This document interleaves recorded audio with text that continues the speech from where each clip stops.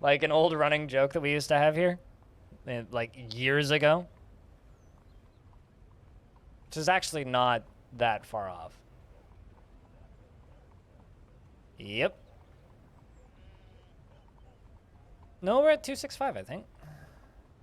Yeah, we're at the beginning of 265.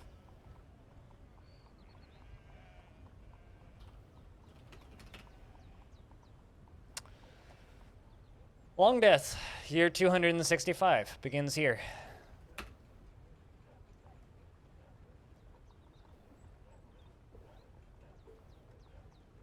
You guessed off the last tribute? Yeah, well, I thought I took a screenshot of the final one. So I have some distressed dwarves because we had to go into the cavern lair. If you're hungry, you should indeed get food.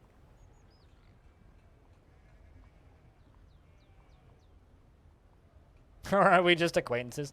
I've mellowed out a lot since those days, so that I wouldn't say that the old requirement of being told to fuck off is really a accurate measurement of where I'm at.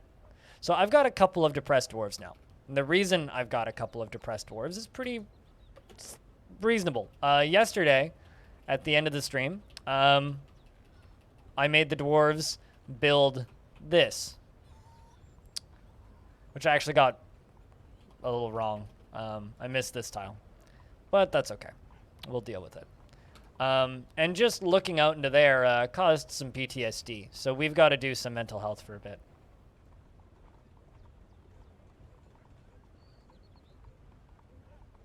For the Dwarf Circus? I mean, I flattened one.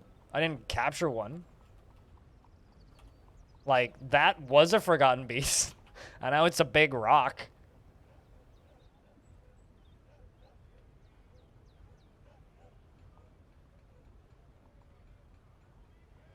Well, the human that was freaking out was causing stress. That human died. But we now have a new cause of stress, which is the fact that, well, we built through this cavern lair.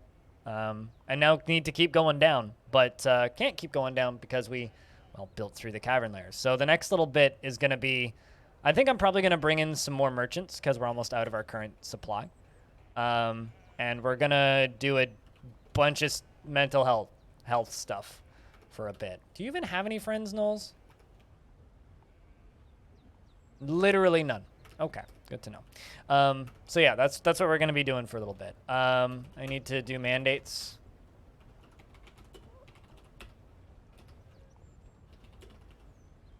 Yeah, today's going to be a therapy session. And then we'll do some more digging.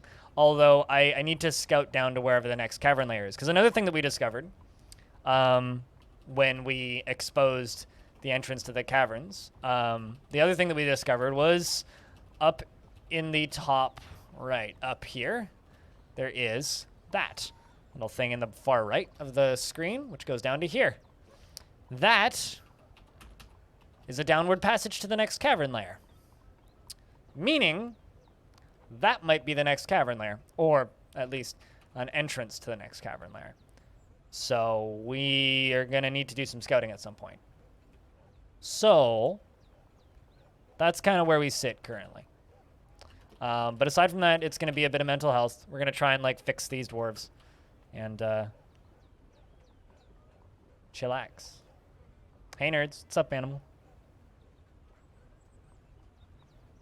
Phone case has arrived and has been installed. Good stuff. Imagine the smell. I mean, it's just a lot of skeletons. Most of them are like decaying skeletons, so it's probably like just probably like a musty tomb more than anything.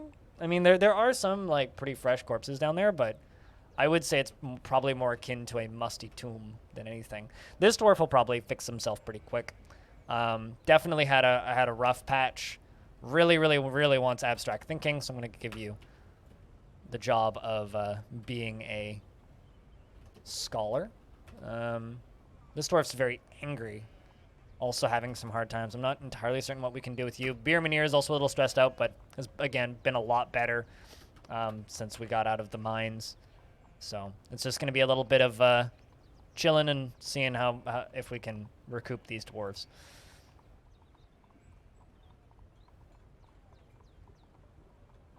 You don't really like platformers? I mean, I could tell you that. I don't really like platformers, and I haven't really liked platformers for a very, very, very long time.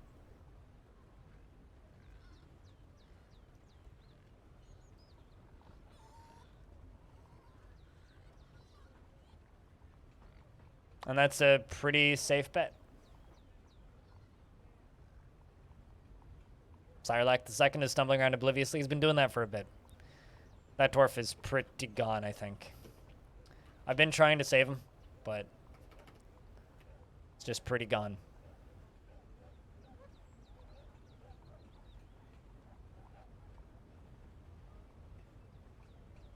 There's a memory or a few.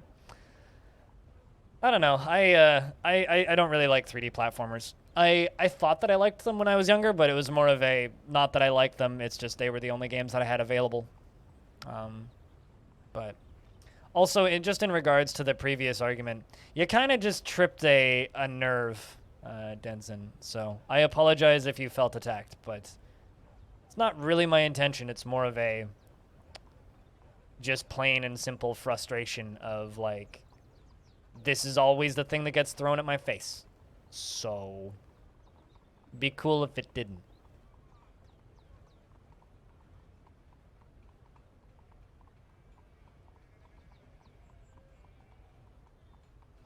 Wanted to make sure, so you played Mario 64, Galaxy, Sonic 1 and 2, Banjo-Kazooie, and the original NES games. I am shocked and impressed and amazed that you've made it that far. Because, like, yeah, like, I am shocked and impressed. Like, I would have made it through 64, and then I would have made it through, like, 10 minutes of each of them, and then just been like, nah, Nate. Although, I do kind of like Sonic 2. Sonic 2 is pretty good. But I would play through Green Hill Zone and be like, yep, still like Sonic, and then I would uninstall it.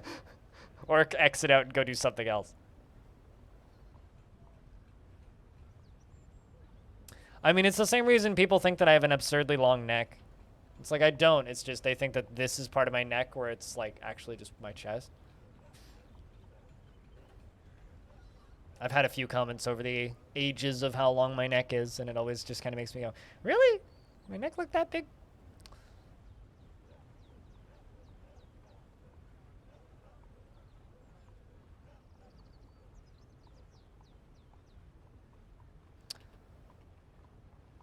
But, yeah, we're going to be just chilling for a bit.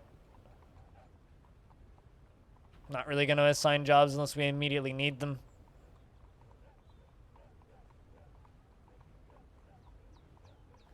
I mean, I really like the 2D Mario games, but I think that that's more nostalgia than anything. Because I don't like, you know, the new Super Mario Brothers games, for example. I really, really, really don't like those games. That being said, I do really enjoy, like, Super Mario World. Right? I really enjoy Super Mario Brothers 3.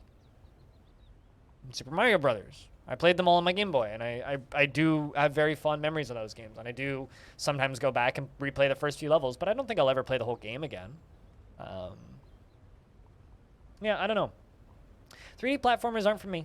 I'm pretty sure of that at this point. I'm just amazed that it took you that many games to decide that you didn't like 3D platformers.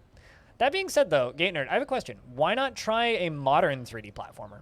Why did you go play all of the old ones?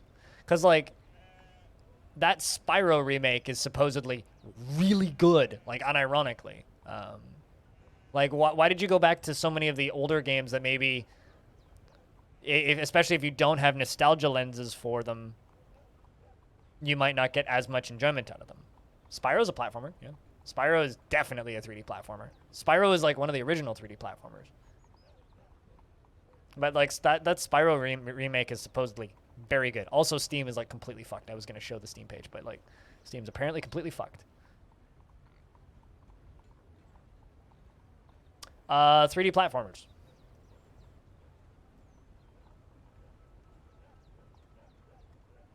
Or just platformers in general.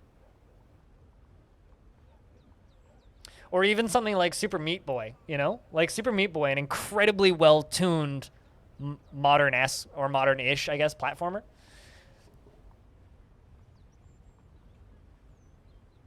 Yeah, no, I agree. It is kind of weird to see Spyro on Steam. It's like, wait, what? But then again, I feel that way about like the old Final Fantasy games coming to Steam.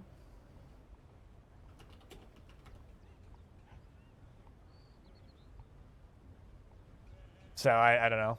It's like that's like an OG Nintendo and like or Game Boy game to me. That's not like, yeah, I don't know.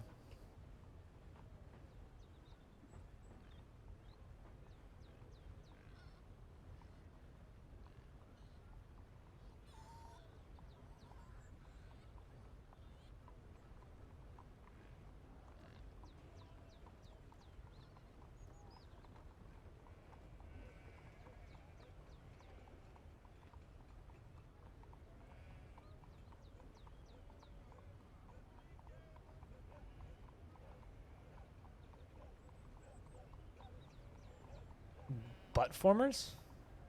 Butt form? What? Okay.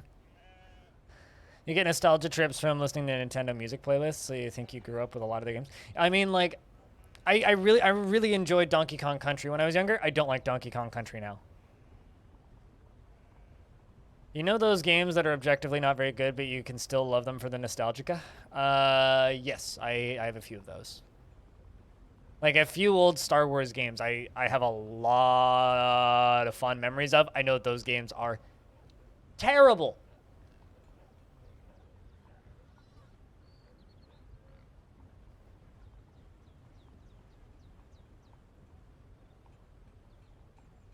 You'd say they're all actually great games.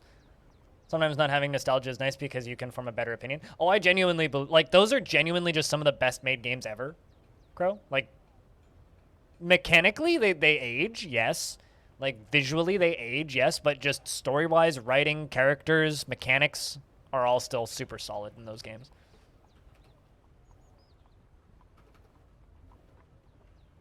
Thoughts on the point? Is that a recent book? Who wrote that?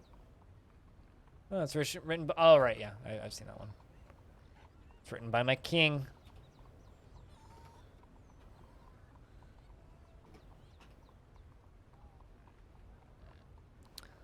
Looks like these dwarves are improving slowly.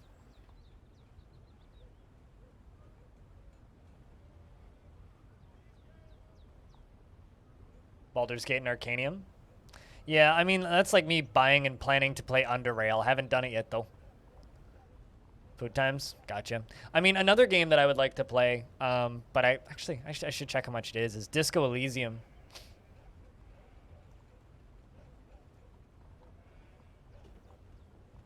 29.56.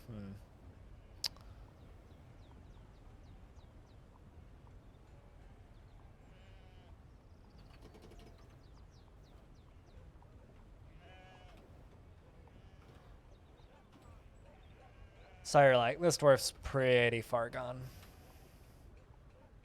I mean, it's one of those games where it's like the price is worth it, though. Like, I think $30 is worth it for that game.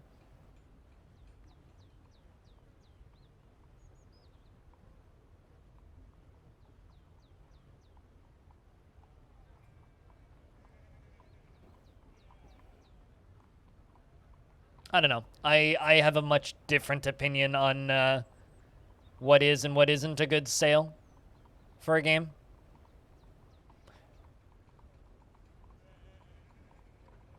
I think.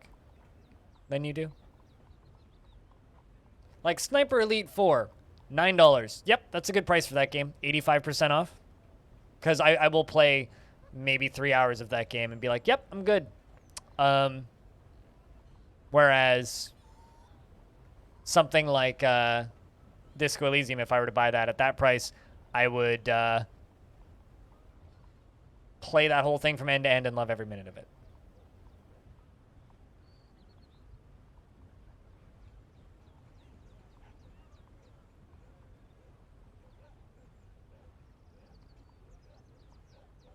You went through with a mad science people to goop build, and it was fun early game, but but early game made you grit your teeth. Yeah, I've been told the thing that's like making me stay an arm's distance away from that game is that you need to supposedly, in order to enjoy the game, is follow a guide your first run through, which I'm kind of okay with, but because I play so many games with a wiki up anyway. But I don't know. I feel like it takes some of the enjoyment out of it.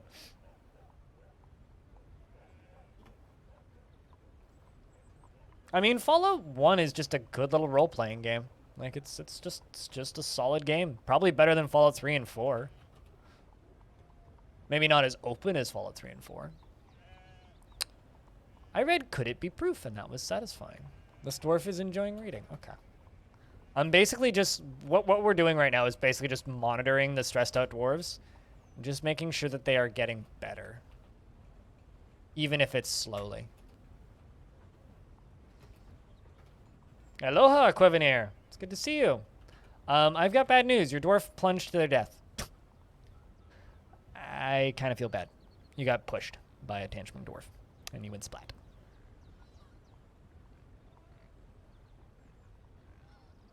Fun indeed, yeah. But and also, this happened yesterday. Kind of spoilery, I don't know, but worth noting.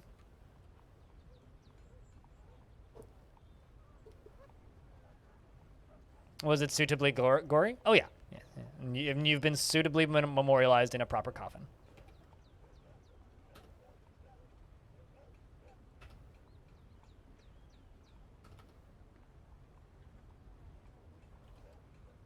But yeah, no, we're just doing a little bit of mental health stuff. We're in early summer of 265. So we're just going to do trading and relaxing basically for the year because... The tube is now through the cavern, the first cavern layer. Meaning we are making progress on our project. Progress, I tell you. Progress.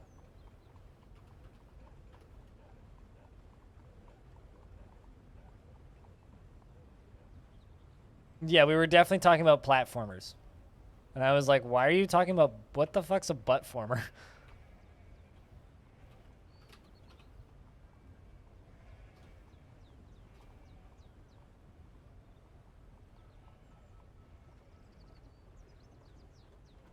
I don't know. I was confused.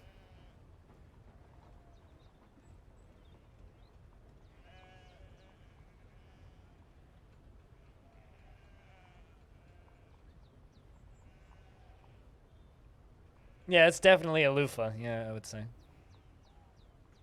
Or like maybe a memory foam chair that you sit on, and it forms to your butt.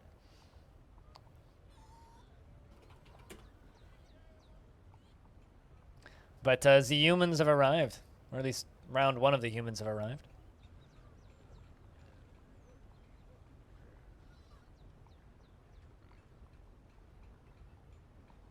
Oh, Manabo. With the humans arriving. It's the glorious line of caravans.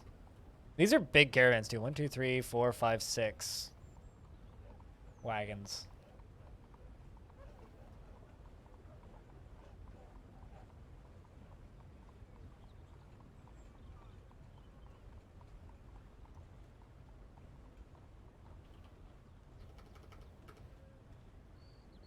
Eight images results. Okay, and what did you get? And how not safe for work were they? So I feel like the answer is going to be very. Should also pull this lever. Get all those corpses smashed. Maybe don't turn off safe search. Although I never turn on safe search because I like to live life dangerously.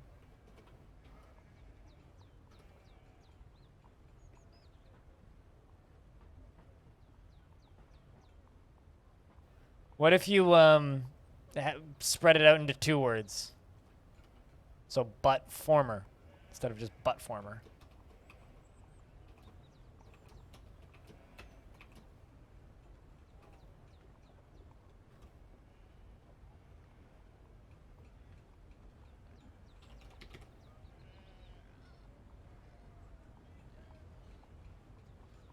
Oh, yeah, that's not gonna work.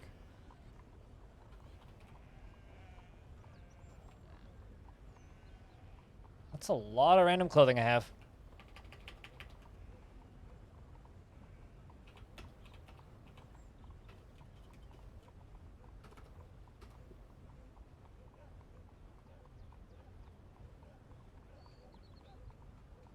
Former or former? You use Bing? Well, I mean, all you have to do is type in thing, and then as long as you add the adjective of animated GIF to anything on Bing, you'll just get explicit adult entertainment, regardless of what you type in.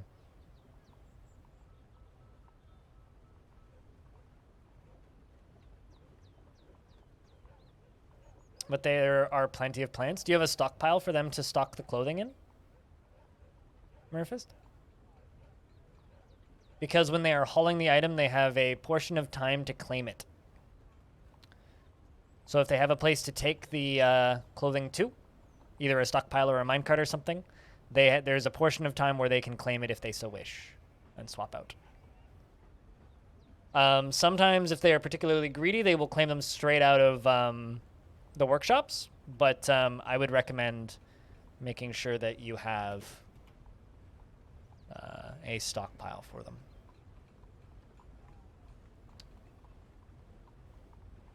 Always have the same sort of stuff happen. I mean, it is genuinely the Dwarf Fortress soap opera, Clevenair. It is genuinely the Dwarf Fortress soap opera. Whether or not you like it. Passer Ols have arrived. That human was running real fast. Must have been a bird attacking him or something. Tyrelac hanging there. What year are we at? 265. So 260.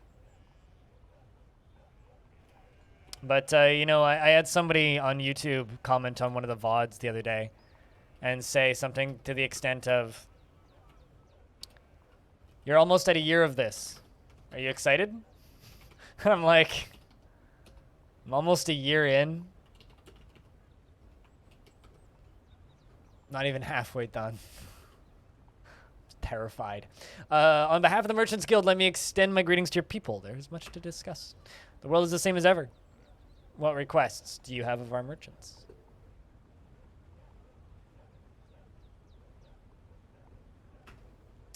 Well, I mean, here's the thing. It will eventually, and hopefully it'll be considered great work once it is complete.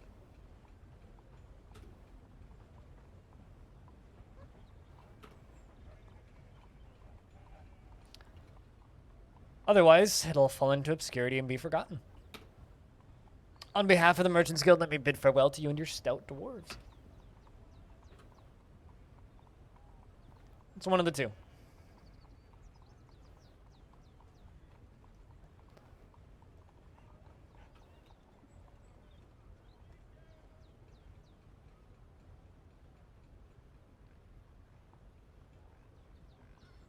The sheer amount of VODs alone. Yeah.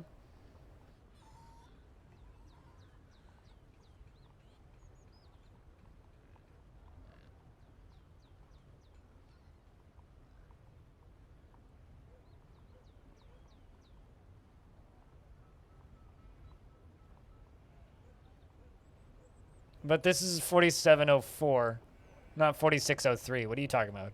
It's 4704 that we're running in.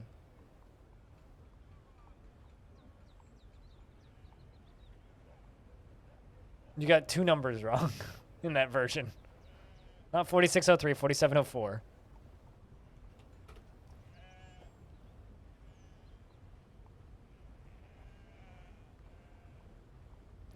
But no, Tarn is... I understand where Tarn is coming from with the nerfing and the making easier of the game. It's because he's prepping to make the game harder again, so...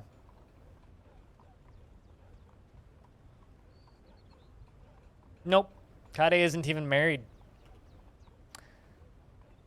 Kade is the single king. Has an apprentice who's going insane slowly. And some friends, kindred spirits. But Taurus is merely a lover. That's all good. I just thought it was kind of funny that you got 2 numbers off by 1. Also, phones autocorrect numbers? Really? Weird. I don't believe I've ever had that before.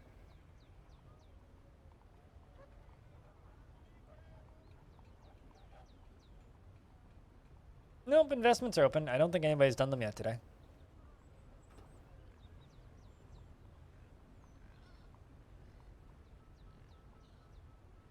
I guess maybe. I don't believe my phone corrects numbers. Yeah. To your birth date? I guess you text people your birth date a lot. Nobody cares about when my birthday is, so it's fine.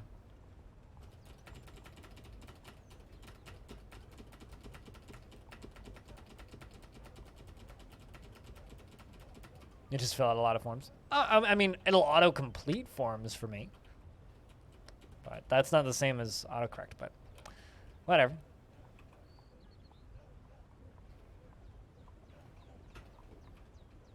Just make sure that there's no contraband in here. Nope. Should just be good.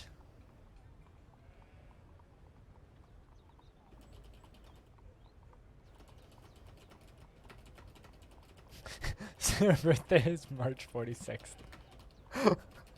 I mean, isn't everybody born on like the 50th day of a month? Like being on the 46th, that's weirdly early in the month for a birthday.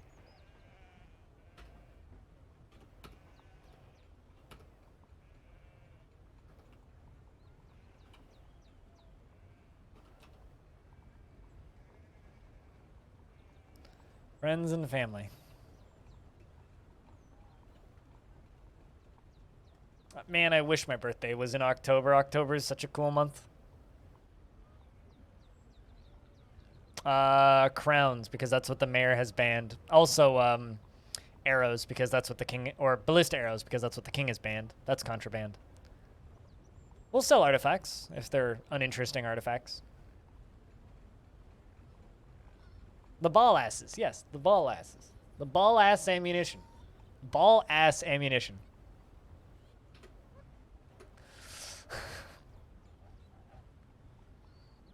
It's going right. I don't know who this Mr. Calcium is, Gravicus, but not me.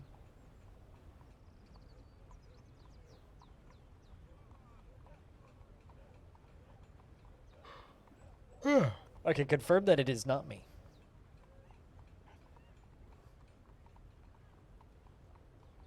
I really hope that you actually like did the math of that. I really hope that you actually did the math on that, Gaynard. They have acquired Cheez-Its. I'm not going to say that that sounds like a meal. But, you know, true story. I actually had to get chat to explain to me what the fuck a Cheez-It was not too long ago. Because I have never seen a Cheez-It, and I've never eaten a Cheez-It. And chat was very weirded out that I'd never heard of or eaten a Cheez-It.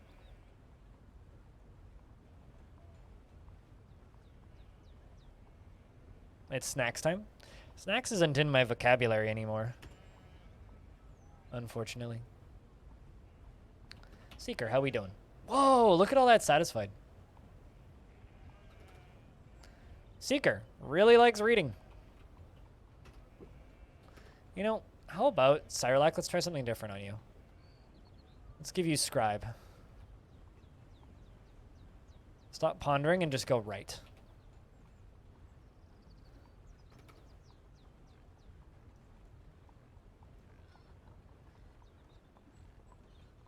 That sounds tasty.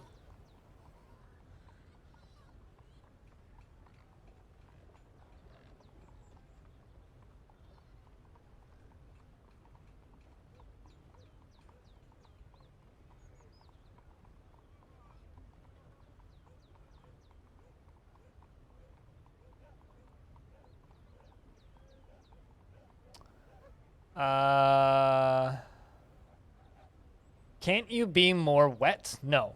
Fine, you will never the less be soaked with in ocean. Congratulations, you have not moistened water.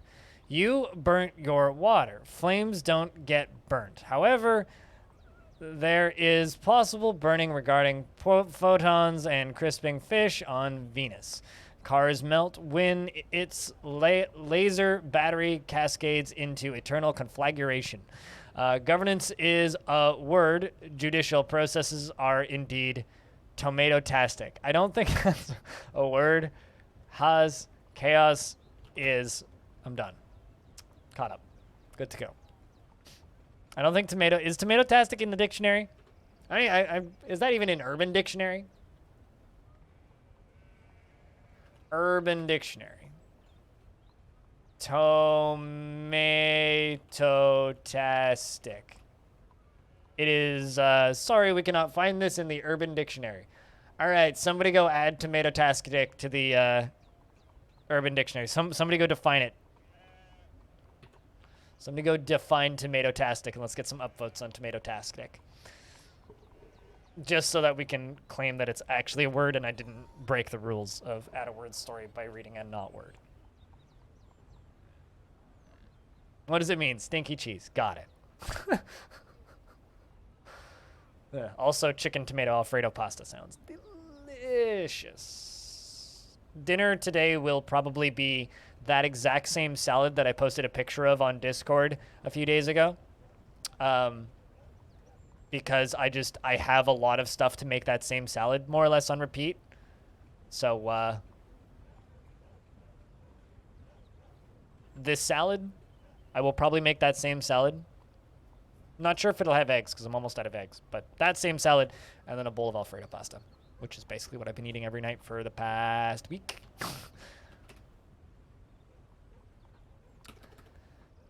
Except yesterday I had a steak skewer because my neighbor just gave me one.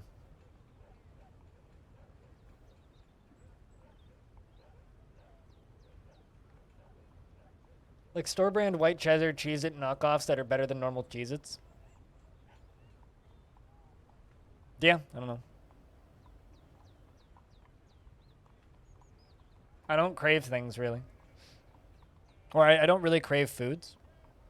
I just like well-made food. So I buy what I have. I buy what I can afford, and then I eat it until I'm out of it, and then I go buy something else. I mean, I always change it up just slightly. Like maybe I'll put garlic in it this time, or I'll put broccoli in it this time, or I'll have green beans instead of broccoli, or... I don't like... I like the taste of food, but I have borderline anorexic tendencies, so I could very easily just, like, not eat. Like, if it's hot, I just don't want to eat, and I just won't eat. Like, it used to be, like, a genuine problem where I would just go a day or two without eating, really. Just drink coffee. It's like, I don't know. I eat because I have to, not because I like it. I enjoy cooking, and I like flavorful food, but, like, it doesn't need to be different. I don't get bored of food. Like, I can very much, like, just eat oatmeal every morning for the rest of my life, probably. I mean, sometimes I'll have strawberries in it instead of blueberries, or I'll have blackberries, or whatever is in season, and if there are no berries in season, then I will have apples in my oatmeal. It's like, it's fine. It's part of the reason I'm so skinny. But I try my best to eat good, healthy meals.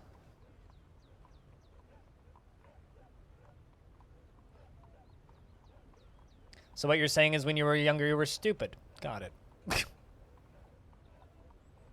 Got it.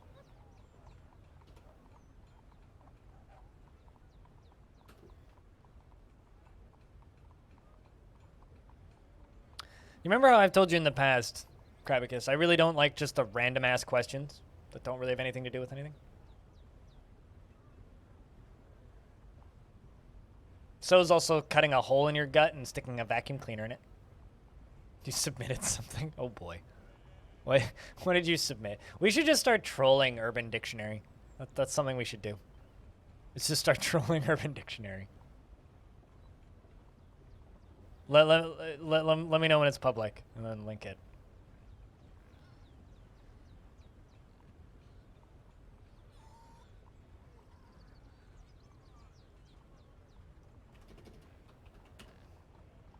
And then we can remind Hazazah that he's now officially invented a word.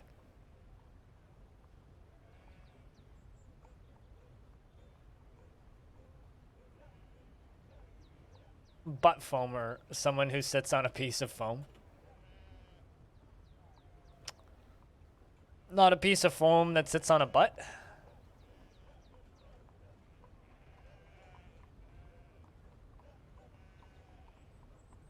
I mean, most of us were pretty stupid when we were young.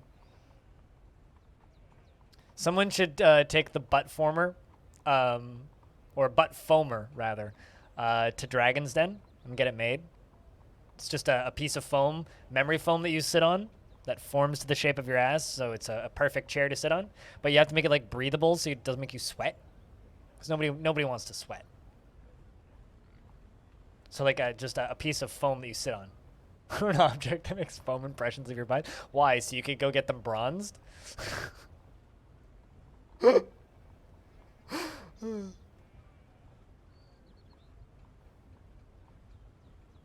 Oh, the things that closed captions has started in this channel. How the heck did closed captions get butt former out of platformer?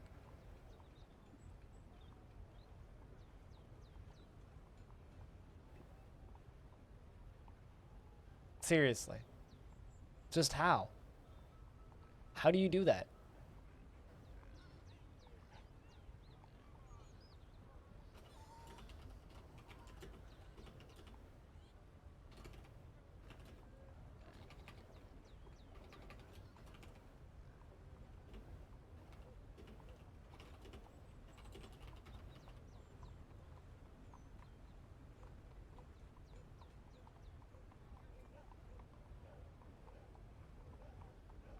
Can be thirsty. Well, maybe we should give it some water then. I mean, everybody needs to, as they say, hail hydrate. Raise a glass to that.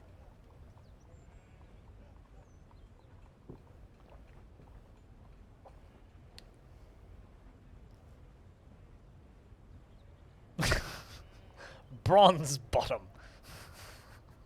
I think that might be the name of my next day fort. Bronze bottom. Please tell me those are actual dwarven words. I know Gotham is. I don't know about Kilrud. Kilrud Gotham. Bronze. Excellent. Perfect. Good to know. Thank you.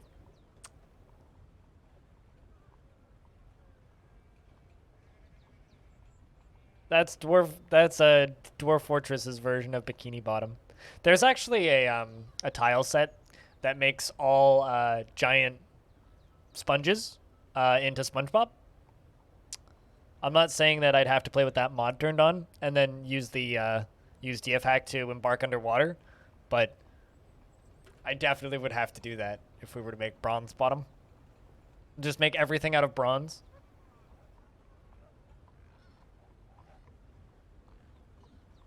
You know, I remember... Dwarven Ale. First biddies of the day. Thanks for the bits. Cheers for the $1. How you doing, Lord Cucumber? It was good to see you. Hope you as well. Also, chat, I have a question. Should I stream that new Foundation update?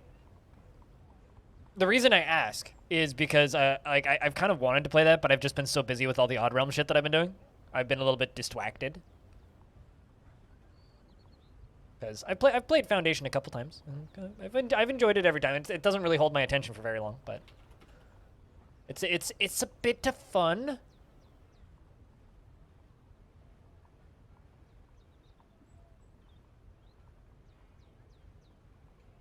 Yeah, I have like 20 hours on it.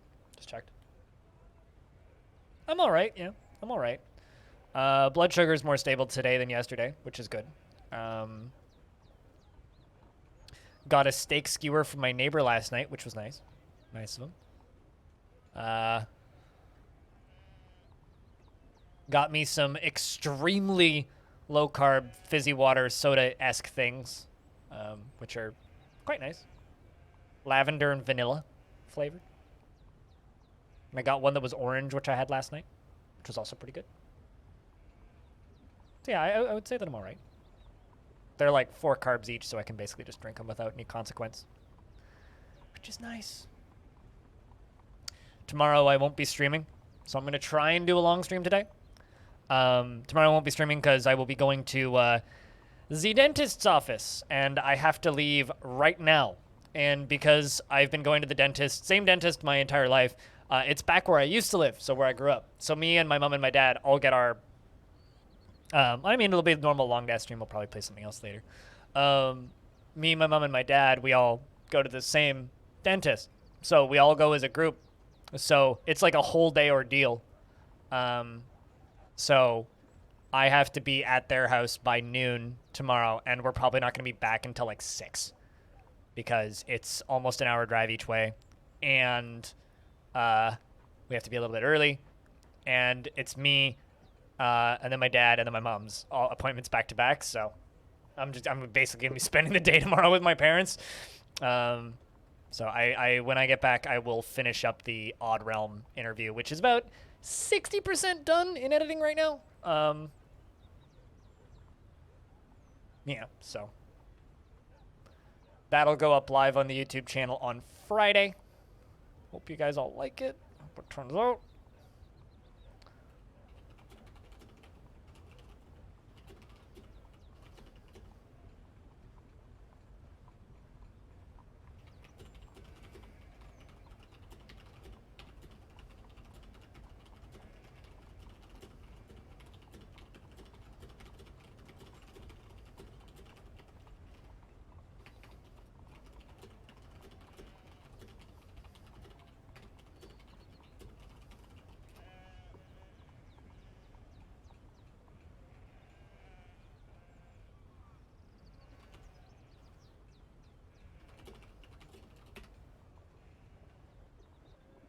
But yeah, no, today's plan is a Longdeath longish stream, and then either more Odd Realm or something else later tonight. I might try out Hieroglyphica. I also have that Foundation. I also have Foundation, so I can also play Foundation's update.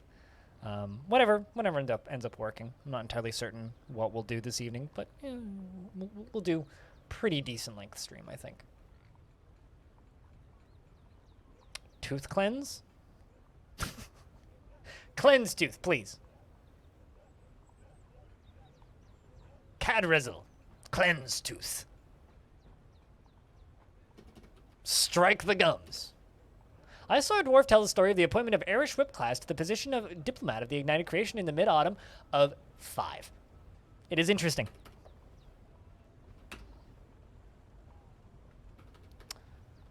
We are apologies. It's going to be not the most interesting bit of time for Longdeath right now. So I'm just going to do a quick toilet break and hopefully nobody tantrums. That's my main concern right now, is that someone might tantrum and kill people. But I will be back in a sec.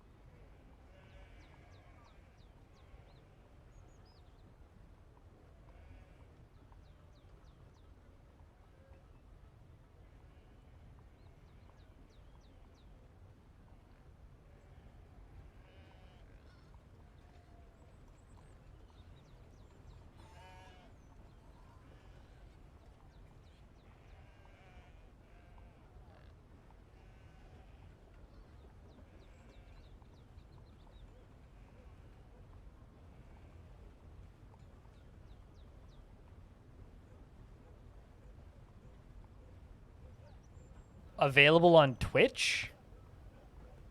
Excuse me? What do you mean on Twitch? How are they available on Twitch?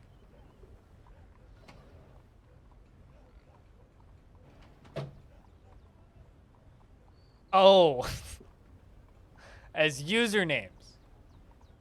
Don't do it. It's not worth it. Stay animal. Animal. Pure be making alts. Yeah, I mean, it's just like, we realized that the name Cookie Clicker was available in Elite Dangerous, and, one of my friends bought a new Elite Dangerous account just to name it himself Commander Cookie Clicker. And then literally the only thing he does is he buys and sells and delivers cookies on Commander Cookie Clicker. Because there's one station where you can buy biscuits. So he literally just goes, buys biscuits and tea, and delivers them as contraband to places where those are contraband. That's literally all he does as Commander Cookie Clicker, is he delivers cookies.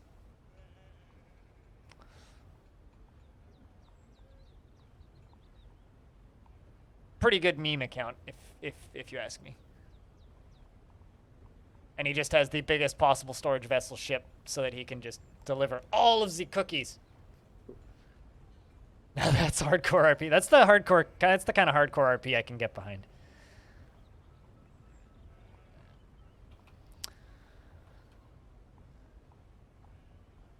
What are you doing?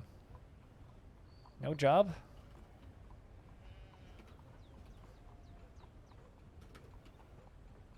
Yeah, you're doing all right, Dwarf.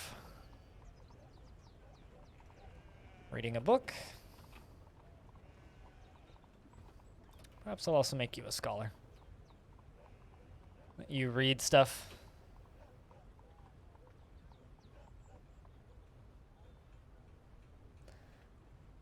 You have had like 15 times thought of a new Twitch username randomly and never changed it because I am Animal. Are you ever going to try and get rid of the 104 on your name, Animal? I remember the time that you had a new name for a bit and then changed your name to something else, and then it took you like a year to get back to Animal. Also, Animal, was it you that changed your name and then made an alt with your old username to claim your old username and then had to wait for the username to expire and become available again for you to be able to yoink it again?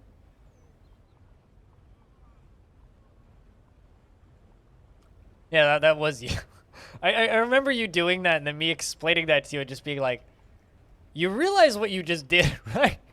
Like, you literally just, like, yoinked yourself out of ever actually getting that username for a while. It was like a multi-year endeavor to get your name back.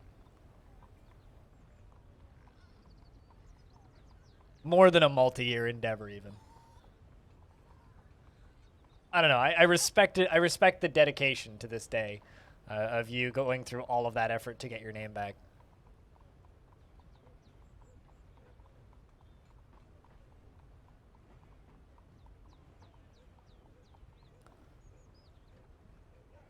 He was confused about how to got a sword. Yeah, but really the person who got trolled was you. It's just like all of the people that changed their usernames the literal second that username changes became available to like dumb memes, and then they were like, "Oh God, I can't change it back."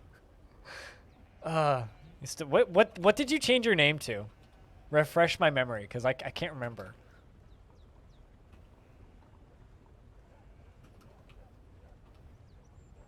Ooh, Beermaneer, you just got heavily depressed. I'm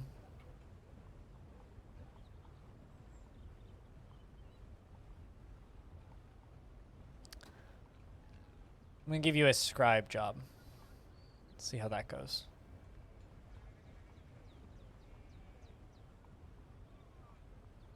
Oh, right. Okay, yeah, no, I know Jim. You changed your color to match his. You goofball.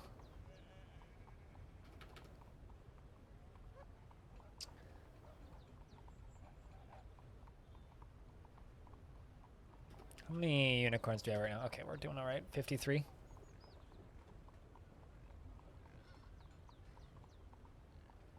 They're not set up efficiently, so I'm not the right person to ask. Finger flower. As I don't give a flying fuck about efficiency. Just put them in the same room together that need to be there. Like, make like a clothing room. Put everything in a clothing room. Make a forge with everything in your forge room. I do not care about efficiency. Efficiency is not something that really bothers me.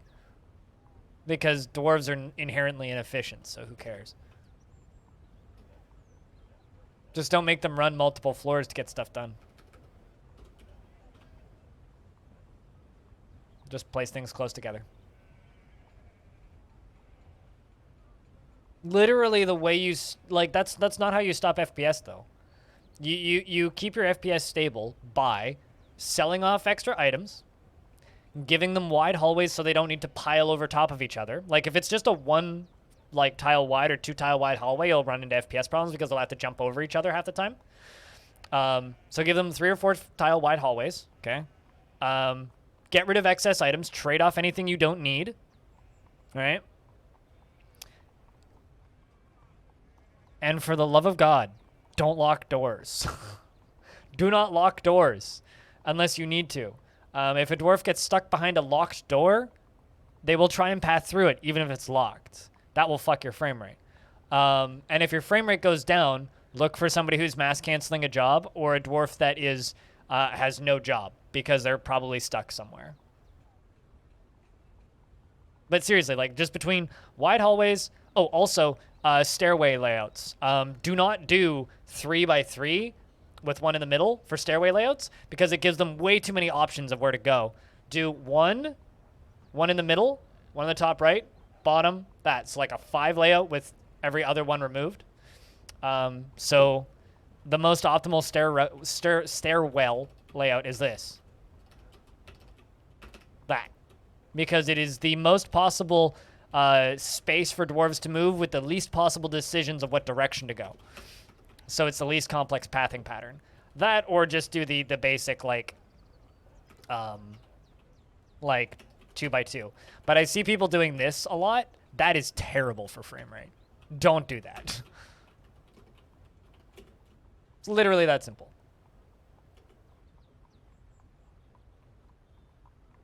Also, the annual tributes have arrived. It's a race. It looks like our other merchants have like gotten better at the foot races. Because they were super slow for a bit there. Look at how quick this guy's moving. 3 by 3 without the center. Also significantly less good. The math's been done.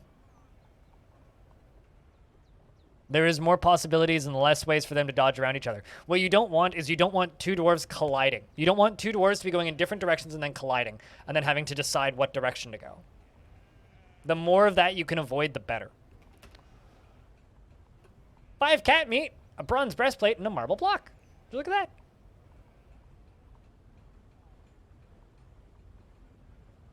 Yeah, but like we've had them bring like 1 item and move exceptionally slowly.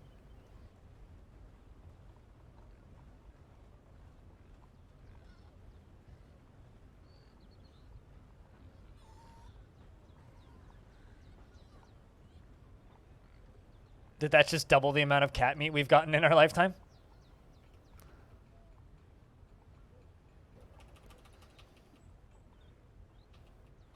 I mean, lead corkscrews are pretty heavy. Like, 1 lead cage is usually the one that makes them go the slowest.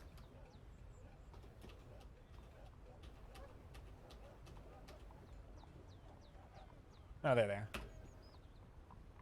Let me know when you're ready for me to scroll.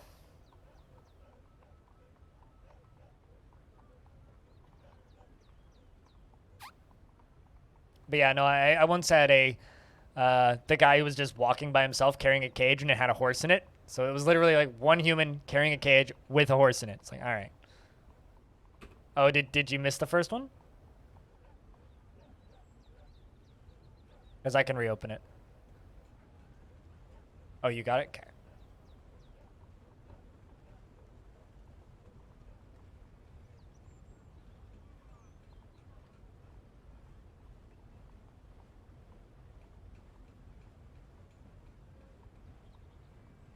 Shoutouts to the Eagle Leather. Yeah, Stone's been doing the paperwork since the beginning. Keeping track of every single tribute. I can't remember what actually made him make the decision, but here we are.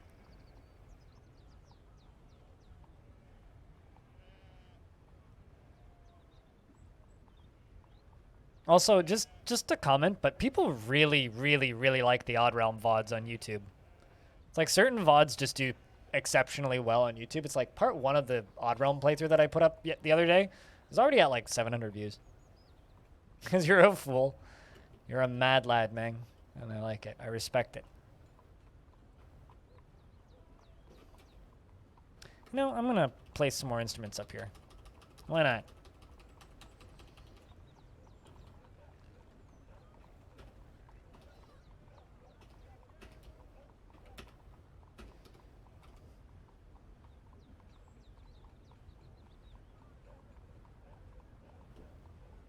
Thinking of keeping a file updated that would be a family tree, but quickly realized it was more than you could chew. Yeah, I mean, that's... Once, like, when I release the 500-year save file, that, like, I hope that someone goes in and, like, goes through Legends and, like, maps out the whole thing. Because, like, that wouldn't be too difficult with Legends Viewer. I would like to see that. Like, the total number of generations and stuff like that, you know? So I think that that could be really cool. I could see that being really, really cool.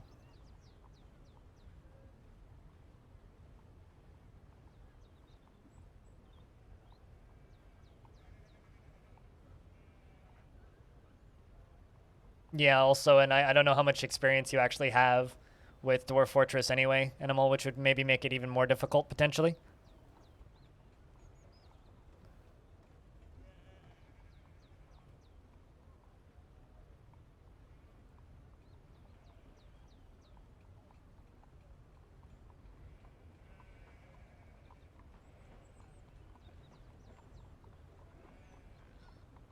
DF experience, 1 hour. I seem to recall you downloading the game, installing it, asking for help setting it up, and then, like, talking about something getting splatted, and then that was about it.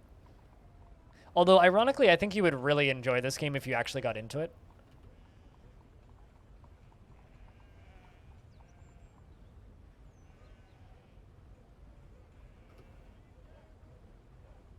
Where are you bringing water to?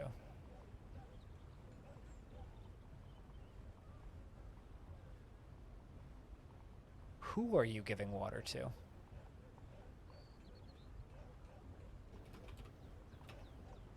Oh. You received water because you were just, like, dying of stress. I don't believe I've ever seen dwarves do that before. It's like a dump a bucket of water on them, snap out of it kind of thing. It's not like a cliff face. That's a complete lie. I mean, if you can watch me play Dwarf Fortress and kind of understand what's going on visually, you've already gotten past that cliff face. Because the cliff face learning curve is literally just learning what the symbols are and what the hotkeys are. It's not that hard. It's very much exaggerated. It's a pretty consistent hill, but once you get over it, it's not bad.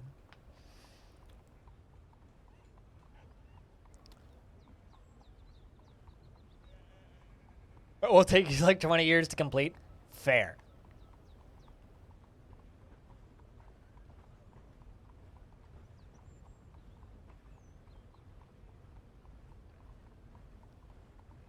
Yeah, but like you can kind of like... You can't punch through an aquifer? You don't need to punch through an aquifer, though, because they've nerfed aquifers out of existence. Like, yeah, I guess if you settle on a heavy aquifer, but like a normal aquifer, like you're saying that you can't get past the learning curve, but then saying you can't punch through an aquifer. Punching through a heavy aquifer is like high level stuff. Like that's stuff that like some advanced players have a hard time doing. Like trust me. And like normal and light aquifer these days is like, oh, you can just ignore it almost. I mean, I can punch through a heavy one. It's not easy to do, but I can do it.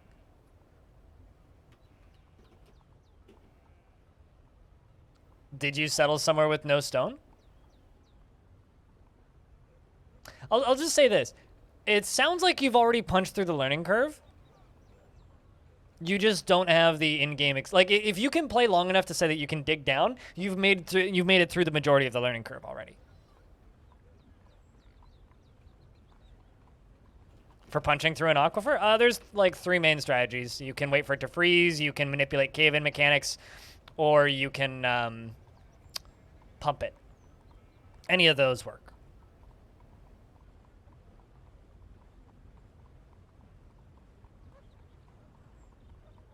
So, like, I don't know. It's like, if you can build a door and make a bedroom, you've gotten past the majority of the learning curve for DF. After that, it's just a matter of experience.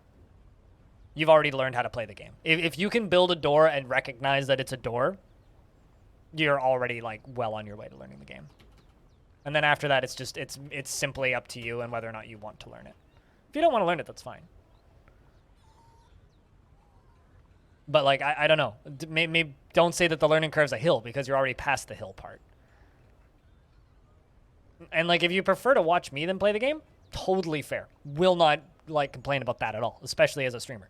But, like, I don't know. I don't like seeing people stating that it's a, like, continuing to perpetuate the kind of borderline myth that this game is, like, an impossible learning curve, because it's really not. LaFonda, what's up? It's good to see you. In and out day? Gotcha. Have a good day at work if you're working. I am your liaison from the Mountain Homes. Let's discuss your situation. There's much to share. We've updated your maps. What requests do you have of our merchants? Same stuff. Yeah, exactly. I mean, I don't know.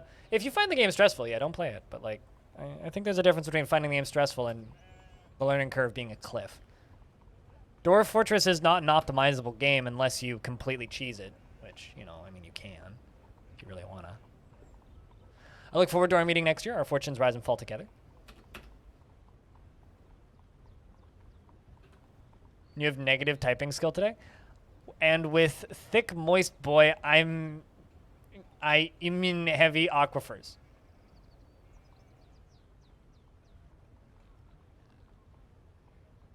I'm trying to read that in your accent, and it's very funny in my head. It's very amusing. I've watched your streams before, Haz, and I cannot place your accent at all. It just sounds like something out of a cartoon to me, and it's kind of amazing. I love it. Renbird, what's up? It's good to see you. On the phone today? Gotcha. Your parent trainee is doing awesome, so you're happy to have backup?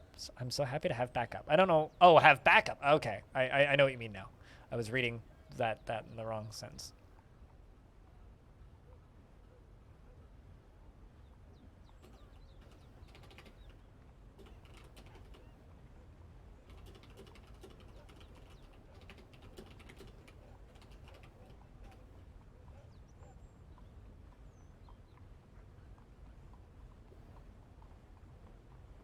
I hope you survived, Clander.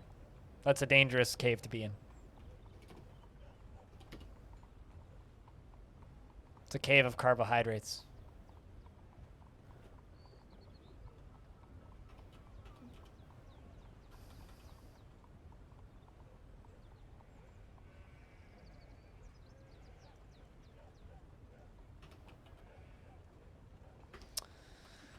I don't know what to sell these dwarves.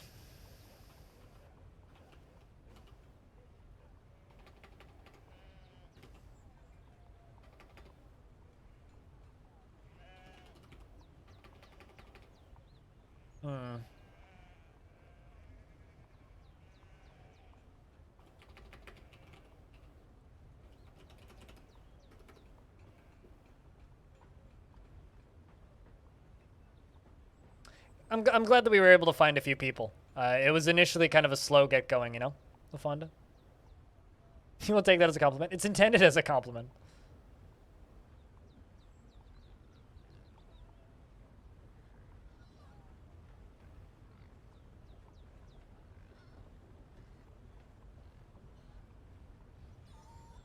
Of what people think of your voice?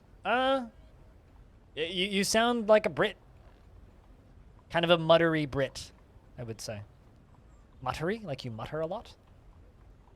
You don't really enunciate your words particularly clearly?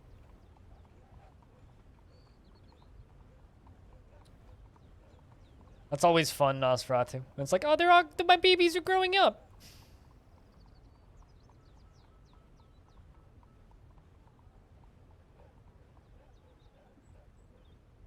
Graving the events of the following arrival of the rock. History has to be preserved. I mean, of course history has to be preserved. Speaking of history getting preserved, I have 2 iron statues to place, which I should do right now.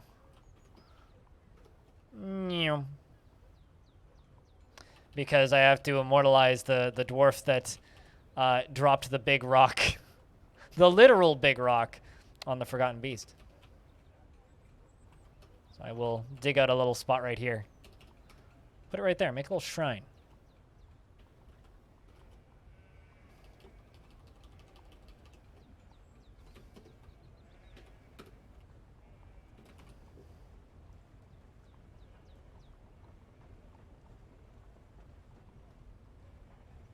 I don't know why. When you say phone incoming, I just get this mental image of like someone throwing a phone at you. So dodge!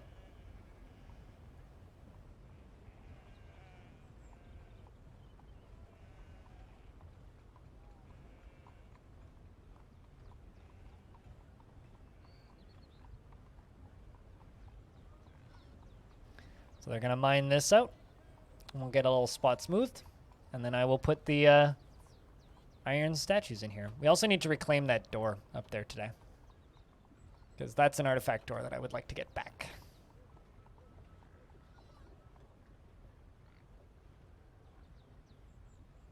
What happens if you drop a pillar on an artifact? Just asking for science, because I know they're indestructible. Does it just make it vanish and then it's hidden until you rediscover it, or? I mean, I can't dodge a wrench, so I definitely can't dodge a phone.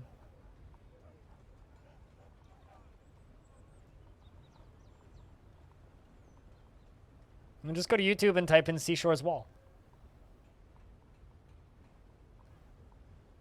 And you will find plenty of stone.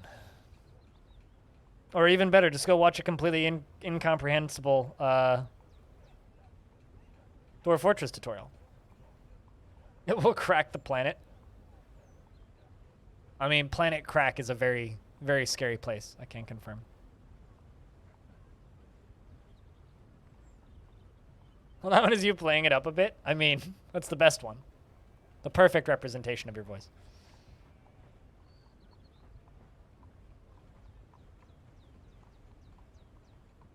Because I can't dodge anything. Having no depth perception makes avoiding incoming obstacles very, very, very, very, very difficult. So for me, dodging things is actually really difficult.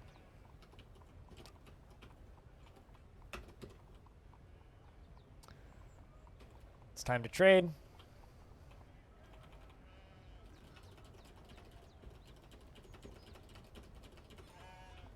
Jesus, who was going to take him to the planet of crack.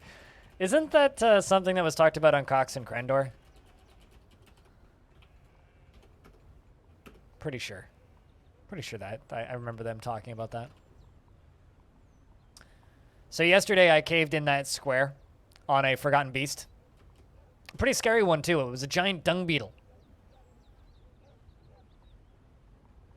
Yeah, I'm pretty sure it was talked about on a podcast I listened to, which is why I remember it. But we dug out that area and trapped the Forgotten Beast there, and then crushed it with that giant boulder alongside of the wild boar that it mauled to death. I would have just killed it with my soldiers, but it had webs, so I didn't really want to deal with it. Webs or fire are like my two reasons to just like, yep, nope, not going to deal with that. So I trapped it in between an artifact door and an artifact hatch cover, and crushed it with a big old rock. And I'm quite satisfied with how the whole thing went. We will need to dig in here, though, and, you know, get this thing back. Because, well, I don't really want the dwarves going onto this cavern much more, if at all. We also, as I said earlier, discovered this downward passage. So the two cavern layers are connected. Or at least this one and the one below are connected. So I'm kind of, depending on how Dwarven mental health goes, may or may not punch into the next layer today.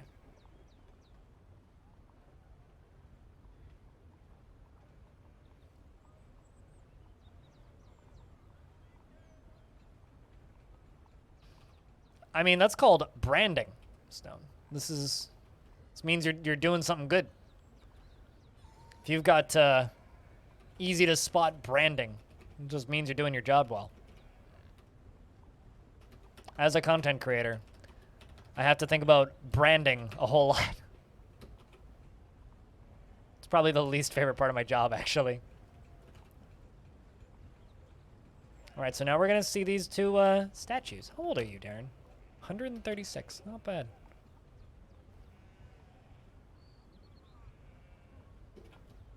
All right, so this is a statue of the Forgotten Beast. This is a statue of Arichi Tomb Sweats, the Umbral Geysers. The item is an exceptionally designed image of them by Chico. Bolthon is striking down. It's wow.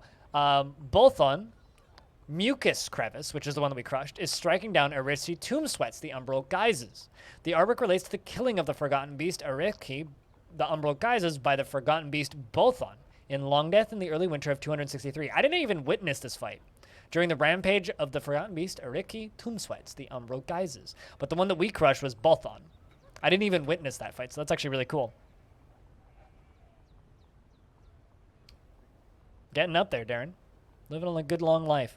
Your dwarf is very stoic, actually. The description of your dwarf is kind of incredible. It's like you never get frustrated by anything. You never get mad at anything. You're happy about everything. You're friends with everybody and outgoing, but also you like to be alone sometimes. It's like your dwarf is like a stoic meditator. Like the description of that.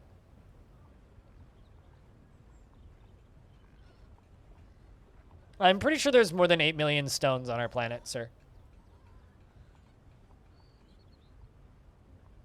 Perhaps even more than 8 million.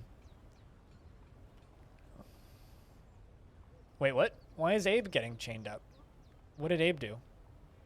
Biography? Also, Aqua's getting chained up? What just happened? Did I violate a production order? Apparently I violated a production order. So you're getting 164 days in prison. Abe's getting 64. Abe likes prison, so that's good at the very least. Well, whoops.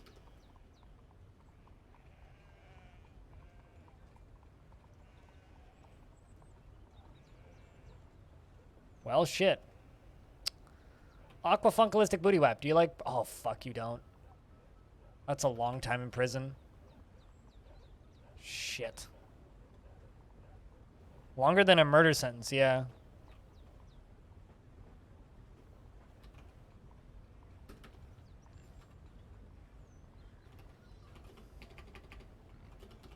Because I didn't make enough ballista arrows. That's the whole reason why.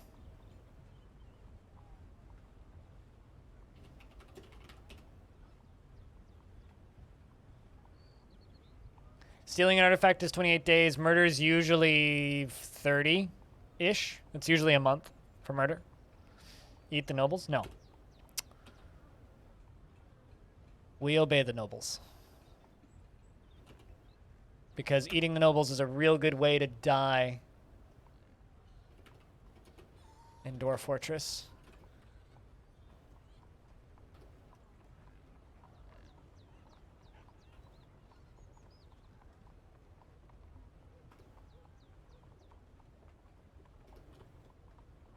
Oh, that's where Beermanier went. I made him into a scribe, right? Beermanier's dying. Dying of stress. All right, it's time to bring in...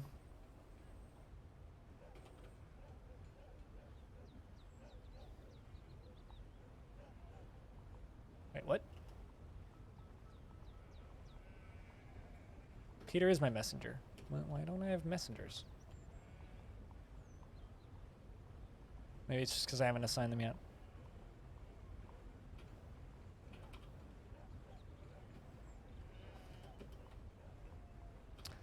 Just bringing in a bunch of merchants.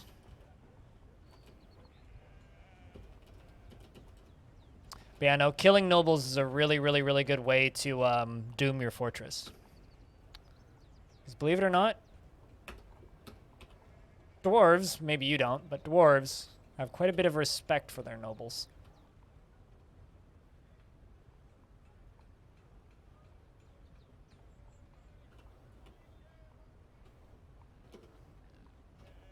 Because they always have family. I mean, killing intentionally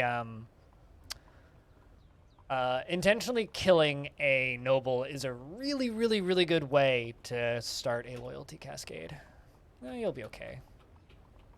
Baal ass. is the quickest, easiest short term to create ballista arrowheads.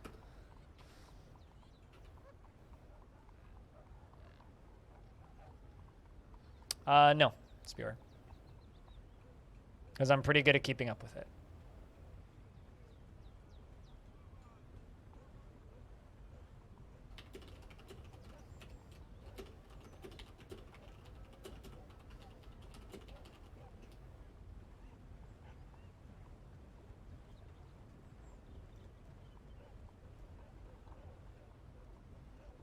Oh yeah, I mean, I don't need the game to pause for more reasons. It already pauses for more than enough reasons. It's like I'm aware that I could change announcements to do that, but I don't want it to. It's fine. It's fine. I mean, I get like 2 per season, and you usually have a good amount of time. It's not noticing them that I have the problem with. It's running out of the materials to make them.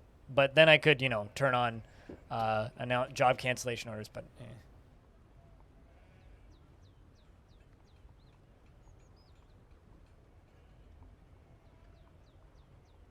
Well, I mean, you do what works for you, and I'll do what works for me. This is the 3rd time this has happened in 265 years. Well, in 260 years, this is the 3rd time this has happened. So, I'm not too worried. The occasional spat of prison sentences makes life a little spicy. Also, this dwarf will be okay. Abe's super happy about being in prison anyway, so...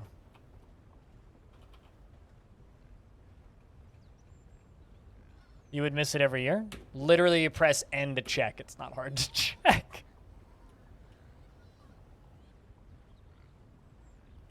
So for me, if you completely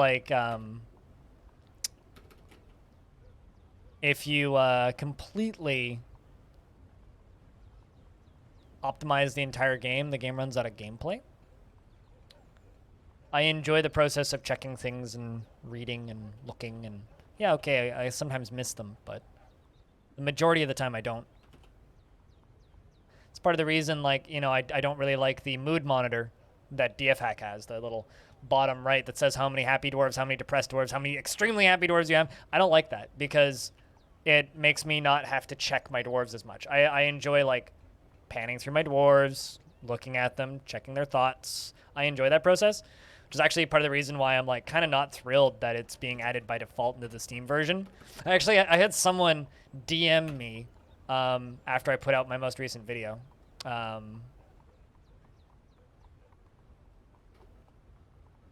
After putting out my most recent DF News video, someone was like, actually, that mood monitor's in vanilla. I'm like, no, it's DF Hack. And they were like, no, I'm pretty sure it's in vanilla. I'm like, pretty sure it's DF Hack. Pretty sure it's DF Hack. I mean, if that's how you want to play. It's not how I want to play. You do you. Haas, you do you.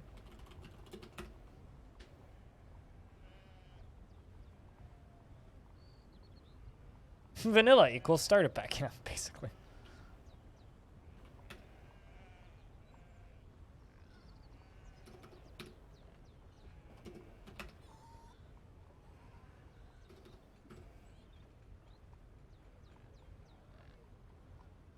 Okay, so Peter's heading off to Veiled Clasp.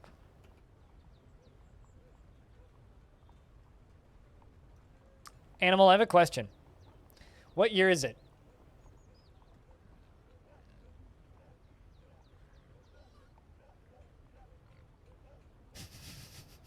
There you go. There you go. But yeah, I'll add that to the quotes. You got it. That's a good quote. I like that quote. Time goes so fast. Dude, we're past halfway through 2021. Like, are you still really confused that it's 2020? I mean, I get it. 2020 is like stuck in everybody's brain as a shitty year, but like, come on, man, get over it. Quote 334.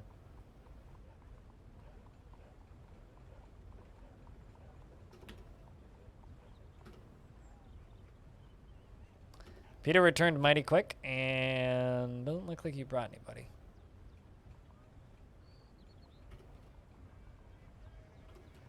All right, let's make another more requests. It's always time. It's always 2020 some win. Yes. 2020 isn't a year. It's a feeling. It's a curse. It's a mental state or lack thereof. It's a depressive outburst and a manic episode. It's a, oh God, I need a nap. Probably. Let's go make a request of channel dens. I'm just going to keep sending you out, Peter, until you go bring back people. Hey, Jelly. What's up?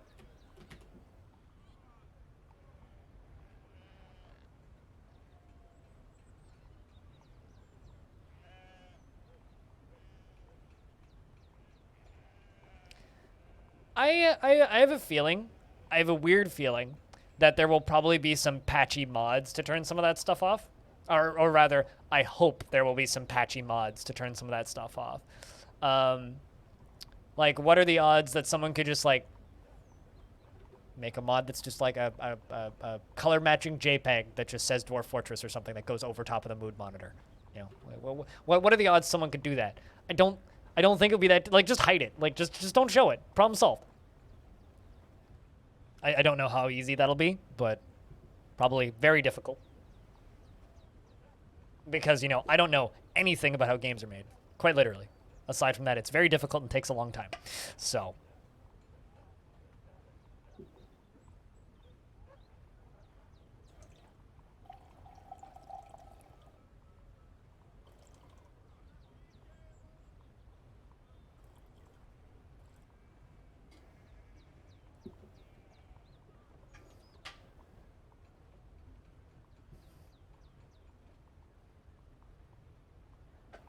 I mean, that is the Galaxy Brain play, right, Oz? Just don't look at it.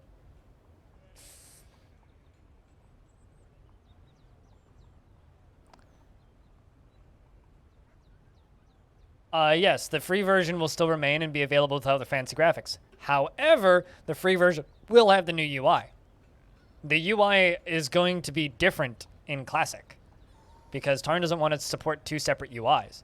Which is why the new UI looks kind of blocky, because it has to be compatible with an ASCII graphics pack, basically. It has to work with the current vanilla Curses graphics.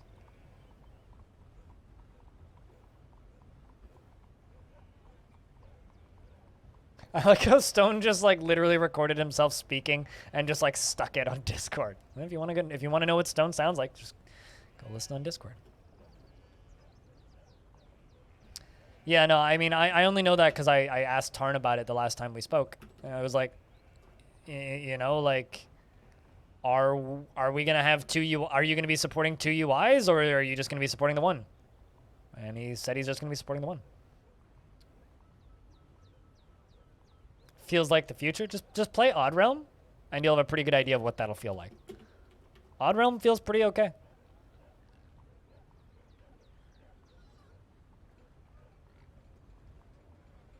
Like, everything will be Chrome. Everything will not be Chrome. Unless you're talking about, like, Chromium apps, then sure, but... the outside world, everything will never be Chrome.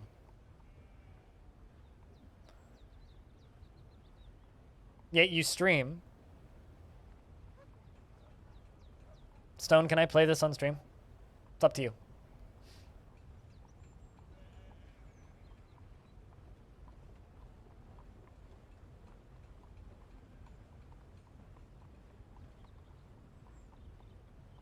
All right. Well, this is how Stone Seashore's wall sounds. This is Stone, aka Seashore's wall, speaking in order to have a sample of my voice in order for ya to hear it like, you know? Okay, that's enough. I think you got the voice. Yep. Yeah. 20-something seconds. Yep, that's definitely Stone talking.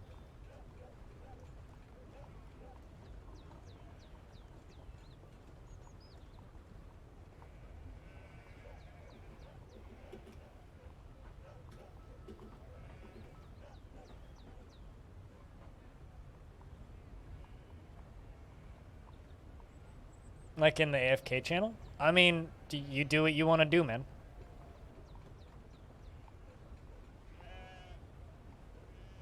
Does that mean that you like his accent or you hate his accent? It's one of the two. Bastet. It's hard to tell. Just saying fuck with a lot of dots and an accent. I don't know what the brackets and slashes means.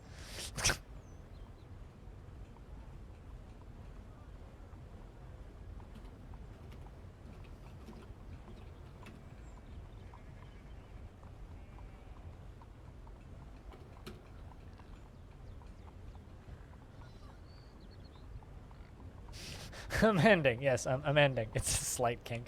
Help! You got Bastet all hot and bothered. Wait, what's the ringtone? Just Stone's voice? That's brilliant. Oh, okay. I don't know. I don't speak lady sometimes. I don't know. None of that shit means anything. Those are greater than, less than symbols, and those are slashes. Nah, you do you, man. You do you. Spittelling. You do you.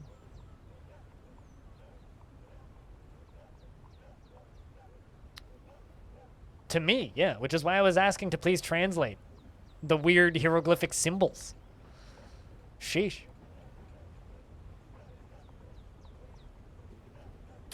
God damn it. Aqua's depressed. Meanwhile, Abe's just like, yeah, I'm good. How much more time do you have in prison, Aqua? 135 days. Aqua's fucked.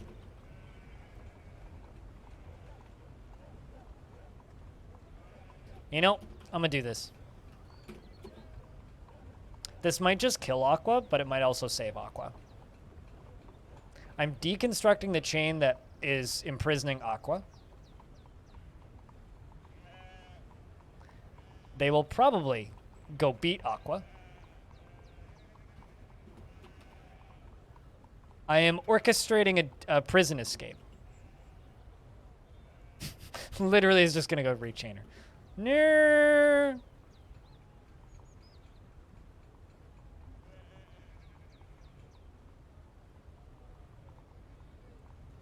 All right, so what I'm going to do now is I'm going to free this chain, and free this chain. There is now nowhere to prison you.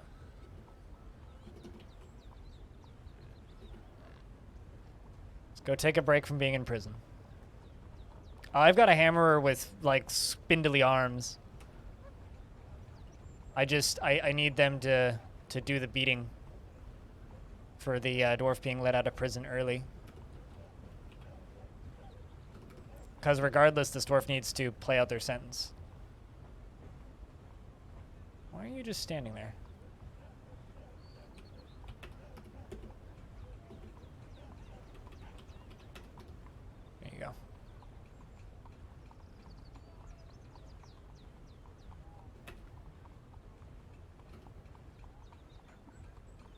Yep. It's a symbol of failure, I think. Actually, I don't see a chain.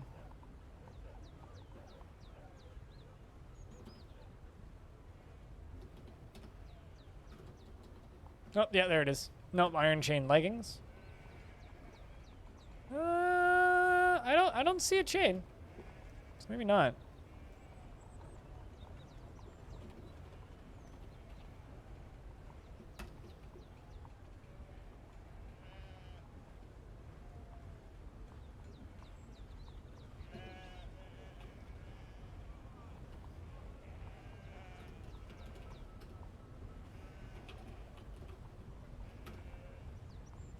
Let's let this dwarf train until they stop being depressed.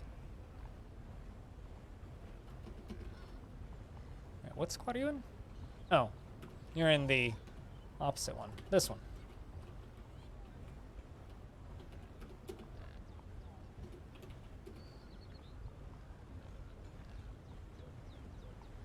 But yeah, no, there is no chain on them. So maybe that bug got fixed? I don't know. That bug was a couple versions ago.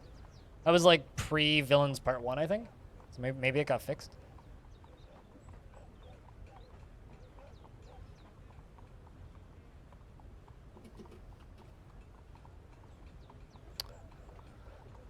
All right. Dwarves that hate confinement.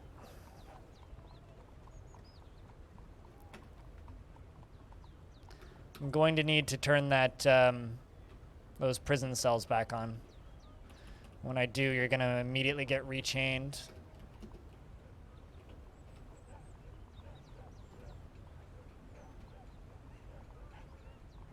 Which sucks, by the way.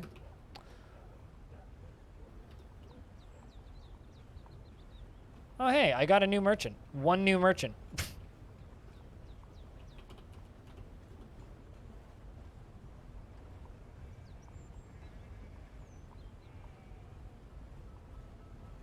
The bug got bugged. I mean, I don't know. I know that it happens with animals. Like, I've seen that happen. Like, if you chain a dog up and then deconstruct the chain without just assigning the dog from the chain, the dog will wear the chain. I don't know if it happens with dwarves, though. I know that it happens with animals. I'm well aware of that. And I've had that happen here, actually. I had a chained up dog, and I deconstructed the chain, and there you go. But Pog one? What happened? So.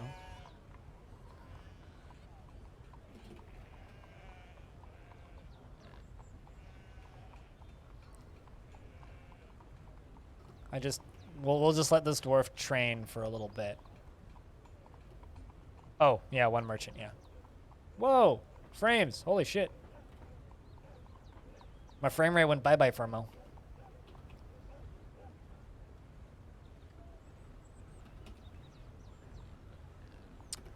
But this is our new merchant, so I will give you some jobs.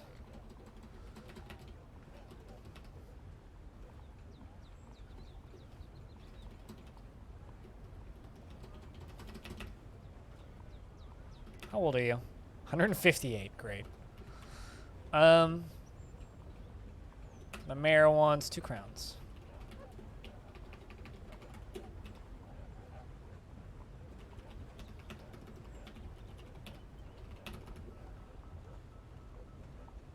You brought me here to work? Yep, this ain't a retirement home. This is not a retirement home. There you go. Aqua's no longer depressed. I will turn the prison cells back on in a moment. Speaking of prison. Is Abe already out? God damn. Why did you get such a long fucking sentence, though?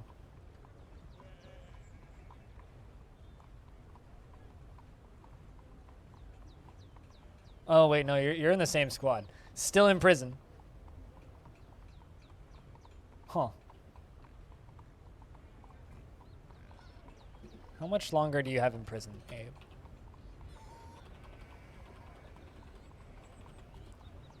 20 days, okay. Ponder diseases. Oh yeah, no, pondering diseases is a very good thing.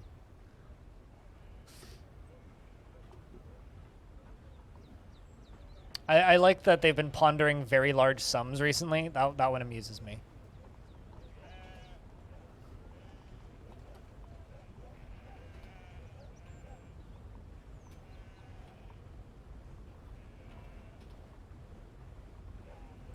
Oh, I'm turning these off from being used by Justice. There we go.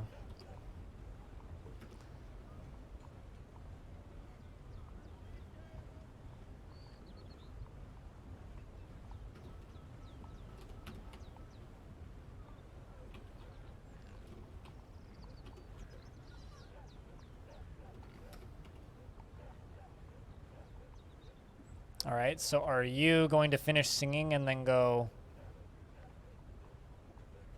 chain our friend Aqua again? Or have you just forgotten about that job, Goffer? The funny thing is Goffer's supposed to go to... Actually, I could make Aqua the guard, but Aqua's way too strong. Aqua would just kill everybody. Still just singing. Well, giving Aqua a bit more of a break, so that's good.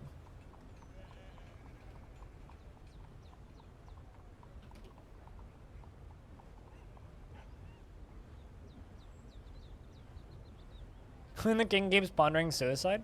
I mean, that's just a mood.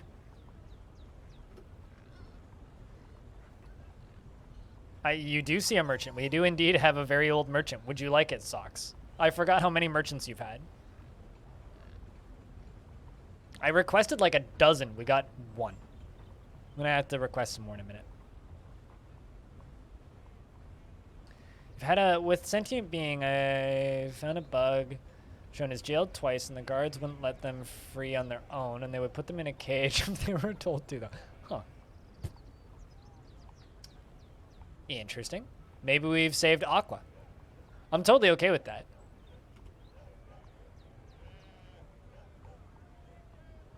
Like, if I've just, like, fixed this, or saved this dwarf from whatever, like, I am okay with that. Where are you going to go fill your water skin? What?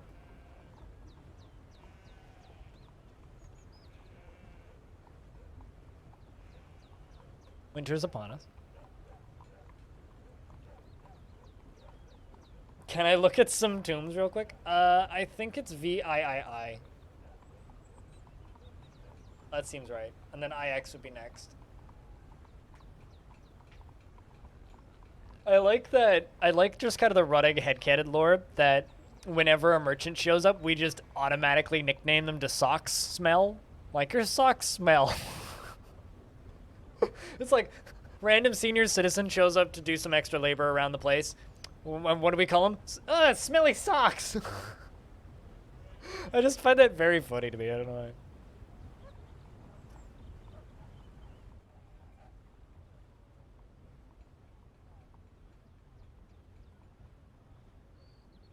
Oh, you're going all the way down there. Why all the way down there? All right, but yes, you can have the merchant.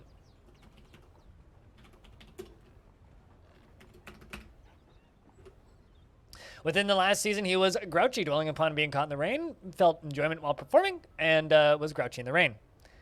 He was married to Erdem Rockcraze and is a faithful worshiper of Ashen, and you didn't bring your wife with, and that's very unfortunate. He is 158 years old, born on the 24th of Opal in the year 107. His hair is dry and his sideburns are neatly combed. His very long mustache is neatly combed, his very long beard is braided. His extremely long hair is neatly combed, and his cobalt eyes are incredibly close set. His quite long eyebrows are high, and his somewhat short ears are flattened. His somewhat long nose is extremely narrow, and he personally finds moderation and self-control to be very important. Has a great respect for fairness and sees introspection as important. Values nature and doesn't think one way or another about leisure time. Does not easily fall in love and rarely develops positive feelings and isn't particularly ambitious and tends to hang on to grievances. Tends to be a little tight with resources when working on projects and could be considered rude. He has a tendency to consider ideas and abstractions over practical applications, and he isn't particularly curious about the world. Takes offered help without feeling particularly grateful, and prefers that everyone live as harmoniously as possible. Should probably kick them out for being grouchy. Yeah, you're probably right. You are probably right.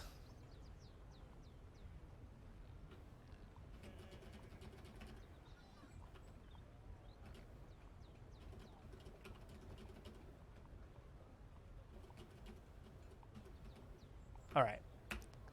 Going to request more. More merchants, I tell you.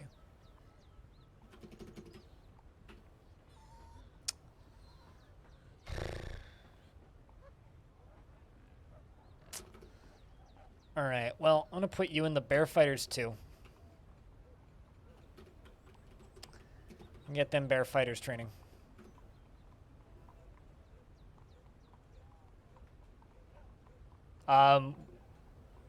You died shortly after being named because you were a merchant, so you died of old age. That tends to happen with really old dwarves. All merchants kind of come with the caveat of being really fucking old.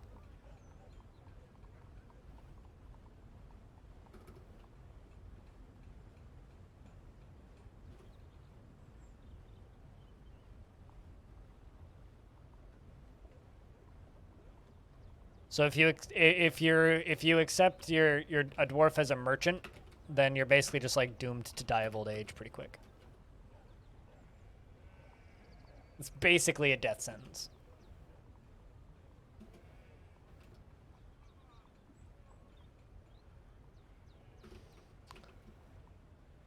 All right.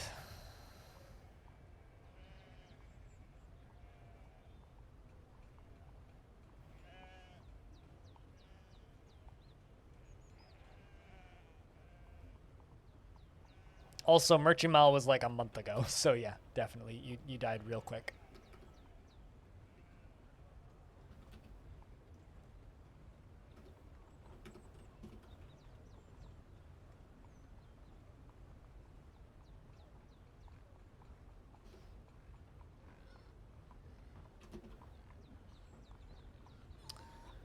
Maybe this will help. I hope it helps.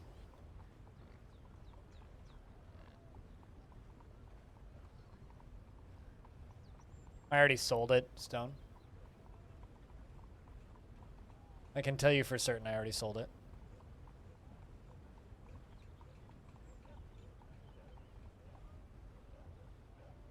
I only just saw it. Ah, it's fine that you've been slow.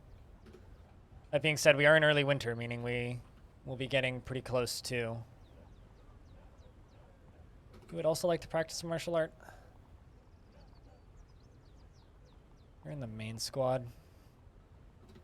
Put you in Bear Fighters too.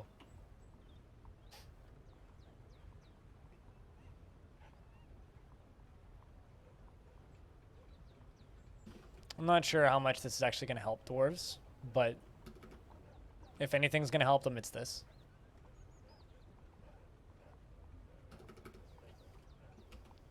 I'm trying to just do Dwarven recovery. Meanwhile, Abe is just like super happy. This dude loves being in prison. He's almost happier in prison than he is out of prison. Brack from mopin'? What you mopin' about? Unless you mean to say moppin'.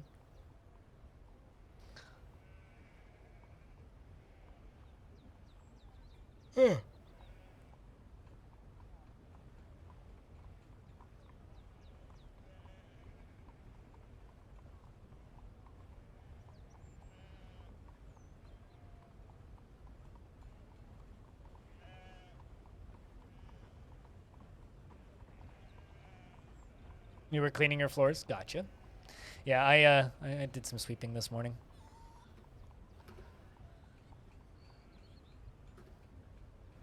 Did some sweeping this morning. Yeah, I'm sitting here just like super worried right now.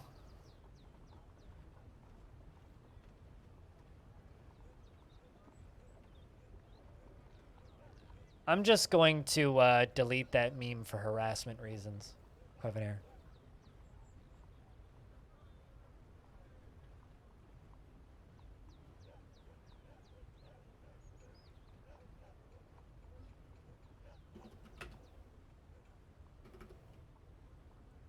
The one that you just posted? Since when is Nicolas Cage a chemical element? For a very long time. Yeah, about as long as this fortress has been around. Anyway, we call nickel cages Nicolas Cages. So if a cage is made of nickel that they bring, we call it a Nicolas Cage.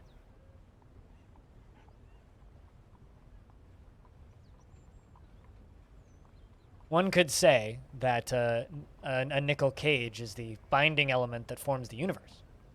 One could say.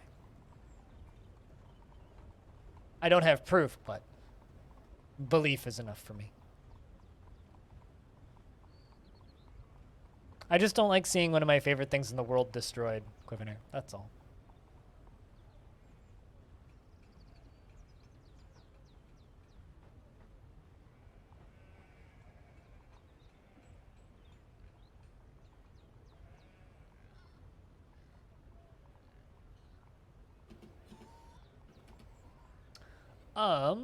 She feels satisfied after learning about biting. Cool. Hang in there, Beermaneer. Hang in there.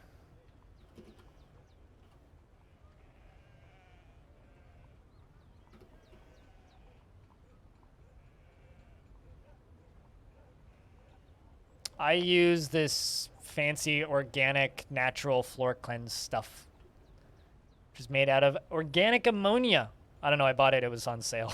It was $5 off, so it was almost the same price as the normal brand of stuff that I normally use. Works just fine. It smells like mint. Minty, kind of. Kind of has like a peppermint scent. It's quite nice.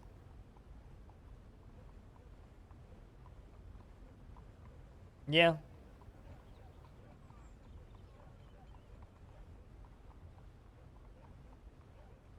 I don't know. It was on sale. I didn't read the package too closely. But it's one of those like no artificial colorings or anything, only natural ingredients, yada yada.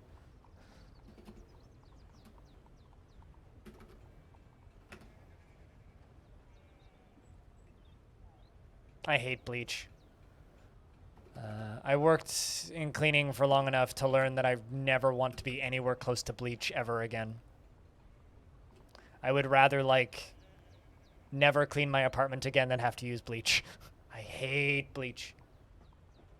Hate bleach. Anime's pretty shit, too. But, the cleaning material's even worse. Alright, Seeker's getting better. Sirlac's still bad, but got some positive feels. Squid is just teaching dodging. Jacknark is fine. Beermanir is terrible.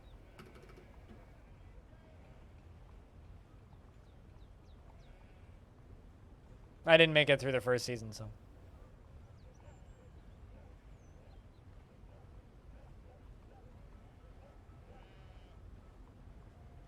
That's probably what it means, Tygo.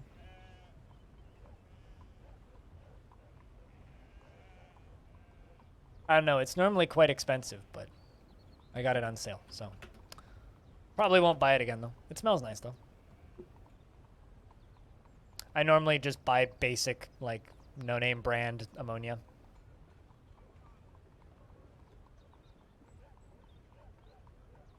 Just imagine someone cleaning with various items in Bleach anime. I mean, just take a Bleach, a main character of Bleach plushie, stick him in a bucket of soapy water, and wipe your counters with it. Right? That's Bleach, right? So everybody cleans their kitchens. I'm sure someone's made that joke and probably filmed that video, and it's probably got more views than anything I've ever done. You thought you meant the anime too? I mean, you don't clean with bleach? The hell? I mean, I was talking about the anime when I said, and the show sucks too.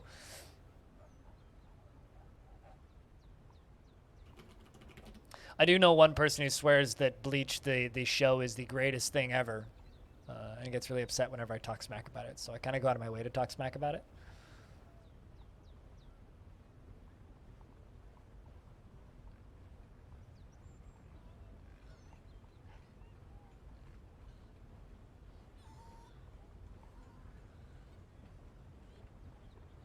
That is the most expensive cleaning material I think you could possibly use. A spray bottle of cheap vodka. Like, that is... So, when I first started working in cleaning in fast food, we used this high alcohol content window cleaner. It was like 96% alcohol or something. But we had to stop using it shortly after we got it because we were originally using like some knockoff brand, basically like no-name Windex stuff. And then we got this like high percent alcohol cleaner. We had to stop using it almost immediately. Like within 3 days, we had to stop using it because the homeless folks realized that we were spraying the windows with booze and just would go lick the windows. And it's a little bit distressing when you're running a 24-hour restaurant and you come and someone comes in and sits down and then looks over and there's two guys just licking the window that I just cleaned. So, because people were getting drunk licking our windows, we had to stop using that window cleaner. I wish I was making this up, but I swear I'm not.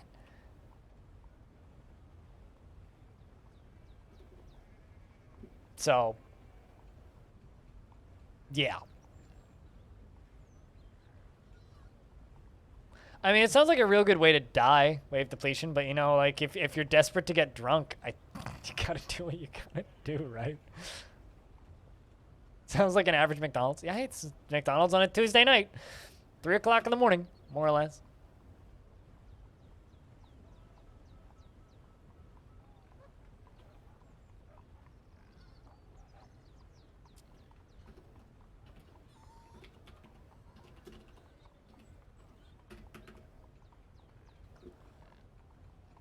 At least you didn't use methanol. I know somebody who vapes methanol. But no, we didn't use methanol.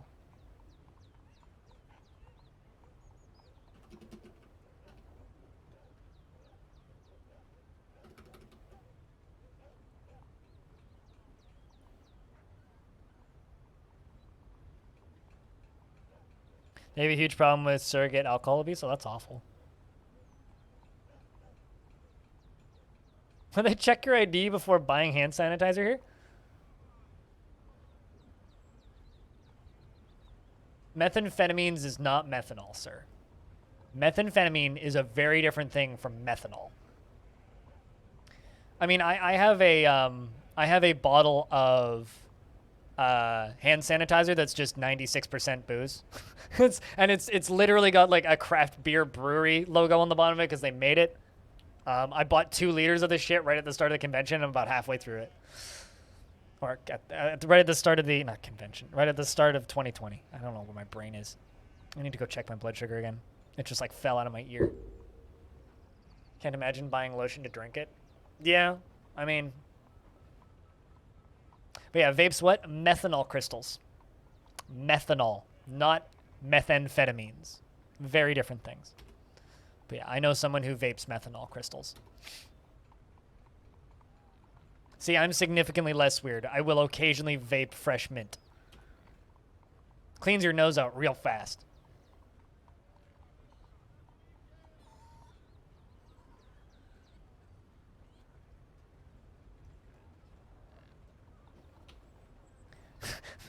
Menthol, methanol, ethanol, methamphetamine are all very different things, yes.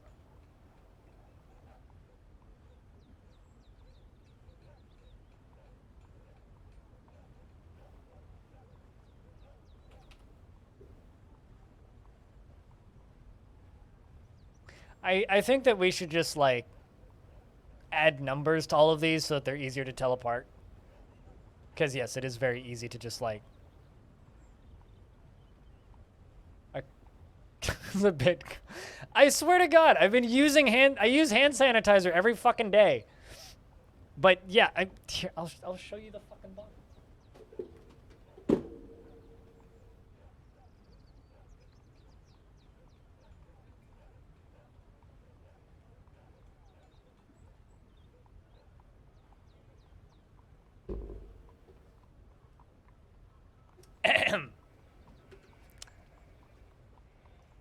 Liquid hand sanitizer. I'm halfway through the bottle. Literally. Liquid hand sanitizer. I'm halfway through the bottle. No, it's not. It's basically just vodka. Yeah, it's 96% ethyl alcohol and hydrogen peroxide. Yeah, you don't want to drink that. As they say in an old YouTube show, don't breathe this.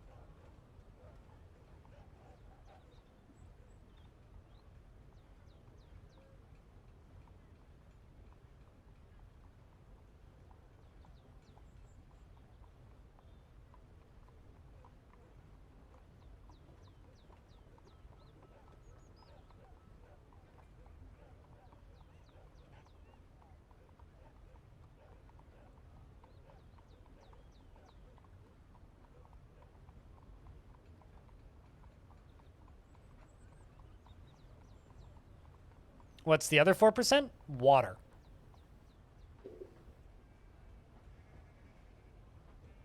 That hand sanitizer is literally hydrogen peroxide, alcohol, and water. Part of the reason I bought it is because I like having ingredients in my hand sanitizer that I can read and recognize.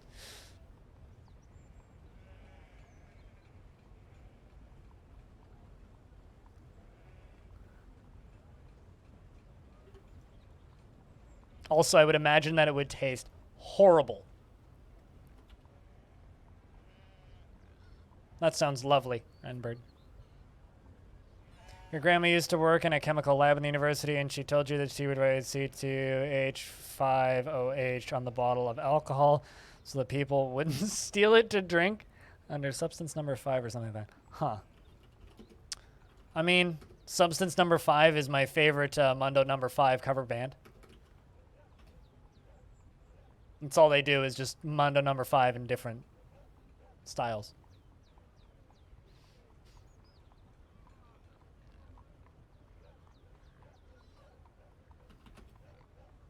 Cyrolac is less stressed. How about you? Beermanier is still rough, but getting better.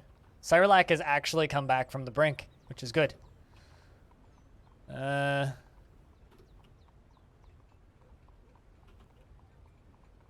How's Aqua doing? Pretty great. Considering you illegally broke out of prison.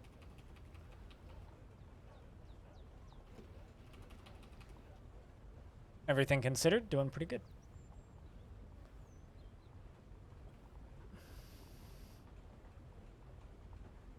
Yeah, no, I'm good. It's not why I like alcohol.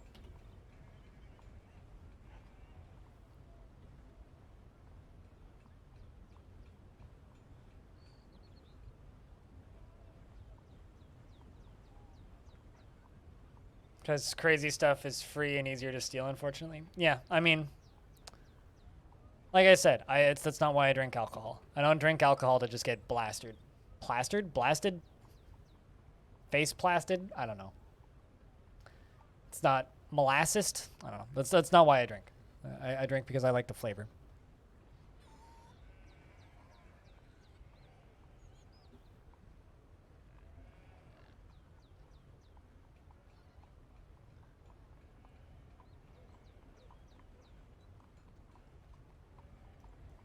Can someone,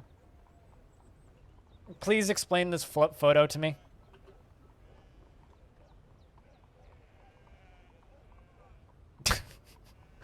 Can anyone, so specifically someone who lives in Florida, could you please explain what this man is doing? What exactly is this man doing?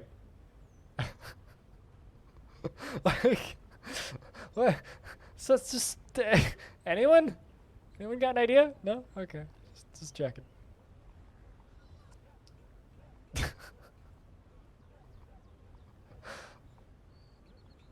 Washing the nasty street water off his driveway. Is there like a practical purpose to that?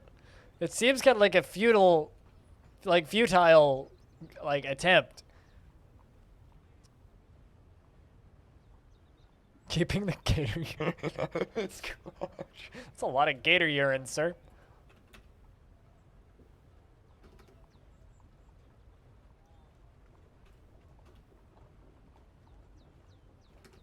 I mean, simple minds easily entertained, right? I've certainly been there. Old Florida. That dude's not even that old. He's like maybe like in his 50s.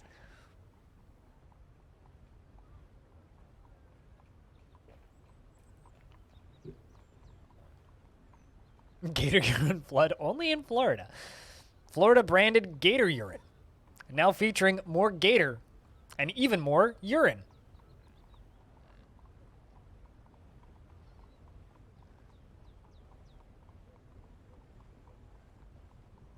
Now you guys need to go work gator urine and Florida into the word, add a word stories room. It's probably the law that you guys should do that.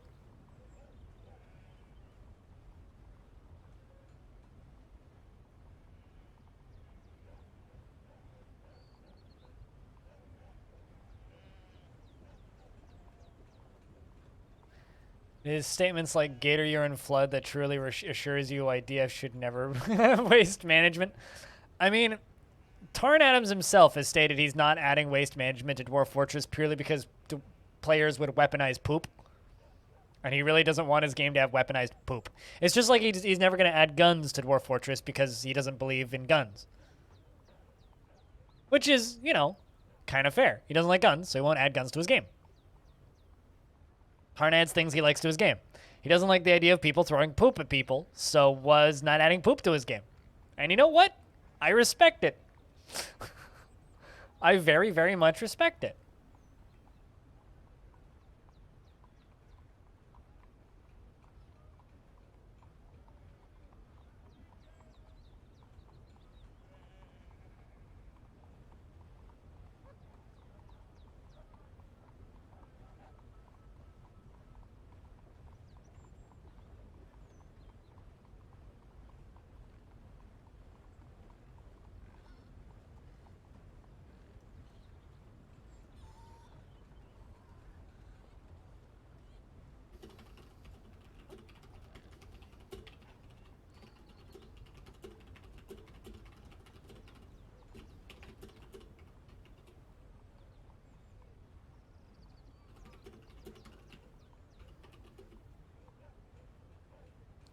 Someone just commented on my second part of my Odd Realm VODs saying, another early access game? Alert me in 5 years when they say it's done but actually just moved on to a new project. Does RimWorld feel finished to you? I'm like, but it's perfectly playable with lots of content and it's $8. Why are you so harsh? What the fuck's wrong with you? Jesus, people. Jesus.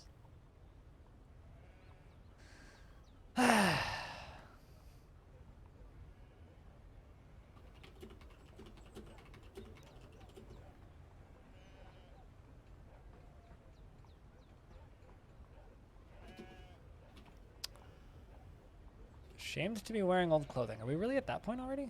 I guess so.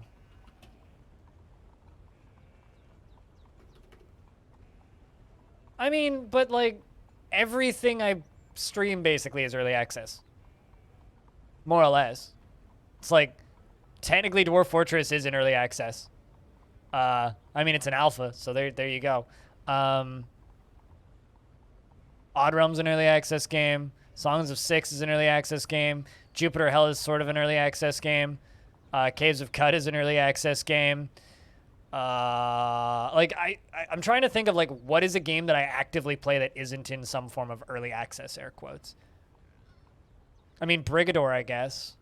I played Creeper World the other day. That's not an early access. It predates the term. Well, I mean, you're not wrong, but what recently played games have I played that are not early access? Umurangi's not early access. Wildermyth just left early access. War Sim's in early access. Like, literally, I don't know. It's like, MechWarrior 5 isn't an early access. Yeah, that's fair. But that's pretty on occasion. I don't know, like, my main rotation of games is all early access, so I don't know. People just write off early access games based on the fact that they're early access games. I think that, honestly, early access works extremely well for certain types of games. It works extremely shit for certain types of games. And developers that do it well, it's great. I love early access. Developers that do it poorly, it sucks, and I get it. But I'm not going to recommend a game by a developer that's not doing early access well. Just straight up not going to. But I don't know. People can be incredibly harsh and immediately write something off based off of a version number if they insist on it. I just think it's kind of funny that someone who's been subscribed to my YouTube channel for a while, 4 months, would complain about a game, about me streaming an early access game, because it's like,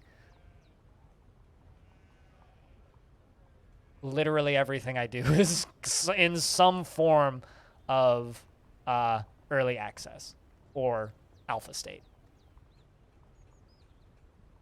Like, especially on my YouTube channel. Like, what have I uploaded recently?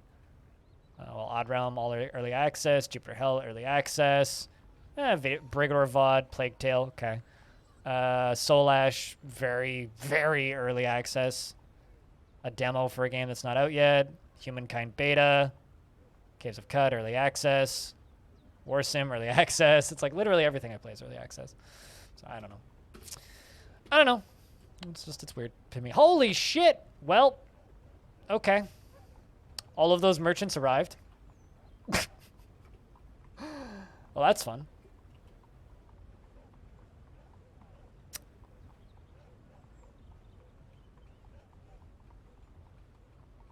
When did that happen?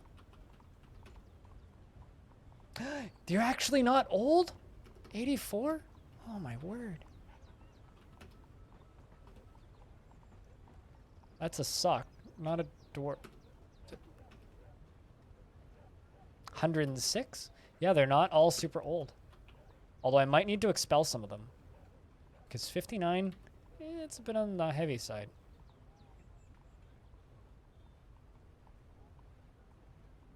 Buy me a golden bed. That's not what that means, but close. Well, I'm going to expel, I think, 3.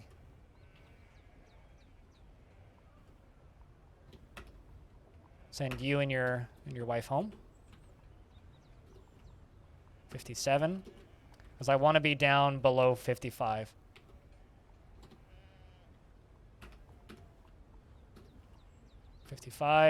Let's expel 2 more.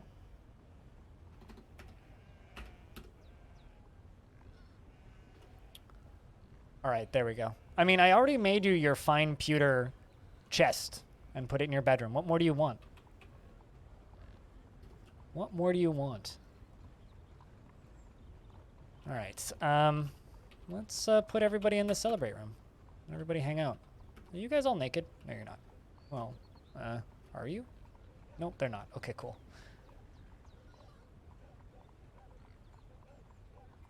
How's the day been? The day has been pretty good. Still only just getting started.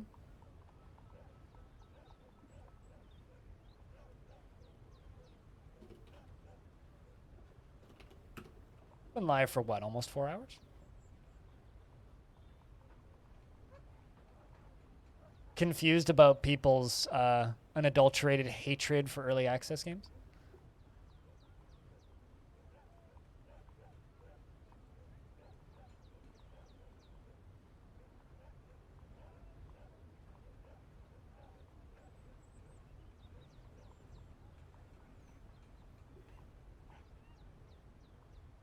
Inside a bigger bedroom, like us. I mean, I could make you a statue with images of all of the furniture that would be in a bedroom. I could do that, theoretically.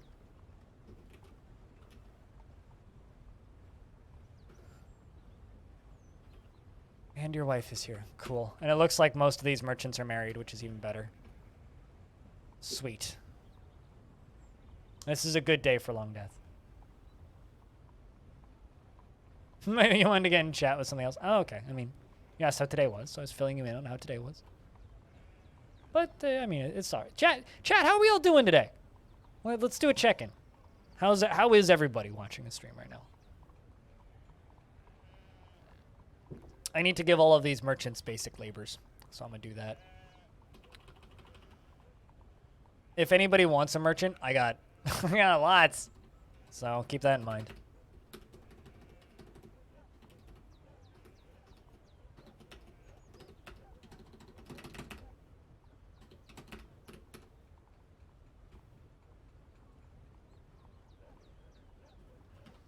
But fearing your spoiled dwarf won't appreciate it. I mean, your dwarf isn't actually that spoiled. Your dwarf's pretty good.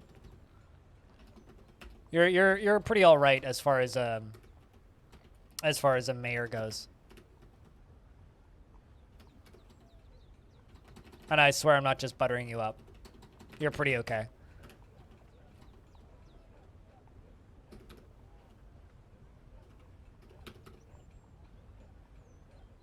Just bought some pants. Good stuff. I haven't bought pants in years. Like, genuinely, I have no idea when I last bought pants.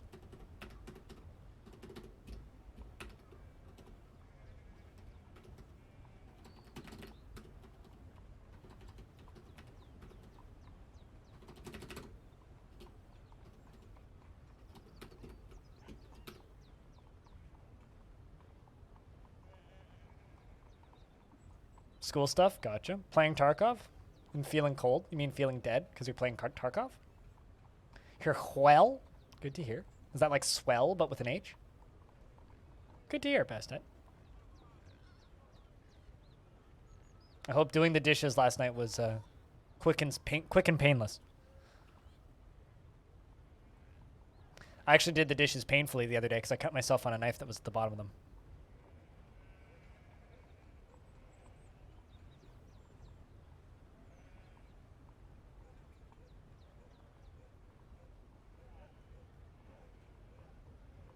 When are you finished with school stuff, Axon? Like, are you not getting any kind of summer? 'Cause I thought that like school stuff was done for the year. Dwelling upon seeing a serpent woman's dead body.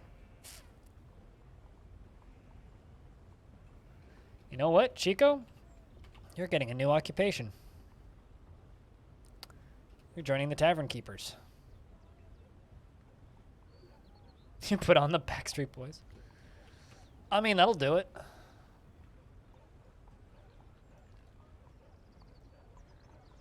Put on some jams.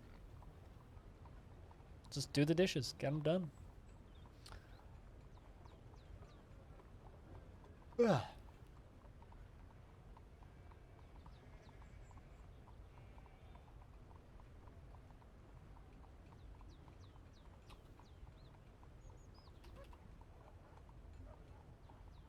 Also, investments are open.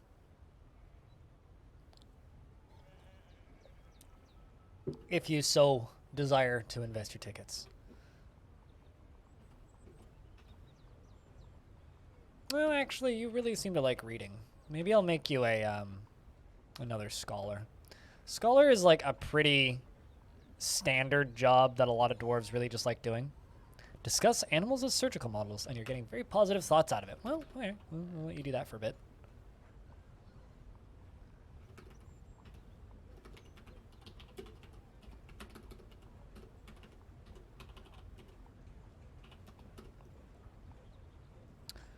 All right, dwarves, let's let you guys go back to doing whatever the heck it is you guys want to do.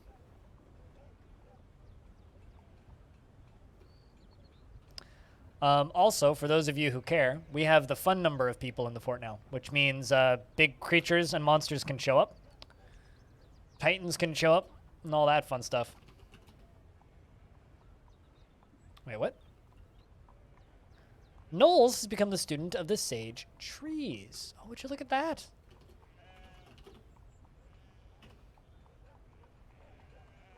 Knowles is now a student. Summer classes? That sounds like bullshit. You know, giving your brain a time to rest is good for you, right? Speaking of anxious, this dwarf is getting anxious in that job, so we're going to release you from that job.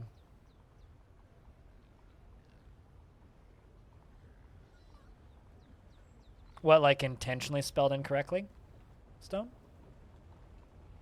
Like spelling Greg with 2 G's? Who would do that? Fucking criminal.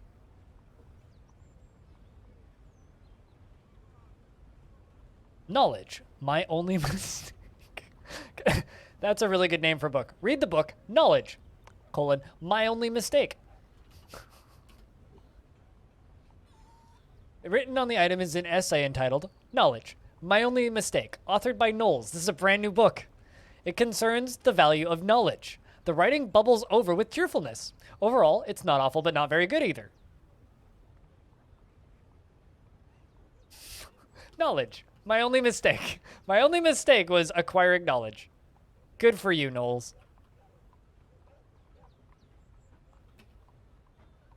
Feels love remembering talking with a father. Didn't feel anything after being unable to help anything. What do you have a medical? Yes, you do. Well, maybe I should just give you all that. That's very funny. Knowledge. My only mistake. It concerns the value of knowledge. Maybe lack of knowledge was the only mistake?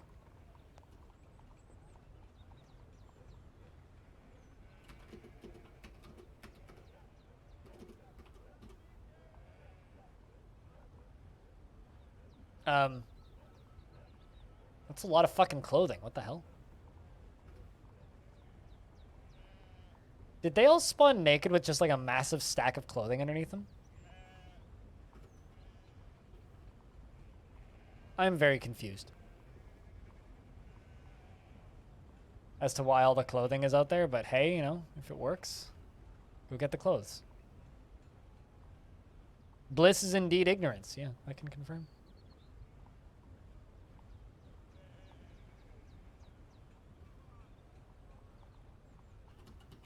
I'm just gonna forbid that for right now.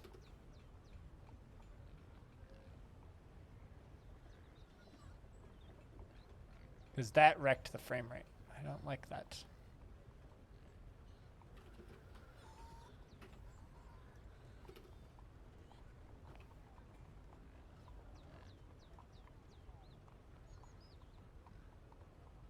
Is it also a mass spreader event, Renbird?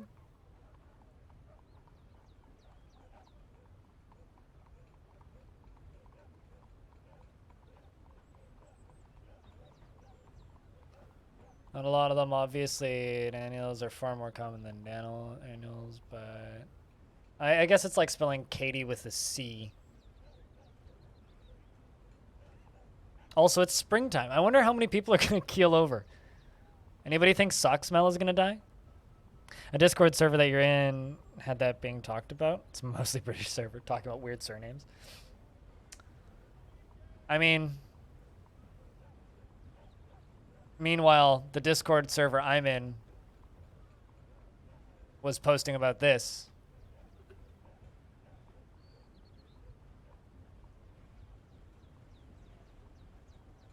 This is like the Discord server that you're in is talking about surnames. This is what the Discord server I'm in is up to. I mean, who's in the better Discord servers? I mean, really? Oh, the football? Okay. I mean, fair enough. That's also fair.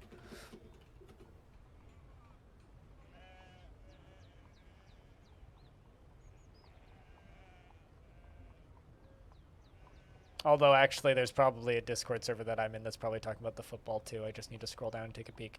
Yep, there is 47 of them in a voice call watching the football. So, yeah, no, there is a Discord server that I'm in that's also watching the football.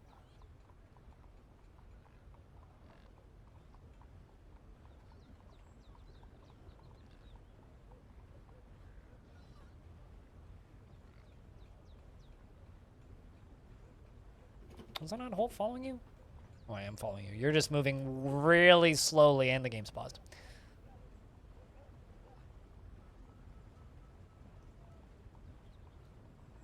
This is an interesting crafts project. What, turning the Incredible Hulk into Danzig?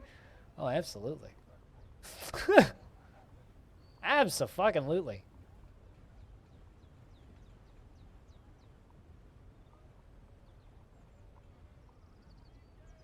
One of those things where I would say it would cost you absolutely nothing to not do it. What, make the Incredible Hulk into Danzig? I mean, you have less Marvel stuff in your house and suddenly a Danzig statue. So yeah, everybody wins.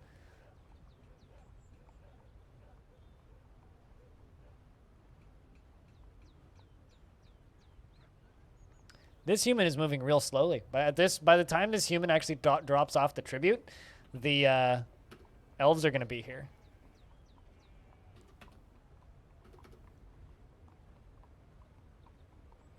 Feel kind of bad for this poor guard who's just like constantly tripping the human. He's just like, come on, like, let's go. So impatient. What's your favorite weird spelling of a common name? Stone.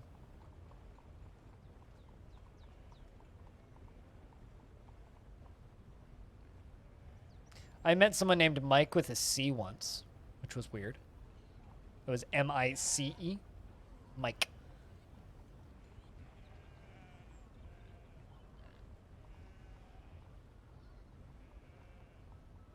Because you're related. Oh. What's your second favorite? See, we wouldn't have known if you just said it. But now that you've said it, yeah, it's fair. You definitely can't say it.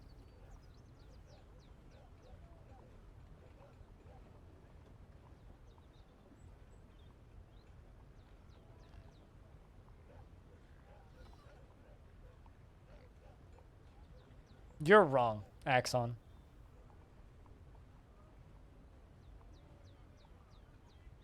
Nope, it was pronounced Mike. I realize it reads mice. I realize this. But that was how he introduced himself. And that's how it was spelled.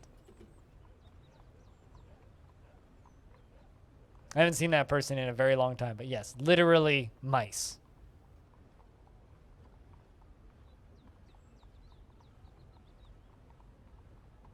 So yes, I'm aware that it is wrong grammatically.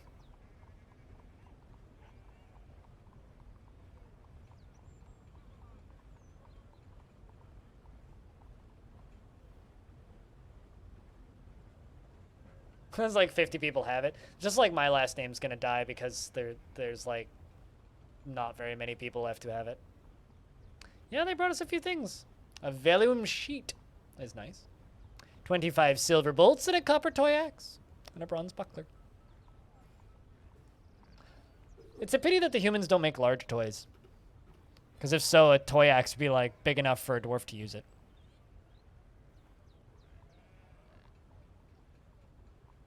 He was 50 mice in a trench coat. I mean, I'm that or his parents just hated him, one of the two.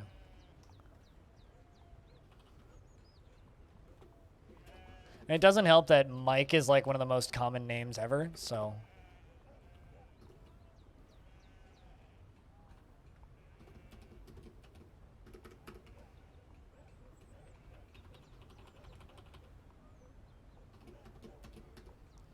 Might as well at the very least get these guys helping with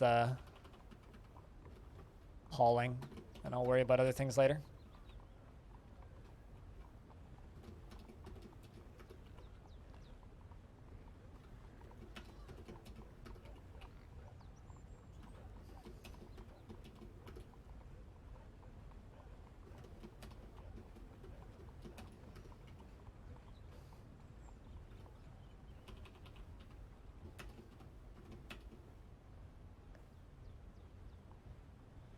Michael is an extremely common name. My neighbor's name's Michael. My dad's name's Michael. One of my old barber's names was Michael.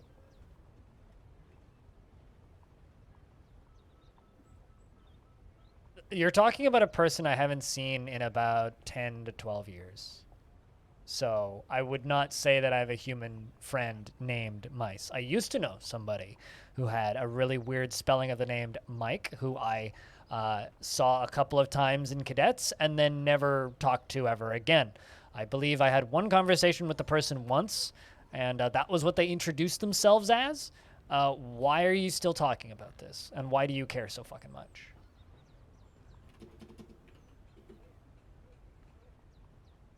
And the elves have arrived to trade. Oh, there's definitely a few Michaels watching this stream, yeah, absolutely.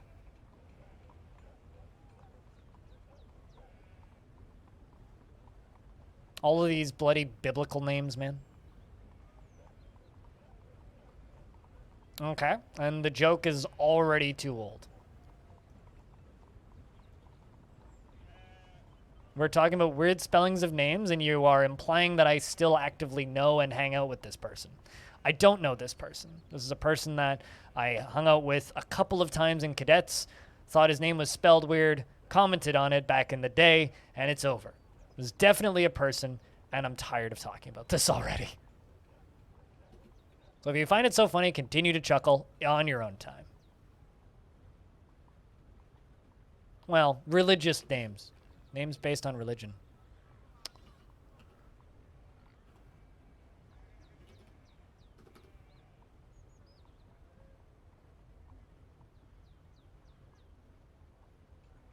I don't know. It's just very inaccurate to refer to them as my friend, because they're not. It's someone that I used to know. Probably, I don't know. I don't actually care to know, though, Commander Rainbow Ducky. Something that I never really paid attention to, I'll be honest. Seeker's doing all right. Could be doing better, though.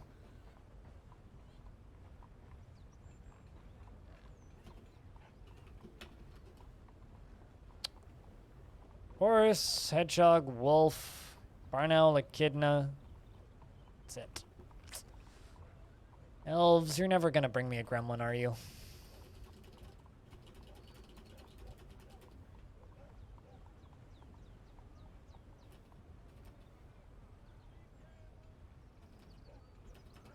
You are never going to give me a gremlin.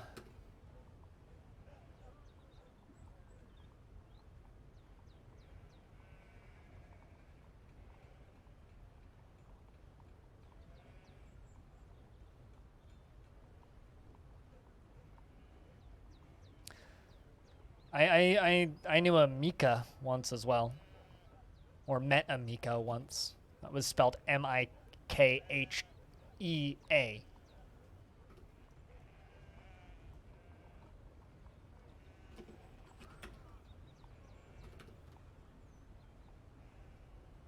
I also used to know a Madeline, but we all called her Mads.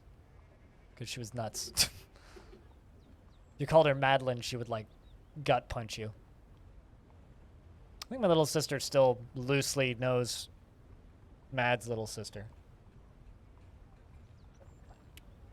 But I haven't seen her spoken with Mads in a very, very, very long time. I basically, like, don't associate with anybody that I knew from when I was growing up. These were all people I used to know. Just basically my whole life, just people that I used to know. Thanks for the bit. Cheers. Let's go a long way. More than you know. As Brander said yesterday, don't forget to tip your streamer.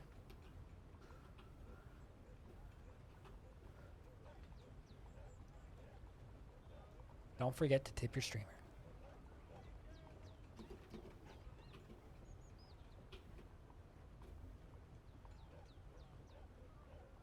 I'm shocked that Cyrlac is still alive.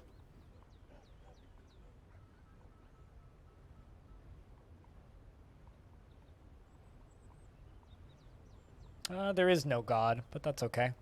Some people believe there is, and that gives them a sense of security in life, and that's fine.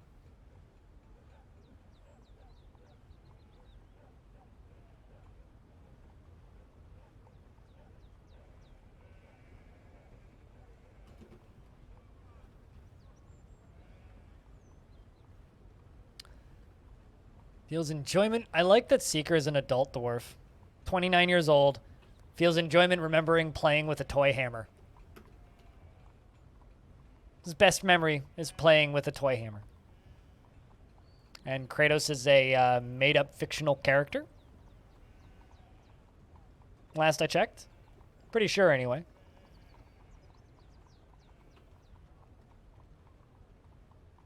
I might be mistaken there, but I'm pretty close to certain that Kratos is a made-up fictional character.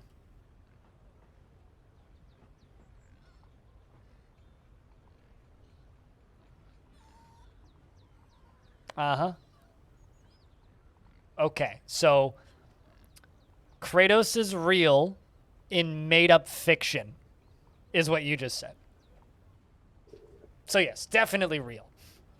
This is one of those, that's not real. It's real to me situations.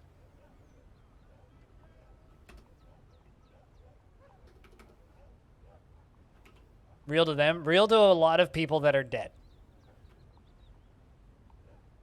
Yes, this checks out. Definitely. 100,000%.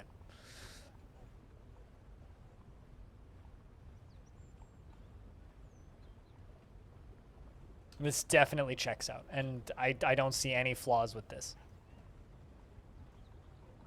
Crate OS. It works only on crate PCs. Now, do you mean crate PCs or PCs in a milk crate? So if I build a PC in a milk crate to take to LAN parties, that definitely still happen. Can I run Crate OS on my milk crate? Because if so, that would be absolutely crate.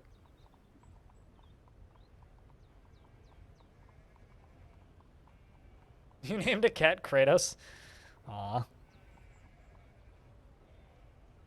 You're real good at losing cats, Basta.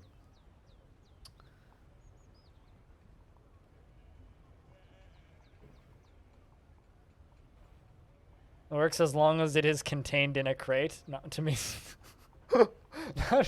or you know. Or also not to be mistaken with Crate OS, because that doesn't exist. Crate OS and Crepe OS are not to be confused with Great OS, because that just there's no such thing. All OSs are bad. Every single OS is terrible for its own unique reasons.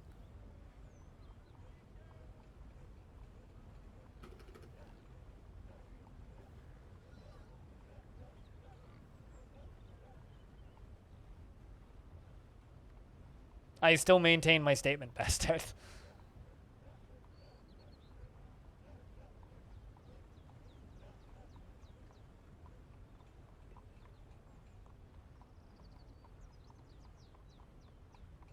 Appearing in the Prometheus bound, the creators accidentally chose Kratos as some Greek word meaning strength.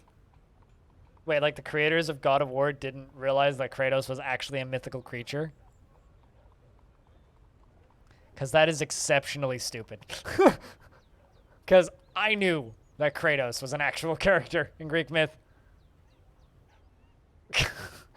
That's kind of amazing if that's true. Read more fluids. Authored by Trees. Concerns the classification of bodily fluids. It's amateurish at best.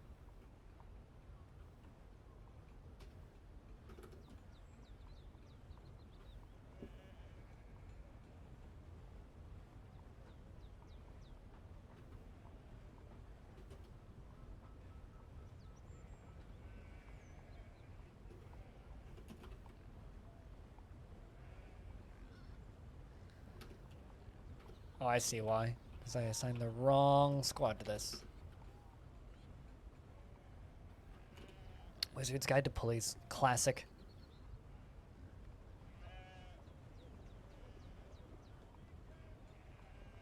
This is bile.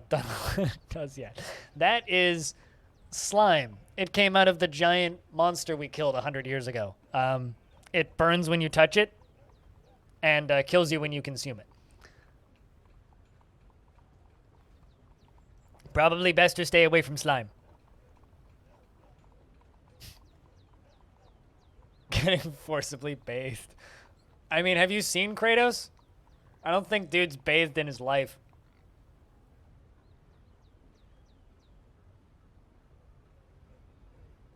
Stigamusin? Stig sounds like the name that of a punk band vocalist, and it would be like an assigned name, and then he gets Stig, like, tattooed across all of his knuckles. STIG, you know?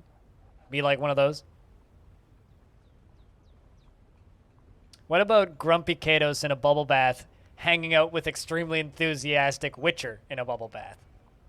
Because, you know, Geralt of Rivia loves his showers and baths and sticking his feet in the camera, whereas Kratos would just be pissed. It's like the that episode of Star Trek Next Generation where they all go to the spa planet, and half of them are like super enthusiastic, and the rest of them are like,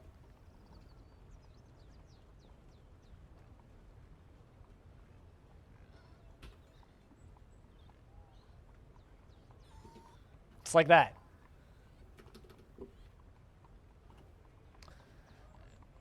All right. Hopefully we can get some more babies in this fort.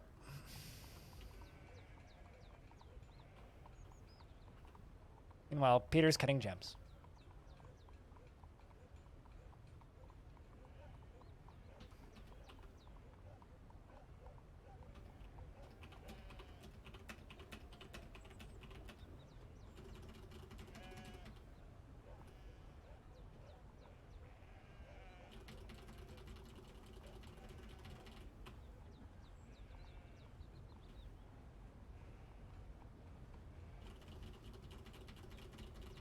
It's time to do the big ol' slaughter set.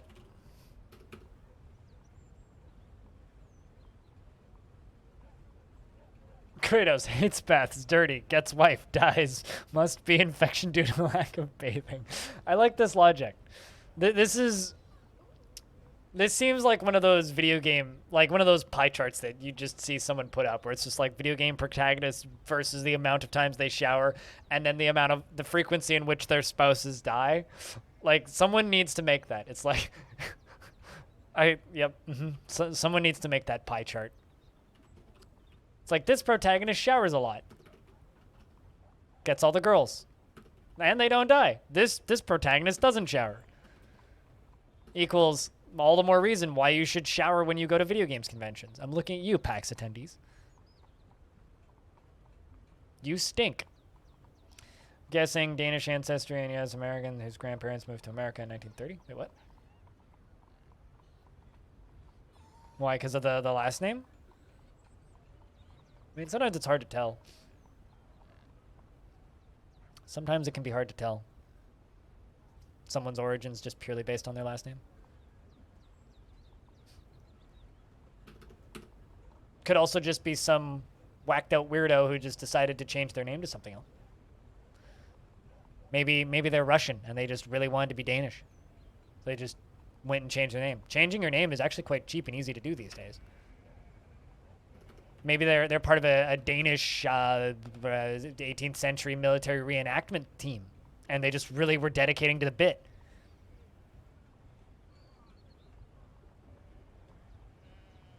You never know. It is 2021 after all. People can just be what they want to be now.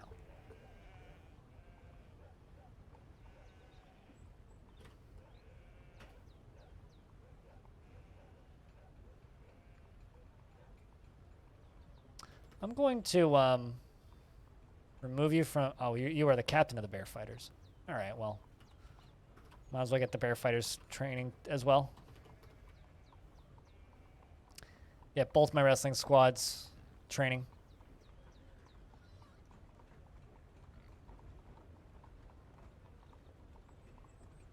Can't argue with that, really. I don't know. I'm just saying don't judge a book by its cover.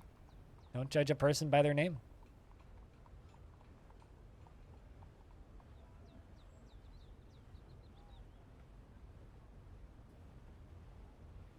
I mean, dwarves, no soap, dirty, die of depression. Oh boy. The Forgotten Beast, Ebora, Asibozu, Stosib Bongas, Ugsor has come. A towering kestrel with lidless eyes. It has 2 stubby tails and it appears to be emaciated. Its vermilion feathers are patchy. Beware, it's poisonous. Sting.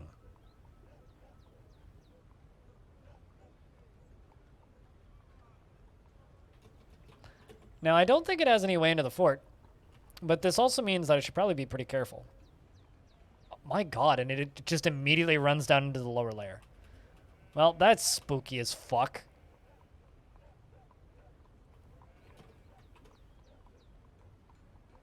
That is genuinely terrifying.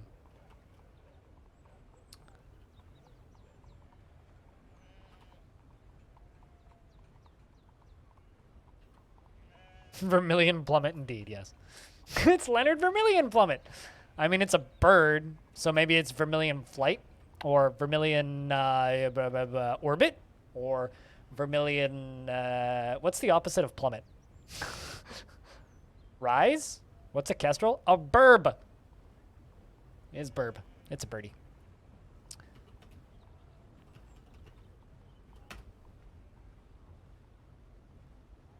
Skyrocket. Yeah, there you go. Vermilion Sky also is a really good name. That's a kestrel.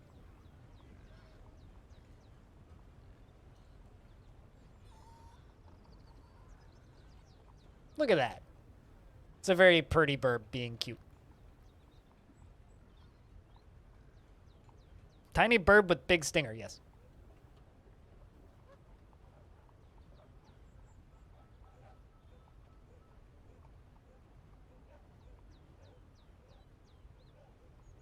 But fortunately, I don't believe it has a way back into the fort. Yes, that. I'm assuming that's what it is. Looks like a cross between an eagle and a sparrow. This sounds like a bit from fucking...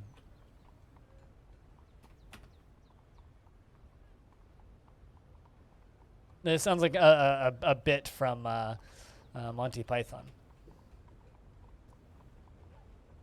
Art is life, says Critty.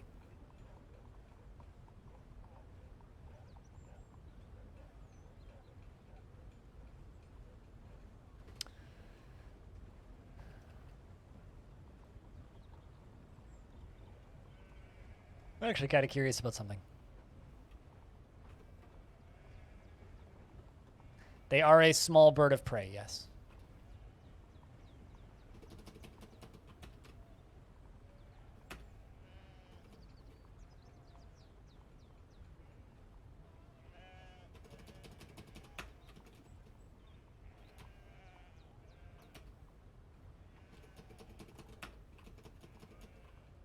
Okay, I don't think the cavern layer is there.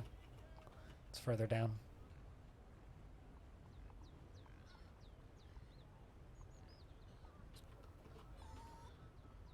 Man, poor Beermanier. Poor depressed little bastard.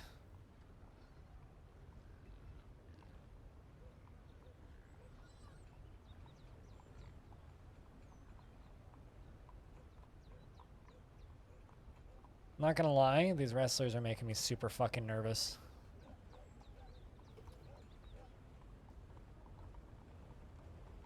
At least none of you guys have tantrumed.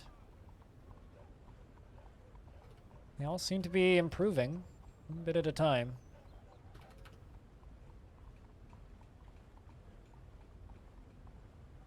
The ray gun building? What do you mean a ray gun building?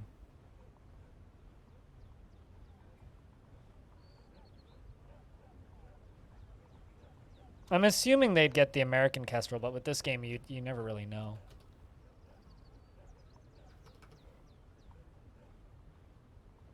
Just a bunch of highly trained dwarves in the break. I mean, every dwarf in this fort is highly trained, so.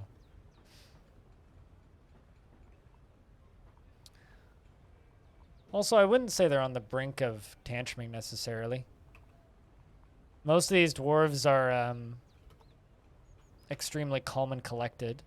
Yeah, this dwarf, an incredibly calm demeanor. Bashful, single-minded, helping others emotionally rewarding, cracks easily under pressure, and easily moved to mercy.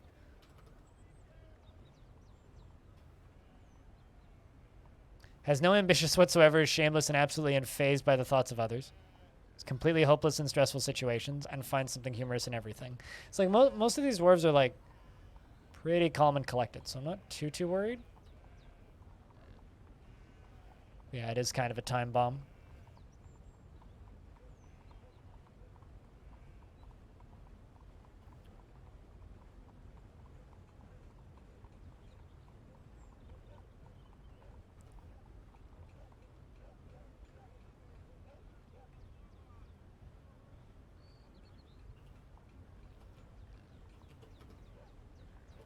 That's enough of that for now.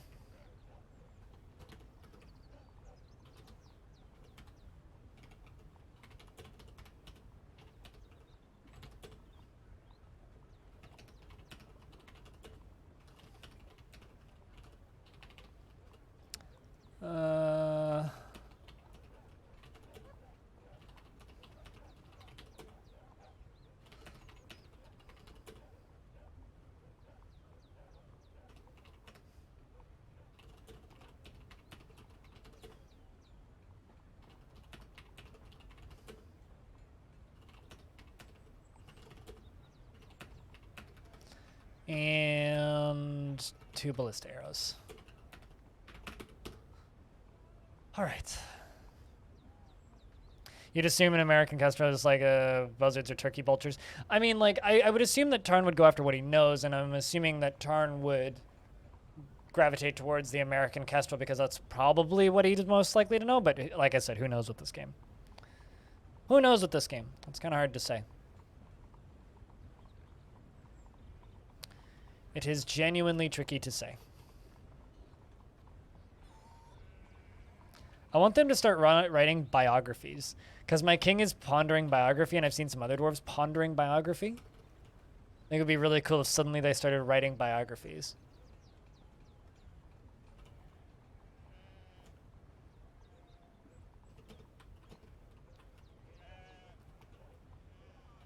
But yeah, you are correct. It could be any number of birds of prey.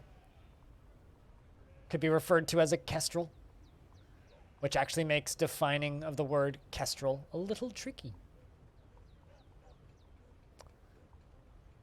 Just a wee bit twicky.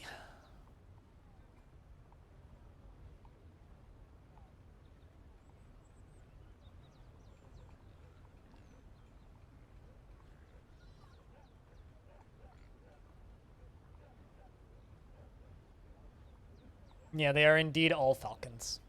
Just different breeds of falcons. Can you just imagine an FTL ship with a stinger? Is there a kestrel FTL ship? I don't remember any of the names of any of the FTL ships, so, you know. Man, this dwarf is still dwelling upon seeing Tedgism's dead body. Fucking Tedgism. Is it? Huh. I don't remember a single name of any ships from FTL. It's the only one you actually know by name? Yeah, I don't know any of them. I know the shape, so I guess I can imagine the shape of it, but...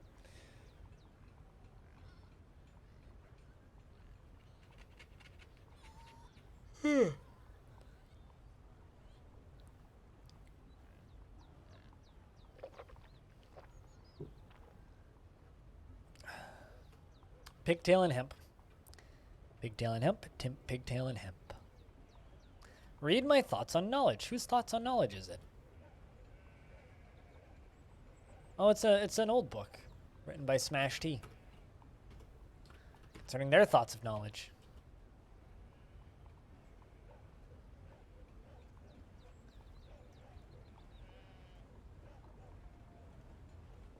I kind of feel like I should go get lunch, but I also kind of don't want to leave this fort running because we're a little precarious at the exact moment. But I think everybody making new clothing is probably a pretty okay time to leave it.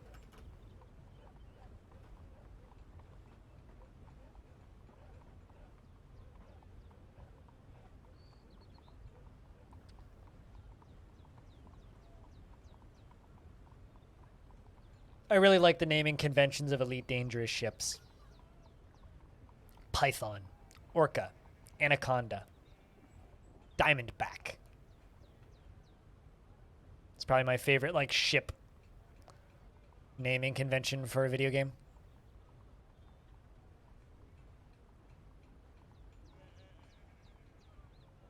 The Asp. I don't know, they were just good names. Fun to say.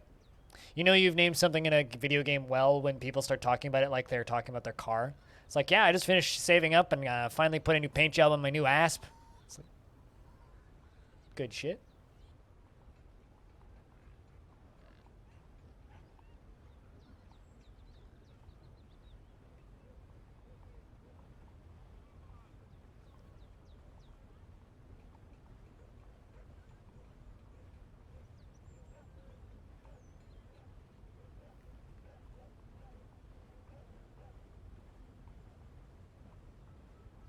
What year are we in?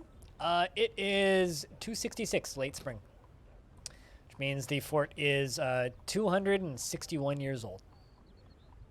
I'm going for 263, but...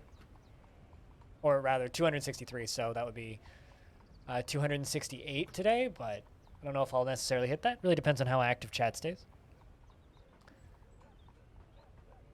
We had some hella conversations yesterday. Yesterday was kind of crazy. Like, yesterday was like one of the highest chat activity days I've had in months. Even though the stream wasn't actually that busy. It's kind of wild, actually. Thanks for the raid material. Cheers. Were you forting today? I haven't actually looked at the directory.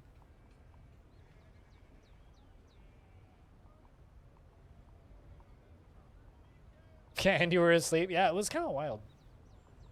No, you weren't. What were you playing today? Maybe you were, and it's just not there. I just went and refreshed the directory, and I don't see your name there. But how was the fort? Anything fun happen? Thank you very much for the raid. Finished your apartment building? Like, dwarf apartment, I'm assuming?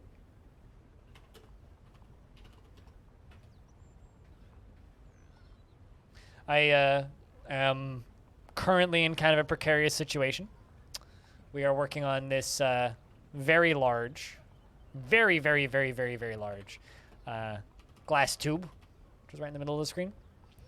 And we dug through this cavern layer. But because it's had like 200 years worth of corpses in it, it's a little gory. Anyway, my dwarves are... I'm currently dealing with some stress problems because some dwarves got very mentally disturbed by it. And a very scary kestrel just spawned, which flew immediately down this hole. So now I'm kind of scared to dig down to the next one because there's a very scary kestrel down there. So. Masterwork's like a few versions behind right now, yeah? Feel like I would miss, like, features too much.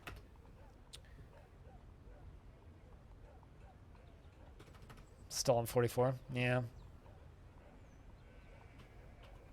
I actually had someone who somehow managed to get some sort of prepackaged old version of Masterwork that was on 43.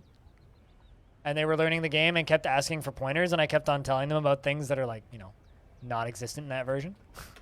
And they were just like, yeah, but, and then I'm like, wait, where did you install the game? And they're like, I don't know, my friend linked me to a thing. And I was like, what version of the game are you playing?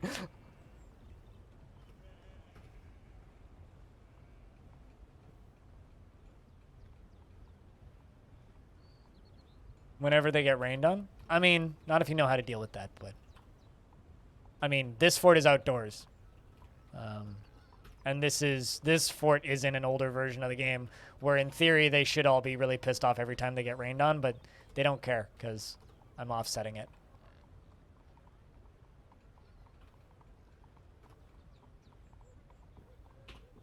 But, I mean, touche, I guess.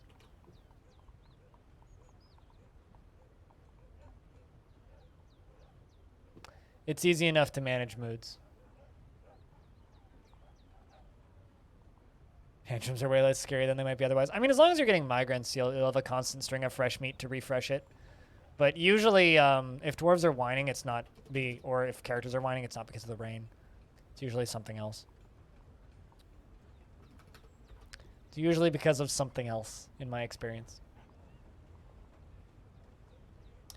All right, chat. I'm going to go get myself some lunch. Kind of hungry. I would like to do a longer stream today. So as always, the more active the chat, the longer the stream goes. If I could get a big round of beers, and if you happen to have sound commands, now's a good time to use them. I'll be back in a moment after I eat my sandwich that needs to be consumed. Hopefully we have no tantrums while I'm gone. I will be back in a couple of minutes. Don't go anywhere too fast unless you really want to. BRB.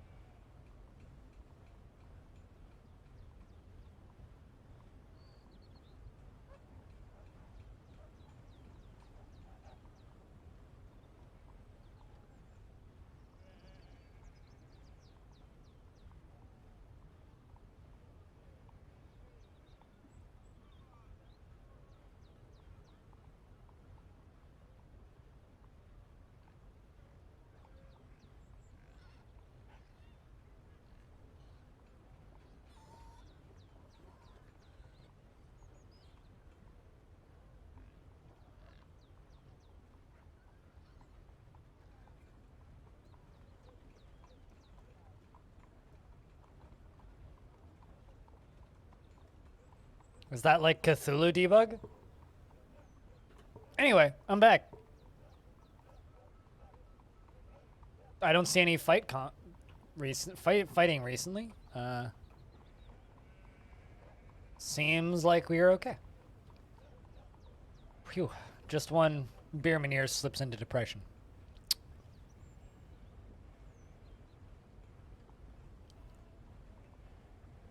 Just one beer Meneer slips into depression. Sandwich was et, and I squished a caterpillar on my kale. I saw it through my window and I was like, gotta deal with that! Stop eating my kale, you little shits. The being awake for you is ending now? That's unfortunate. You can sleep all day tomorrow because I won't be on tomorrow. Because tomorrow I'm going to the dentist. Ugh. Be honest, not really looking for that. Not really looking forward to that.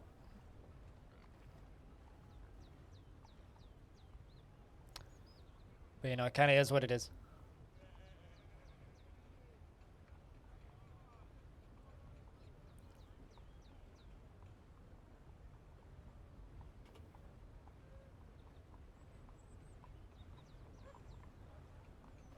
Cut black zircon, make leather caps, ponder diseases, meditate on wealth.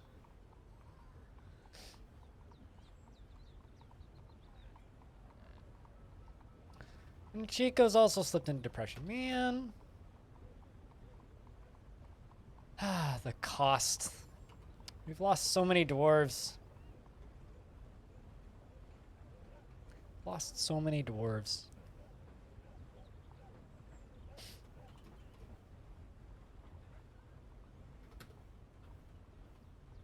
For so little. It's like, yes, we completed a construction, but was it worth it? I don't know. I do not know. Currently, I'm leaning to say no, it's not.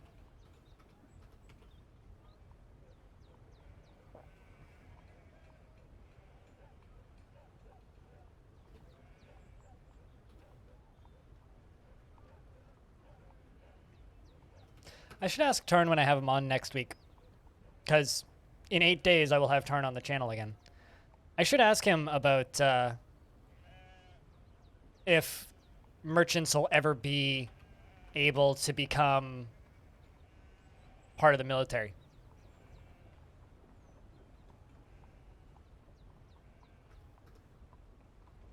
He'll be worth it once it's filled with glowy rock. Yes, but at what cost? At what cost? Yeah, you know, you're probably right. Just like the Canadians, we think the Americans cheat because they use glowy puck. We think they cheat, use glowy puck. Fact. We do indeed think they cheat, use glowy puck. Because me like hockey.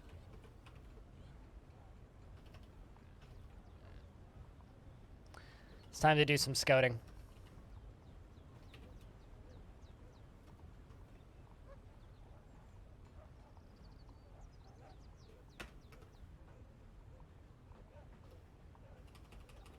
It's time to do some scouting.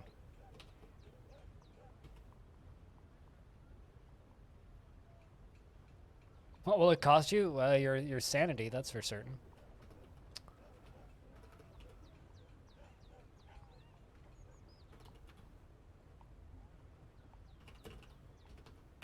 Two ballista arrows.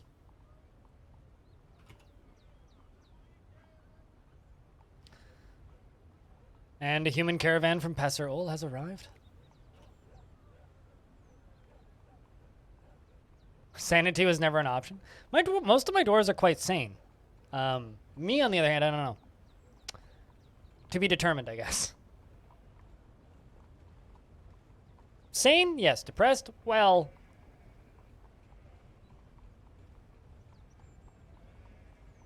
you know. Who can say?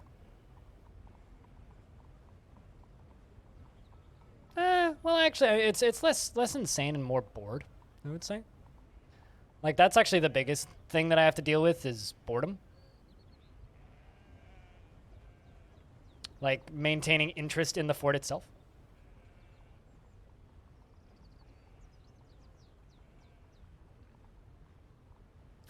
I thought that that camera jump was me hitting the next cavern lair. It's just the other caravan arriving.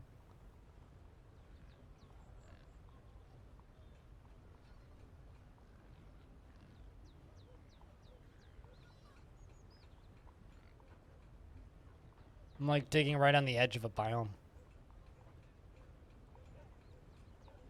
Alright. No cavern layer there. Simplex has been re-elected.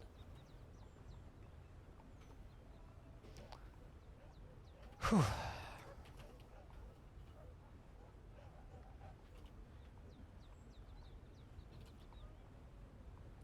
Got a whole bunch of clothing to deal with.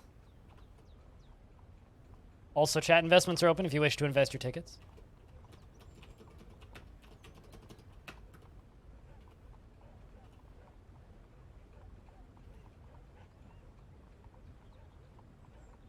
Cool. Dwarves are assembling ballista arrows. And they're bringing clothing. Also, I was going to sell my rope. Because I have way too many ropes. The humans keep fucking bringing them. It's like they like being tied up or something.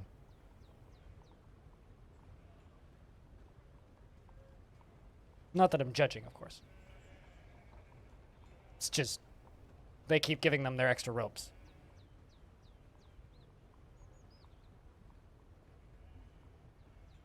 Oh, you too, pilot guy? Well, the more you know, the better, I guess.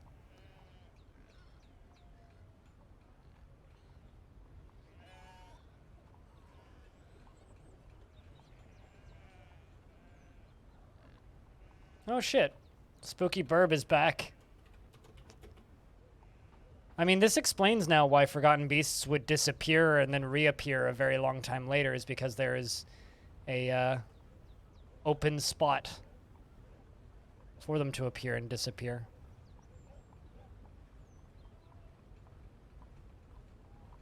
Oh, we're also selling all the rope reed cloth, apparently. Well, that's fine.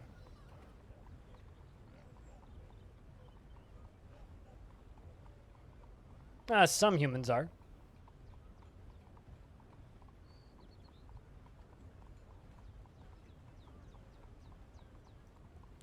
On behalf of the Merchants Guild, let me extend my greetings to your people. There is much to discuss, says Shama. What requests do you have of our merchants? The same as usual. All of the wood. I mean, it would explain why the humans keep bringing me so much rope.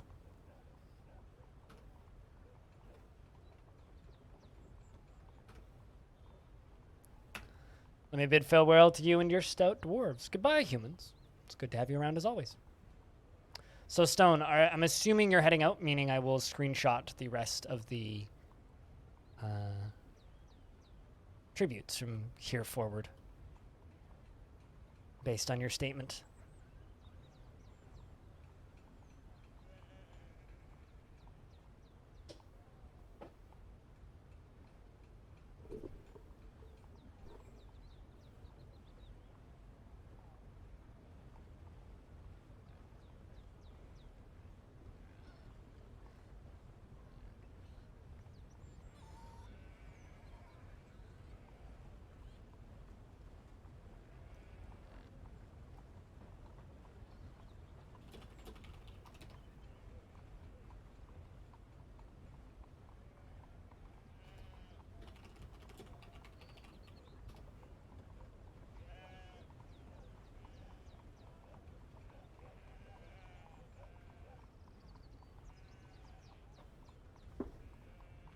Just adjusting. I'm sitting. All right.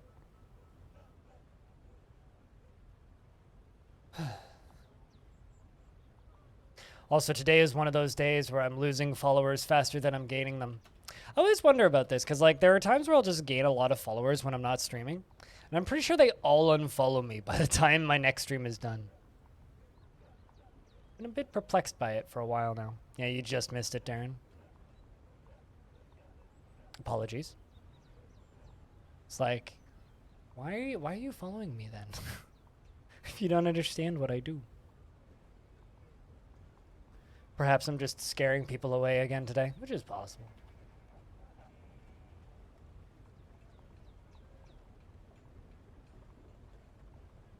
Definitely possible.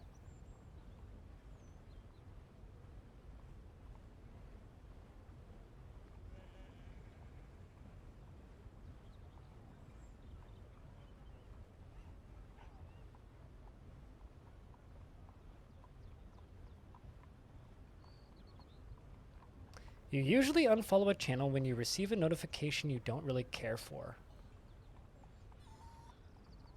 Why not just turn off notification then? Or why did you follow them in the first place? I don't know. It's weird. Like, I genuinely don't care about follow counts. Because once I kind of hit, like, I don't know, 10,000, it kind of stopped meaning anything. Also, there was one point where Twitch kind of, like, fucked them up to a point where it just kind of made them stop feeling real. But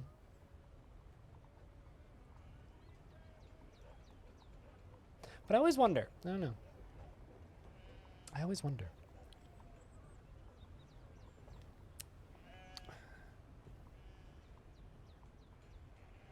I also never turn notifications on for any streams that I follow. So I literally never get notifications, so I can't really relate to that one. In fact, I go out of my way to turn them off.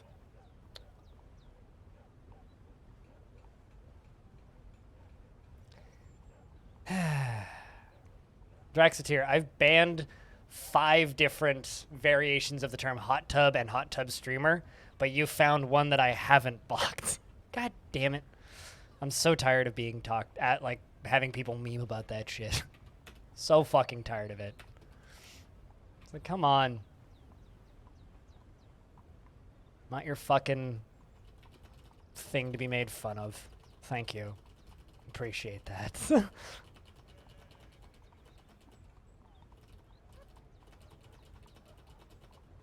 It's like, imagine going into work every day and having your boss tell you to wear short shorts and a crop top.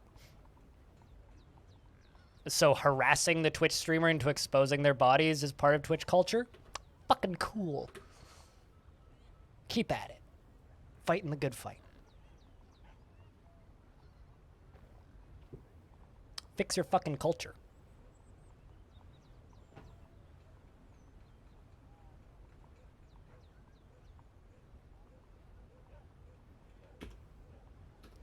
And people ask me sometimes why I don't really like Twitch culture these days.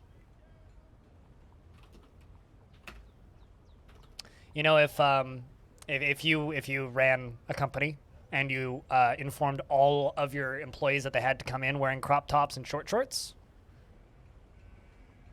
I do realize you're joking, but it's one of those jokes where it's like, it was funny 2 months ago, and now it's just borderline harassment. And if you still think it's funny, cool. It hasn't been funny since, like, the second day of it. So it might be Twitch culture. It's not culture I want in my chat. Period.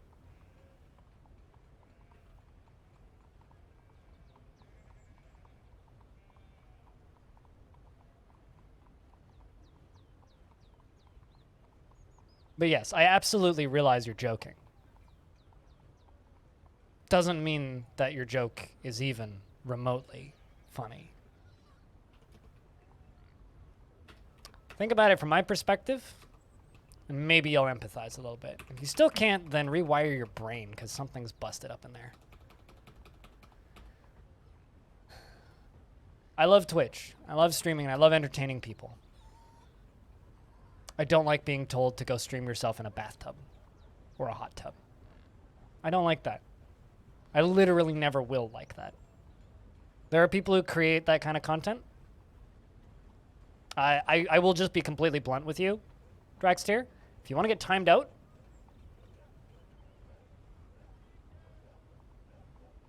keep doing that. Because I'm going to start doing that pretty soon. I remember who said that. And if I keep seeing repeat offenders, I will start blocking people and banning people for it. Because I do not want that here. What's my recommendation for ores? Whatever you can find, dude. Seriously. How you doing, Navy? It's good to see you. Literally whatever you can find. If you find something, use it. Unless you're asking, like, what is my recommendation on what to do with ores like tin? I mean, it's an alloy, so you can make it into other stuff. But if you don't have the other stuff to make it into other things, I usually would make tin into, like, furniture or crafts or, like, doors or, you know, that sort of stuff. If all you have is tin, then tin barrels, tin bins.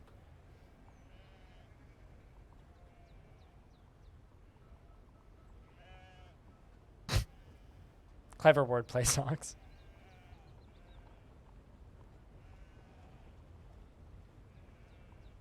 And sell them to the elves. I make statues out of lead. Usually. Statues and figurines. I don't generally sell anything outside of prepared meals to elves just because I don't want to risk accidentally selling them a bin.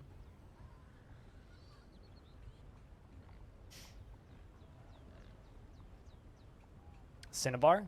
Cinnabar, please, indeed.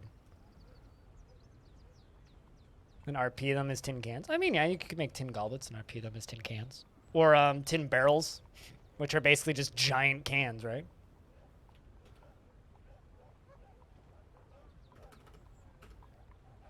That forgotten beast birdie just severed a crocodile's head off by scratching its neck. Pleasant.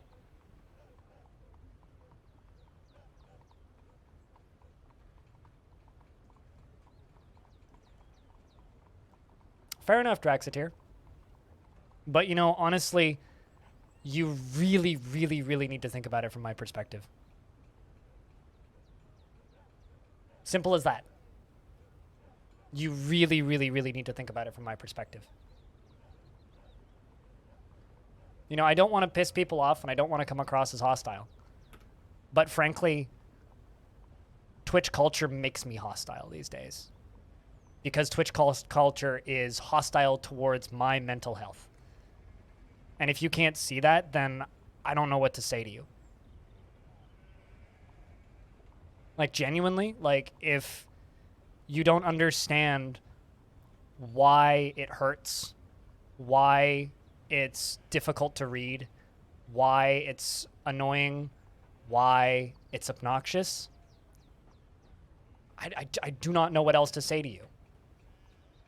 People do not listen to pleading. People don't listen to asking nicely.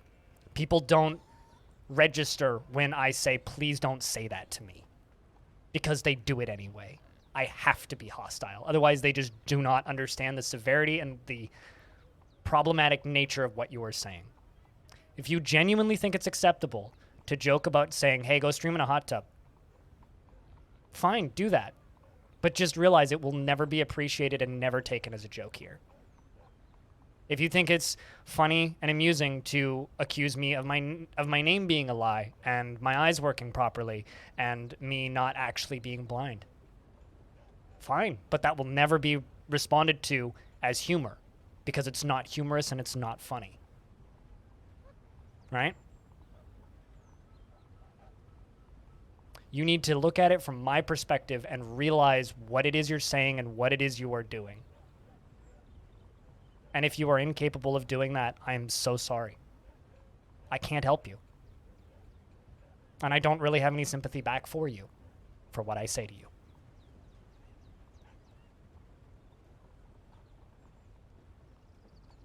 I don't know what else to say. What more do you want me to say? Why is it so difficult to just simply accept that someone telling you to do something they really, really, really don't want to do? Even as a joke. I'm not mad. I'm incredibly disappointed, Renbird.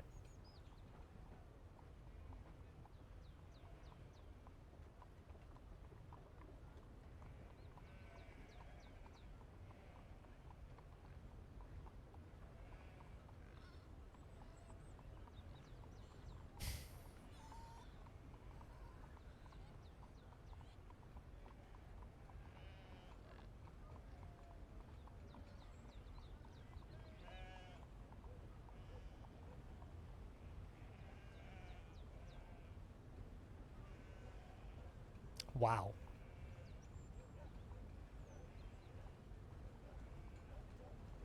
Just fucking wow.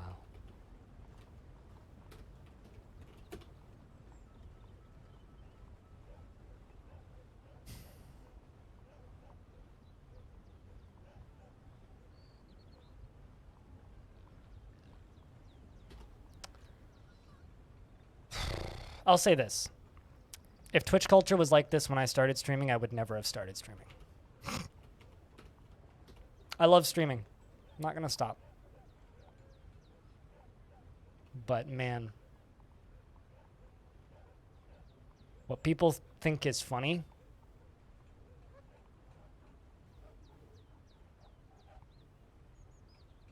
irks me.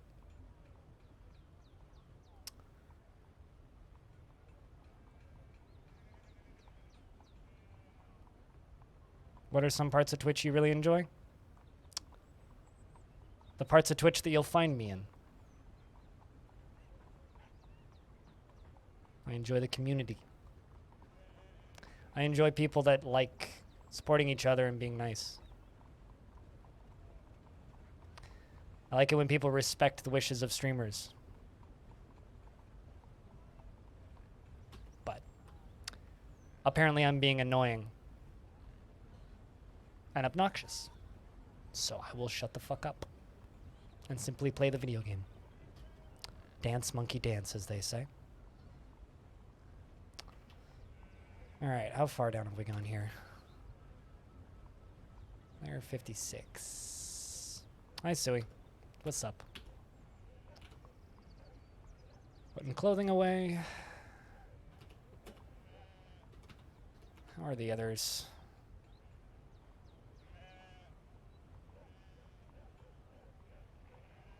Chico's still moving about. That's good. You were pretty far gone previously. Still pretty far gone. At least you haven't tantrumed.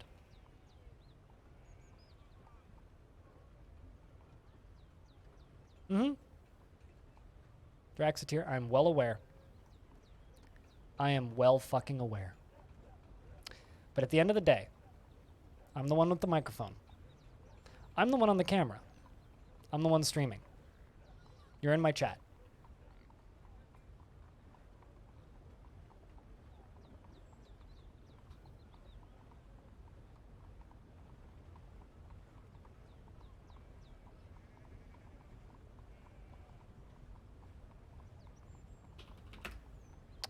Seeker's improved a bit. Was red last time I looked.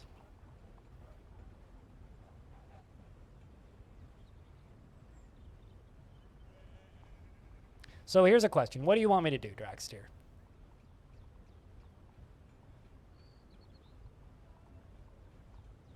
What do you want me to do?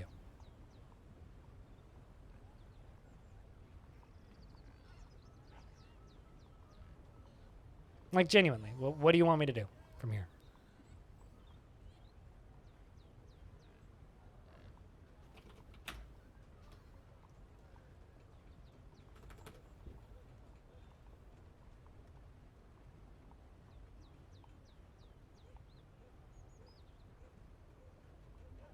I would like an apology from you. That's what I would like.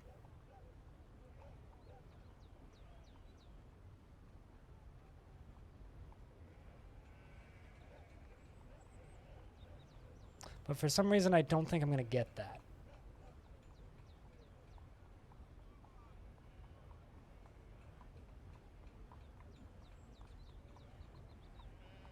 It's real difficult to enjoy myself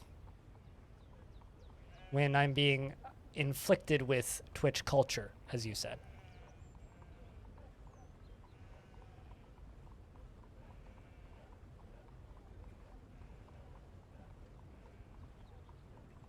What Commander Rainbow Ducky said. The only thing you're going to get right now is more of what you've been getting. Or you'll be removed from the chat room.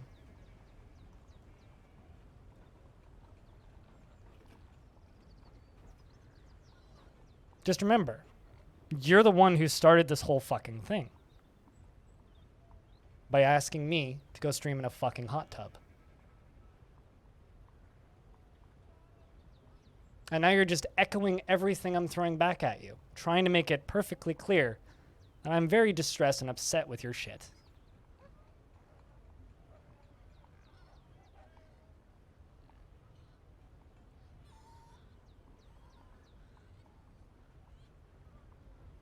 Well, I'm not happy to drop it.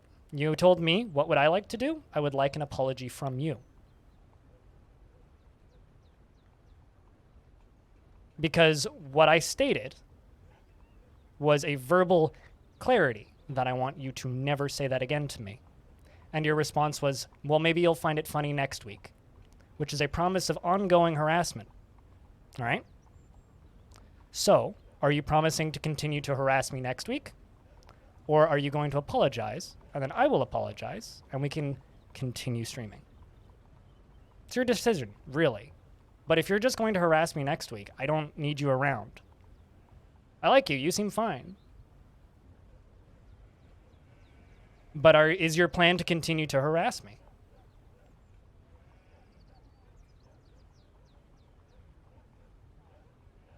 I don't know what you want from me.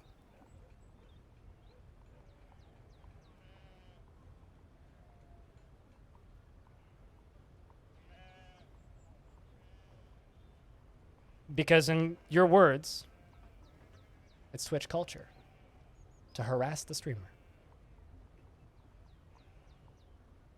All right, then can I get an apology? If you have no plans to harass me, like you stated you did previously, then can I please have an apology?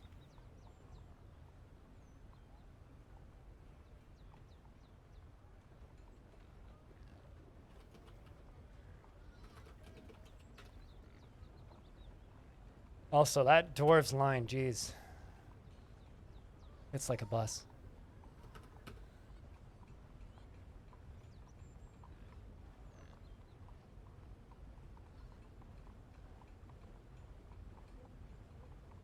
I mean, if you have one, feel free to go for a swim. H2O.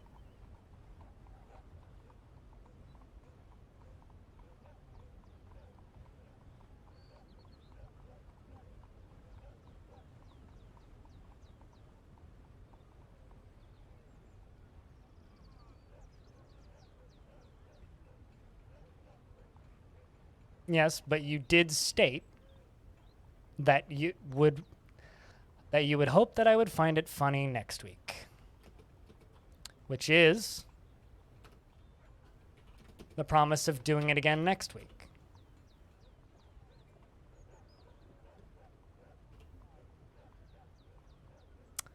All right, I'll be the bigger kid here and drop the subject.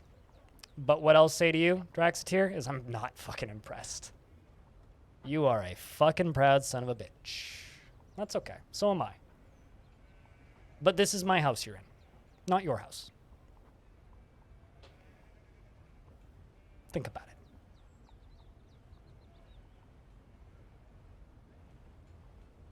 it.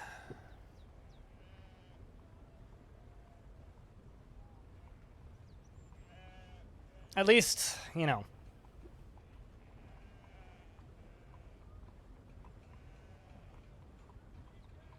Maybe you'll think twice before making that joke again.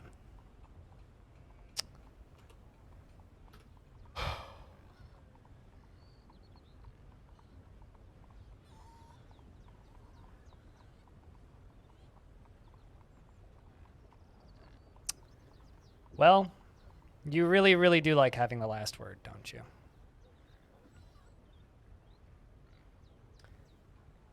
You really do like having the last word.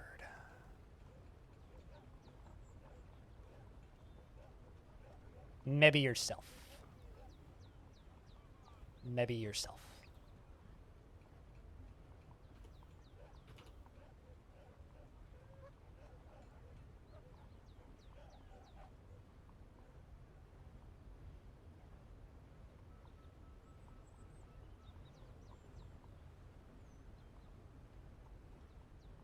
Got another Wolverine.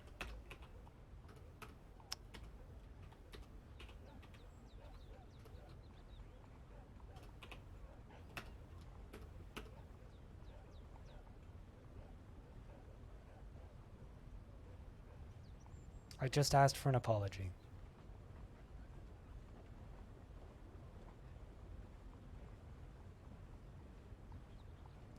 All right.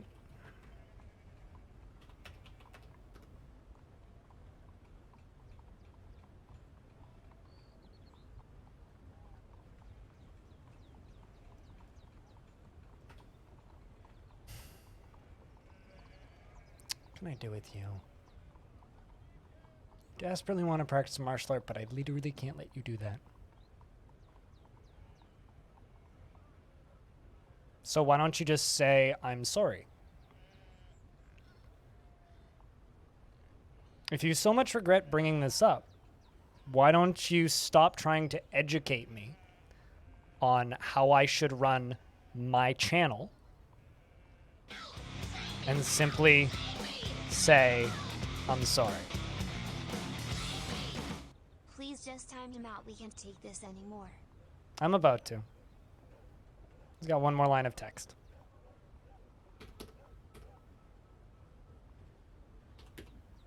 But thank you very much for bringing that sub back. Cheers. Welcome back. I don't like doing this. Like, to be clear, like, this isn't fun for me. This kind of shit ruins my day. Because one is, I regret bringing this up in the first place, and the other one is, I apologize. There's a very big fucking difference between the two.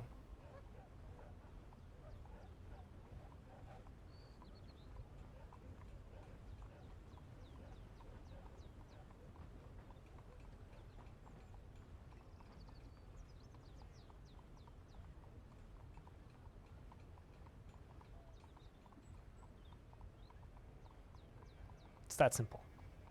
Very big difference.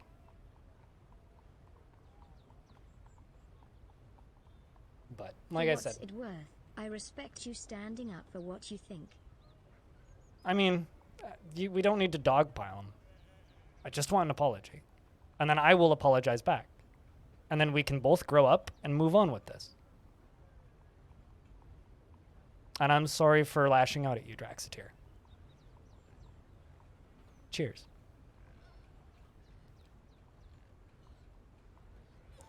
To be clear, I'm not a perfect person, okay? My brain doesn't fucking work properly half the time. I'm incapable of thinking before I talk most of the time. I've always had this as an issue. This is something I've been working on literally my entire life. I'm not perfect. I know that, right? Yes, I can lash out sometimes. I'm probably never going to change. I've gotten a hell of a lot better. Anybody who thinks that I lash out at people these days clearly didn't watch me in 2015. I used to be a very much more angry person. Yes, I can be harsh. But I like to think of myself as blunt and honest. I say what I'm thinking. I don't say anything else. If I'm pissed, you know it. Some people respect that honesty. Some people hate it. When it falls on the wrong side, I'm sorry. And it sucks. And I don't do it intentionally.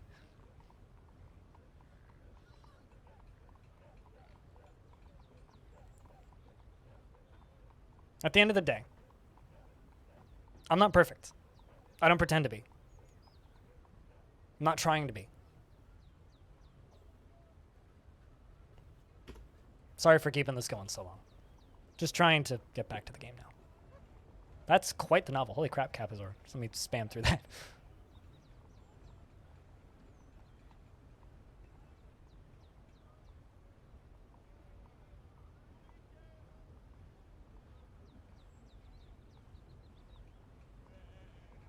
Not trolling. Trolling is generally not written that well. I can detect trolls pretty quick. If it was a troll, they would have been banned within seconds.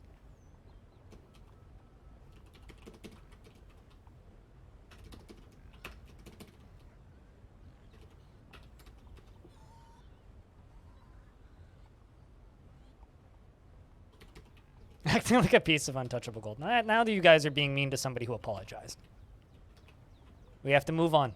Because we growed ups, I think.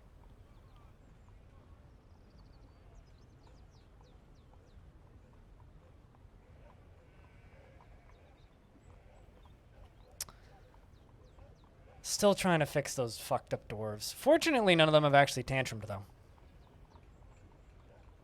I'm not entirely certain what I can do with them.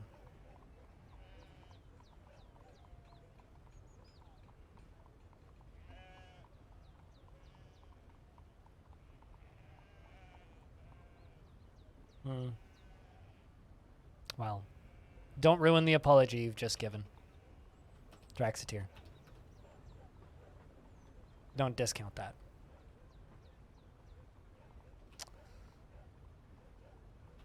Oh, well. The internet can be a wonderful place.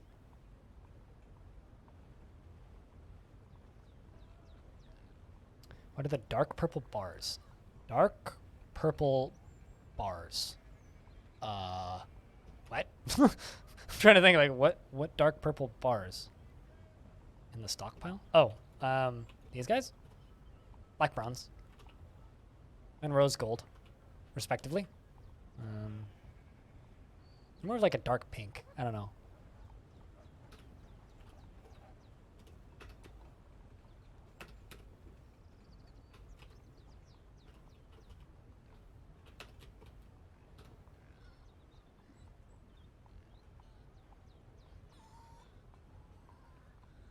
More of a dark pink. I don't know. That's kind of a purple. Chad, is that purple or pink? Looking at them now and like questioning my eyes. Magenta? That's like, what's the answer? Purple or pink? Neither. Okay. Touche. Maroon? That's not a color. I know it's a color. That's not a color. It's a fake color. Fake color invented by painting people to make you pay more for wall paint. It's a color conspiracy.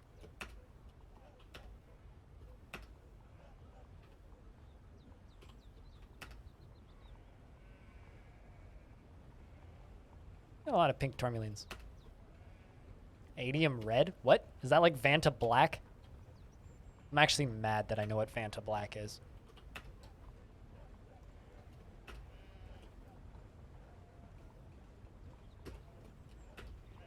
Yeah, that's pretty accurate, Squug, not gonna lie.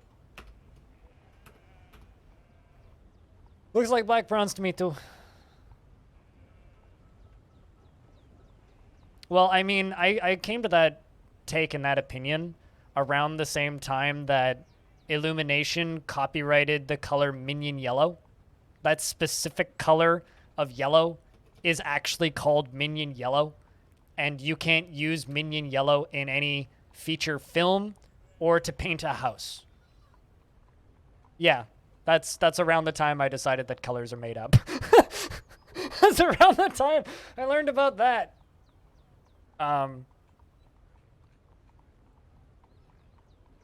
What's eggshell anyway?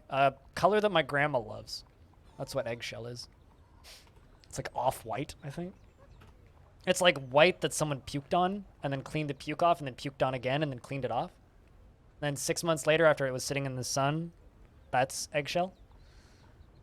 It's like white and stomach acid.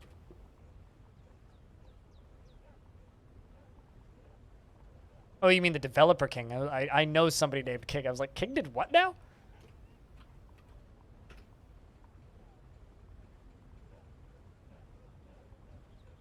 The official yellow shade of minion yellow is gross. I'm pretty sure I know someone who used to have a car that was minion yellow.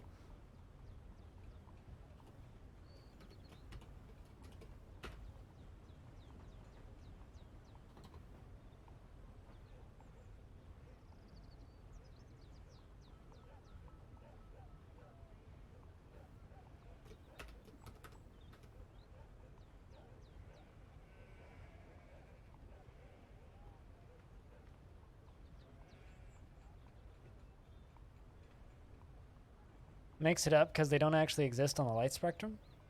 Colors or minions? Because I would be actually very happy to know that minions don't exist on the light spectrum. Oh, magenta. God damn it. I mean, I'm fine with the color magenta, but minion needs to go.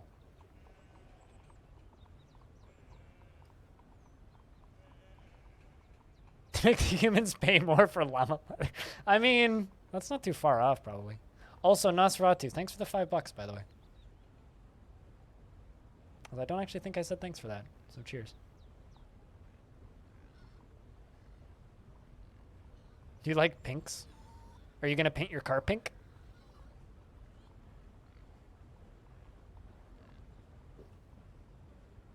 Uh-oh. Dave Crocodile is getting shreked by that Forgotten Beast. Nair? Yeah. Just asking. By the way, does your car still play Africa when you open the door? Just important question. I'm asking for science.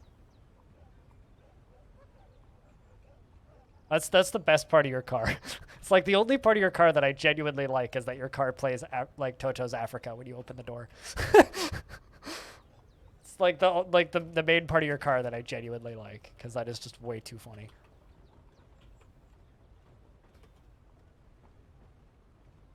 But yeah, don't ever change that. Don't ever change that. Man, I really wish that we could do a whole line of gem glass windows at the same time. It'd be really nice.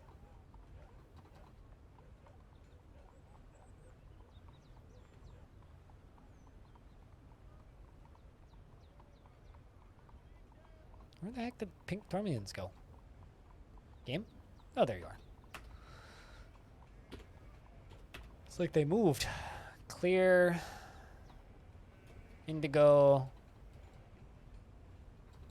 Red. Purple. Now they're just gone again. Let's let them cut some more.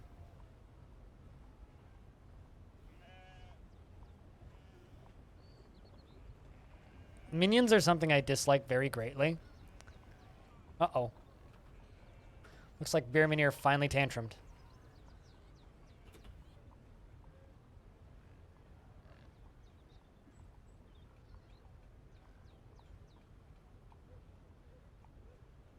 Oh boy. Did anybody see it though? Doesn't look like it. Man, he threw that book real far. Uh-oh. Now he's attacking somebody. Someone's dead. Who'd you kill? Okay, that's fine. Just nobody of super heavy value. Although Shem is horrified after seeing Udil die. The merchant has been found dead. Are you still tantruming? Nope, I don't think so. But, question is, did you see that crime? I'm assuming somebody did. Well, he's having a spaz attack at this exact moment. Oh, nope, still tantruming. And punch somebody. Oh, you killed another merchant. Well, at least they're just cannon fodder at this point. Looks like Beermanier is going to prison. He's going to go back to reading. Well, I mean, unfortunately, after you murder 2 people, you can't really just go back to reading there, sir. Like, I hate to break it to you, but it's not exactly like respectable, you know, 8 witnesses for that second one. Jesus. 29 days in prison and a beating. For murdering 2 people? Damn. It's a hell of a way to go. Alright, you've been punched.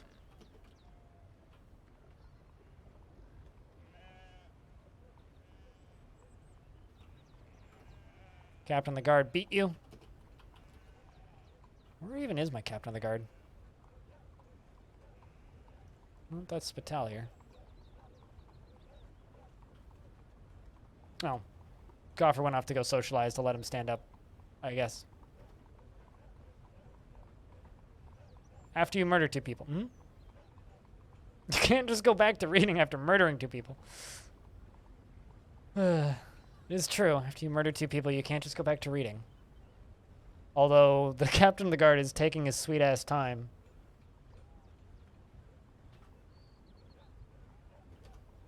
At least they were just unnamed merchants.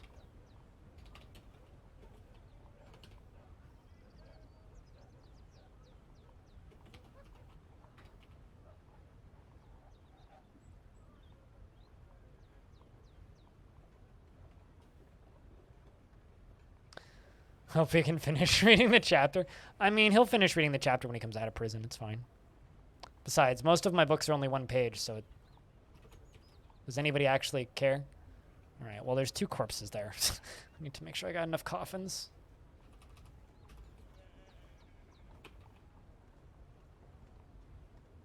Got plenty of space to put coffins. I actually don't think I do.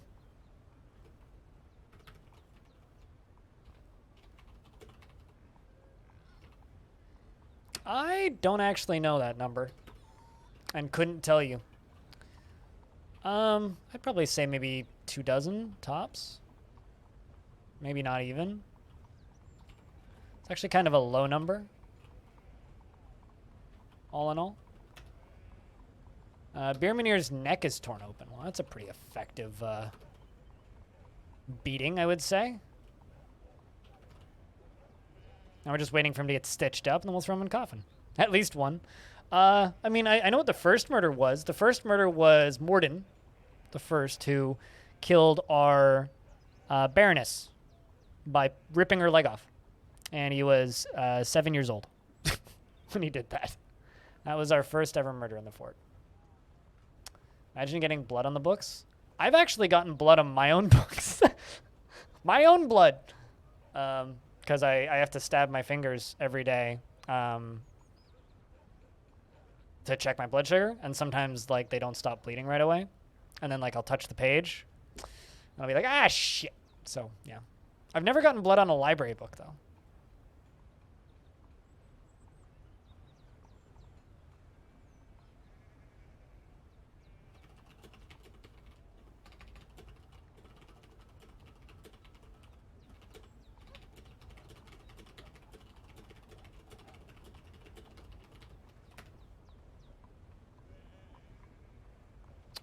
Right, well, you still need to go to prison. Blood books are metal. I mean, it's kind of like that one guitarist who had his own blood in the guitar. All right, you are moving. Autumn has come. What sort of books do I read? I don't read a lot of books. Mostly game design stuff. And books about game development and video games.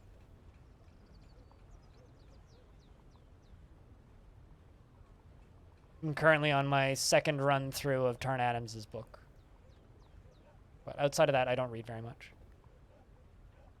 I did get blood on my copy of Tom Sawyer, though, which I sometimes read the first chapter of just for nostalgia's sake.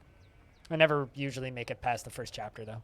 Usually just read the first chapter and go, ah, I read this when I was little, and then put it away.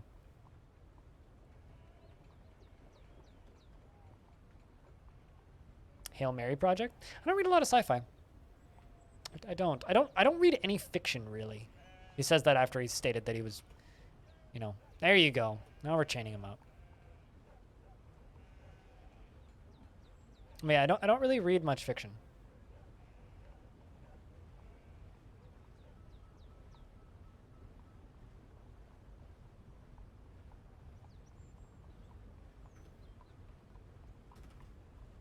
King wants 2 more ballista arrows.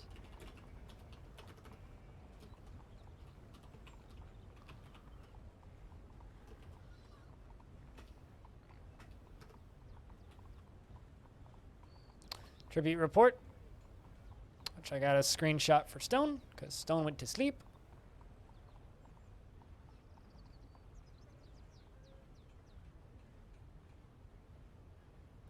Dwarf Fort talk.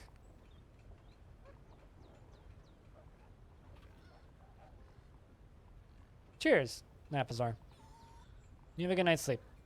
Apologies for the drama.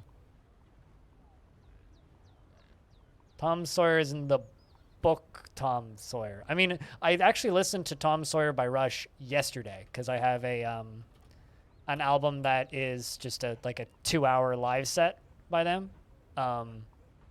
It's a double vinyl set. Very, very, very nice. It has like a 9-minute drum solo in the middle. So, standard Rush affair, but Canadian classic for sure. Yep, seeds all the way to there. That's not too bad.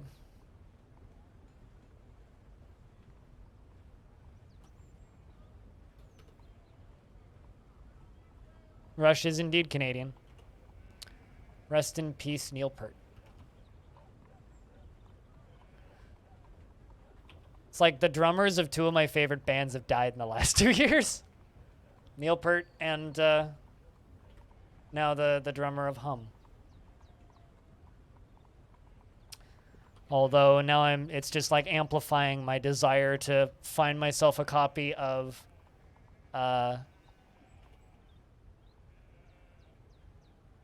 You'd Prefer an Astronaut. Let's see how you're handling being in prison, Beermanir. Interested. Ah, humiliated, you're fucked. I don't know. Maybe it'll come out? The thing is none of my dwarves can actually fall into melancholy because they've all made artifacts, which actually makes this kind of difficult. But yeah, no, Rush is Canadian. Rush is Canadian, and I have a ton of respect for Rush because they're one of the few bands that I know of who never, ever, ever, ever, ever had run-ins with substance abuse. They're like one of the only bands I've ever like really encountered over the years that never ran into that problem. Which is kind of incredible if you think about when they were super famous. Like it's actually kind of a amazing thing that they made it out the other end of it. Like it's a weird thing to be lauded for, but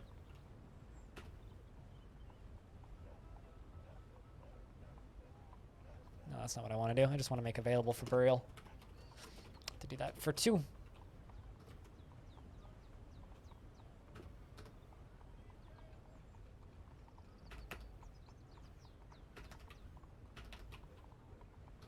There we go.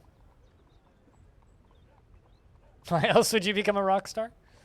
To be an incredibly technically talented musician and put on incredible performances for your fans? Just a possibility. Just a possibility. Also, I did see you pop in earlier, Stewie. Just a belated hello.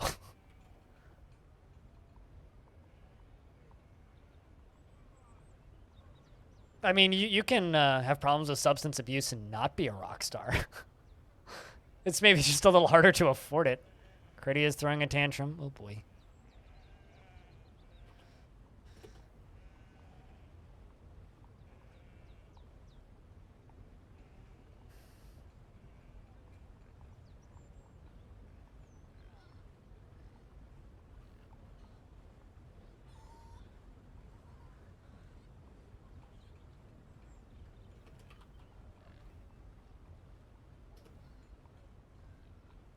Just gonna keep an eye out for combat reports and things being toppled.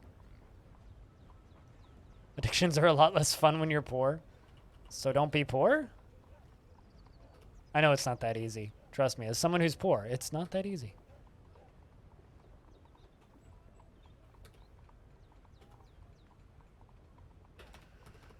Oh boy. Just be like the guys from American Psycho. Addiction tends to lead to being poor. Yep, and doing terrible things.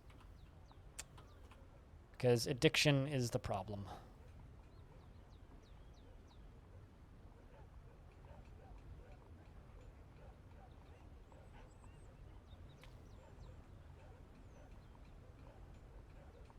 Why'd you cancel that? I think maybe you just got thirsty? Weird. Placing both of the dead in tombs. Yeah, I got here during the chaos. Well, what can you really do, right?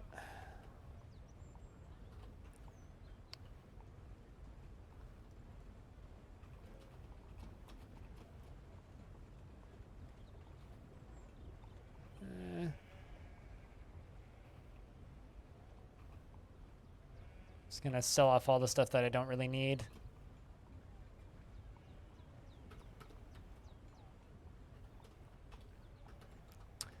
Did you commit any crimes? Yes, you did. Critty the merchant. 1 count of disorderly conduct.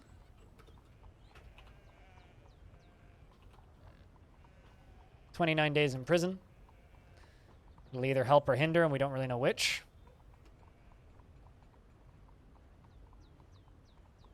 Critty did try to hit somebody, but is now calmed down. Meaning you'll probably get an extra tack on your sentence, most likely, I would guess.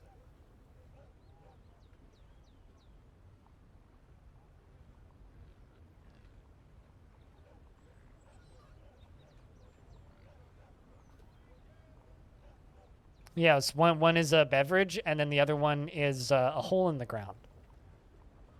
Socks, clearly.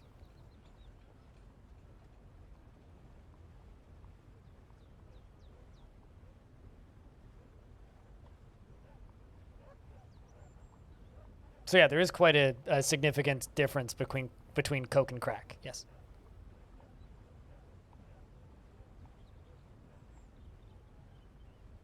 Someone should make a like a cola and call it crack cola.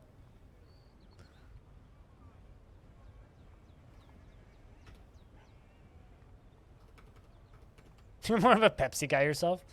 You're not a crack cola guy yourself. I don't know. I'm not. I drink like fizzy water. I'm not much of a soda person. I kind of got cured of soda or pop or whatever the hell you want to call it by working in fast food for so long. You're guilty. Yeah, that's gonna kill you. After working in fast food for so long, and having to like change out and clean the filters for the pop machine. Did a pretty good job of like the amount of hair I found in that thing after like hours. Yeah, it more or less cured me of ever wanting to do anything related to drinking sodas ever again. Dr. Perky, that is a... Okay, so Dr. Perky is either a ripoff of Dr. Pepper or a ripoff of Viagra. And you're lying to us. Dr. Perky! Take Dr. Perky to stay perky all day. But if you stay perky longer than 4 hours, please consult your physician.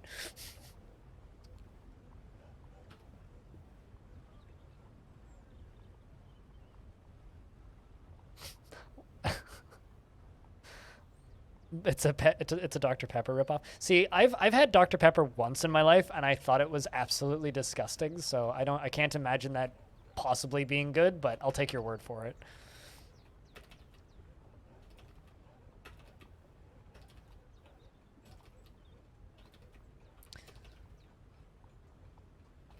With Viagra in it, yeah, that's why it's delicious. It gives you the extra pep in your step. Sorry for like taking this joke too far, Quevinair.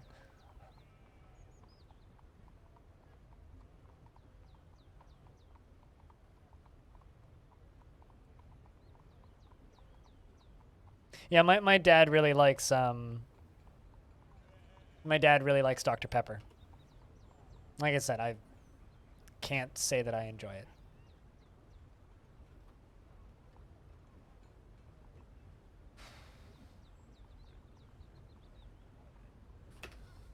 Yep, this dwarf is done. Hard by the nightmare that is his tragic life.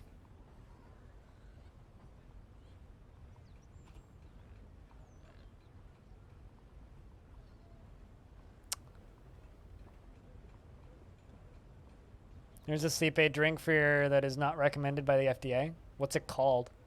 There used to be a sleep aid beverage that they would sell around here that I haven't seen in a while called Drank. Spelled D-R-A-N-K. Drank. And it had a big old weed symbol on it. It was a sleep aid hemp beverage. I never actually tried it, but it didn't look good. I'll say that much. It didn't look particularly good. It looked like a bad time, which is why I never tried it.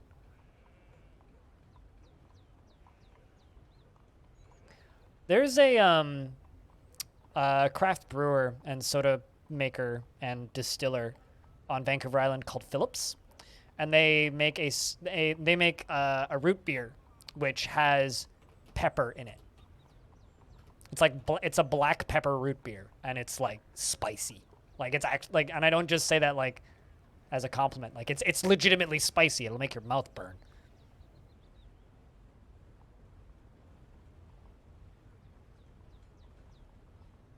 Like green peppers? I mean, to me, it just makes me think of like Dr. Pepper and Mr. Hyde or something.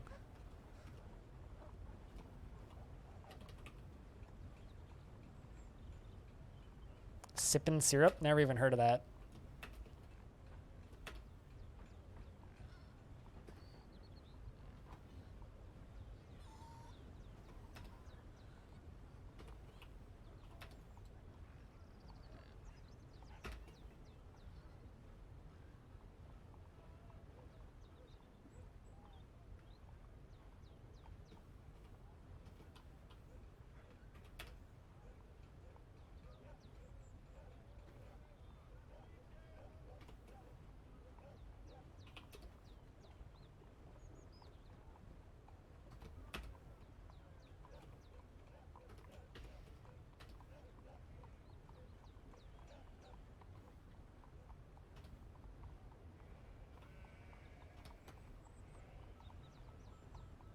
The drink you really love called Moxie. I don't know what that is. What's Genatin root? No idea what that is.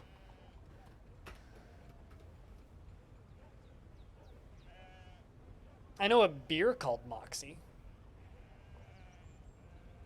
Although whenever I think about Moxie now, I just think about Moxie's Bar and Grill, which is a kind of disappointingly not great bar and grill place.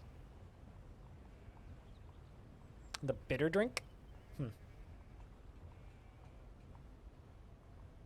Also, chat, when did kombucha suddenly become so popular?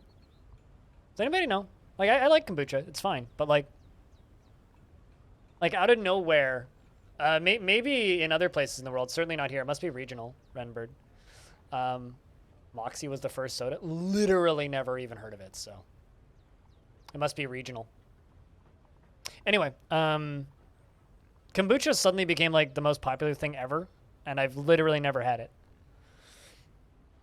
Or literally never saw it before, like, 2018. It just kind of came out of nowhere, and now it's, like, the most popular thing in the world. Where the heck did it come from?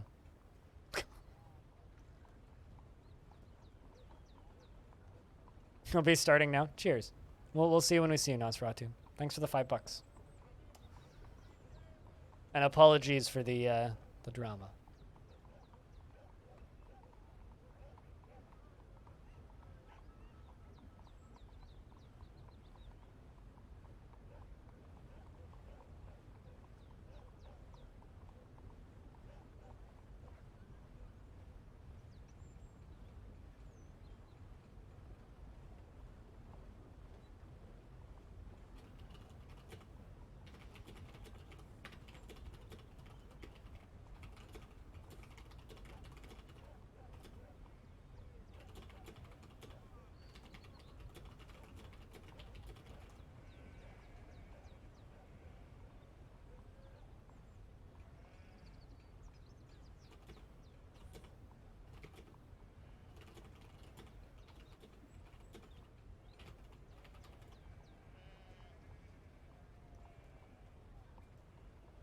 Just disagreeing with someone in YouTube comments. Don't mind me.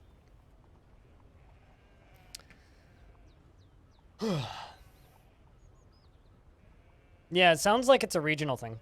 I mean, like, there's plenty of regional sodas. I mean, there is, like, local brands of cola all around the world that are very specific to specific places that you can only find in, like, super specific spots. I don't know how else to say that, but was Santa Barbara? Yeah, I'm pretty far from Santa Barbara. Yeah, I know. I have a friend of mine who makes her own kombucha. Made like the 1970s from Maine. Huh. I mean, I know it's probiotics, but like, I don't know. Maybe it just went viral as a superfood. I'm just trying to figure out when it became so popular. Like I said, it's probably regional, Quivenair. It's probably regional. I'm gonna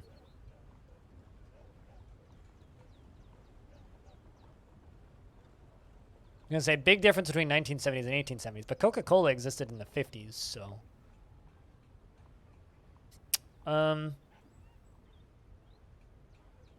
was I doing?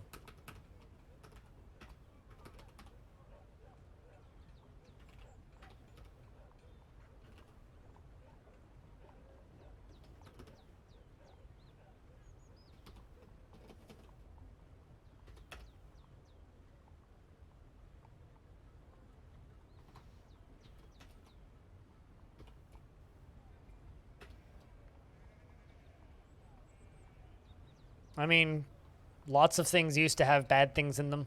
Lots of things still have bad things in them.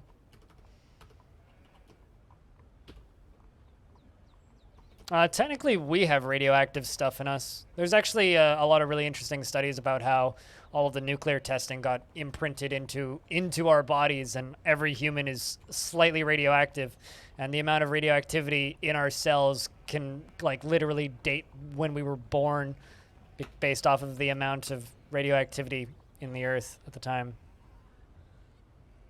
And eventually we won't be able to date anything anymore because, well, we're running out of nuclear waste.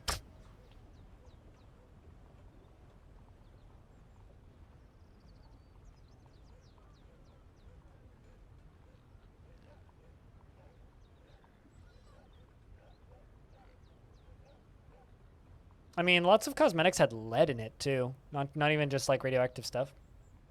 But time to hit the A. You sleep well. H2O. Just don't hit it too hard. It did nothing wrong.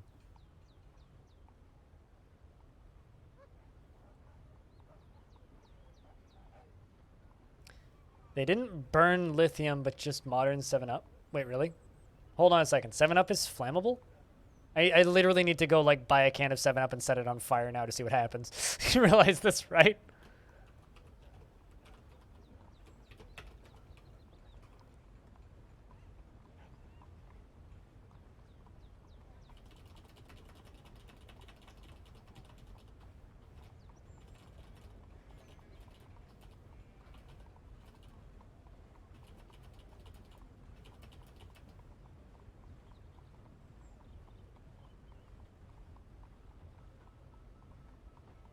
Okay, fair enough.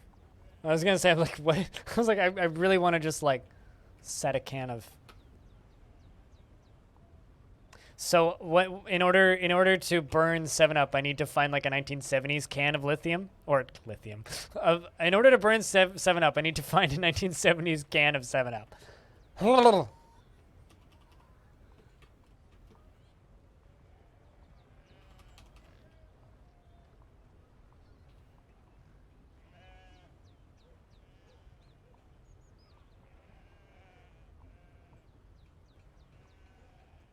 I drink gin and tonics to get the feel for the kind drink they drank for malaria preventions. I really like gin and tonic, actually. One of the best mixed drinks I ever had was a gin and tonic. Ginger ale, the Canadian stuff. Ginger ale is like the most common fizzy beverage you can buy up here. What was that lag spike? The game just locked up for a second there. For tonic and gin? You like a little bit of tonic with your gin? Oh, that's why. I am your liaison from the mountain homes. Let's discuss your situation. World same as ever. What requests do you have of our merchants? All the wood, please.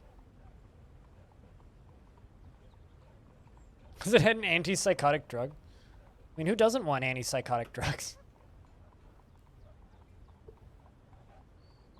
I have a friend who's on lithium, so.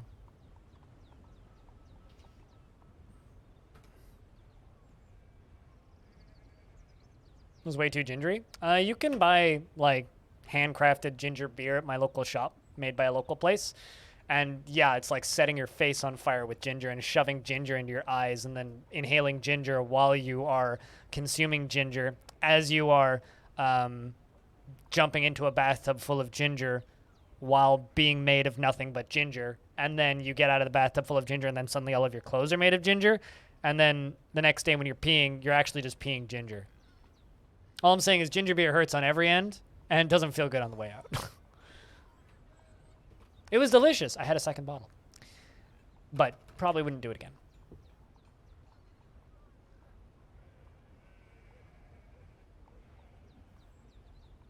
For the health effects?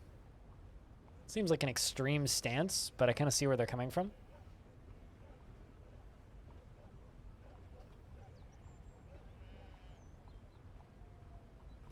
There's a buzzard attacking one of my dwarves. It's like about just pissing foam.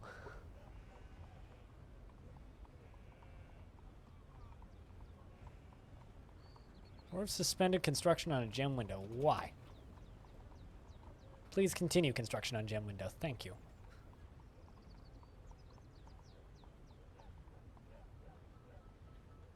Lithium is partially part of antipsychotics. I'd need to look it up though.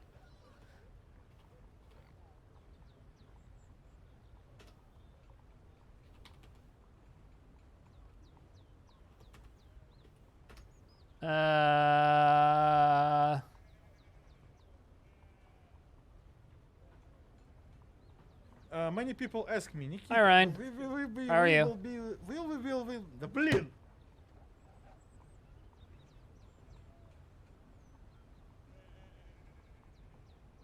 Apparently it's used as part of nuclear bombs. And batteries, obviously. Lithium is useful in the treatment of bipolar disorder. Lithium salts may also be helpful for related diagnoses, such as schizoactive disorder and major depression. Active part of these salts is lithium ion Li.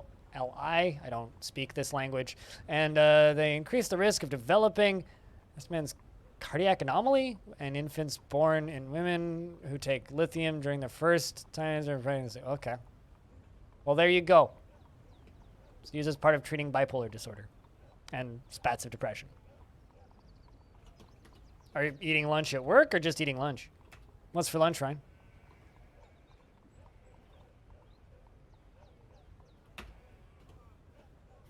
I'm going to try and get that podcast edited on Thursday. But I got a lot of editing to do in the next 2 days, so we'll see if we get it done.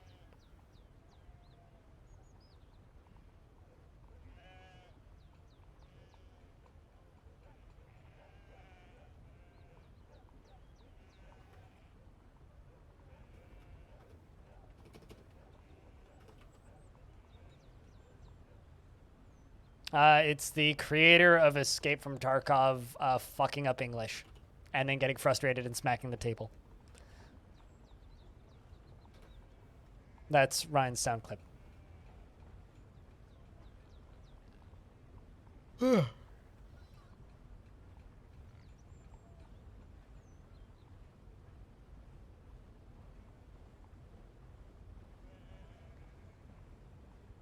I mean, for one thing, Socksmell, the first thing that would happen if you started lacing the water supply with antipsychotics is all of the conspiracy theorists would be right. That's the first thing that would go wrong. Clother just punched the buzzard in the lower leg. The force pulls them, bends the knee, and then grabs him by the leg, and then releases the grab and screams, "I must withdraw!" and runs away. And there's an almost dead buzzard, which we're going to stab to death.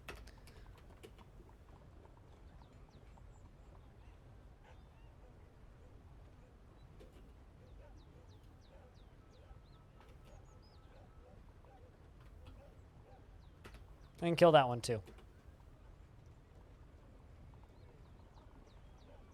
Assuming it doesn't get out. Alright, fine, cancel that. Buzzard, you can leave. You're free to go.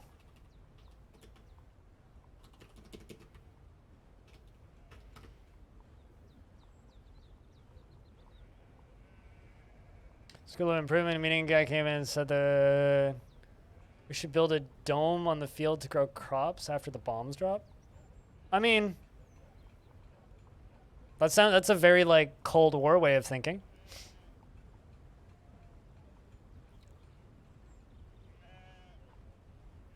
Although hopefully it's not the bombs that drop. It's more like once the climate shifts to a point where we all fucking die.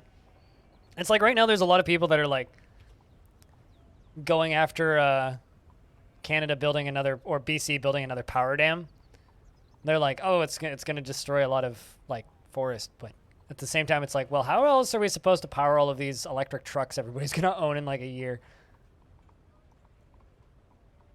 Kind of reminds me of that a little bit, but maybe a bit more extreme.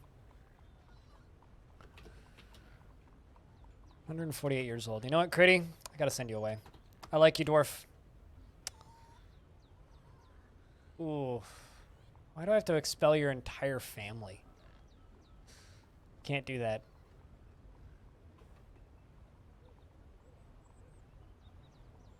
I have to deal with this, Dwarf. Trying to fix you.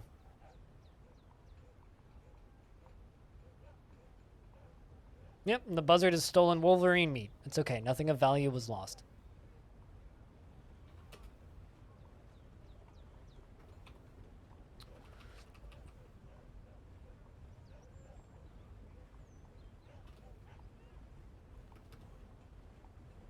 Curious. Man, I could just expel Chico. 35 years old. Yeah, I'm going to expel Chico. We can bring you back later, if need.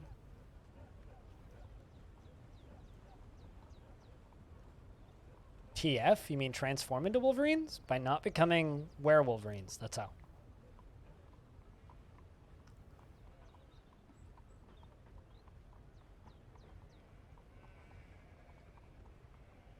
Nifty's fault was found in breast milk and honey was accumulating in radioactive particles. Yeah, no, absolutely.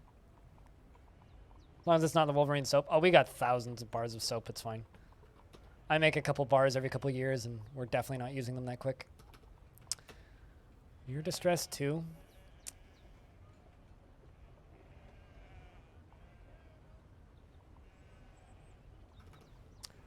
You also want to practice martial art? All right, well, let's start up the main squad and just get them training.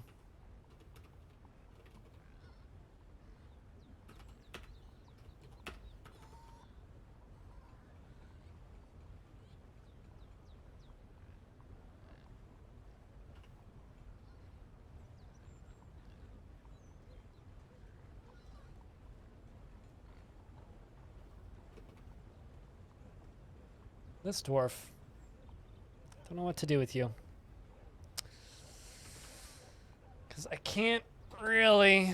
Oh, man, I guess I could just expel you. Sorry, Beer. We're expelling you, too.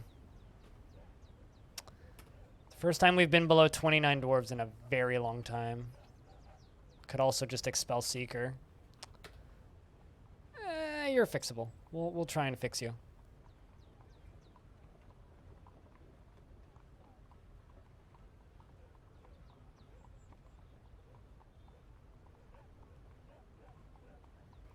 Yeah, radioactivity is a wild thing. I'm sorry, what? A section of cavern has collapsed. Behind my camera. On layer 122. I'm going to try not to. Because Arch Crystal's Arranged Marriages pushed the frame rate down to 2 FPS because he had to lock them into different rooms.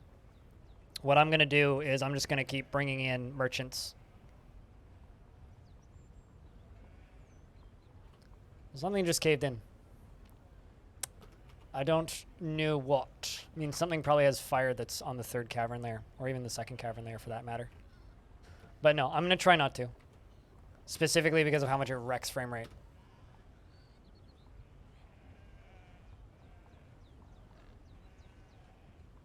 All right, I'm going to stand up. Give me a second.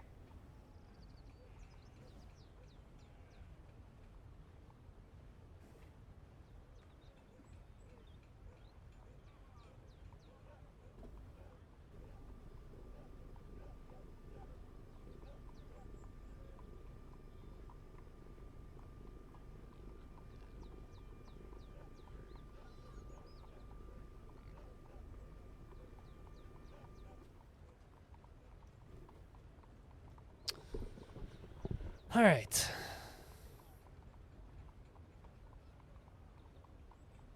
The native tribes where the uranium mine are in Saskatchewan knew not to be around the black ore and had superstitions around uranium ore artifacts being evil. Huh.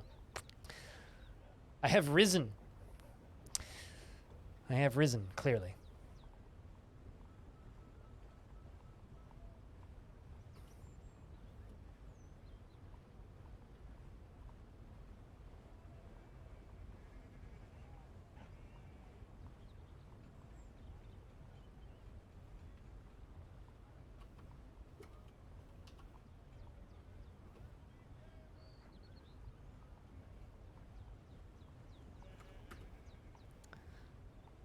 Seriously, though, this standing desk is the best investment I've ever made in my entire goddamn life.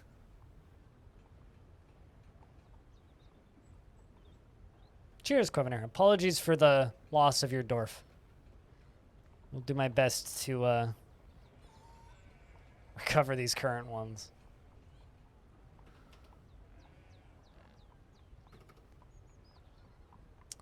How many buzzards are around? Ay, ay, ay. Kind of a lot.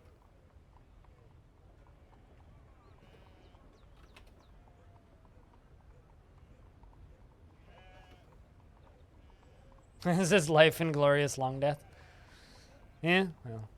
Used to have a standing desk at work. Need to get one for home. They're so nice. Well, I mean, there's more and more and more of them available, and they've actually gotten weirdly affordable. Like, I always talk about this one. Like, this one cost me $350 plus shipping. Canadian. Which actually isn't bad at all. Granted, I bought it on sale, but it's not bad at all. Like if you can get them on sale, they're, for as valuable as they are, they're quite affordable.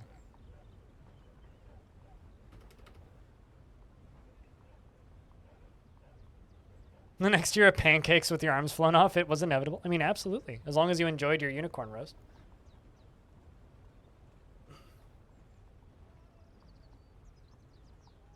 But thanks for spending time in the channel, Clevenair. We'll see you when we see you.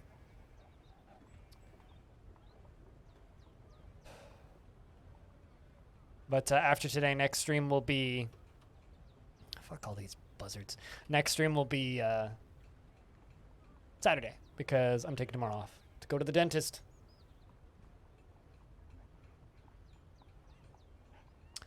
All right. I'm going to take a real quick bio break. Back in a moment.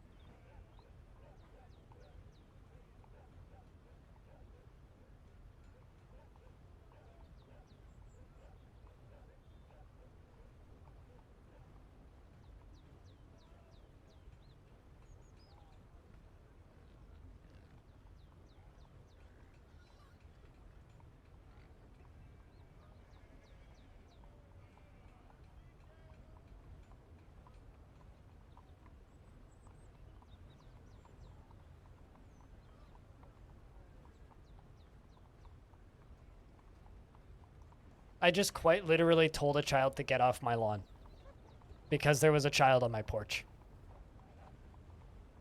I guess someone's let their kids outside. How dare they? And they're just like playing, and there was one of them was on my porch, and I literally just did that. Hey, get off my porch. So I literally just had to tell a child to get off my lawn. You know, when I moved into this building, no one had any kids, and it was very quiet. Now there's children everywhere. Chicken poutine? That is good eats. Quality eats.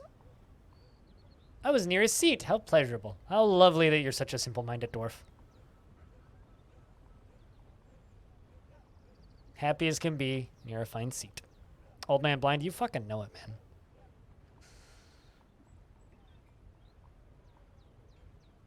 I need like a crypt old and it's just a dwarf going like, ah! Just a gray-haired dwarf just with no hair. Just mad. Or a gray-bearded dwarf with no hair. Just mad. Speaking of which, I got a pester cooler. I'm waiting on some emotes from him.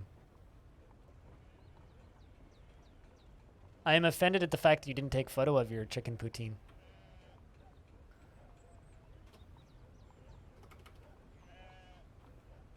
How's Ghost doing?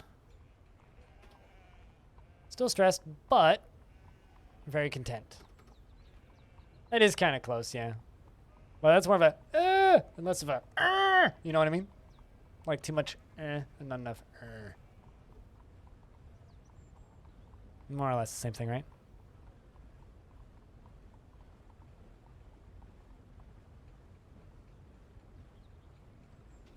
Yeah.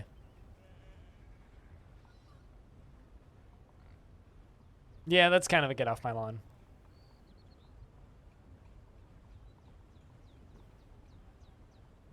I gotta say that Kiri Old is probably my favorite Kiri emo right now. I kind of bounce back and forth between Kiri in a box and Kiri Old.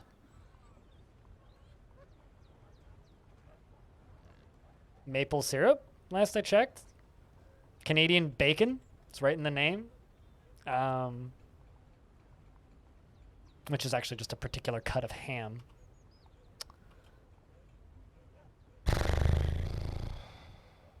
Canadian foods. Probably maple syrup and Canadian bacon would be the other two. Although I don't really think of Canada really having a national food. The thing that actually boggles my mind about poutine is how has America not figured it out yet? Like, it's literally like the most American Canadian food ever. It's literally just like, you take fries, America's favorite food, okay? Add gravy and cheese curds, maybe some meats if you want. It's literally like the most American sounding food ever, yet they don't seem to understand how to make it. And they're always like amazed at the genius when they try it. And it's like, just do it yourself. It's easy enough. And they're like, but you can't get cheese curds. It's like, can't get cheese curds here either. That's why you gotta go digging for them. Chat, do you have a regional or national food for your country?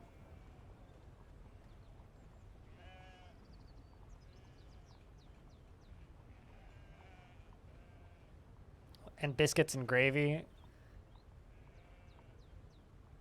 I don't know.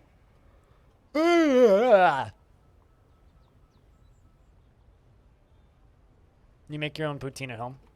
I should do that. The problem is making gravy. I don't really have any easy way to make gravy. Potatoes. I don't know. What do you eat in the Netherlands?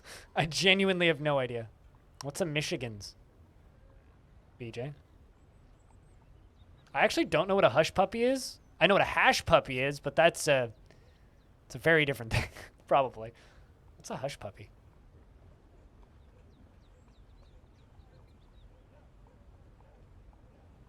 Could have chopped hot dog.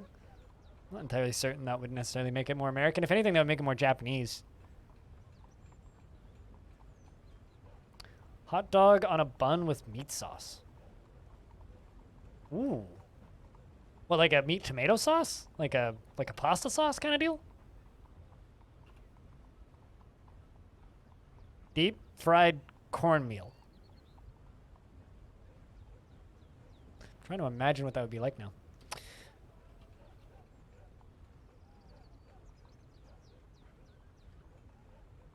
Kind of having a hard time imagining that.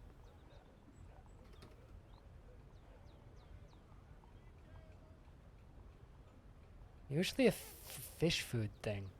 Huh. Like you eat it with fish?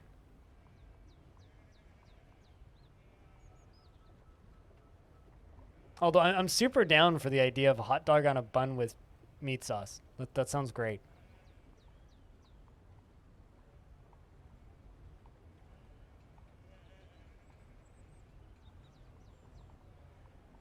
Capsalon? I don't even know what that is, Lord Cucumber.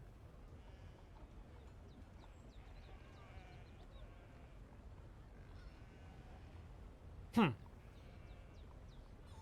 appetizer. Seems like a heavy appetizer. I don't know, we don't really, like a lot of appetizers here are like super light. Like it's not the sort of thing that you'd eat as a meal. That sounds really heavy. Whenever I hear about like, especially Southern American food, it's like the appetizer sounds heavier than most meals you buy here. It's like, oh yeah, and that's the appetizer. It's like, how are you not dead? You know what I mean? It's like, I don't even, I can't even compute that amount of carb intake.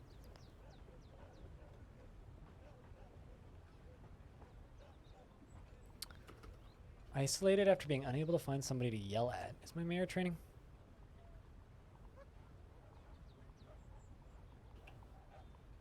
Huh. I don't believe I've ever seen a dwarf feel isolated. That's kind of crazy, actually.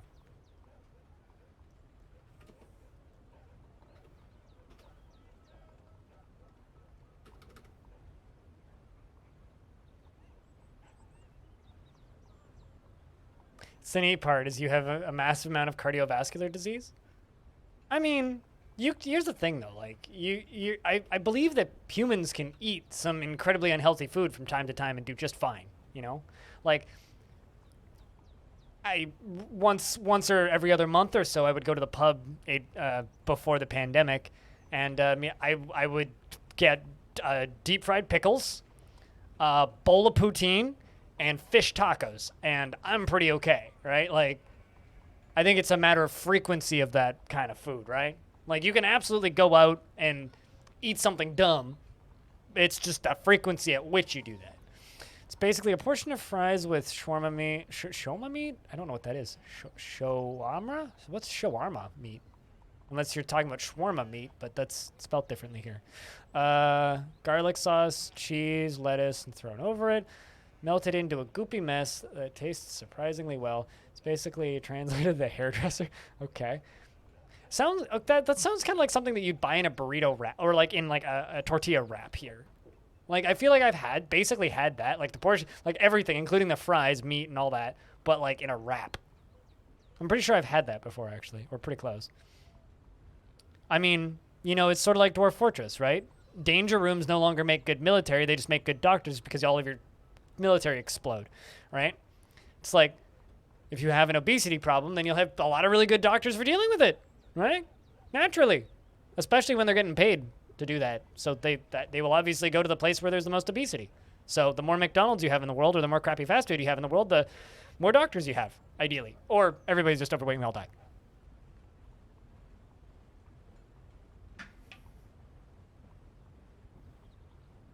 I need more coffee.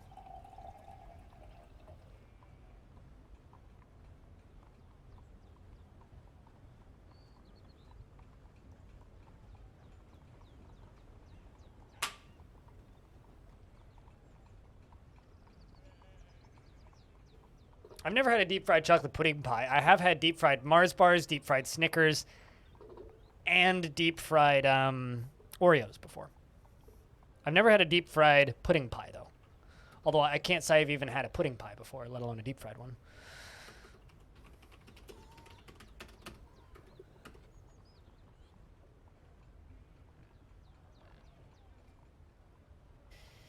They probably have good cardiologists, too. Probably. It's like good eye doctors are hard to come by because people who don't see well aren't that common.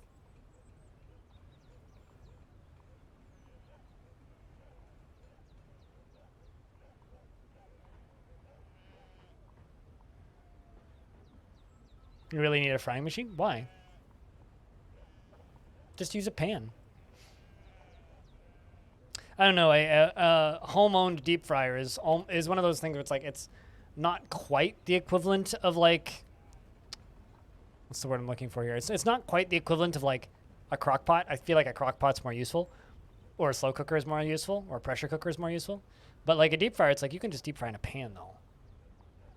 Like all you really need is a cooking thermometer, and you can deep fry in a pan without too much issue.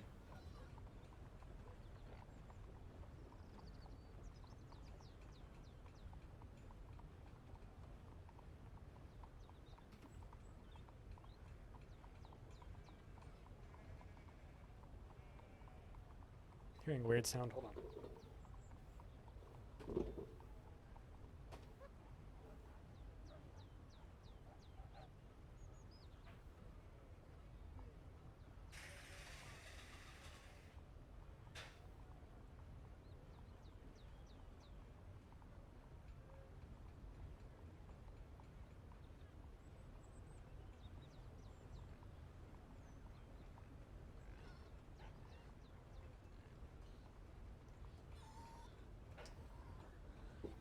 I just heard the weirdest fucking sound. I'm like, it's raining outside. What the fuck? And there's some dude cleaning the windows above my plants, and I'm pretty sure he's filling my plants up with fucking cleaning stuff.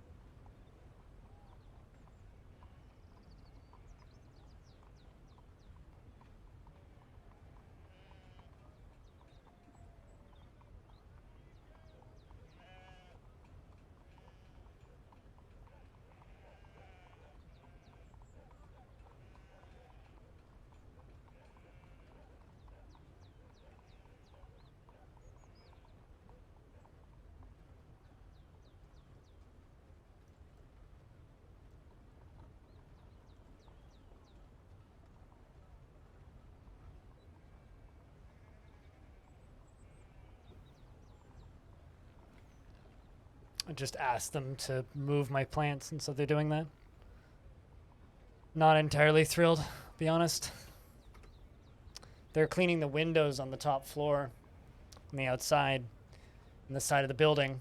And they're literally just like, they have a hose on a long stick and there's soap coming down. Not exactly happy right now. So people burn down their house by putting frozen turkey into bubbling oil. Well, don't put frozen turkey into bubbling oil. Jesus Christ. YouTube keeps recommending this Chinese cooking channel to me. And it's made me like not want to ever eat Chinese food ever again. Because as far as I can tell, all Chinese food is just coated. And I do mean coated in oil. It's like everything is just deep fried.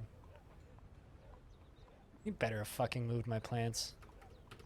I swear to God, if my plants die because they're just like spraying them with fucking chemicals, I'm gonna have to have words with the building manager.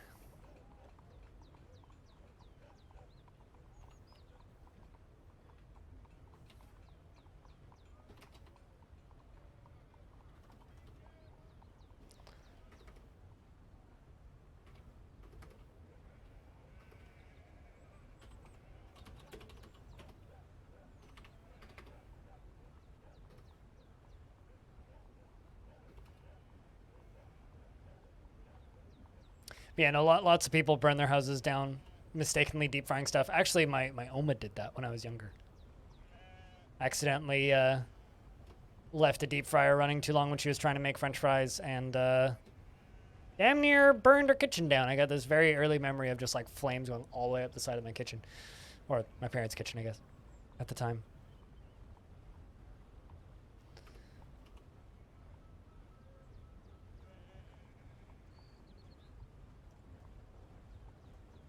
You also do it 15 feet from your house? Yeah. No, totally. And treat it like it's actively trying to kill you. As someone who used to clean deep fryers, I can confirm they are indeed actively trying to kill you. I actually have many scars on my arms from my coworkers being idiots around the deep fryer when I was trying to clean them.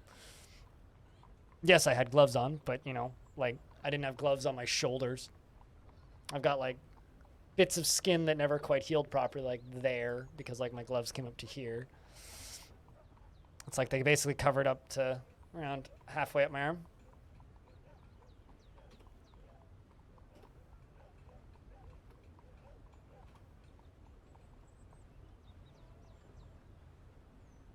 Most things are actively trying to kill you? Plushy Rat isn't.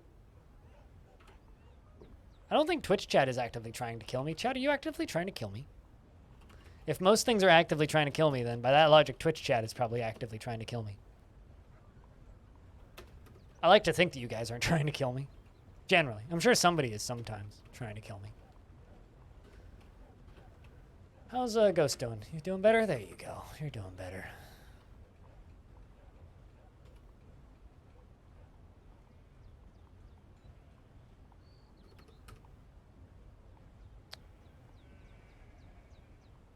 How could what be? How could chat be trying to kill me? But you still want to swim in it? The ocean doesn't want to kill you. Things in the ocean may want to kill you. The ocean itself, though, isn't sentient, so how could the ocean want to kill you?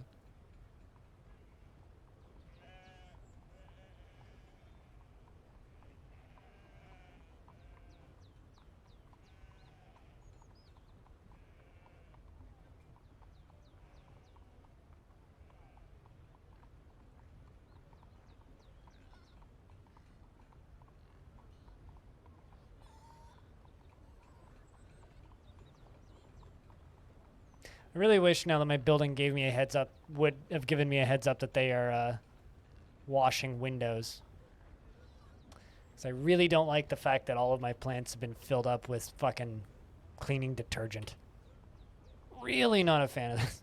I'm just like in a really bad mood today now, Chad. Cheer me up, please. Between earlier today and now just this, I'm just grumpy. I was in a really good mood when I started stream today too.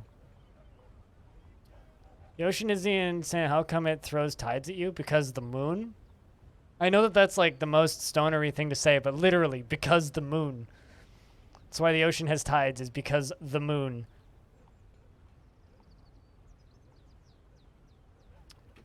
Just ask Kerbal about it. I'm sure they'll explain it to you.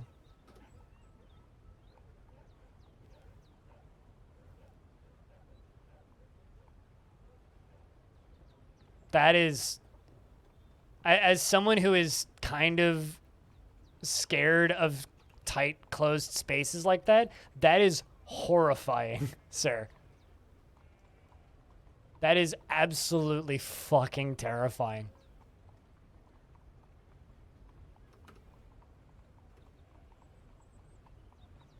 I'm sorry, what? Canada's sending a guy to the moon? When did this come out? Links, please?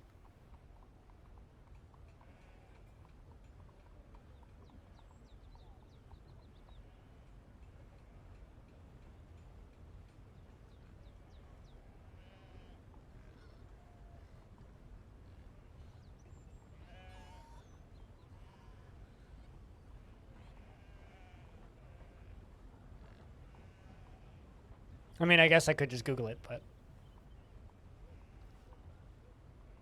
I mean, everybody on a submarine has to do a duty at some point. Infinity. It's only natural. What countries are sending people to the moon? What?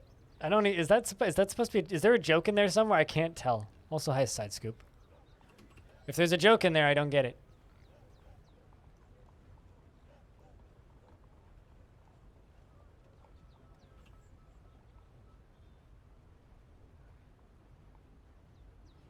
Friend is a submariner, and he said the best part was when they were running out of food, so every meal was the good shit, like prime steak. What? I feel like the food would get worse when you're running out, but it seems a little backwards, but I guess.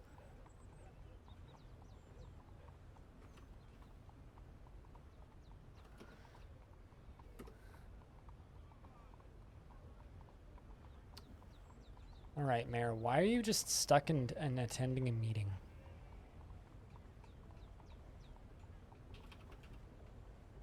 Because this dwarf is trying to come and have a meeting with you, I guess? Then why are you going down here? That's not where the meeting is, dwarf. What an odd place to have a meeting.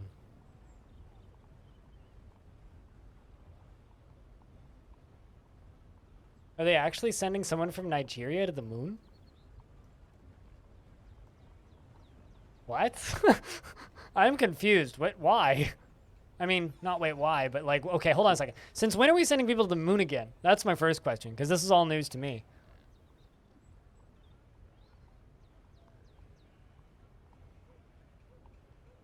Could someone give me an article about this?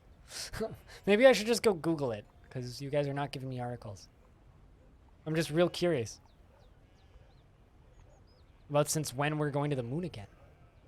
Like, I know that they were doing manned flights and such, but...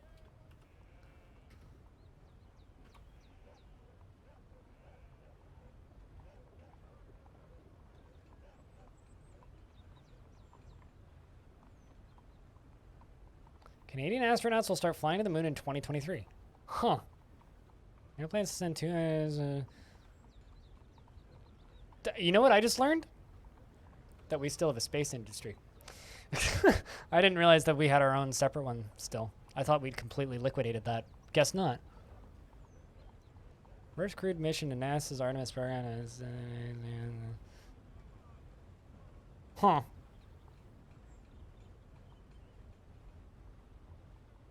Cool?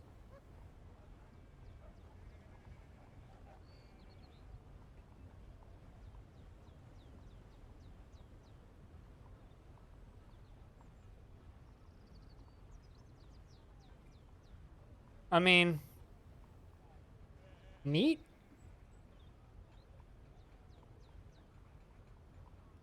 It's about damn time.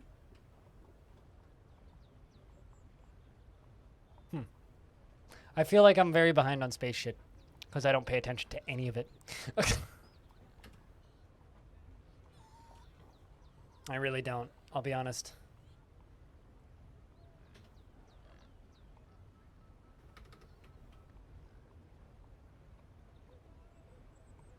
I mean, why don't we just let them have a boxing match? That would actually be a boxing match I would watch.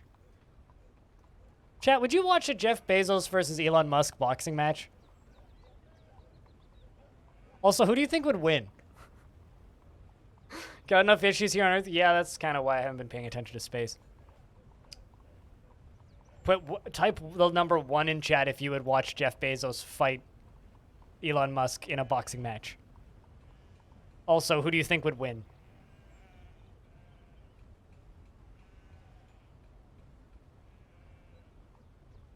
Because I certainly would. Elon would win? Jeff is buff, Elon is fat. Is Elon really fat? Last time I saw a picture of him, he looked kind of on the slender E side. He looked kind of like a stoner last time I saw him.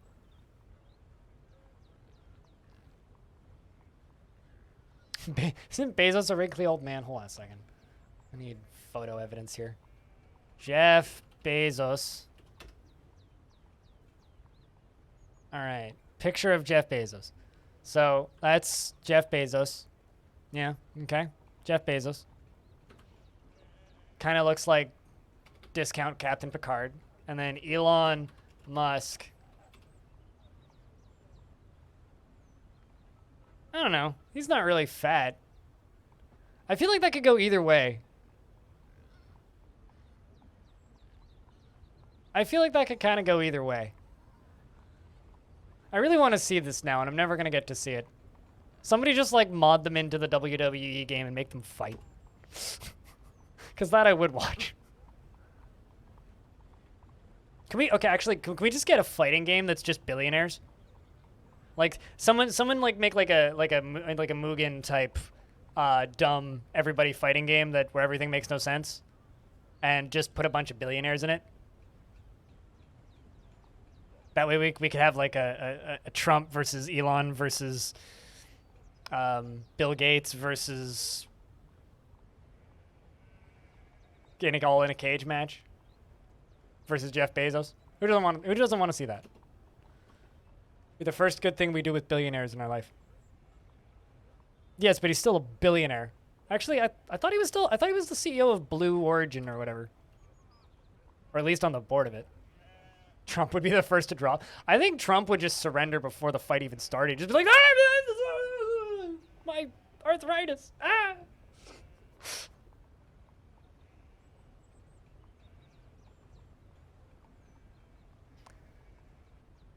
What would be the special move of the billionaires? They just throw money at it and hide? Which is what they do with every problem they have, is they throw money at it and hide. Except for taxes. Then they just throw the money away and hide.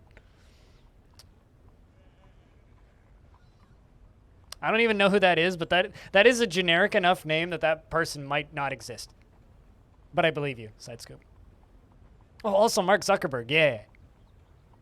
Mark Zuckerberg would like throw a giant he'd just have like a giant the like button. He'd just have like a giant like button, but it's like one of those giant foam hands, and he just karate chop motherfuckers. That would be Zuckerberg.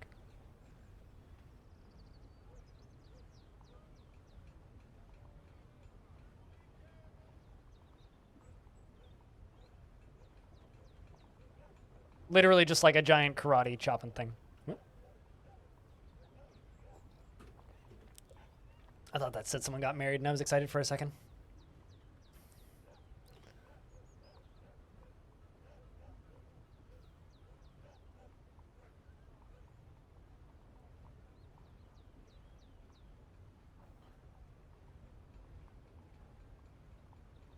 I'm just imagining like Marvel versus Capcom style, like just full screen, just like massive combos up off the screen and back down, but like it's just like a JPEG of Mark Zuckerberg.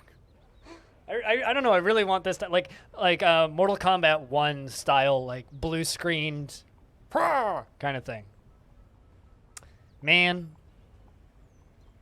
if only Flash wasn't dead, somebody could just make. Actually, someone could probably just make that and put it up on like Steam for $1 and just not tell anybody, and no one would notice. I mean, they could probably do that. I mean, Mugen's probably already done it, but like, I don't know. I'm sure someone could just like make that.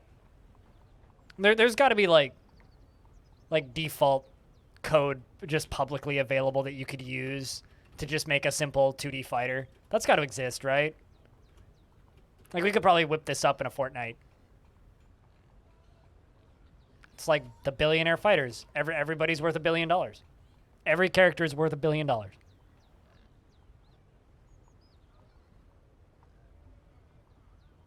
And in order to unlock characters, you have to perform tax evasion.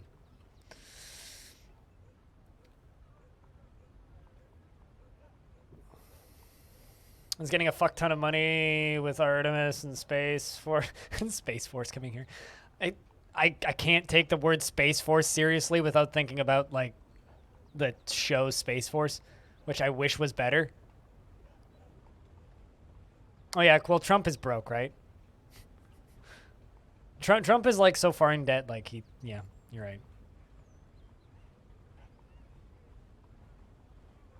I mean, it could be, like, young Trump. Was Trump ever worth that much? I don't think so. He was always a millionaire, right? That's a pity. Maybe we'll have to make an exception for Trump. But then again, there was also, a while ago, I was talking with somebody who pitched basically the same idea, but he was a billion. Okay, well, maybe we could just do young Trump. Like, I'm sure, like, everybody hates young Trump even more because that's when he was just openly a sexual predator. So then we could just, like, you know, use young Trump. Problem solved. It'll be like Link. You could have Kid Link and Grown-Up Link. Kid Trump and Grown-Up Trump. Anyway. I'm very disappointed with how I've handled this whole Dwarven Depression situation with this current wave. Because we are at the lowest population we've had. Not ever. We were at 25 dwarves once. But we're pretty close to the lowest population we've had in a while. Which makes this tax filing even more illegal. Yeah, I haven't followed that stuff much, I'll be honest. I have a hard time caring. Which, you know. I also, like, I have a hard time comprehending that amount of money. But then again, I have a hard time, like, understanding the concept of, like, $500,000, let alone, like, 3.1 billion, you know? It's just so far out of, like, the realm of my knowledge base and experience.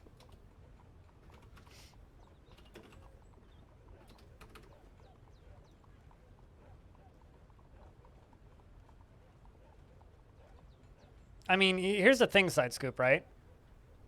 Even at my level, as an independent business owner, there are ways that I could completely negate having to pay taxes in Canada. I could do that. If I really want. It would maybe save me like $1,000 a year. But I could do that. There are ways I could do that. And I absolutely will not. Because I like paying taxes. Because it's what covers my health care. So I absolutely will never do that. I could. I know how. I won't. Because I'd rather pay my taxes. And I will. Continue to. But, you know, that's also why the world falls over, is because rich people don't pay their taxes and people like me do.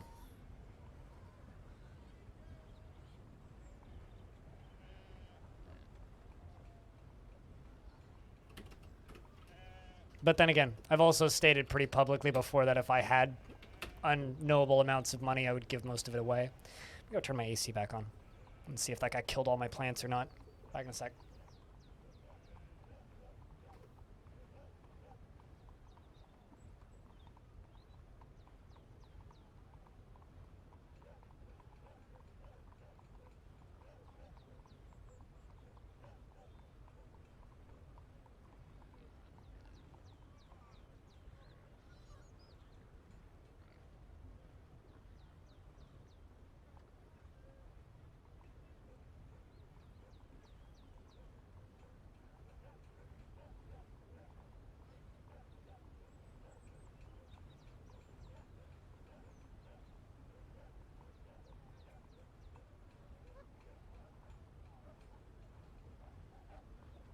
Stuck my head out the window. It just smells like cleaning chemicals out there, and all of my plants are soaked.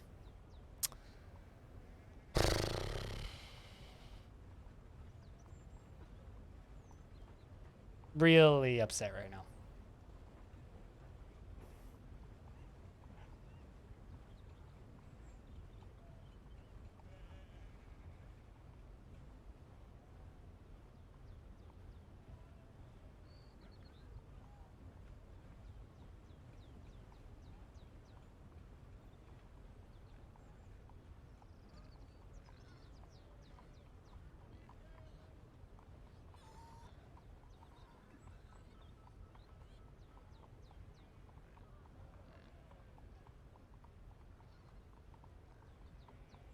They are doing window cleaning of the all of the windows that are not the base floor. And they were using a high-powered pressure washer and industrial cleaner. I just went out there and shouted at them, and they did move my plants because I was like, hey, like there's a garden here, you're gonna kill my plants.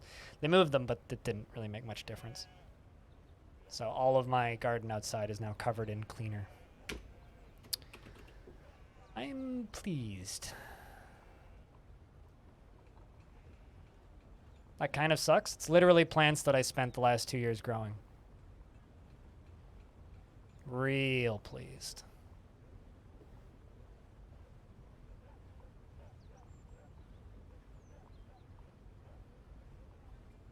Please don't tell me to evade taxes, though, because that's not legal. Okay, man? It's one of those things that when I see people doing that at any level, I genuinely believe it's fucking pathetic. Vote to fix your systems. Hopefully something not... It smells toxic, let me tell you. Like I stuck my head out the window. It fucking smells like chlorine out there now.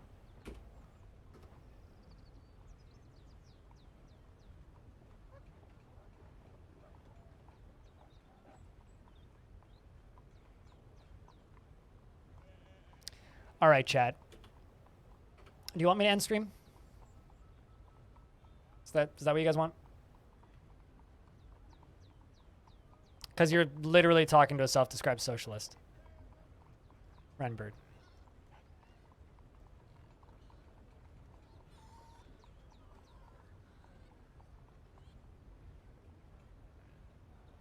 As I really am starting to feel like you guys just don't want me here. That's what it feels like. Sorry to be so blunt, but... Like, I'm right here, you know? I'm not talking to you, Draxiteer.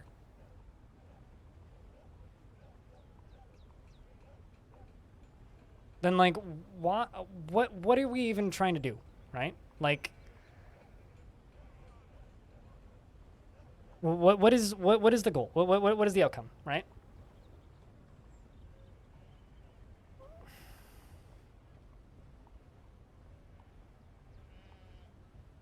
Also, Draxiteer, don't you even start. Don't you even fucking start. It's like, literally... That is the most disturbing thing anyone's ever said to me, Mohammed. Oh my god.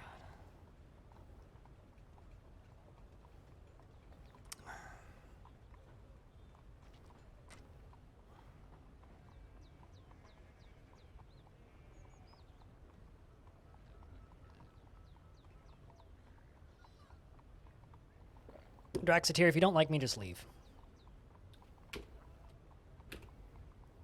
Please. I really don't ever need to see you say this again in my chat. Let me run my stream the way I want to. Period. I'm having a really, really, really shitty day. Everyone has bad days sometimes. Unfortunately, mine are public.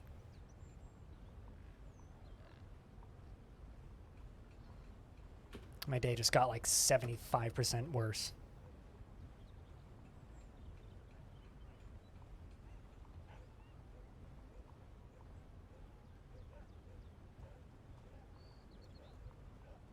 I talk to others with different opinions all the goddamn time. All the goddamn time. But there's a big difference between talking to others with different opinions and openly just trashing other people's opinions. Especially when the opinion is, you'll break the fucking law.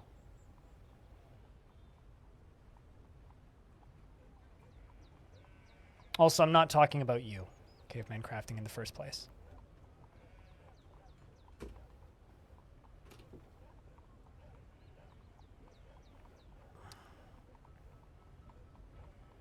Why am I streaming today? I wanted to do a long stream today. I wanted to just have a chill cast with no hostility and arguing. I just wanted to stream for like 10 hours. And you guys are making this really difficult.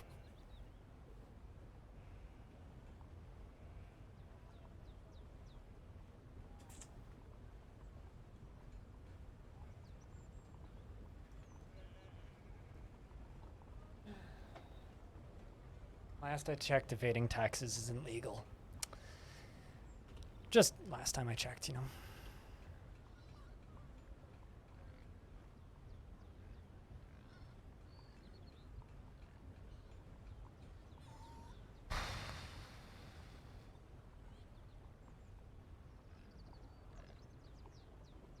Why, Renbird?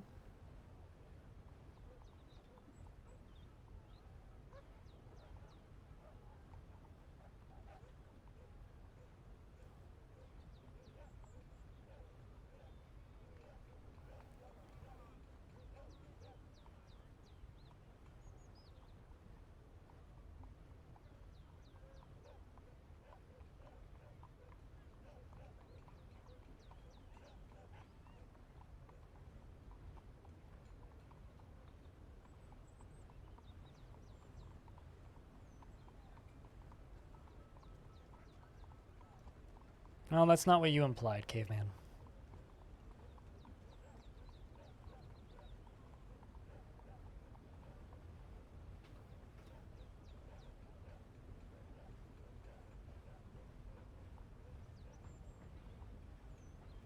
I apologize for my behavior today, chat. But what you need to realize is that everyone has crappy days sometimes. Unfortunately, because of my job, and as somebody with pretty fucking bad depression on a good day, I have to be personable, entertaining, charismatic, kind, outgoing, and nice. Not everybody is capable of doing that every single day without failure. Today, I'm very clearly failing at that. You guys have a pretty simple decision to make. You can critique me for that, you can leave, or you can be understanding.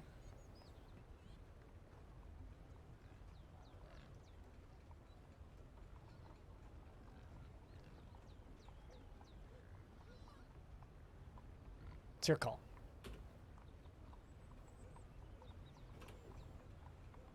I am not my normal self today, clearly. Really want it to be, but clearly I'm not.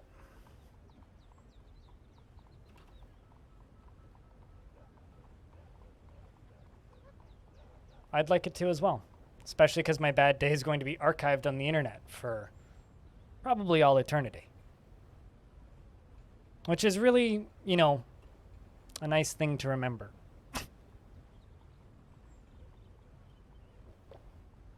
At least until I decide to delete it, which probably won't be for a very long time.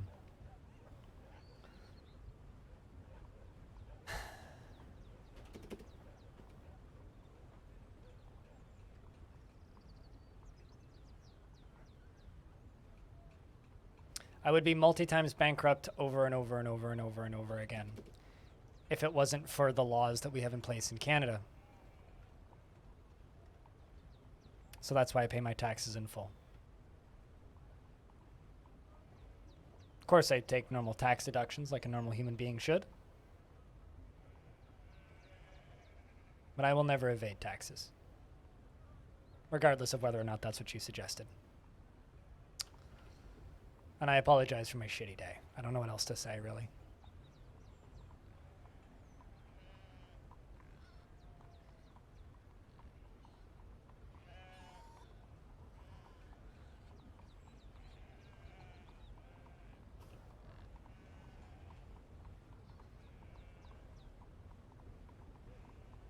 I don't know. You can do a round of beer if you like. I don't see the reason. Round of beer is supposed to be like a celebratory thing for good things. I am like incapable of that apparently right now. We're into late winter. Really hope these dwarves have some kids soon. We need some of these new couples that we have in the fort to make babies. Would make our lives a lot better.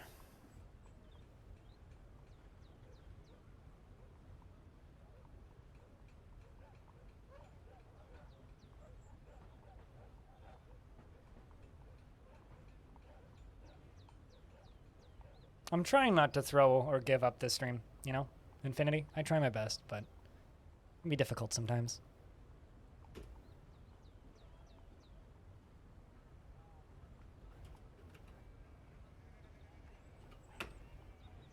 Also, Caveman, to be clear, I love talking with people with different opinions than me. I debated politics with my neighbor for like an hour last night, and it was great fun. But there is a time and place and a headspace to do that. I am not in any of those right now. Don't have the mental fortitude. I don't have the sustainability, and I don't have the... Peacock just died of old age. I don't have the... what's the word I'm looking for here? There's a dead peacock right. I can't even click on the game because the game's not responding because it's saving. Over there on the right above the red window, there's a little blue pea with a red background. It's a dead peacock. It's been in the tavern for a while. It was somebody's pet. I can't remember whose.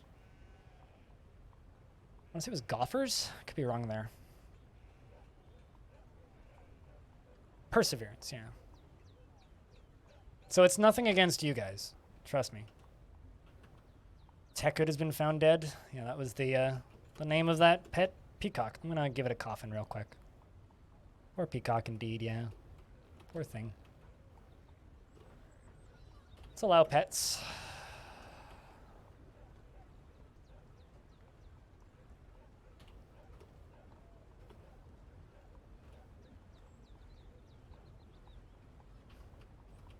Near the dear dwarves. The dwarves don't mind animals and pets dying so much.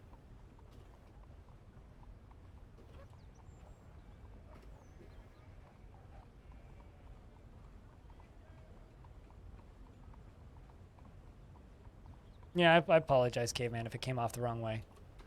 Today's just been a rough day for me, mentally. There have been 2 tantrums today, yeah. One dwarf actually killed 2 other dwarves. Fortunately, though, they were just merchants, so they're just migrant workers, so they're not really worth anything to the fort. I ended up expelling him out of concern that he would do it again. The reason we have a few tantrumy dwarves that are upset is because we had to dig through the cavern layer and they had to see 200 years worth of bodies, basically. Which, believe it or not very good for a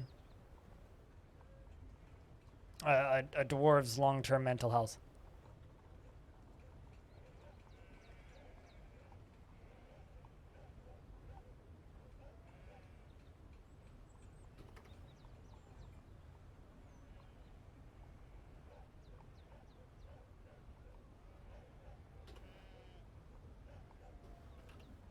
I was gonna give the peacock a coffin, but then they didn't want to, so I just throwing the body out. No, the second cavern layer. Because I haven't been in the second cavern layer for or the first cavern layer rather. Because I haven't been in the first cavern layer since we unlocked it.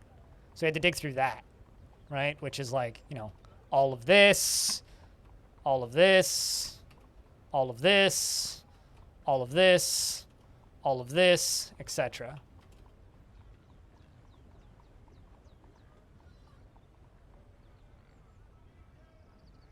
Kinseed. Oh, I know about Kinseed. I actually met somebody who works on it at PAX one year. Not super a game that I'd ever be interested in, but neat little thing.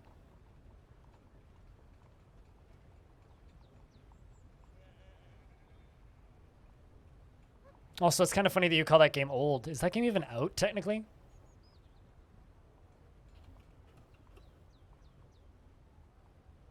No, it's still technically in early access. I mean, it's been in early access since 2018. Something about the character models of that game weirded me out. They've got very long, spindly arms. Yeah, I remember seeing the Kickstarter for this.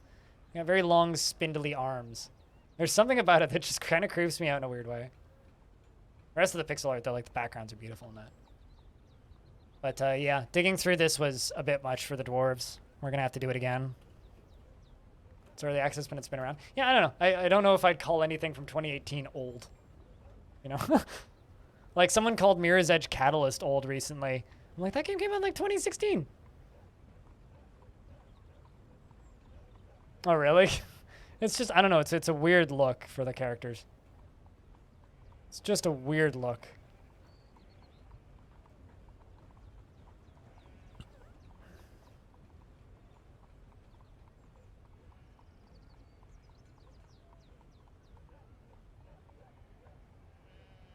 I mean, it's not a bad look, it's just an odd look. Not really, because that's not really how... I mean, yes, I could definitely push them out of the way, but the bodies would still be there.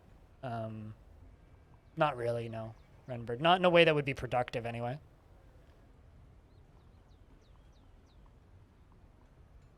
Oh, Wicker Man? Yeah, okay, fair enough. Matchstick, wicker, tomato, potato. Wait, potato, potato. Tomato, tomato. That's not, I was gonna say, that's not how the line goes. The hell's wrong with me? Most things.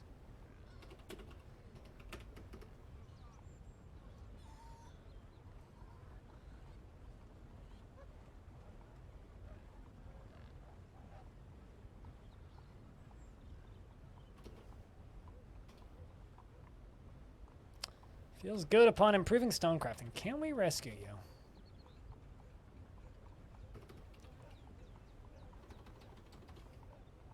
Let's give you stonecrafting, so you get to go learn some stonecrafting. Such a weird place to fill their water skins. Why do they always go all the way down here to do that? I wonder if it's because it's set as a dining room.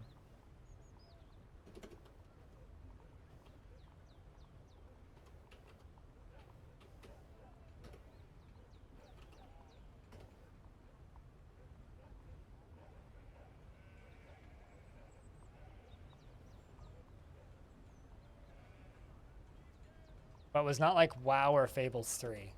Huh. I've never actually played a Fable game. I kind of missed the general dislike, I guess, of Fable, having never actually gotten the opportunity to really play it.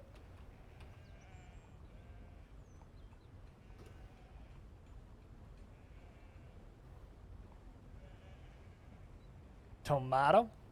Oh, you say tomato? I've always been a tomato person. I don't know. I wouldn't mock anybody for saying that. Although I used to, growing up, a friend of mine, Ash, used to always make fun of the fact that I said schedule instead of schedule. And he would always, like, correct me on it every time I said it. And I was like, what gives? There is no right answer to this question. Bah! Yeah, I played Black and White back in the day. I'm scared to play Universim. For the same reason I couldn't play Before We Leave. The whole globe map thing gives me some severe fucking motion sickness. So I kind of... I think Another Earth is another one of those. All of those, like, yo, you're... Oh, and another game that probably would give me that issue is Planetary Annihilation. Like, all of those games where it's like, oh, it's a strategy game, but you're on a ball. It's like a one-trip town to Vomit City for me, unfortunately. I mean, I don't like factory games, so that's an easy one for me to skip. I've heard that Dyson Sphere program's pretty good, though.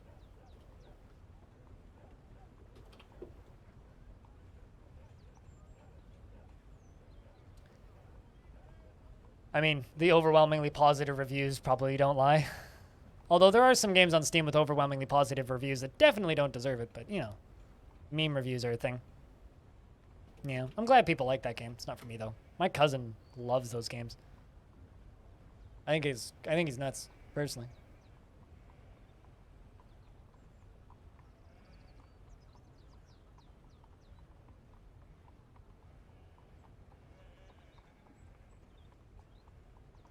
But then again, I know for a fact I'm nuts for the games I like, so.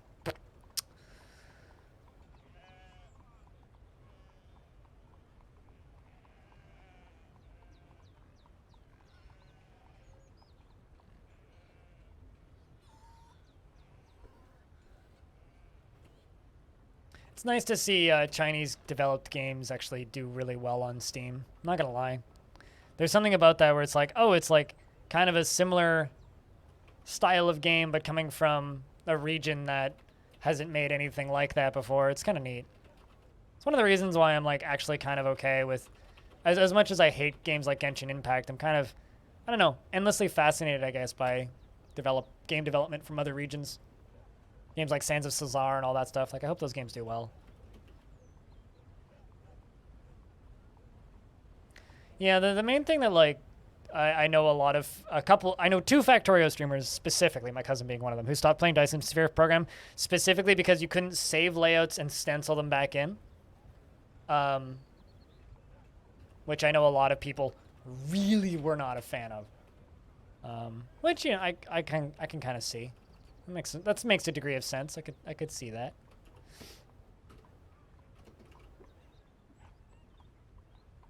Did they? I should tell my cousin. Well, I'll have to confirm that and let my cousin know, because he might want to go back to that. I know he liked the beginning of it and then realized he couldn't copy paste stuff and was like, well.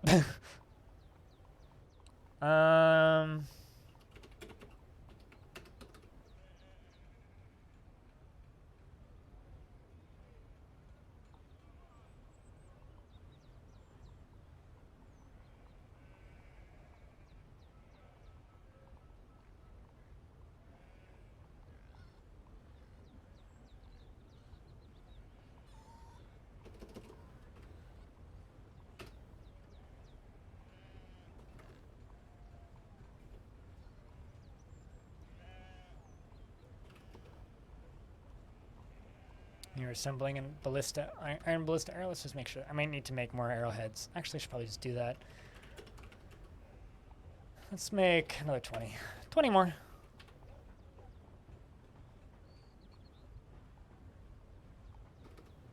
Should be pretty easy. Also, it's not really added that back in, but that's technically a new feature, isn't it?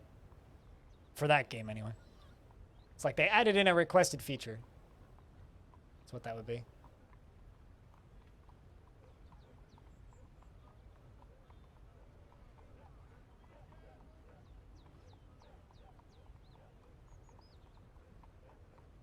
But it was buggy. Isn't that usually the case for mods in that sort of game, though?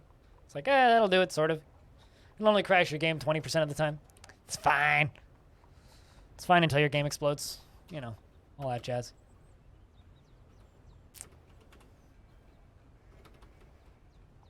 Really hoping we'd punch into the next cavern layer, but I'm kind of terrified too now. Kind of terrified. Since I saw that giant bird go down to the lower layer, it's like, I don't know.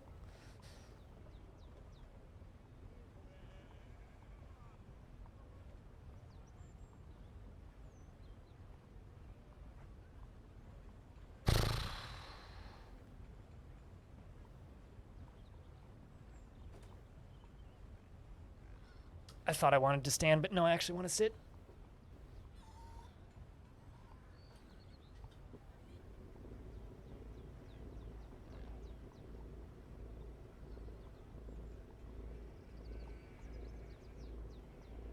You have a good night, Rembird.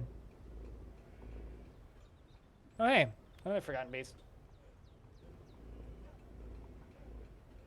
What's this? Forgotten Beast Genleth has come, a towering three-eyed click beetle. Deadly blood. It has large mandibles and it belches and croaks. Its olive exoskeleton is leathery. Beware its deadly blood. It's pretty weak, actually. Not super scared of that one. Although I think it's stuck in a corner. Yeah, actually, I'm quite certain it's stuck in a corner. I don't know if it can actually get down from there. It's literally like just up in this tree. Right here. Although Burb might show up and kill it. I don't know. I don't know about that one. I don't know.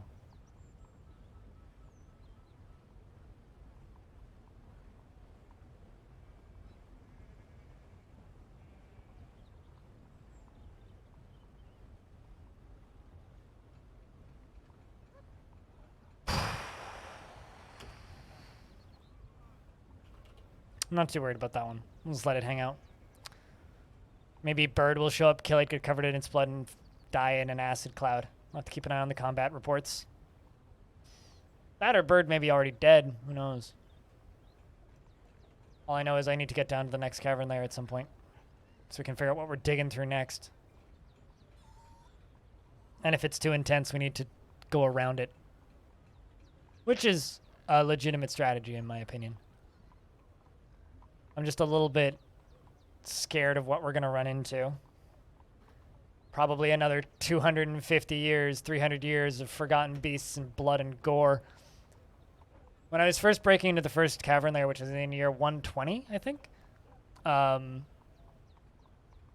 was in the chat and he warned, he's like, be wary about what you might run into.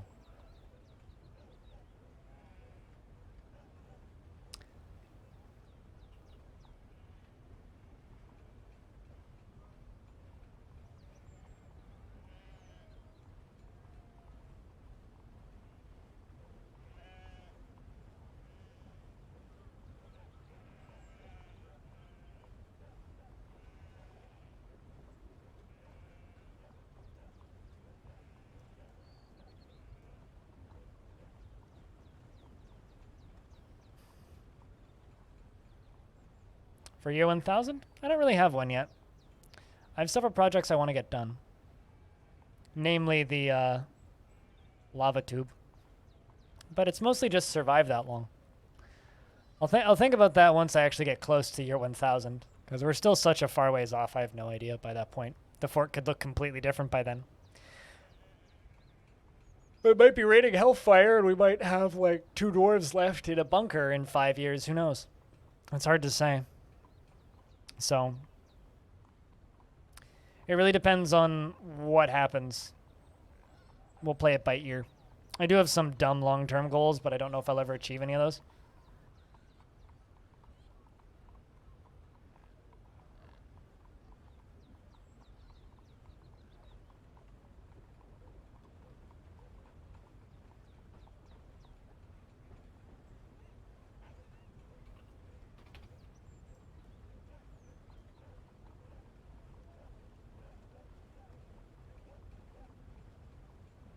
So yeah, I'm not sure. It's hard to say.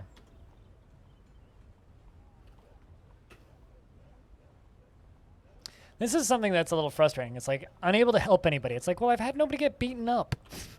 Help anybody, like in a doctoring sense? Well, we're not really fighting with anyone. How do you help anybody if no one's getting hurt? I don't know.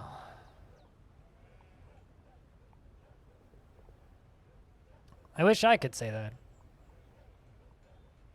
I do wish I could say that. Side scoop.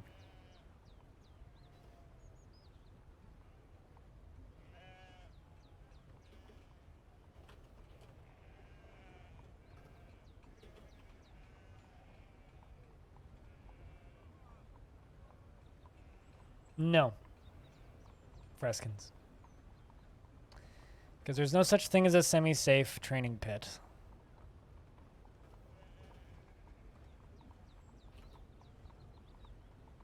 So I'd rather not, thanks.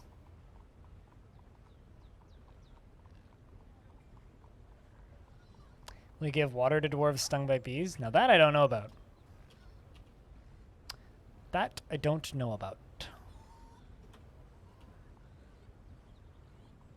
Although I'd really rather not have like, so-and-so was stung by bees spam. I feel like the notification spam of that would be worse than the outcome I'd get out of that. Also, doesn't that give them negative thoughts? I feel like giving dwarves negative thoughts is not worth giving one dwarf a positive thought. If I have like 1 or 2 dwarves that are frustrated with something, it's like hurting other dwarves or upsetting other dwarves is not generally going to be worth it. Try a hive in the inn? Absolutely not. Thanks for the idea, but absolutely not. I do not want that notification spam.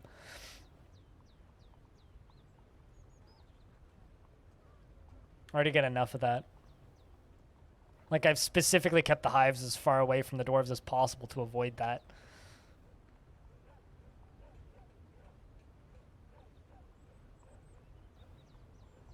Your horde maze that you have for siege is why, so the baddies get stung by bees, and then you can laugh at them? That is the weirdest place to go to get a rock for a figurine.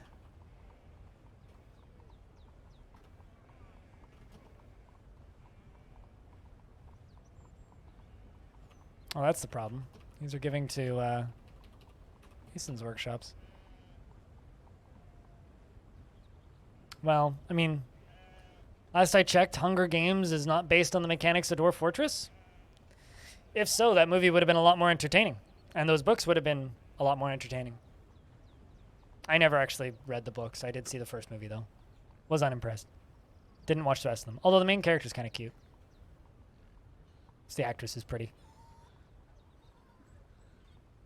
That's like my whole thought of the Hunger Games. I feel like I was in the wrong generation for the Hunger Games.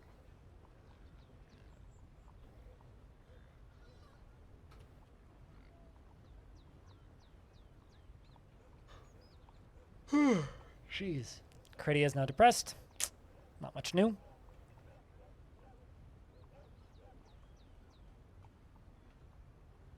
There we go. This seems to be working a wee bit better.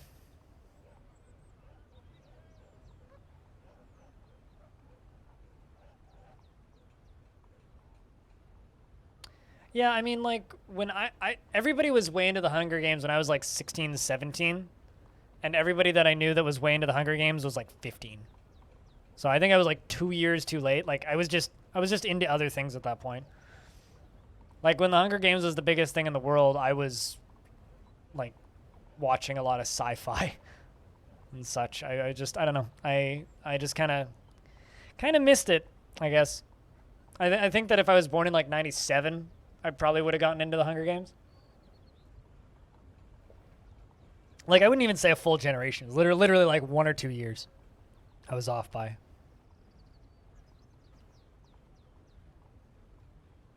Not the kind of sci-fi I'm interested in. How's that? I'm talking more like Stargate and Star Trek and Andromeda, that kind of thing. Not quite hard sci-fi, but further in that direction. Less like teenage anxiety driven, you know? It's 2 that you wanted, right? No, it's 1. That's fine.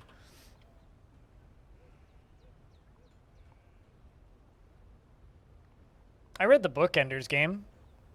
Watched the first 10 minutes of the movie and turned it off.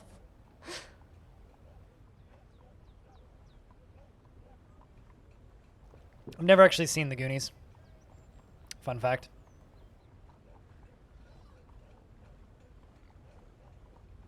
I mean, Ender's Game is better than Spy Kids 3D. Also, Caveman Crafting, it's kind of my review of James Cameron's Avatar. It's like, I like the fight scenes. The fight scenes were pretty well choreographed.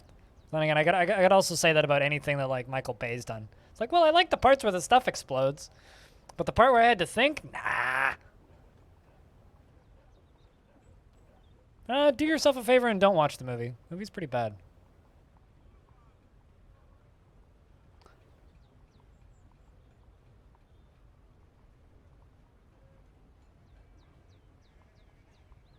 The movie is definitely pretty bad.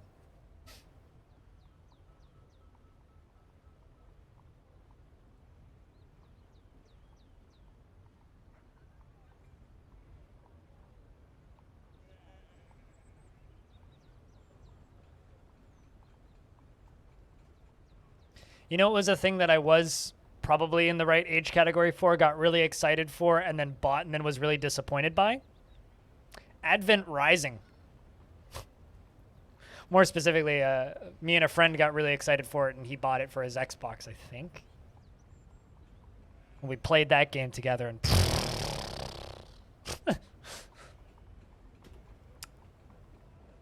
Did anybody here play Advent Rising? It's a hell of a video game. What? Meatloaves? That's a little random. I really like Bad Boys 1 and 2. Everything else Michael Bay's done since, though, can, like, literally and figuratively just go fuck itself.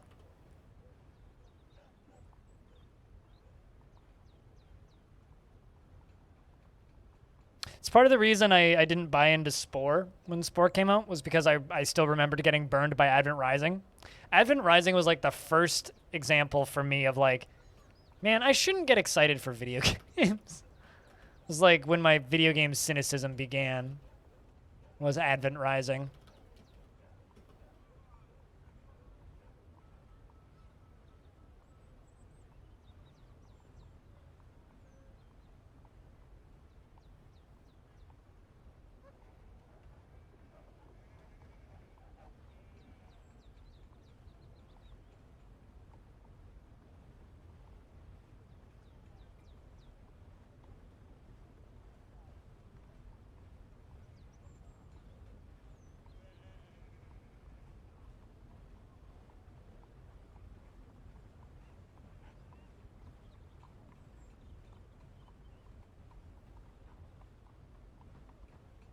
Trying to think of other games that I was super disappointed by.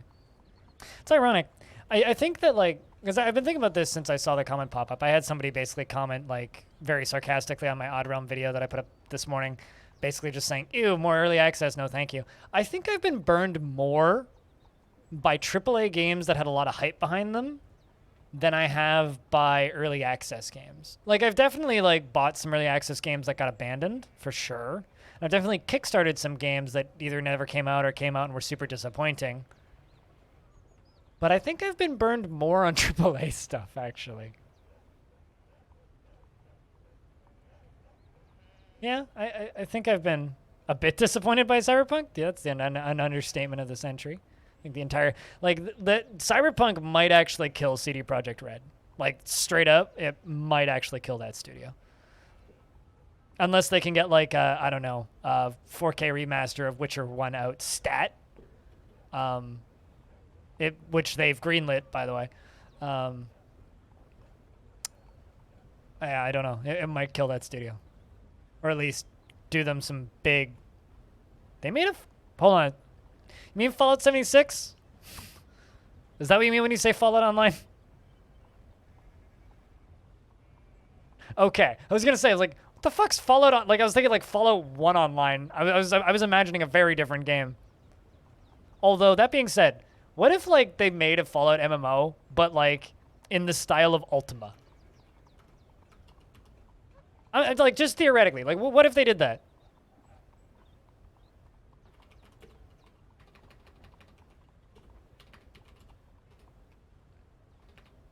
Cuz like that would be kind of badass actually. Then it would never happen. But, like, I'm just trying to think of, like, AAA games that burned me pretty hard. Like, Rage. Rage, like... Oh, shit, Critty's tantruming. Rage had some good combat, but everything else in that game was disappointing. Ooh, you just broke a window. You just broke another window.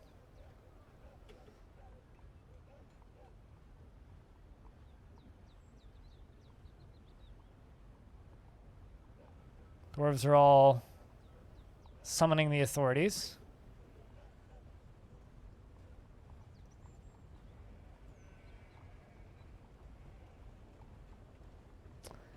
Yeah, window toppled. It's literally like table flipping the window. Okay, you're done tantruming now. Now we just have to wait for them to, those are sards, right? Yeah, sards.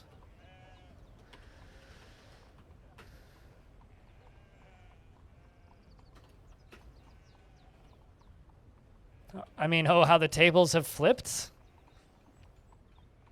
Fortunately, he didn't throw a table. I actually had a dwarf kill another dwarf once by picking up a table and throwing it at him. Sliced his guts open. His entrails dangled everywhere. It was very disturbing. 2 counts of vandalism on Critty. I can't expel Critty or I'll expel his whole family, which is way too important.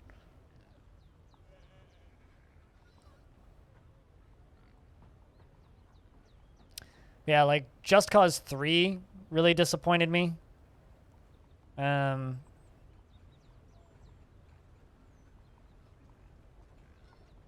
a game that I was supremely disappointed by was Hawken. I really wanted to like that game too. Can you have merchants named after you? If you want, yeah. But most of them are quite a bit older. They're open dwarves just like any other. I've just been kind of off, otherwise I would have offered it already. But just keep in mind that they're often older and may die unexpectedly. They're kind of like the fortress cannon fodder in a way. But then never even played it. Hawken was really cool for the first version of that game that they put out. Like the first version of the beta of that game was really fucking cool. And then they sped up the combat and made the movement way quicker and more loose. And then it just within a brief period of time, you just got your beating. It just felt like just a normal foot soldier based first person shooter was what it felt like after that.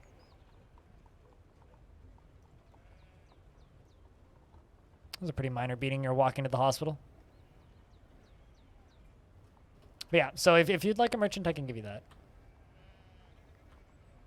29 days in prison. All right.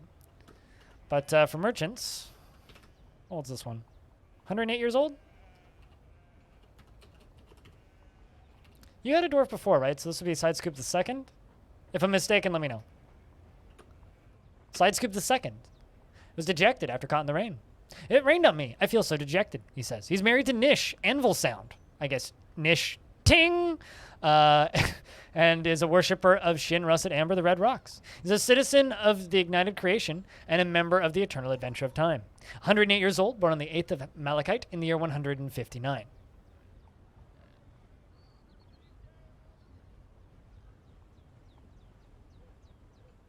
My mom's texting me. Hold up.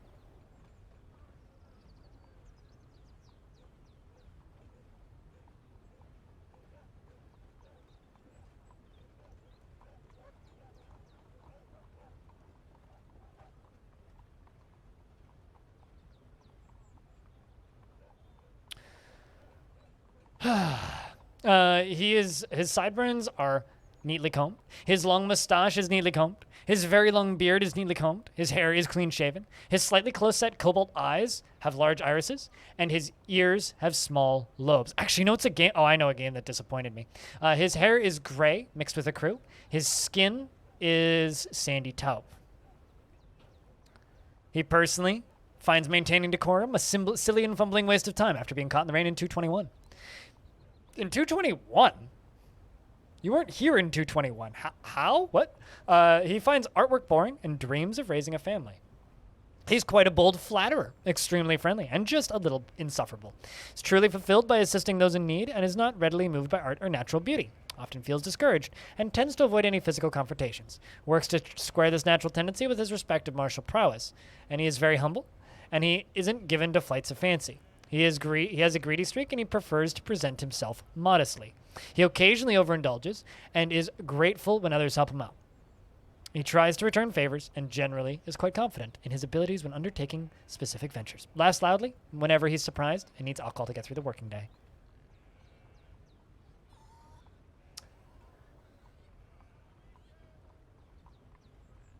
Ongoing disappointment. I mean, the weird thing about Star Citizen is, as many problems as I have with that game and the fact that I condemn it just for its business model, I mean, if people keep giving them money, it'll eventually come out and it'll probably be the best game ever made whenever it does, if it does. Or it'll just stay in development for all eternity, which is also fine. But a game that disappointed me was a game on the 3DS called Steam something? Fuck, I'm trying to remember the name of it now. Hold on, let me just look up the name of it.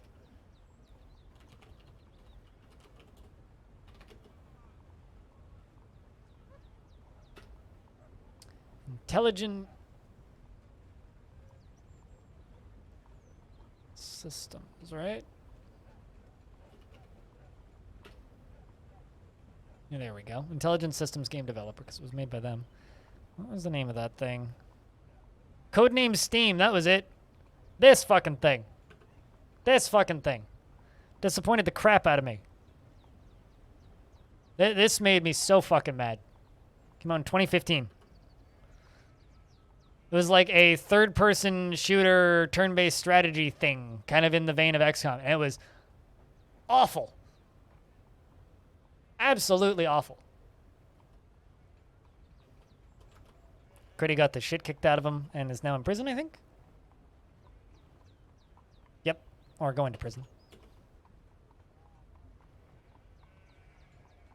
End of the year wins are here? What's end of the year wins?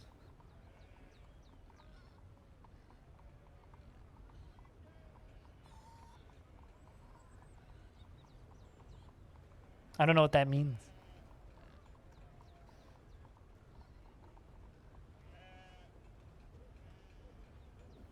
I don't know. I feel like every 6 months I could watch a Star Citizen documentary about what the fuck they're doing.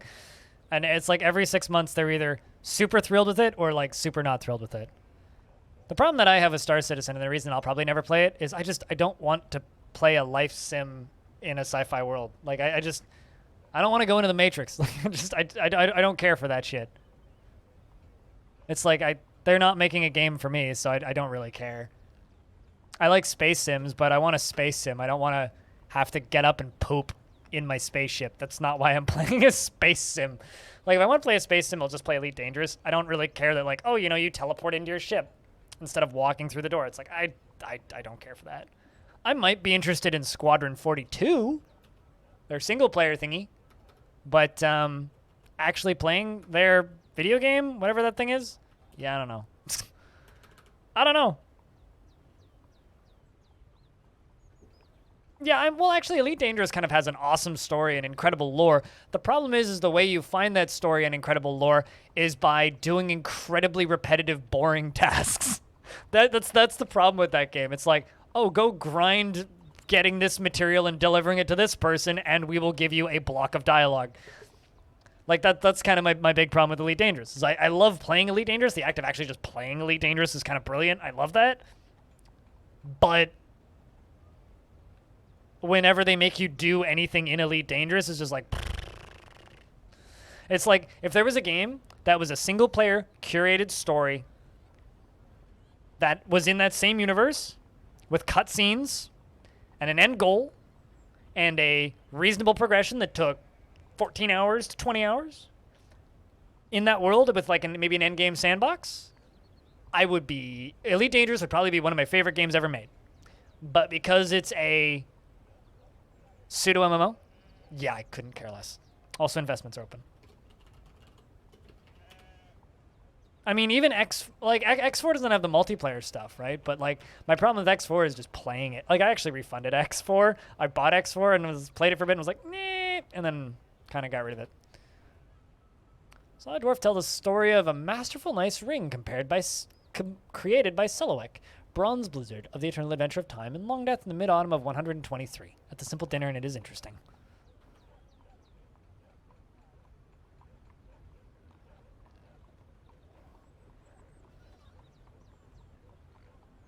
Kind of why you really enjoy the War of Mordor game? Yeah, I kind of refuse to play games published by Warner Brothers. Kinda. I don't know. Especially because, like,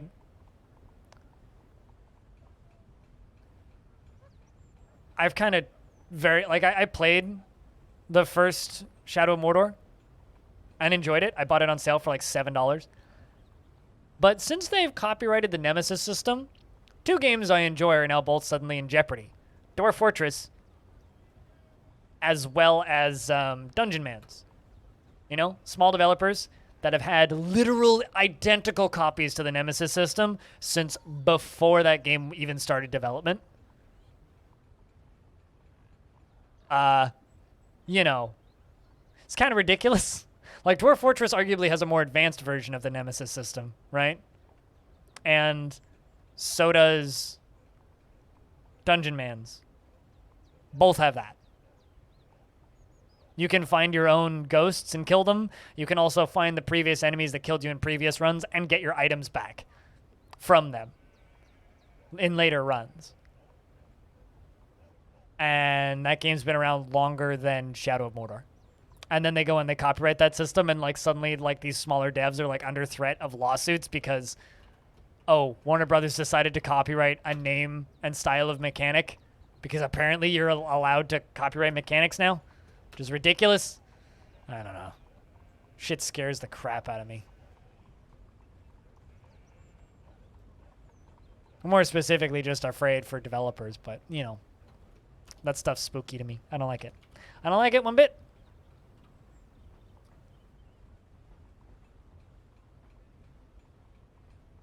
So I don't know.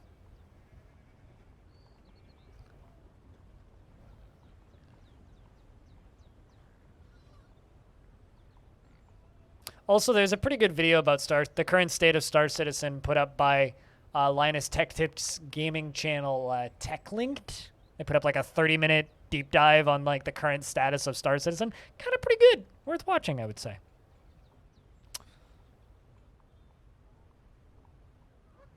Also, a lot of like breaking physics and throwing ships through windshields and stuff.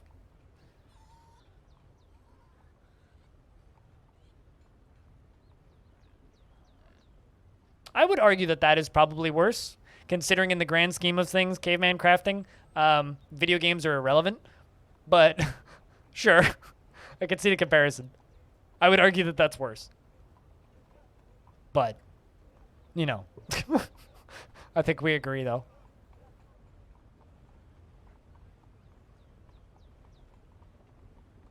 You don't have enough coffee? I mean, I got half a cup.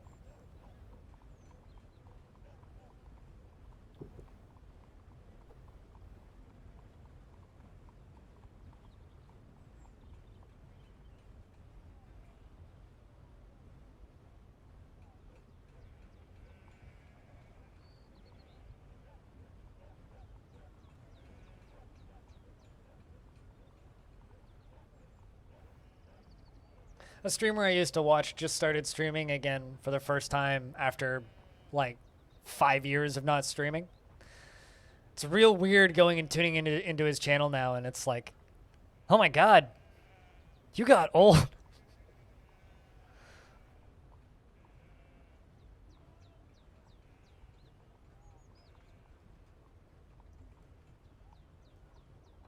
I would be inclined to agree, yeah.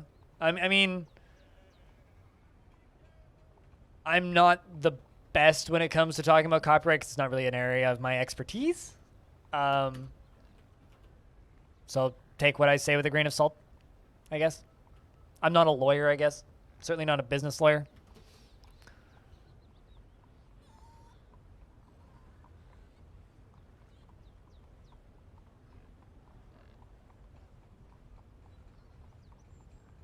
Yeah, I can kind of see like, you know, Mickey Mouse being copyrighted indefinitely. I can kind of see the argument for that, but like when it comes to like, oh, we're gonna copyright a mechanic in a video game, that's just wild to me. Like that's just a broken system. It's like that would be like Nintendo copywriting the right to 2D platformers or 3D platformers.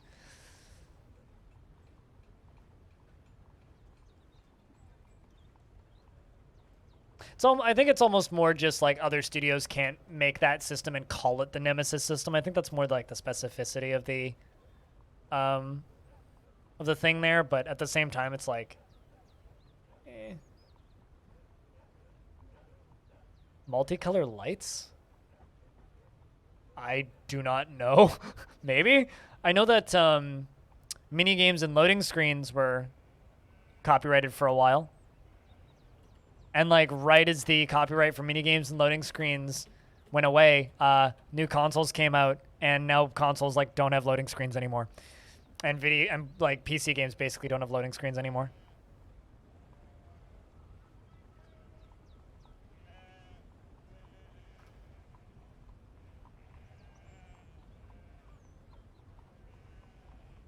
Yeah, I have no idea. Caveman, no idea.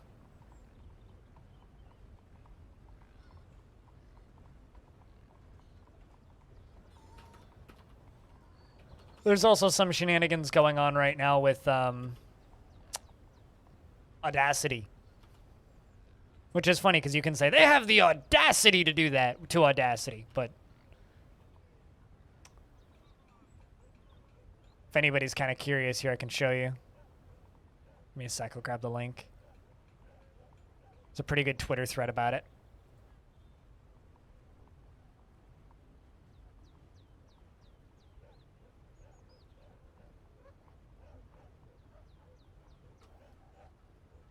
So I know I'm using Audacity Dark, which is like basically Audacity but 5 years old. It looks like old Audacity. It's just Audacity, but it's an old fork of it.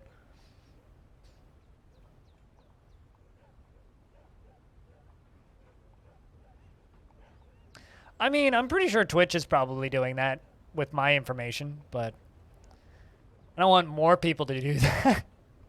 You know, it's one of those like, if you're going to do that, okay, fine. But can we, like, not go out of our way to do that? I mean, like, I'm sure we are, but, you know, we not. That'd be cool.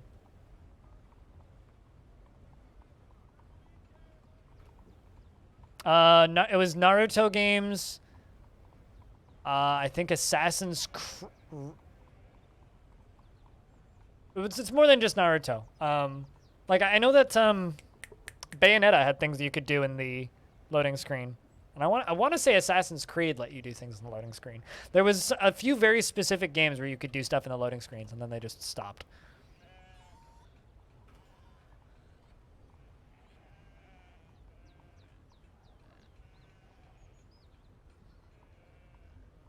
Well, I mean, like, Twitch has thousands, and Twitch has enough information on me and enough information on my speech patterns. They could probably create a perfect AI replica of me and replace me overnight, and none of you would notice. We could probably do that. I wouldn't be surprised. We need to make more drinks.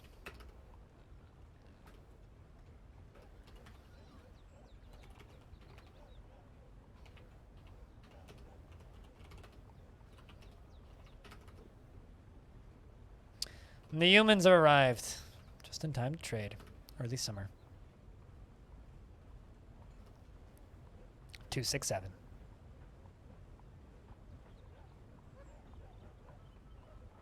All of the dwarves would be dead. Would they though? Would they? That or it would just be the records portion of the stream, that's it. The question is, would the AI version be more or less depressed than me? That's the real question. Probably more, because it would realize it's an AI and life has no meaning.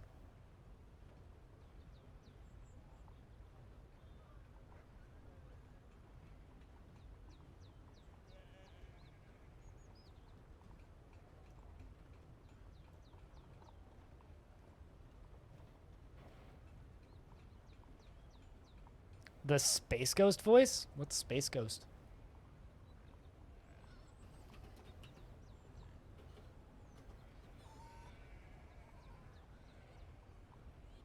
I mean, Dwarf Fortress already has a built-in AI to let it play itself, but yeah, it also is pretty bad.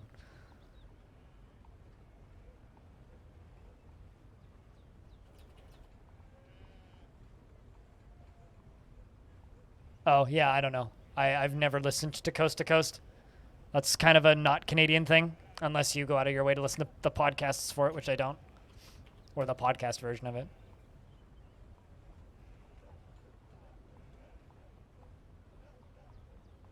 Was it? Okay. I've also never had TV, so I'm familiar with what Coast to Coast is, but must be a different unrelated thing then. Pastor Oles arrived. Wait, what? No royal treasurer? What? Huh. R.I.P. Shama, maybe?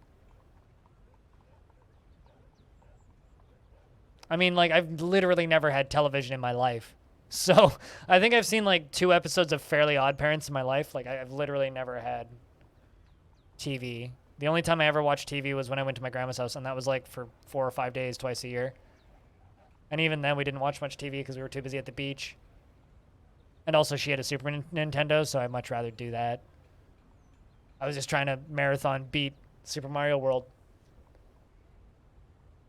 rather than, you know, watching TV.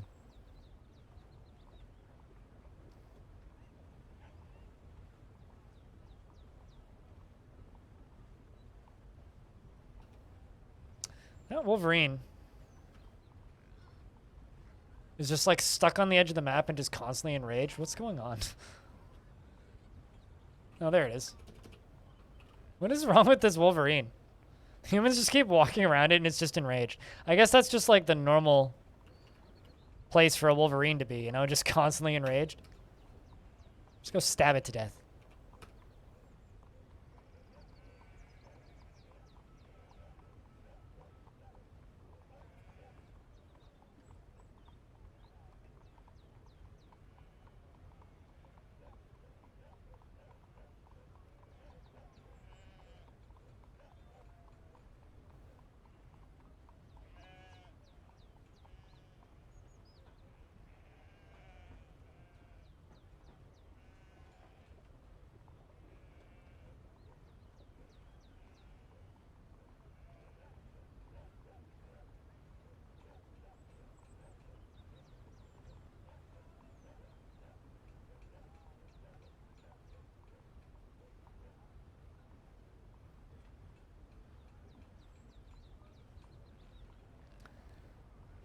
And Critty the Merchant has gone stark raving mad. Rest in peace, Critty. At least you didn't kill any more people. 149 years old. Getting up there. Up until the last year, Critty had a pretty good life, too. Round of beers for this poor dwarf. If you're still listening to the channel, that is. Curious about how many people are lurking anyway.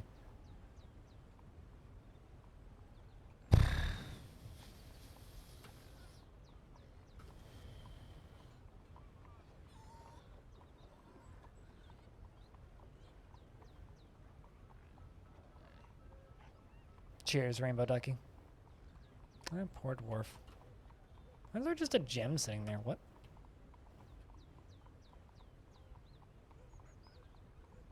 Not sure what's up with that.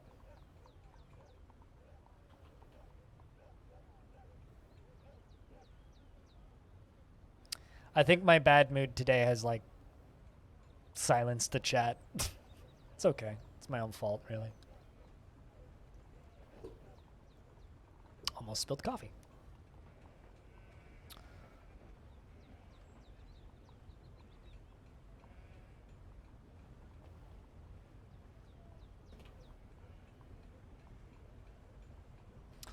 My king's taking his sweet ass time to get down here to trade. What a guy.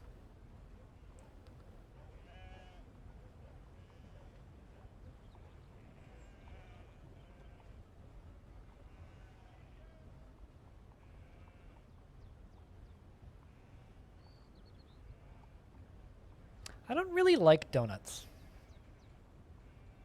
I know that's probably like a travesty or like some sort of crime in certain parts of the world to say that. I don't really like donuts. Pretty certain that I don't really like donuts because they're just sugar. It's like, don't get me wrong, they're nice. But like, I don't know, I'd rather eat a papaya. I don't know, I'd rather eat fruit or something. It's like they're too sweet for me. Like when I was younger, fuck yeah, donuts all day, every day. But as an adult, I don't know. I don't think I really like donuts anymore. It's like, it's sort of like when I was little, I used to love, you know, those cupcakes that are like 90% icing. I used to love those. They tasted delicious. Now I eat them and they just kind of taste like chemicals. And they don't really taste great, you know? And like, sure, I like a Krispy Kreme donut. They're pretty damn good. But I only want like a quarter of a Krispy Kreme donut. If I eat the whole thing, I just kind of feel like ass. And this is like pre-diabetic me talking. This is like me from 5 years ago even talking. It's like, if I eat a whole Krispy Kreme donut, it's like, I just kind of feel like shit now. Like, yeah, it was good. I enjoyed it while it was going in. But now I just kind of feel like shit. Like, why did I do that to myself? It's like, it's kind of like the reason that I prefer carrot cake now almost more. Well, I mean, it's not even like what's natural and what's synthetic. It's not even that. I mean, I guess for the cupcakes thing, yes. But for donuts specifically, it's not that. It's more like I would, yeah, like I'd rather eat a carrot cake or like a brownie over a donut. I would rather eat, like if we're talking like sweet desserts, I would rather eat like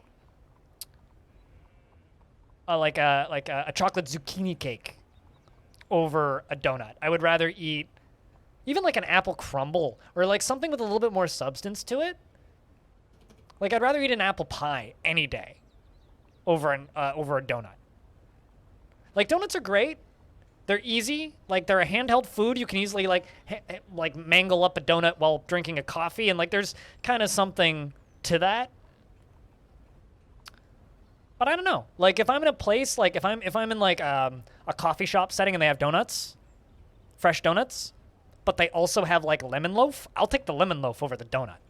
I'd rather take like a muffin over the donut, even though like they're probably both just as bad for me in the grand scheme of things. I'd choose the thing that's less sweet, I guess. Yeah, no, like it has to be like a perfect donut.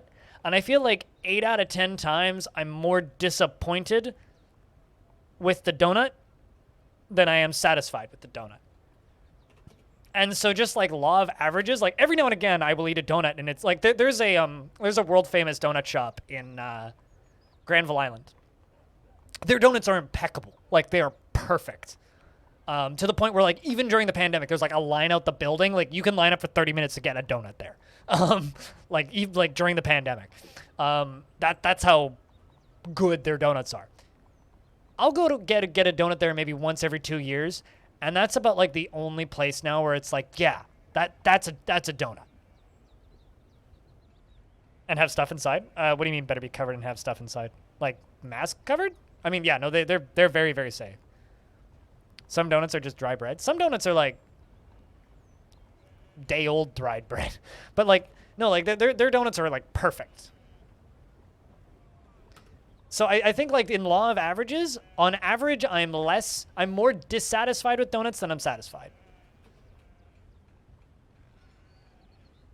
I don't like jelly-filled. I've never liked jelly-filled donuts, but that's just a personal thing. Let's get Tiny Goliath up in here. What does the king want? Probably more ballista arrows? 2 more ballista arrows.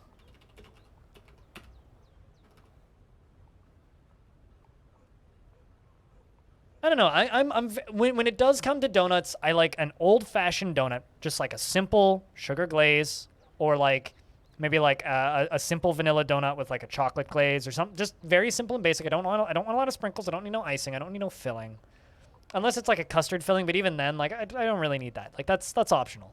I just want. I mean, I've had mochi donuts. They're okay. I'd rather just have a mochi ball at that point. Or like a mochi square or something, or mochi butter, I think is what they're called technically. But yeah, no, like I don't know. Is what I'm saying make sense? Does what I'm saying make sense? Like you know, when I was a little kid, like I would eat just like anything that had fucking sugar in it and just be totally cool and good to go, and then run in circles and go wee on the playground and bonk my nose on a pole because I couldn't see where I was going, which was a thing that happened to me frequently when I was younger. Not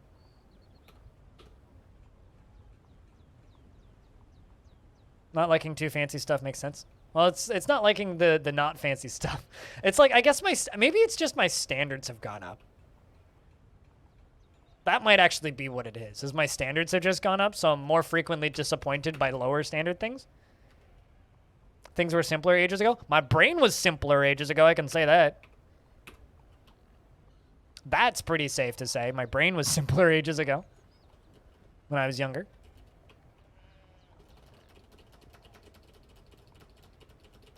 Like, you know, when I was little, I could very easily take, like, a whole goddamn container of gummy worms and just eat that. I don't think I'll ever eat a gummy worm again. I don't need that. Not something I need in my life. I don't need a gummy worm. I'm good.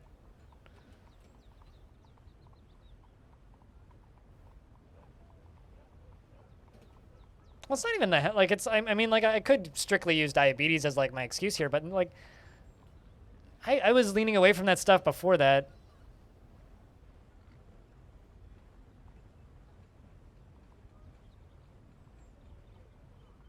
Shrimps in watermelon juice. I'm trying... Wait, like, fried? Like, deep fried? Or, like, just, like, cooked shrimp in watermelon. I'm trying to, like... imagine that flavor profile and having a real hard time. I'm just like imagining like shrimp and fruit salad, and it's very strange. I could dig it, I guess, maybe. I don't know. It's like another thing that I've kind of like never really understood the appeal for. Like, I don't mind it and I've had it, but I don't really get why people are so wild for it, is bubble tea. It's like, I like tapioca. Tapioca's great. But like,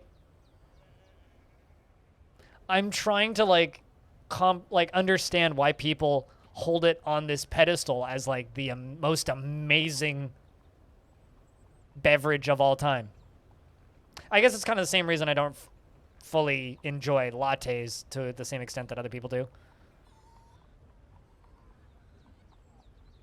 The ball things you always leave behind, the pearls, I think they're called. The pearls.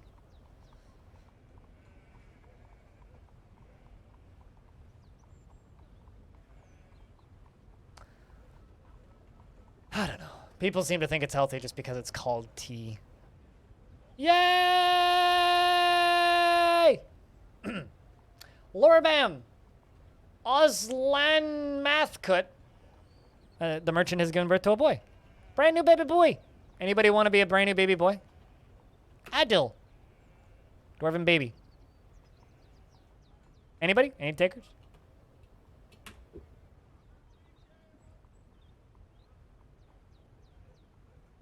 Anyone? It's a pity it wasn't Side Scoop's kid.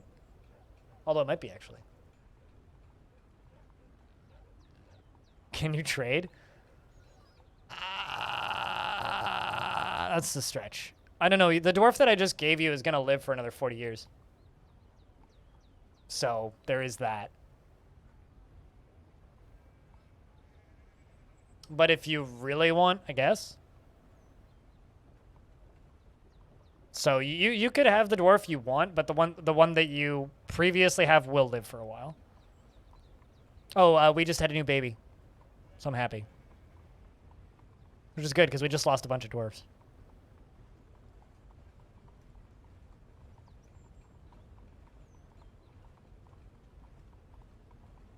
That, or I could just name it Evil Trick. I don't think he'll care. Yeah, let's just name it Evil Trick. He is the son of Lorbam and Lear, Circle Ring, and a worshipper of Odal, and a casual worshipper of English, the Embraced Roses. He was born today, which makes him very young indeed. His slightly dense hair is dry. His very short sideburns are neatly combed. His medium-length mustache is neatly combed. His very long beard is arranged in double braids. His very long hair is neatly combed. He has a very broad chin, and his ears are splayed out. His cobalt eyes are slightly close set, and his hair is a crew. His skin is sandy taupe. Caveman didn't call it, so. He personally sees guile and cunning as indirect and somewhat worthless, and doesn't care about fairness. Dreams of mastering a skill. Dislikes receiving advice, preferring to keep his own counsel. Sounds like me. Has strong emotional bonds with others, and at times to his detriment. He is a pessimist, definitely sounds like me, and is very polite. Observes the appropriate rules of decorum, and when possible, he has an, wait, what? Oh, he observes the proper rules of decorum when possible. He has an overbearing personality and finds himself changing his mind to agree with somebody else.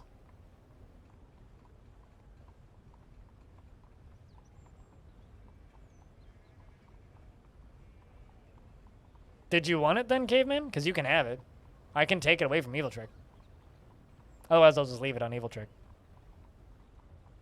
You did have one previously, yeah. I think you had a, leave it for now? Alright. Although I have a feeling we'll have more babies over the next little bit. You can get the next one. Alright. Assuming the next one happens in a reasonable amount of time.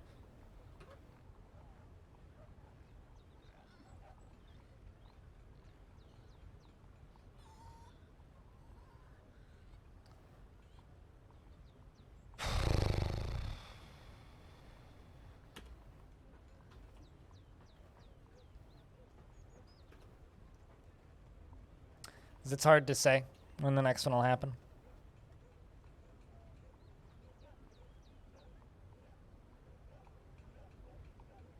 God, I wish my brain would just get back into fucking gear here.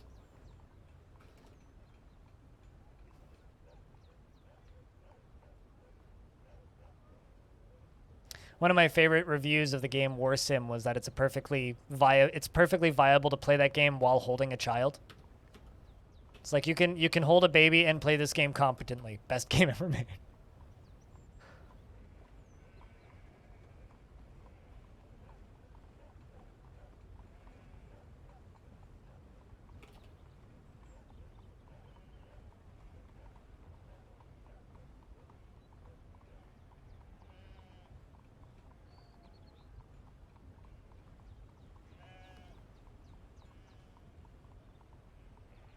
Well, because it's a game that only requires one hand. Babu is good boy. You could say that, yeah. Actually, I'm kind of curious. How old is your parents? Caveman, do you want this dwarf's dad? He's only 106 years old.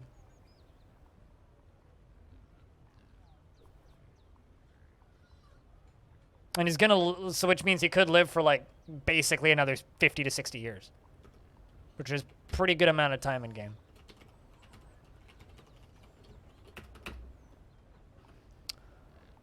Within the last season, he was annoyed when caught in the rain. Blissful, remembering sleeping in a bedroom like a personal palace, felt adoration after putting on a superior item. He bored after being unable to practice craft for too long. Well, like just real quick. Grab you. Give you all of the most commonly done crafts in the fort. And we'll also give you tanning, because I need more tanners. He has a broad body, made broader still by no shortage of surrounding lard. Apologies, by the way, for calling you fat. His hair is dry and his very long sideburns are neatly combed. His very long mustache is arranged in double braids. His very long beard is braided. His very short hair is neatly combed. His short nose is extremely narrow. His small lobed ears are very short. His nose bridge is somewhat concave. His head is somewhat short. His hair is gray mixed with ecru. His skin is sandy taupe and his eyes are cobalt. He personally finds sacrifice to be one of the highest ideals, finds introspection to be a waste of time, dreams of creating a great work of art. He's completely convinced of his own worthlessness and never becomes angry. He's assertive to the point of aggression, unwilling to let others get a word in edgewise. Geez, that's just describing me. When he has something to say, and he feels a strong need to pay back any favor done for him. He takes no pleasure in his talents and appearance, and is often, and he is very easily falls into love and develops positive feelings. He almost never feels discouraged and tends to avoid any physical confrontations. He works to square this natural tendency with his respective martial prowess and tries to do things correctly each time. He is somewhat uncomfortable around those who appear unusual or live differently from himself, finds helping others to be emotionally rewarding. He is not particularly interested in what others think of him and needs alcohol to get through the working day. Sounds like a lot of people. Like I always say, Dwarves and Dwarf Fortress is like getting your palm read. It's just generic enough that it describes most people, but also is like specific enough that it feels personal. One of the reasons I think it's so bloody genius. Was he?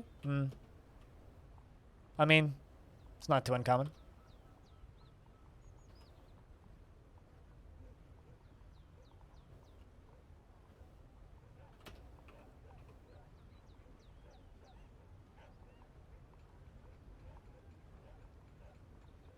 I don't actually see that. Where does it say that he's racist? What? Falls into love, develops positive feelings, almost never falls into tendency. Oh, he is somewhat uncomfortable around those who appear unusual or live differently from himself, yeah. Finds helping others to be emotionally rewarding.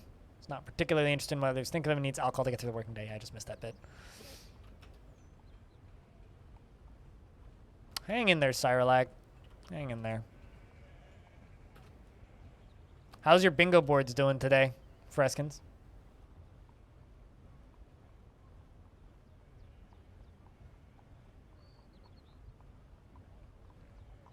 Yeah, that bit. That's not too bad though. That's just like general uncomfortableness. There is one that's worse than that. Welcome back, Squug. I hope work was good.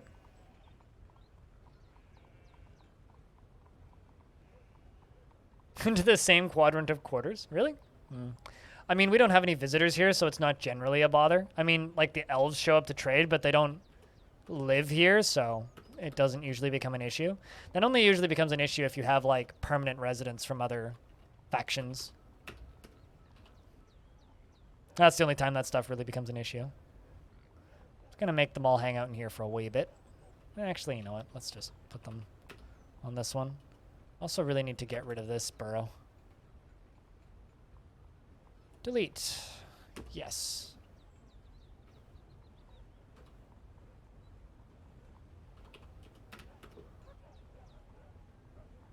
Yeah, there are no bards that come to visit because we have more than, well, on this screen it says 8,876 dead. If you go above 3,000 dead or missing, you get no new migrants and you get no new, you get no new migrants and you get no visitors. Making a quadric fort with 4 main goals: separation of occupants in different living quarters, everyone in the military and hunting parties in the caves, also magma forages with no volcano. Screenshots, please. Discord, thanks. Be curious to see what your layouts look like.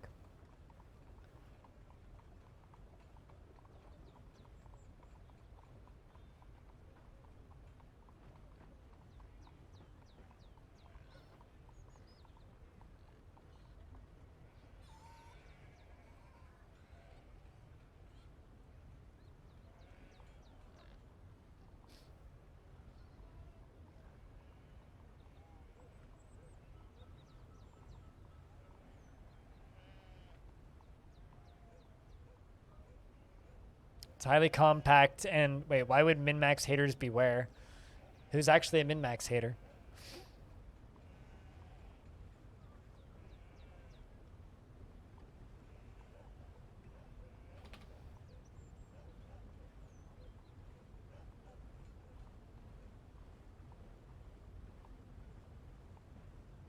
Like, seriously, who actually goes around hating on people who play min-maxy? Like, anyone who does that just shouldn't do that. That's just mean and kind of rude. It's a hard no-coded number, yeah, and a memory error, I think. There is a way I could fix it, but it would go against the spirit of the fort, which is I would have to abandon and restart the fort, basically. But then it truly wouldn't be a concurrent fort running for 1,000 years, so we're dealing with it because it's one of the natural problems that happens over time in Dwarf Fortress.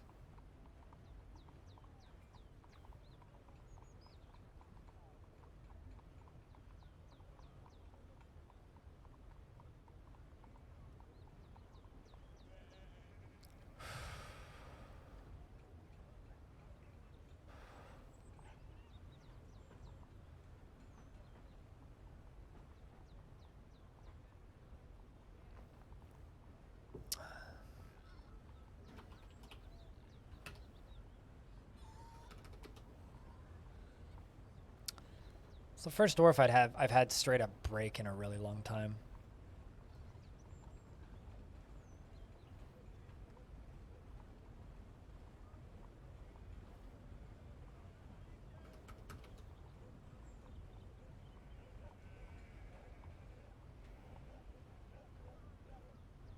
But yeah, curious to see the outcomes of that fort.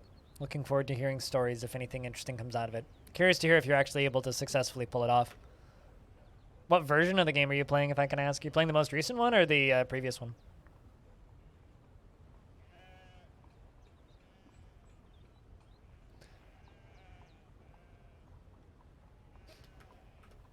DF is not open source. DF is very much closed source.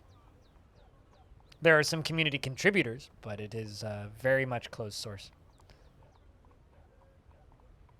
Much to certain people's dismay.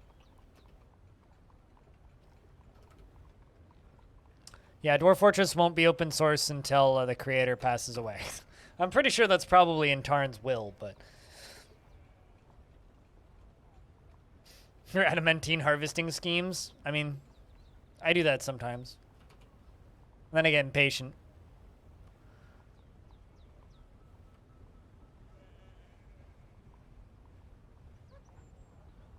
Oh, really? What stuff did he fix? I mean, Tarn always fixes lots of stuff that he doesn't mention. Feels glum after getting into an argument. I mean, Tome isn't open source. CDDA is, though. Tome is based on a open source game, but then was rewritten in its own engine, essentially, to have more freedom and flexibility.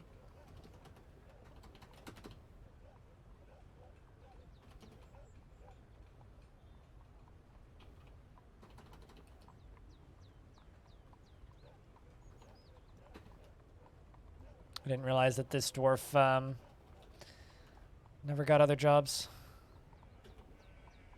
Why are you going to go release a Minotaur? Hold on a second. What?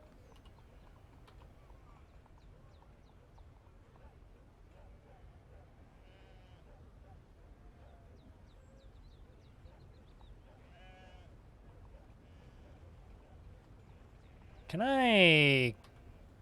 Excuse me. Why are we releasing a Minotaur?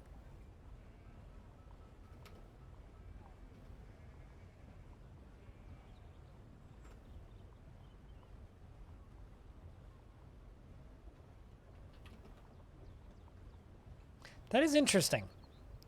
The animal care and training job lets you go chain up a dwarf? Huh. Why is... Huh.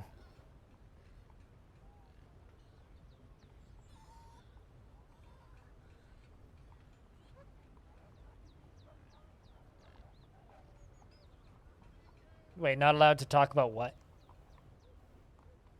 Why there's a Minotaur getting released in my fort?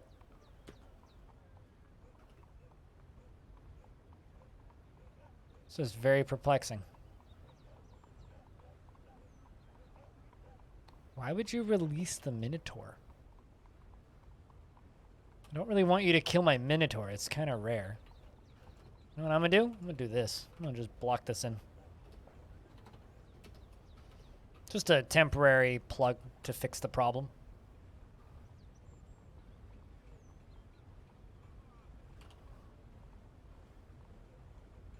My king's gonna do it himself.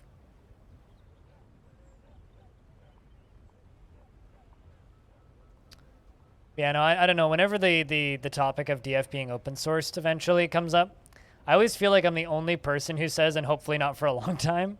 So it's kind of neat that Caveman Crafting also has the same thought. Normally, I feel like I'm the only person who's like, yeah, and hopefully it'll never be open source. And then whenever I say that, someone always is like, open source good. It's like, yeah, but like, it would ruin the vision of Dwarf Fortress and somebody would add in catgirls, like immediately.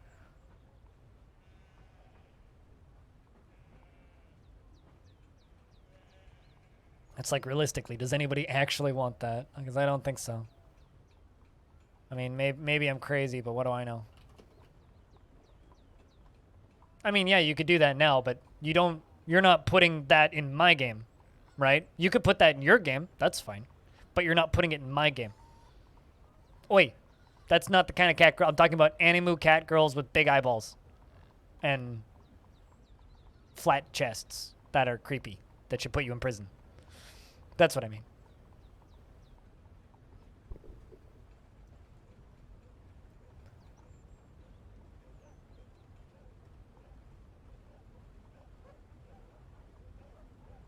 But like you can totally mod whatever the fuck you want into your own game. Go nuts. But like you're not putting it into my game unless, you know, I want to put it into my game. That's me who decides that I want it in my game, not you who decides that you want it in my game.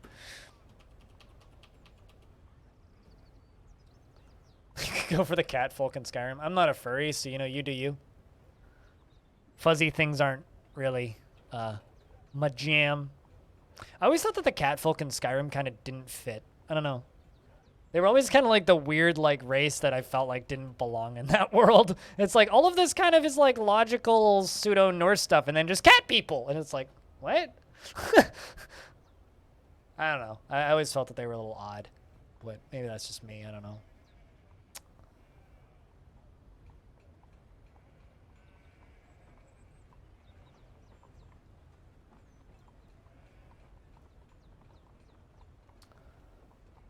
That they had a strong skooma addiction? Isn't it skooma with O's, not U's?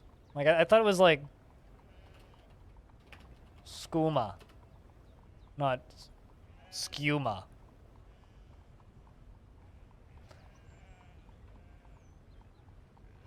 They are the Ferengi of Elder Scrolls, except the Ferengi are like 1,000 times cooler and actually fit that universe, whereas I don't know if I necessarily agree that they fit that universe, but I guess they kind of do.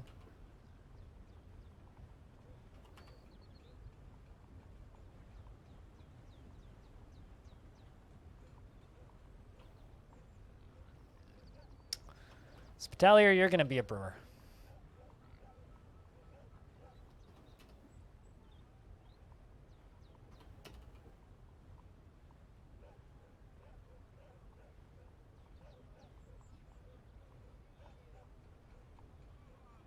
I wish I enjoyed playing Oblivion, because everybody always talks about all of these things that they loved in Oblivion, and all I remember about Oblivion was like walking around and jumping up and down obnoxiously so that my character would fucking level his shit up and actually be able to do things relatively competently. It's like, oh, what are you doing? I'm just casting this spell on repeat at like this low-level skeleton to just annihilate him so that I can actually like level my shit up. I don't know. I found that game so dull. I've heard those stories about in development where they had to dumb down the AI system because it caused problems in the story. But, you know, that's kind of like Dwarf Fortress, right? It's like the reason Dwarf Fortress can't have a story mode is because the AI would break it like immediately. It's part of the fun of DF.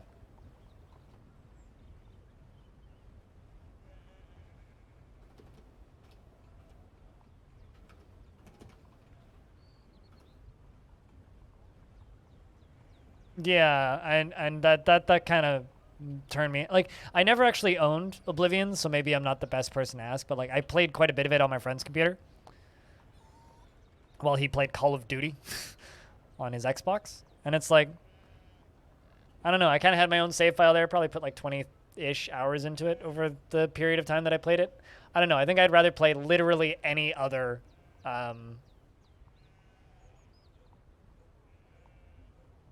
one of those games over that one again. Are they like giving you water? Like, how are you not dead? I'm just shocked that this dwarf is still alive. I guess it's only late summer, but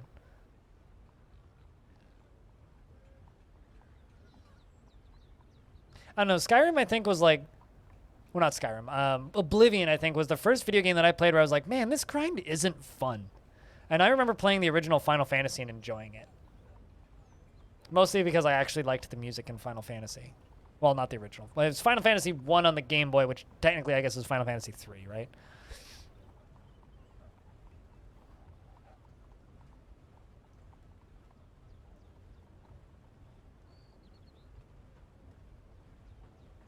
You know, maybe I should just go back and play Skyrim and just mod the cat people into Ferengi.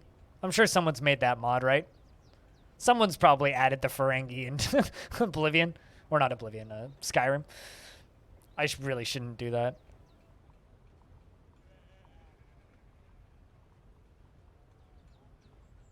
Computer make hologram that is a fair challenge and the computer immediately takes over the chip. Yeah, no, absolutely. That's actually one of my favorite fucking parts of Star Trek Next Gen. I love the Data versus Moriarty like story arcs. Those are so fucking good. That whole portion of that was just brilliant. Absolutely goddamn brilliant.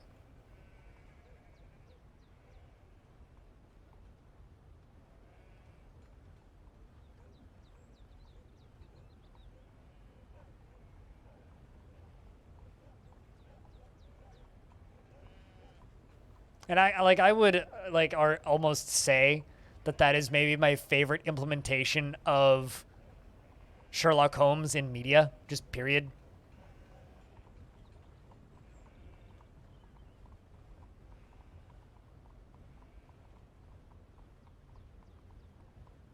I mean, kind of. I also didn't really like Voyager all that much, so.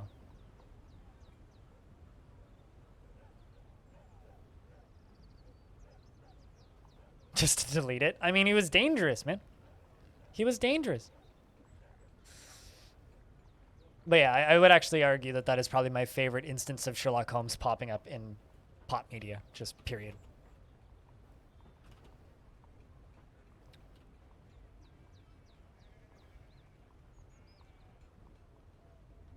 During the Generations movie, please don't remind me that movie exists. Because good God, that movie was bad. Star Trek Generations is one of the hardest movies I've ever watched. Like, hardest movies to watch I've ever watched from end to end.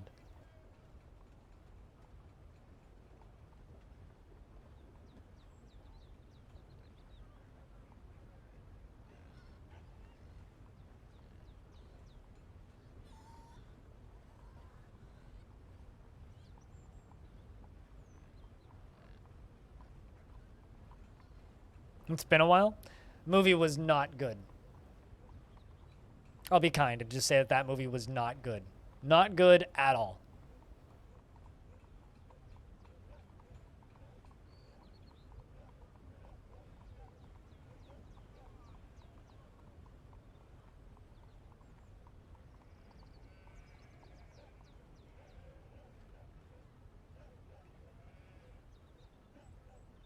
You never got to the end of it? Good. It's bad. Although I kind of feel that way about, like, Star Trek movies are such a weird whiplash of quality. Especially, like, the older Star Trek movies. It's like they're either kind of incredible or absolutely horrendous. And there's, like, no middle ground there. I actually, like, weirdly enjoyed the recent 3 Star Trek movies, though. I don't know, like, they weren't really classic Star Trek, but taking that style of storytelling and just putting it into a, like, blockbuster movie, they kind of did the best they could with it, in my opinion. Like, I actually quite enjoyed those movies. And they also did a pretty damn, like, I kind of have to high-five them, because they did a pretty damn good job of, like, casting that cast with, like, new actors and making them, like, relatively believable.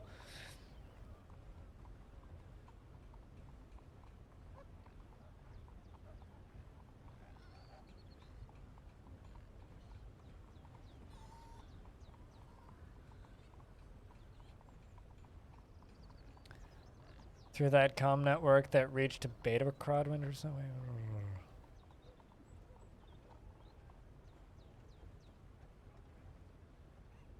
You guys are making me want to rewatch Voyager, and I didn't like Voyager. I've started quietly rewatching DS9, though. DS9 is so fucking good, holy shit. It's funny, because I remember not particularly liking DS9 when I was younger, but I think that's because I was younger. I mean, it didn't go anywhere, you can still watch it.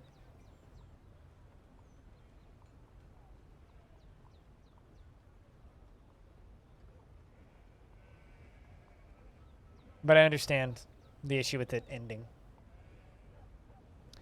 Man, tough crowd today. Tough crowd.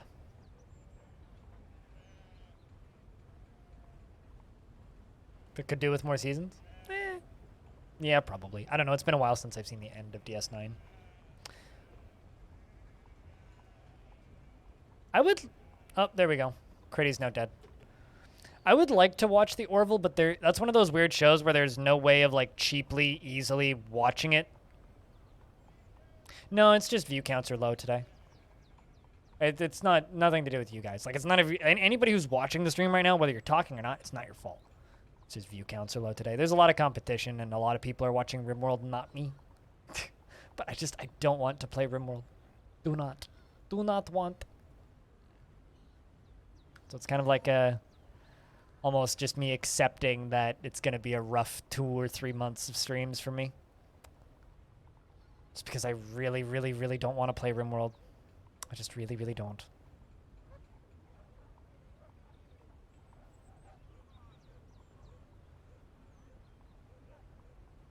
They're putting out another DLC adding religion. Stop me if you heard this one before. But they're taking another Dwarf Fortress mechanic and charging you for it. Also, 2 annual tributes have arrived. Hey, Cyrilic, what's up? Local librarian didn't make it past the 2nd episode. It's funny because, like, I've heard, like, 2 opinions on the Orville. People either seem to adore it or they absolutely hate it. And I don't know which side I'd be on, but I have no way of easily watching it, so I will simply wait until it shows up on a streaming service that I'm already paying for one day, and then I'll watch the first episode and see what I think. They're not taking... That's not totally accurate, Caveman Crafting. That's not totally accurate. But what bothers me about it is that he did hire 2 modders, right? People who were modding the game.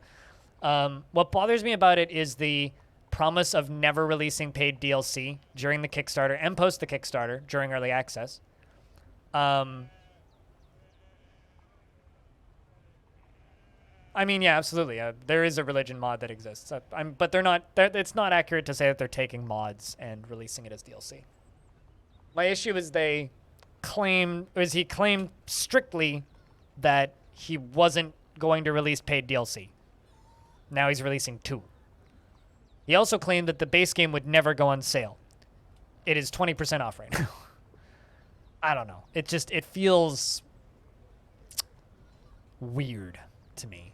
Especially like when we're talking about a studio that has like 6 people working for it and a game that has sold millions of copies. Like, I don't know.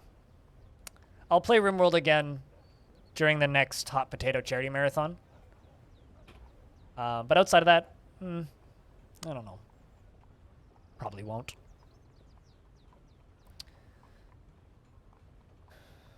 I don't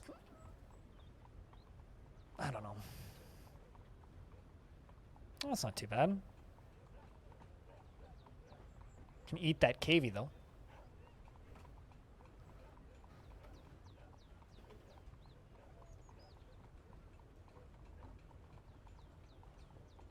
Why? I can see the need for DLCs when we're talking about, like, Paradox-sized studios, where you have, like, large studios adding to the game, or large numbers of people adding to the game. But, like,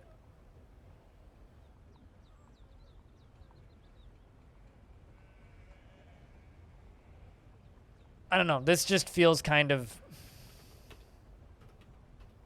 disingenuous. Like, I don't know. It doesn't feel right. There's something about it that just irks me a little bit. I mean, if I still genuinely enjoyed playing RimWorld, I would be very excited for it. And like a friend of mine said, you know, it's our job to stream games, so we'll stream the new games. But like, I don't know. I like to enjoy my job, and I do not enjoy playing RimWorld at all. Like, it's to the point where, like, I was talking to somebody a couple months ago who basically stated, like, yeah, the last time you played RimWorld, it was visibly obvious that you were not enjoying a single minute of it. But it's just, it's kind of unfortunate that, like, I'm basically saying no to money and views. Oh, do you want to know how many tickets I have? Here. My bot doesn't have that functionality. There you go.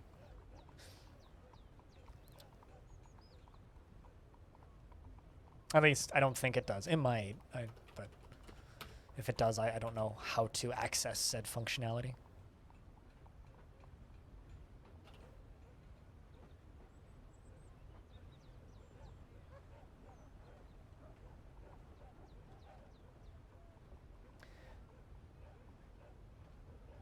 I don't know. I hope that the next interview I do with Tarn does well, and I hope that people tune in for that. Right, that your dwarf's still alive, Socks? I mean, your dwarf's still alive. You're also still alive in real life, I think. Unless you're just a very, very, very, very, very intelligent little AI who, for some reason, has an obsession with getting or being old dwarves that die young or that die quickly. But who knows? It's hard to say, right? Who can say? Who can say?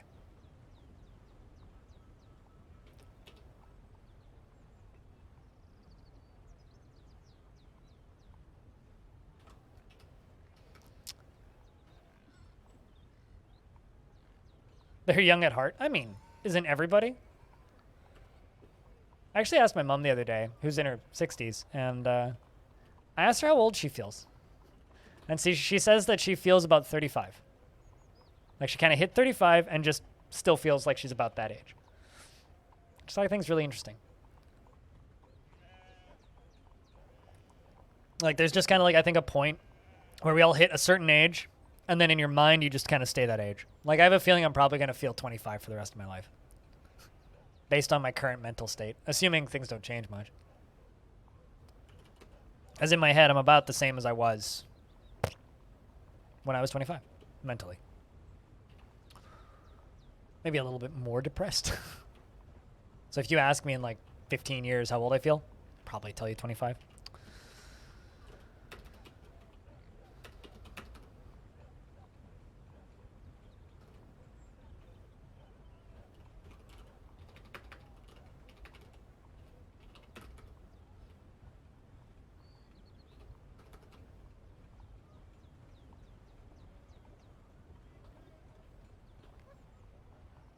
But yeah, no, Socks, I mean... Yeah, your dwarf's 160. You picked an old one. We got lots more merchants, so... When this one dies, we can bring in another one.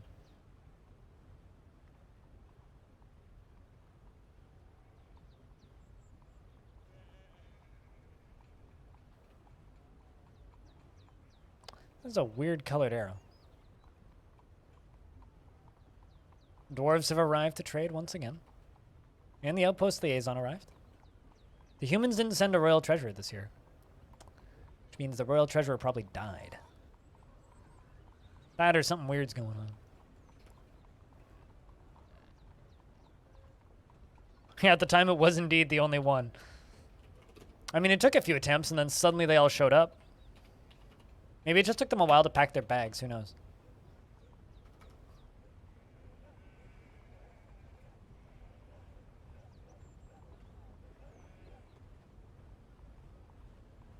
Was her name Cher by chance?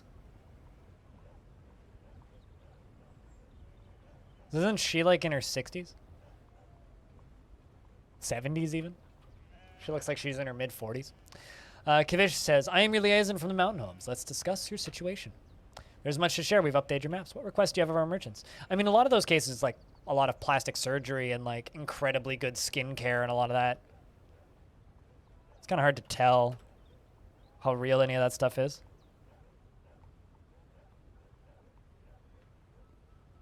Also stress. I mean, lower stress level jobs, it's proven that you live longer, right?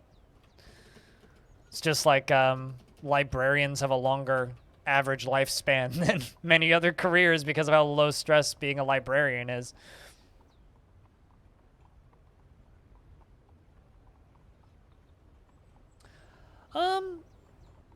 As somebody who's experienced a little bit of fame in his life, there is a common occurrence amongst people who are famous, where they almost don't need to think for themselves as much as your average person. I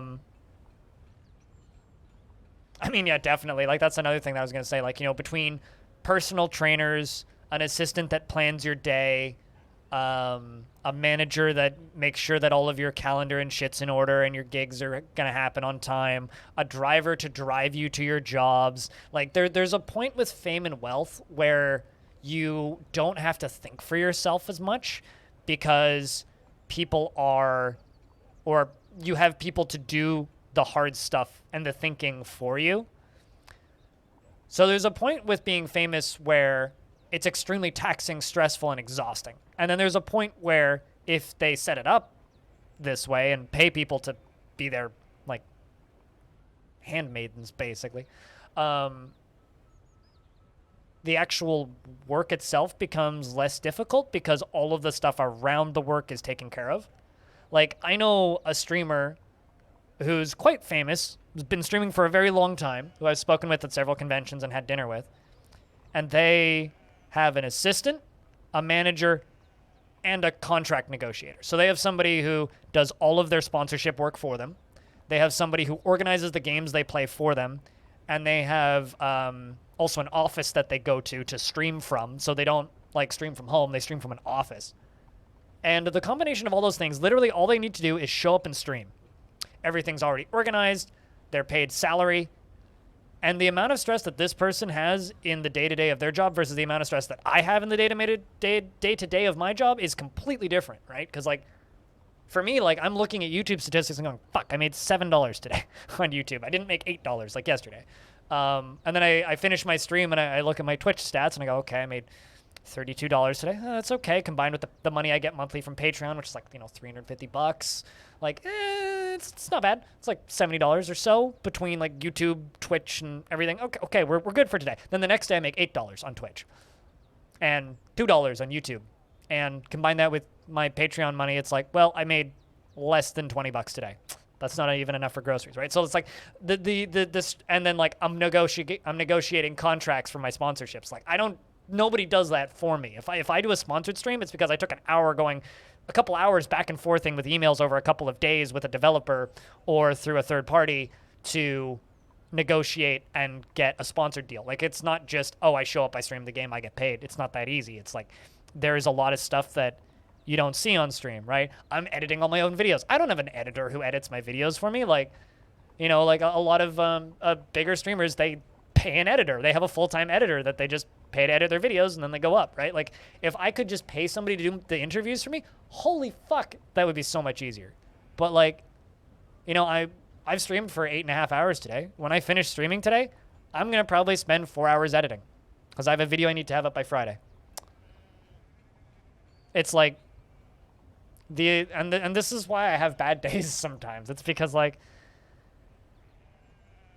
the buildup of stress is real. Even if money is good, it's still stressful, right? And the amount of days I can take off is minimal because I straight up can't afford to. So I don't know.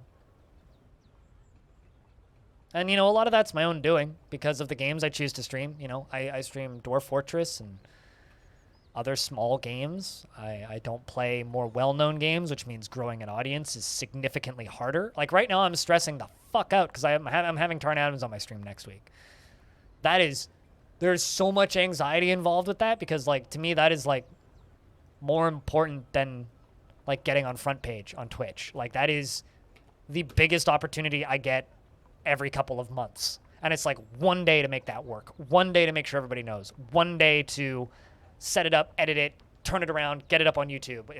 And then most of the money I make on that is based on luck of the draw, random donations, right? It's like, if the YouTube video does really well, maybe I'll make $50 on the YouTube video. But I will put 15, 20 hours probably into setting up, organizing, posting, reminding people, letting people know, advertising, on the hope that the YouTube channel gets more subscribers and maybe somebody tips me later. That's like that's the day-to-day for my job. So when we're talking about, like, stress in a fame-based industry and life expectancy. I think it really depends on how they set their life up and how they organize things.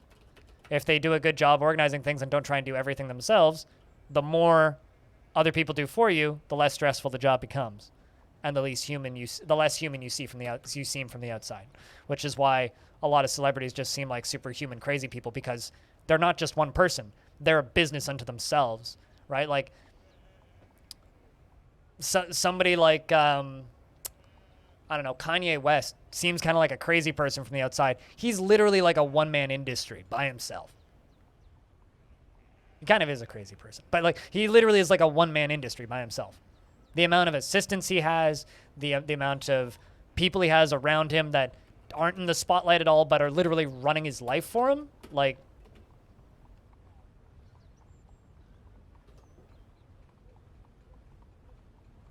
You know what's funny is like how close the lyrics of that song is to a metalcore song that I like. Side skip. I thought about like you only live once by Suicide Silence.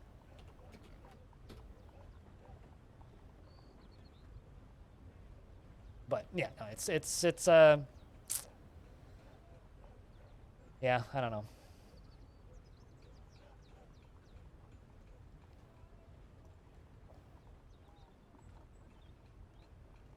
That was a random ramble.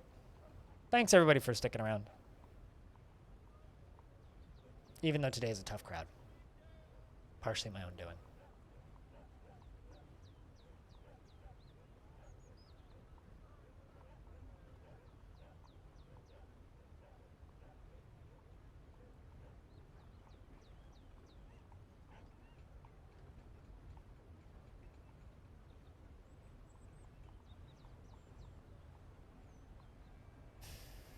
Let's see how many more of these figurines I can trade.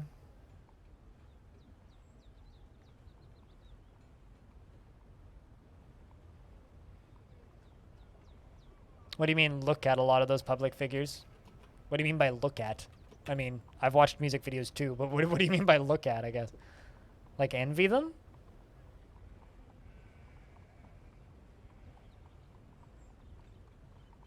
Let's see what I can do. I mean, most of those songs are written by committee. You know, like the average Ed Sheeran song, who's a self-proclaimed singer-songwriter, has like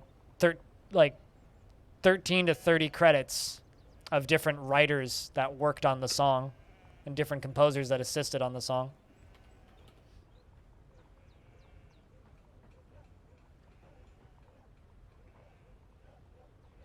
I've never been to Owl City. It's a nice place. Music's kind of repetitive, though. Sucks.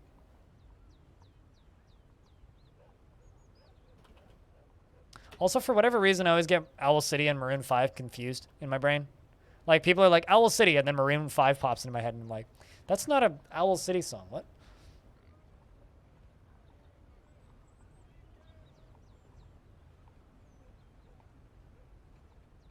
Like, I know who Owl City is, but I can never, like, think of any of their music. I don't know. This wasn't really my shtick anyway.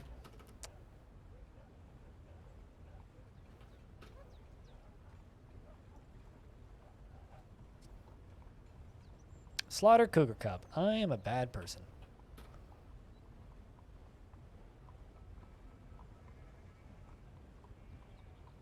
See, like you say the song about butterflies, and I think about a completely different song that I know for a fact is not by Owl City. But, yeah, no, I mean, I guess. You need to get your shit together?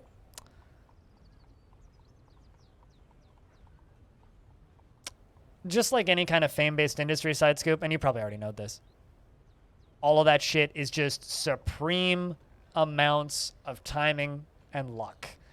And Unib has given birth to a boy. Brand new baby boy. Does anybody want to be the brand new baby boy?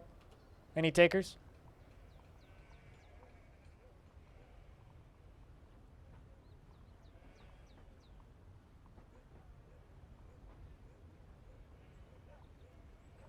You already have a dwarf. I know. Yeah. Ducky the second. Ducky 2. Maybe baby. I mean, sorry, Renbird. Ducky called it. Now I kind of want to give it to Renbird. I feel bad now. Shit. You just got back? Yeah, okay. Sorry, Ducky. You'll get the next one. Renbird is the son of Unib and Faith.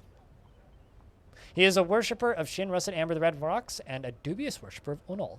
He was born today, which makes him very young indeed. He has a broad body, and his sideburns are clean shaven. His very long mustache is neatly combed. His very long beard is arranged in double braids. And his medium length hair is tied in a ponytail. Identity stolen. Parents decided a name and then immediately changed the name after baby was born. His lips are thick, and his somewhat short ears are somewhat narrow. His nose bridge is somewhat concave, and his hair is a crew, and his skin is sandy taupe. I mean, hopefully we'll get another baby pretty soon. He personally finds the very idea of competition obscene. Values a harmonious existence and doesn't feel strongly about the law. Dreams of crafting a masterwork someday. Doesn't focus on material goods and is inherently proud of his talents and accomplishments. He has a sense of duty, and he tends to hang on to grievances. He is trusting and has a calm demeanor. He is slow to anger and does not easily fall in love, and rarely develops positive feelings. He is conflicted by this as he values artwork and its creation. He needs alcohol to get through the working day.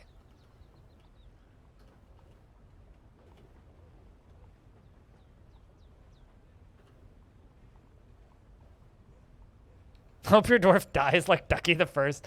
I hope you die like mine did.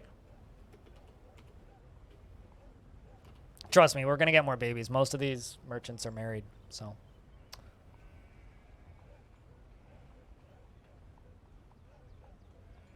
Also, when I say it's a tough crowd today, it's like normally around this time of day we have like 60 to 80 people watching. We currently have 42. Which is, you know, of course, the meaning of the universe. And time and space and everything else, but also is significantly beneath my average numbers for this time of day. So that's what I mean when I say it's a tough crowd. Store rock and stockpile. We're trying to get this stuff out.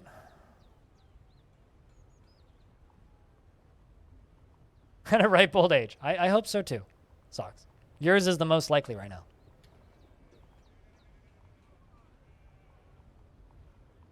Speaking of, did we ever find Critty's body? I don't believe we did.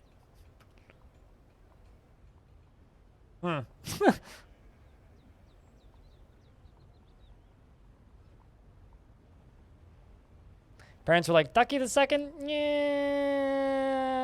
that was a cursed name. Let's go with Renbird. It's like, what happened to Ducky again? Ah, yeah, well.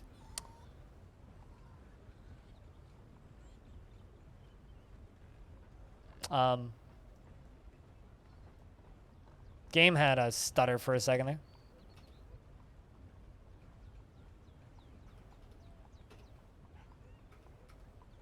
Huh. Glad that stopped. Wasn't a full moon.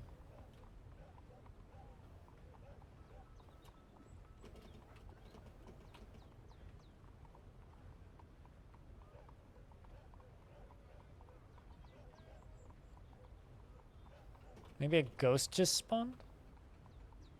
Just trying to find Critty's body. But I'm not seeing it. I mean, this is a pretty big fort. And Critty's body could be anywhere. Oh, there's an owl. Not what I was looking for, but...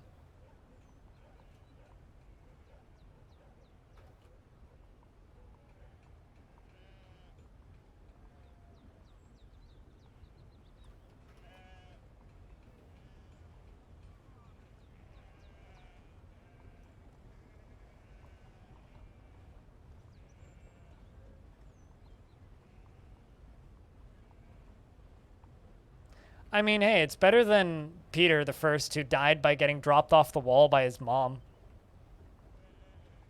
That was a pretty bad death.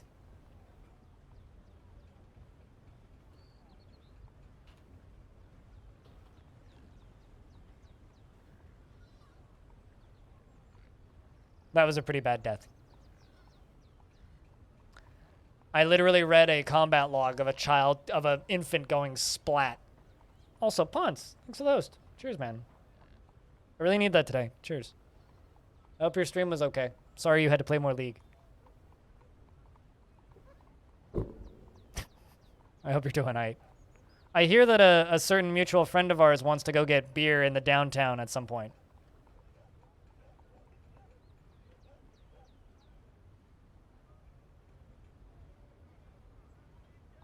What I'm trying to say is I'm free after the 16th. Is mechanically fun? Is it another, like, weeby anime child? Yeah, I'm just kind of busy because I got a lot of dumb work shit.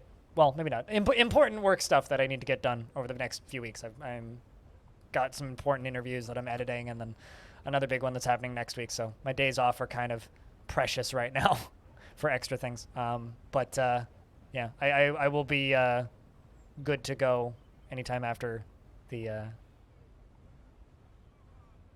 Wait, what did I Freudian slip? It's possible. I do that from time to time.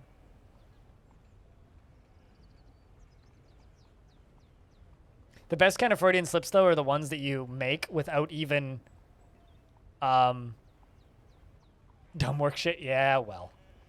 See, here's the thing. Ponce is one of the few people that I could actually say dumb work shit to, and he knows what I mean.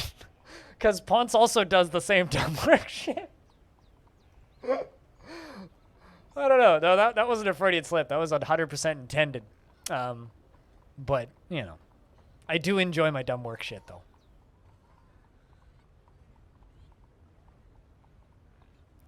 Brilliant. Okay. So, awful is what you're saying, Ponce. I'm so sorry.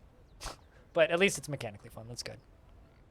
For those of you who don't know, Ponce does variety stuff and is forced to do League of Legends stuff from time to time. Ponce is good people. You should watch Ponce. He's one of my locals. Local streamers. Local to me, anyway.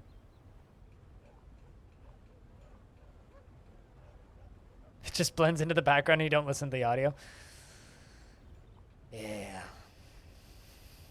Yeah, well.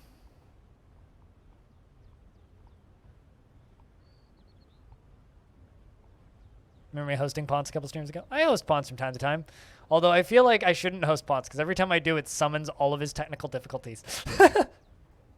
It's like, I feel like the last 2 times I've hosted Ponce, like, immediately after his stream explodes. Was it Final Fantasy? Oh, yeah, no, okay, the Final Fantasy's time I hosted him, it wasn't bad. It was when I hosted him when he was trying to play Morrowind that everything just, like, caught on fire the second I hosted him.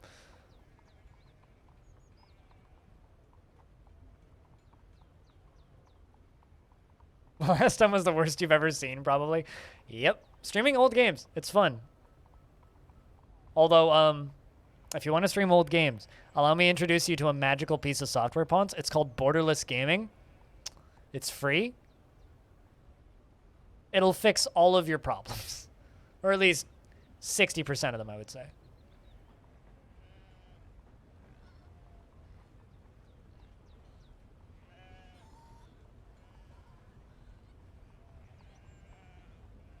Yeah, I don't even know how that's possible. But I believe it. It's kind of the reason I don't really stream the old SimCity games as much as I love them.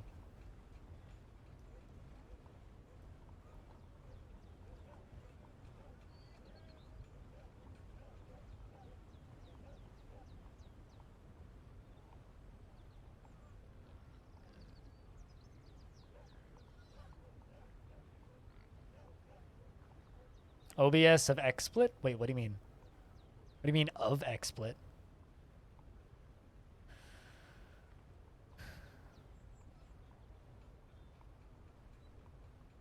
XSplit is kind of like WinRAR, where I'm just like, how does this company afford to stay in business? I guess like they must have like massive licensing deals with big companies or something because like...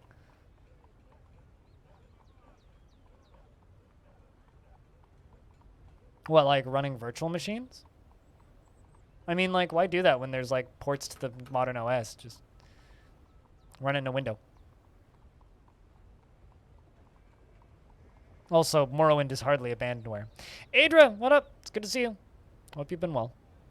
Hope things are looking up after rough days. You know? Damnation. Yep. Shares rumors from abroad. Yep. They know that knowledge, my only mistake, is known to be here.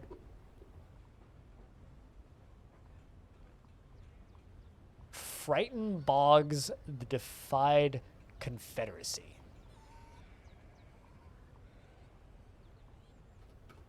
Sore as hell? Why is that? Like vaccine sore or sore for other reasons?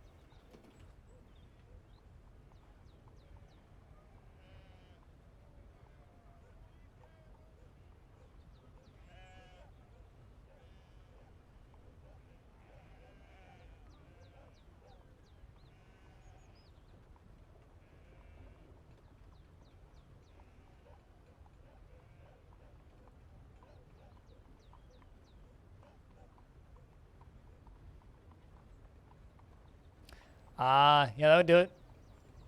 That would do it. That would do it. I can't remember the last. I haven't used a weed eater since I moved out. It's been a very, very, very long time since I've used a weed eater. I guess 2013 would have been the last time, probably. Maybe 2012 even. Been almost 10 years since I've used a weed eater.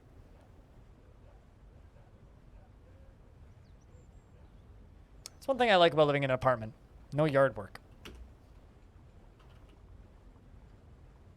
It's a good sword? Oh yeah, no, I know what you mean. That's the best kind of sword. It's the, I really need a beer and a hot dog, or a burger, and a porch and a patio chair kind of sword. So it's a good kind of sword. Sort of like, you know, after you go on a long hike.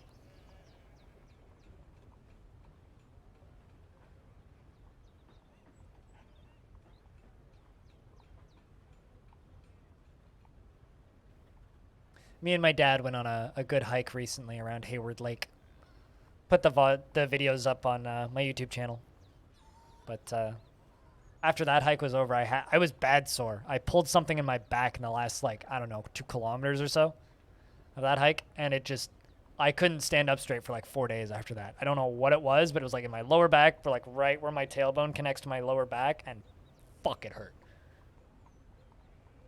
It was the worst.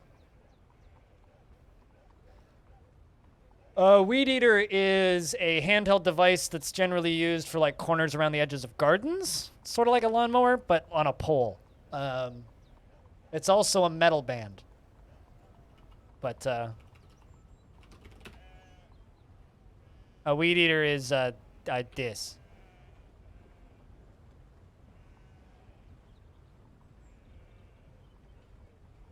Also, as I said, a metal band.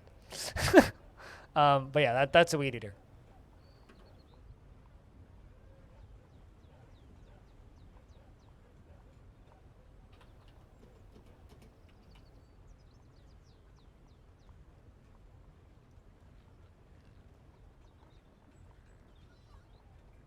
I have Weed Eater 3 and Weed Eater 2 on vinyl. Adra. Fucking great band. It's like the side project of the guitarist of Bong Smoker, I think. I can't remember the name of the other band that they're a side project of, but good spacey stoner rock.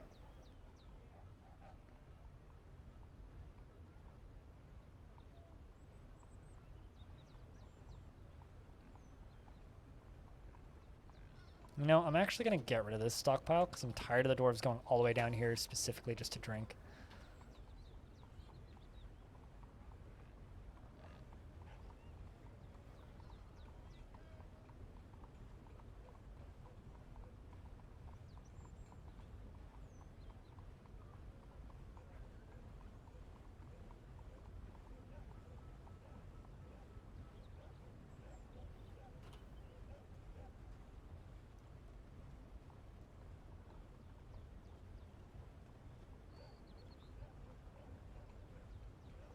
I don't know if this is a problem or not, but whenever we start talking about things like work chat, I always end up making it about me or using myself as an example. Is that a bad thing? Should I stop doing that? I don't know. I feel like it might make me look like a self-centered twit, which wouldn't be entirely inaccurate, but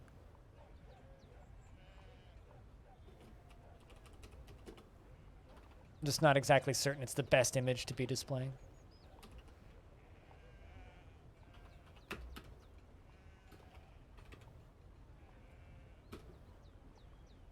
Figured that was the point of streaming, what, being a self-centered twit? Maybe.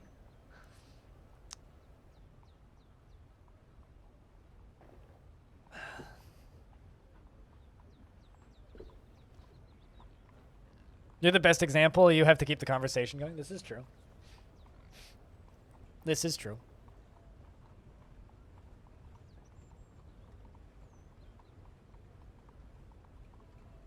Oh, also, Ponce. I kind of understand how you feel.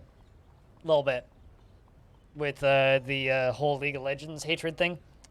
Because I think I dislike RimWorld probably about as much as you dislike League of Legends. And there's a new expansion for RimWorld coming out right now. And I know for a fact that if I go play it, probably get 2 to 3 times the view count.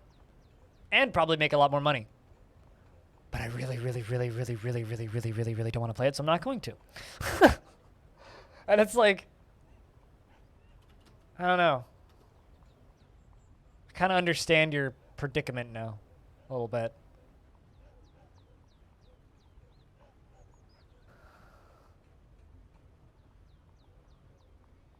That's called either being a talented liar or a storyteller, one of the two. Socks.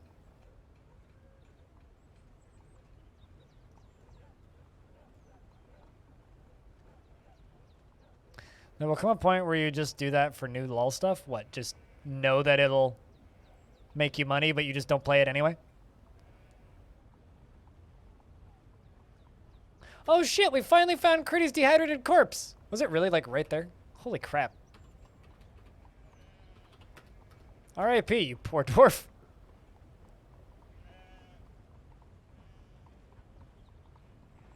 I mean, I do that with, occasionally with people that I don't want to,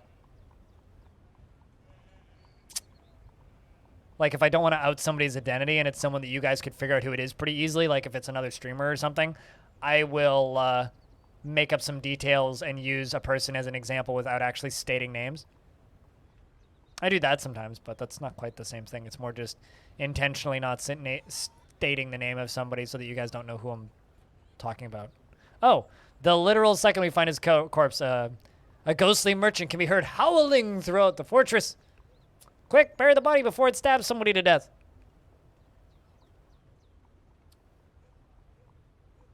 The club, into the club of death.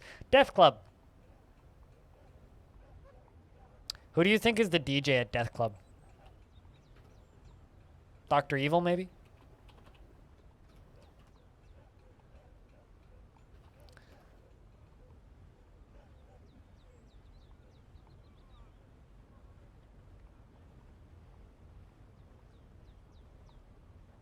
Yeah. It's still a tricky predicament, you know? Skeletor. Isn't it? What was the name of that?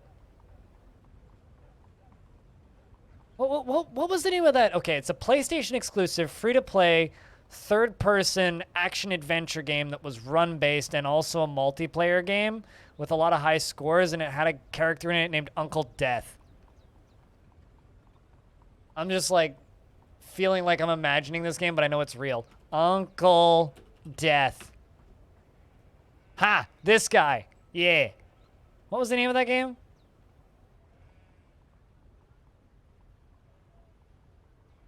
It was a Suda 51 game.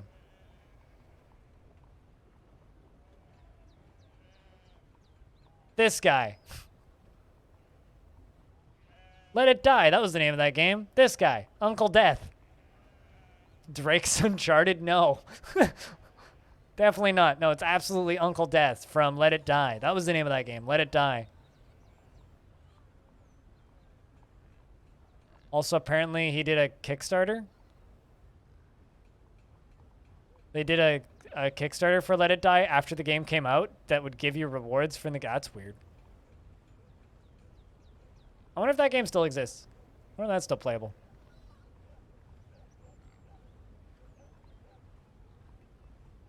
Sorry, I just... I had like a premonition of like, I know that this game exists, I swear. But yeah, Uncle Death.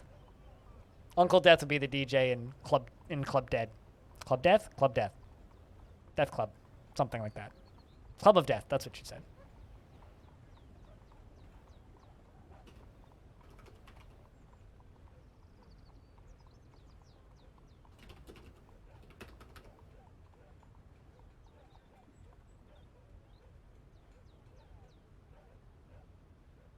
What's the pink and red pattern? That? It's black, bronze, and rose gold. It's for the king's throne room. Not that he ever sits in it, but... Club of Death, not to be confused with Club Penguin. One could say that they are one and the same, just alternate universes of one another.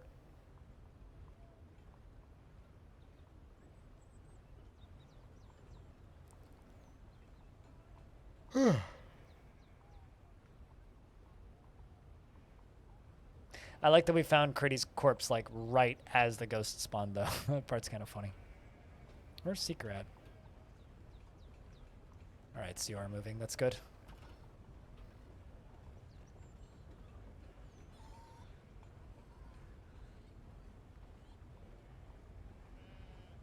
Winter is upon us.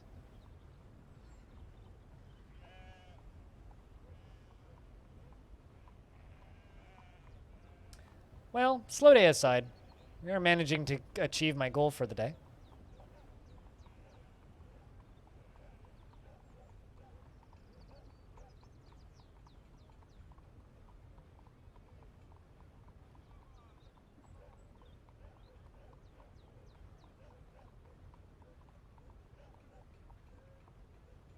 Which is year 268.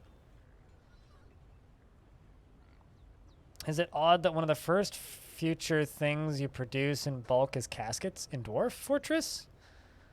I mean, I would recommend that you produce beds first, but I mean, yeah, caskets are a pretty early thing.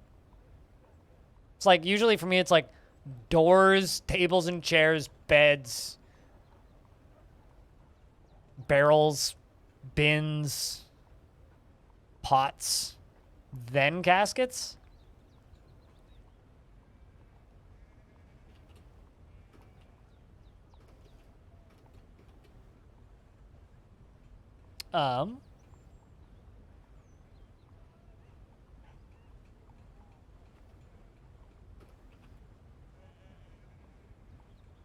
Wait, does it not give me the information to that? It's literally giving me a blank screen.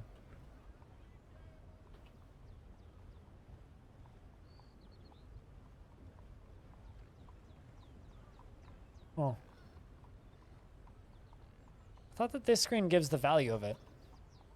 That should be the value screen, but...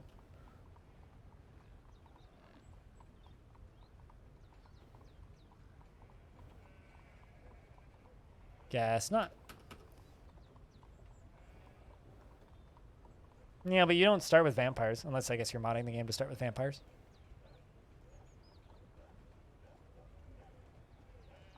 Also, since vampires are technically immortal, you wouldn't really need caskets either.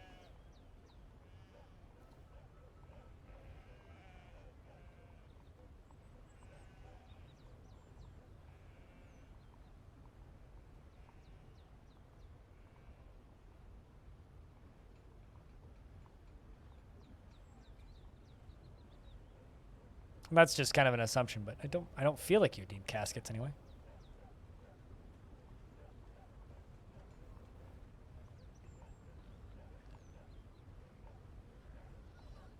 They sleep in caskets like in Dracula? Not in Dwarf Fortress. No. In Dwarf Fortress, they just don't sleep.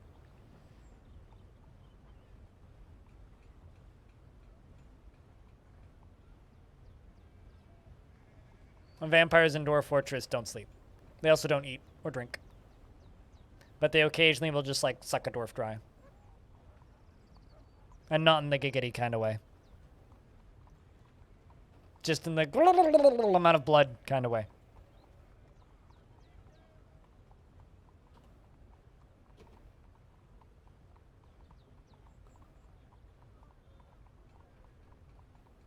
Also, I don't really know what that sound was.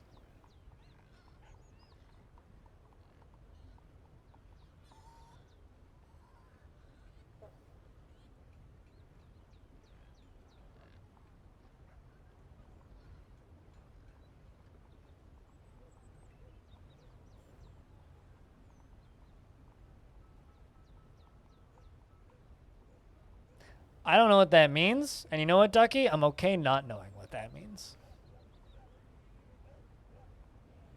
The fish dudes from Warcraft. I mean, I can't hear myself on repeat, so I don't know. Do you think that was a Murloc sound? Yeah, kinda. Although, when I think of Murlocs, I don't think of Warcraft Murlocs. I think of fucking jammin' bluesy bangers by the band The Murlocs.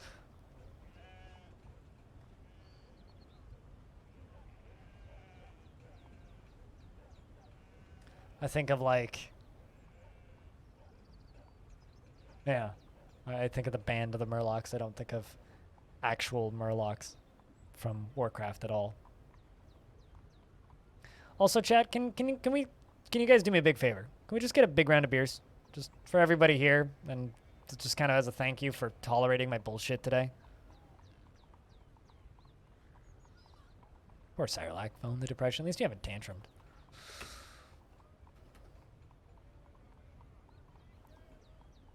Because, like, today's been stupid for me.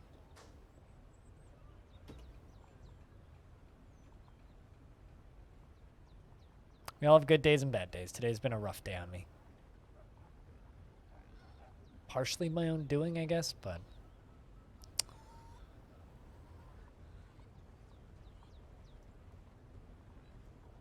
That sounds kind of terrifying. Why is this? Side scoop?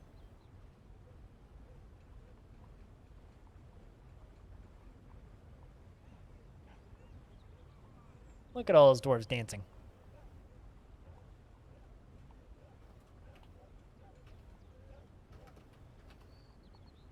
Feels lustful when talking with a spouse. Oh, excellent. It's always what you want to see. Also, side scoop. Really likes performing. Wants to practice craft, though. And Caveman is dwelling upon being caught in the rain, but says I'm nothing special.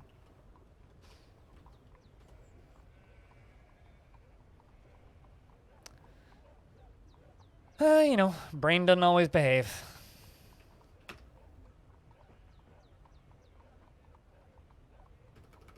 Brain doesn't always behave, side scoop.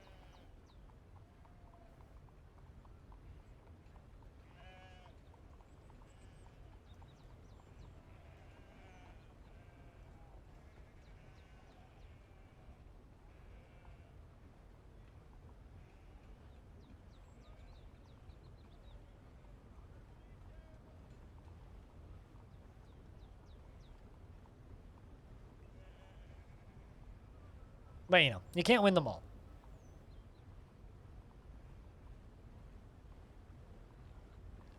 Oh, a new episode of the Next Lander podcast has been released.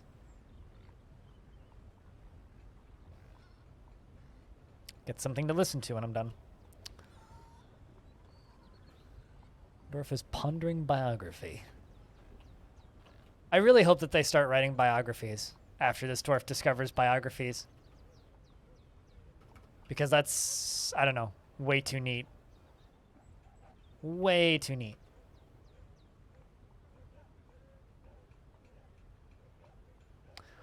And then we'll have more books like the very early Anander, talking about Anander.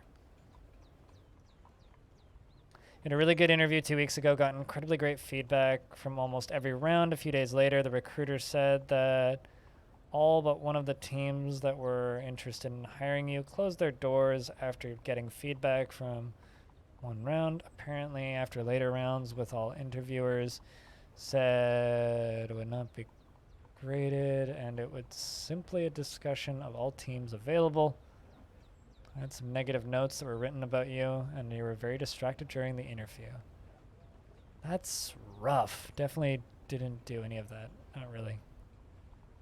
Man, that's rough, dude. I guess that's one of the few things that, like, I really don't miss about having to, like, get jobs from other people, which is a weird thing to say. It's like, to go through the recruiting process.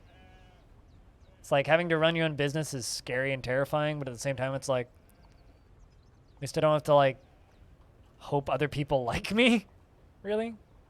But yeah, what kind of job were you? I mean, if there was multiple interviews, it must have been something bigger, I would think.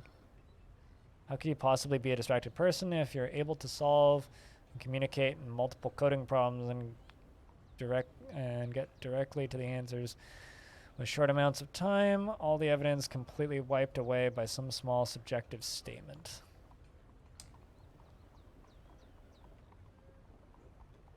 I might be out of line here, but something that I've seen more and more, especially with software engineering, and just comp sci jobs in general, is there is an abundance of people applying for work and not necessarily always work.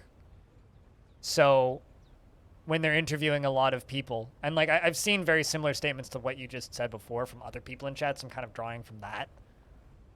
That's my frame of reference, is just what other people have told me. I've never applied for a job like this, but the more people that you have applying, the more picky places become.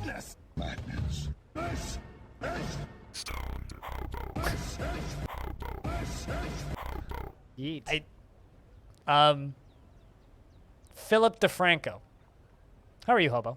What's my guess? I don't know. It was literally the first name that came to mind. I hope that you're doing all right, and I hope that 13-hour shift didn't completely blast you out of the fucking... Why'd you do a 13-hour shift? Are you okay?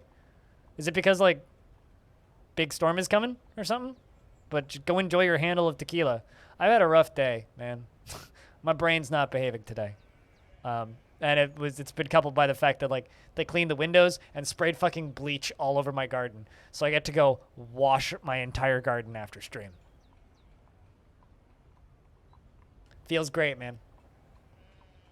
Like, literally, all of my plants outside just smell like bleach and, like, industrial level Windex.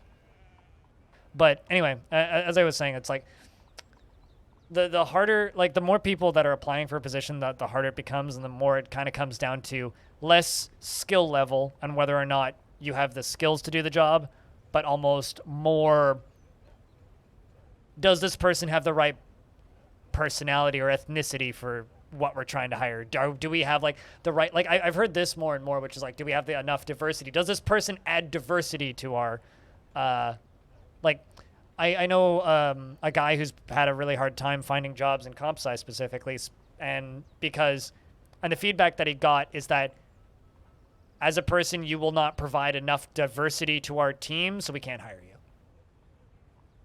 Which is fair, but also completely fucking unfair.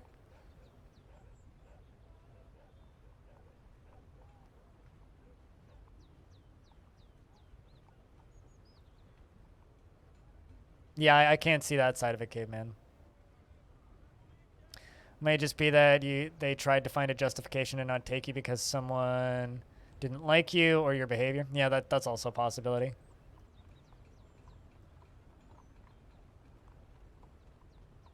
But I don't know. That kind of shit fucking sucks. Like, genuinely.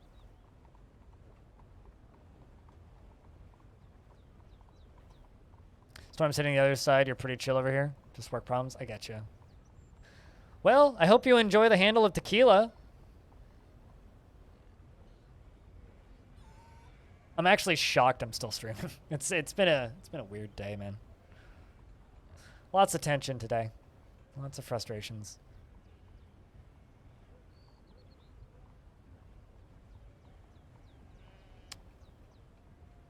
For example, you had someone from China try to hire you to do on-call interviews with people in the States. And then you were going to do the work for that person instead. Like, really? He used fake names and fake profiles? Oh, that's wild.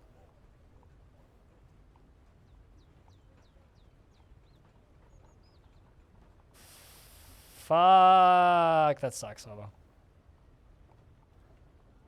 I mean, yeah, no, that does sound like wishful thinking. When's your next day off?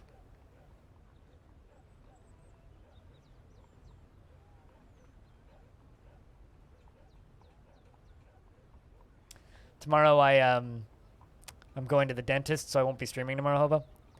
And I get to spend a whole day in a car with my parents. Wish me luck.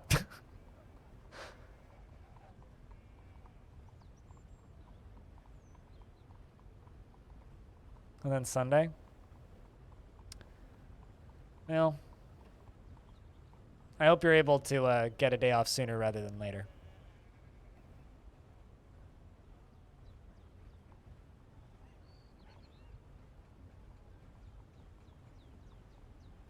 You had to reconfigure a router on a brand you've never seen before, harden OpenBSD, and they intentionally sabotaged and then fixed a DNS table from the DNS system.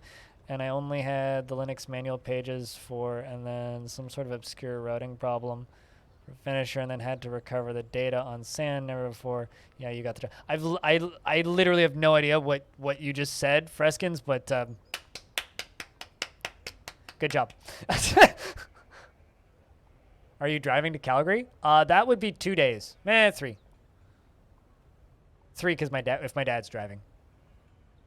Actually, electric car, 4, because we'd have to stop and charge every like 3 hours because it's a small electric car. So that would be 4 days. No, it's a 45-minute drive each way, and then our appointments aren't at the same time. So let's say estimating 35 minutes per appointment on the short end, plus the drive each way. Yeah, I will be in a car with my parents and I have to leave here to get there for noon. So I have to leave here at like 11:15 to get there by noon. And I realistically probably won't be back home until like 4. Yeah, they're doing human dances. It's funny, like I know what dances they're doing based on the patterns. But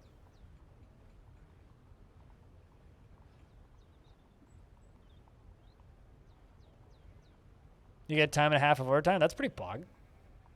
I mean, now you can afford even more tequila for your day off.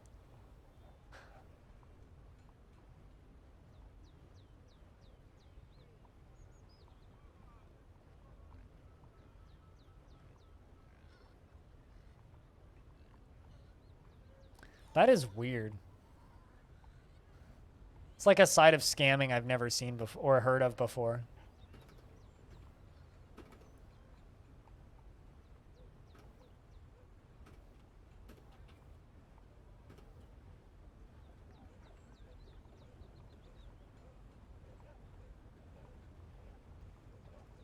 But yeah, that's good. At the very least, you're getting the time and a half overtime. So fuck yeah.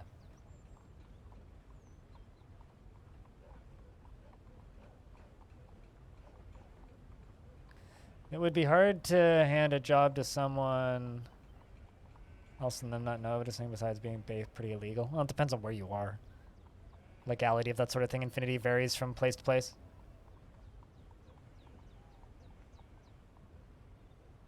You're looking for a diverse problem solver, and that's you? No. Also, let's confirm. What dance are they doing? Oh, okay, it's a fuchsia velvet.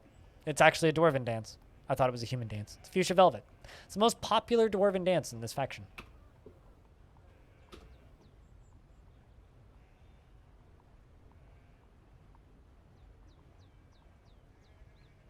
In multiple social networks. Huh. Man. All right, then. Multiple, you say? The first one's funny, the second one's rude, and the third one's harassment.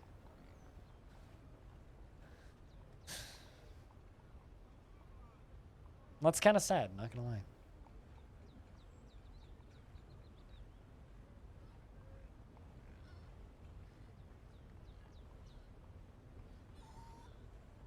You know, this is a photo of Vancouver. Vancouver looks like a cyberpunk city now.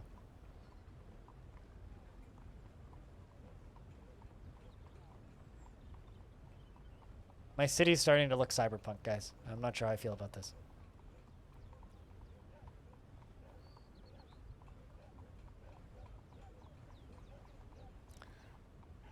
You normally work 40 hours, so you were assuming you work normal days the rest of the week. An extra 6 hours today, plus the 5 if you go in Saturday. Should be a nice bonus. You do have 2K. Yes, you do have that 2K car route. I guess you got the designs done for that? I remember last time I heard you were like, I mean, I've walked down that street. That street's a little gnarly. Hobo's walked with me down that street, actually. Hobo knows what street that is. Potentially. It's East Hastings. Hotel Belmont. It's a good part of town. It's where all the good dive bars are.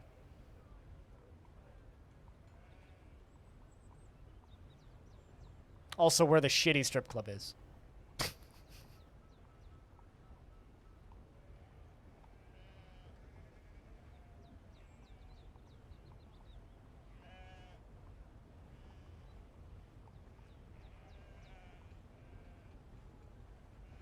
So, I just got an email from Microsoft account team about a Hotmail address, and I have absolutely no idea what address that is.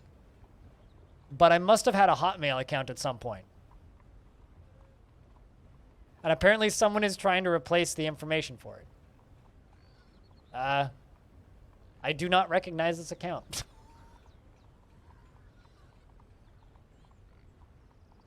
I don't believe I've ever had a Hotmail account.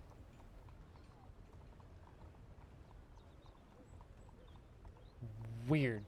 Potentially, maybe? I don't know.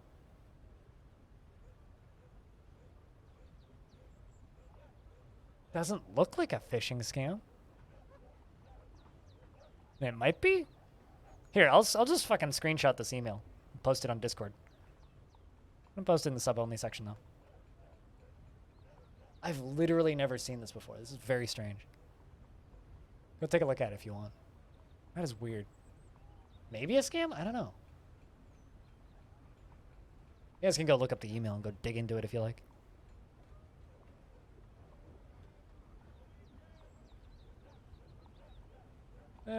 I mean, I think.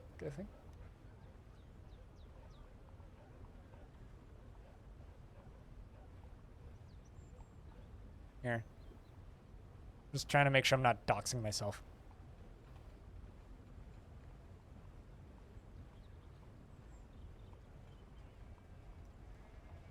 There you go. Go nuts. I don't believe I've ever had a Hotmail account, so it's like very strange. Unless someone set up... I've never actually gotten one of those, but I am familiar with that scam. Hank? Phishing? Yeah, potentially. Who knows? Okay, I know someone who actually had this email, Hobo.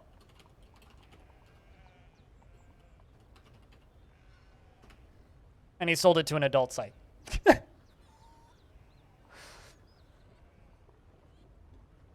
Like legit sold it for $5,000 to a adult entertainment website.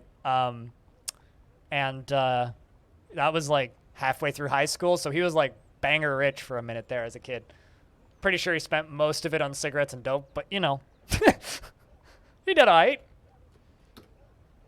Yeah, no, this was like $5,000 in like 2007, 2008 maybe, 2009 era. Around that point, I was still in high school, so. It was a friend of a friend who had that.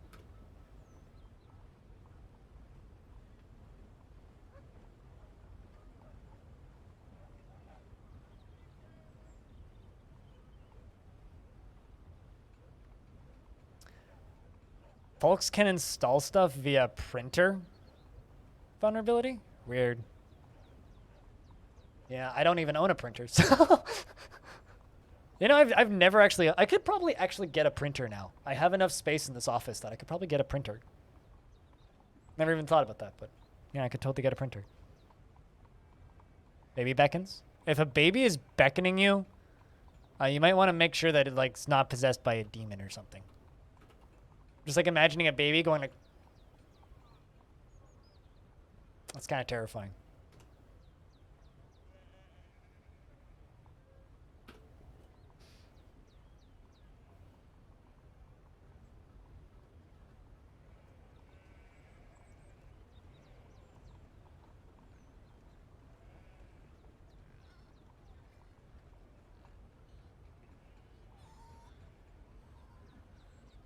or probably any admin here. I mean, you know, I just pasted it. I mean, it's just in what do you call it? In the subsection of Discord. So go look at it if you want. I feel like it might be legit, but I don't know. That being said, it is weird. I did get a similar email about an old Gmail, or not an old Gmail, an old Yahoo email account that I used to have. But that one was legit, and I just went and deactivated the account. But I didn't follow up through the email. I literally just went to Yahoo and deactivated the account. I was like, fuck, this account still exists? Jesus.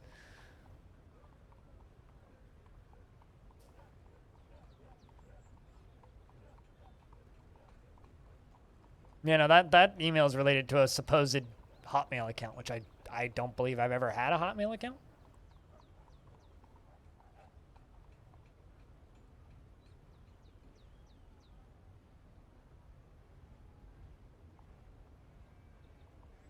I don't believe, anyway.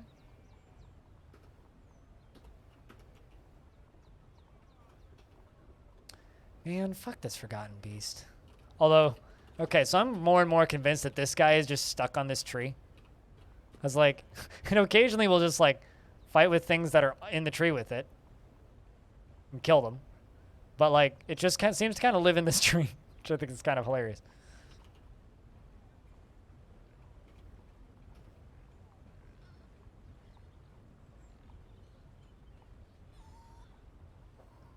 Or are you asking if I use Gmail? Yeah, it's my Gmail account that it came from. Or that the email was sent to, anyway.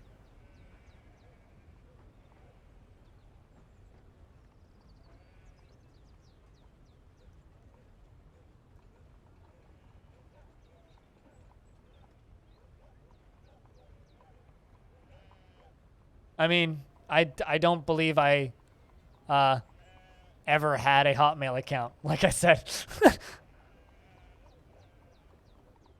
How would I do that?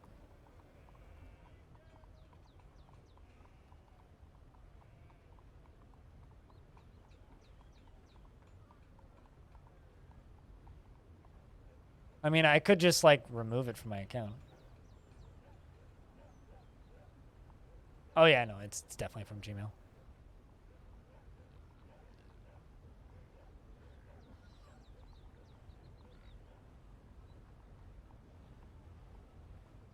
Not that I really care, to be honest. Yeah, hold on, let me check something.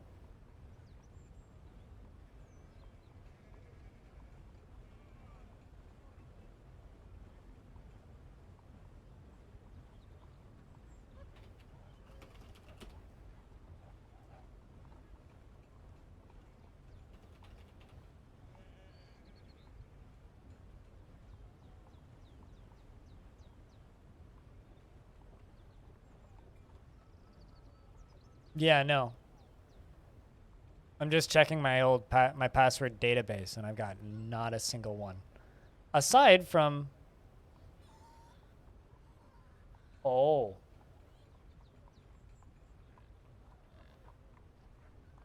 I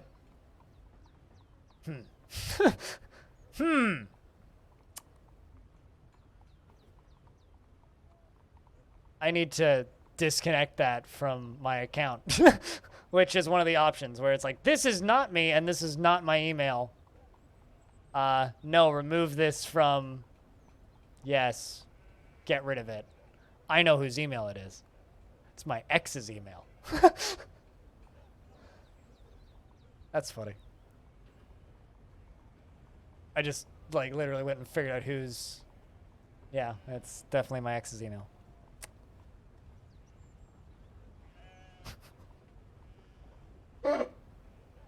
Anyway, figured out that.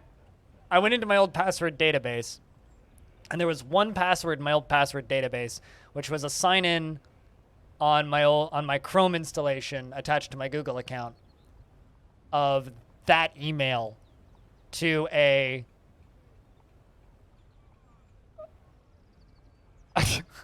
Oh, that's an account that a friend of a friend had in high school Axon that was that he sold to an adult film company. No, but like that is undoubtedly my ex's email. Meaning my ex's email just got compromised? Pfft, good luck. I ain't helping. And I think my account, I guess she must have set my account as her recovery password. Anyway, good luck with that anyway. Assuming she's still using that.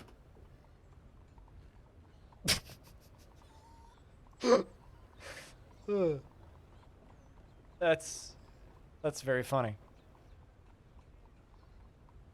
That is very, very funny.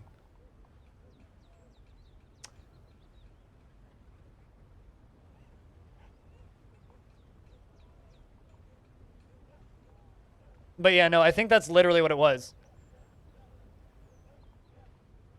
I think my ex probably has my email as her recovery address. Well, I mean, not anymore, because I literally just associated it with it, saying, yo, no, this is not my account.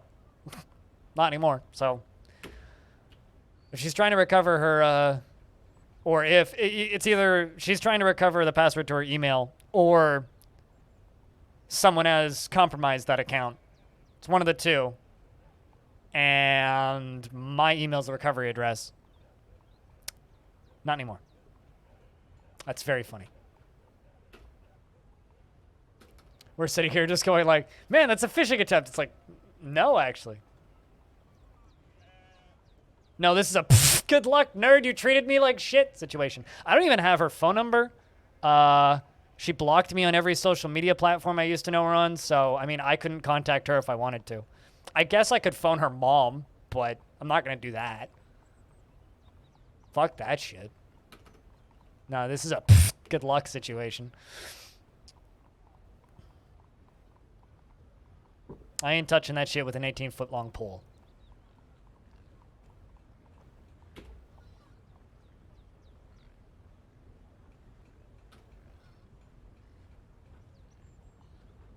It's just, that's way too fucking funny.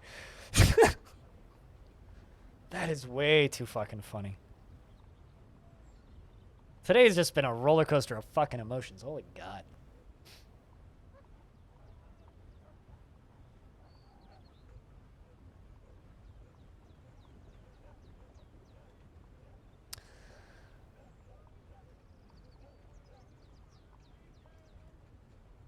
No. No.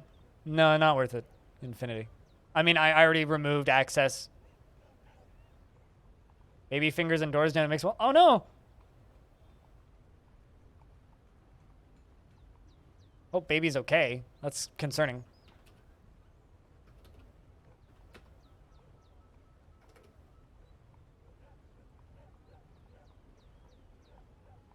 It's funny that the thing that makes me smile is somebody else in distress. It's amazing what long-distance Schadenfreude will do.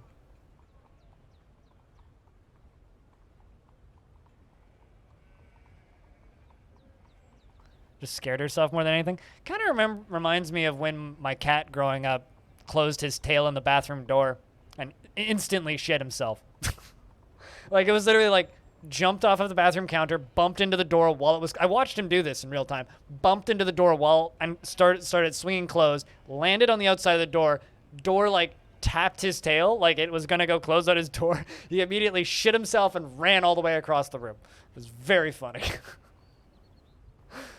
And he let out a cry from hell. This dwarf is... Hold on a second. I've never seen this before. This dwarf is teaching formal reasoning. I've literally never seen that before.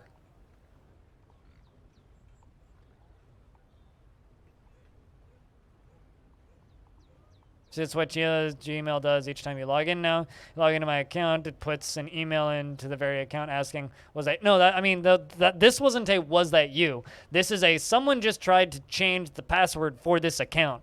It was a password recovery email. Not a, yo, is this you?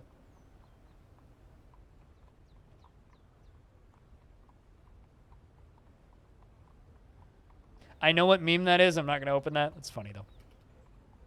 Thanks for sharing. So that's good.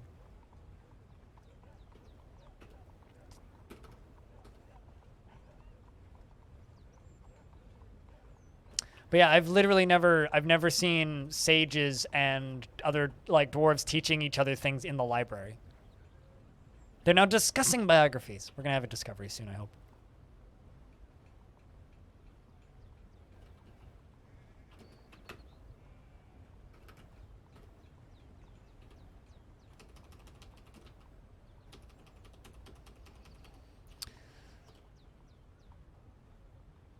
Oh, I was just saying I know what that meme is, but I'm not gonna open it because I don't have the rights to the tune in that, and they may have it copyrighted. A lot of higher viewed videos do that, so I don't want to get like claimed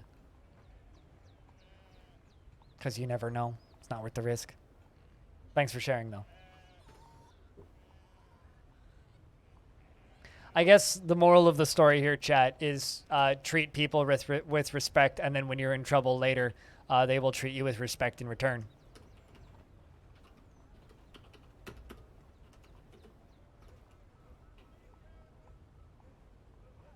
That's the moral of the story here.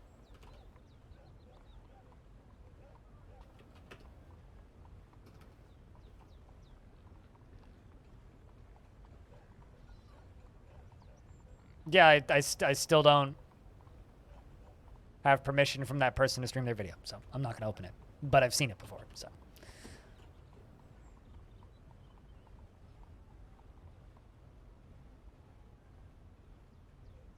Yeah, I watch Beardy Man quite a bit, so I've seen his stuff pop up.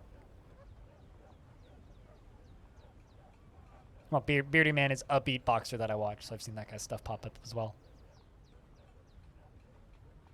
Yep.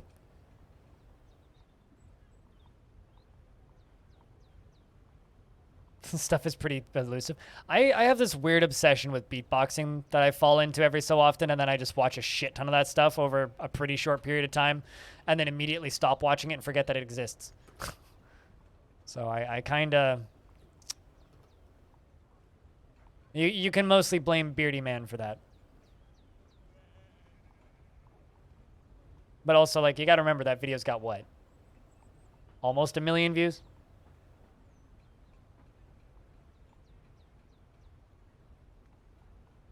So.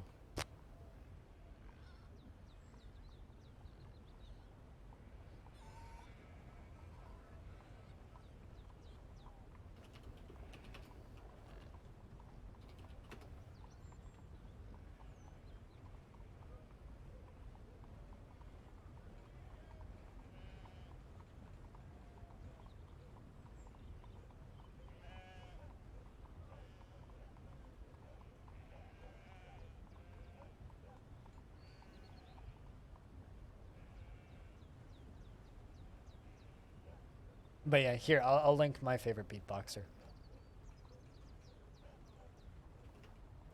Or his TED Talk.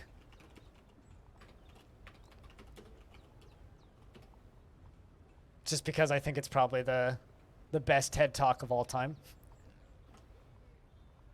Doesn't matter who it's owned.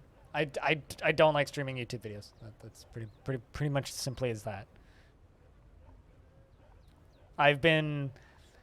I've gotten strikes on my YouTube channel before for streaming a GIF. So I kind of have to be careful. I got a content claim on a YouTube video for posting for streaming a 7-second Vine.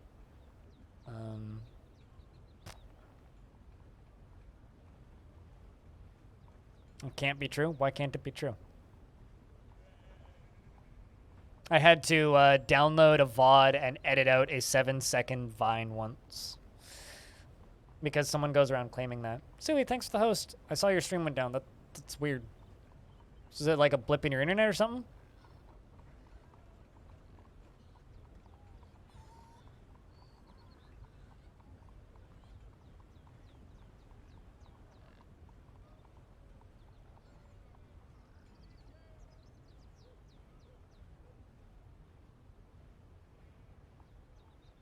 Damn.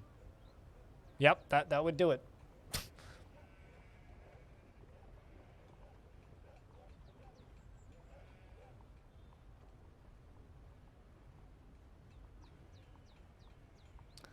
Why fan? Time to close my why Finland doesn't exist to put in this do you just have like a tab open of random shit that Blind rambled about one day? At some point? Tab up at all times? I feel like everyone used to beatbox in high school. I'm not trying to like downplay your hobby, but I feel like everyone used to do that at some point.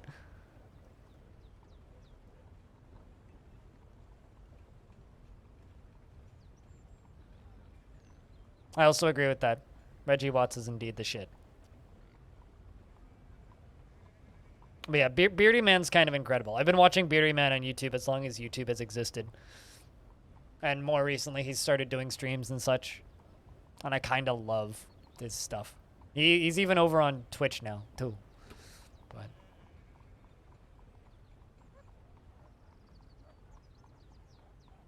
he streams for 20 minutes and has 2,000 people watching. And he's like, hey, guys, I'm done. Bye. It's like, fuck. So I always miss him. Knowles is doing research. Knowles, you little genius. 16 years old. And is lonely. There aren't enough dining tables. That's what he has to say. But you're doing research. Get stuff done. Come on, Dwarf.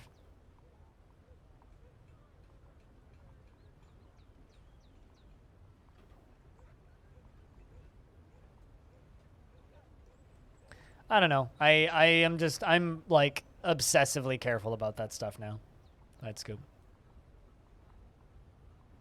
Reggie Watts or Beardy Man. My favorite part of the Beardy Man TED Talk is when he goes, he just finishes making a bunch of weird sounds and says, as you can tell, I was kind of a weird kid. It's like, no, really, what was your first thought of that? No shit, man.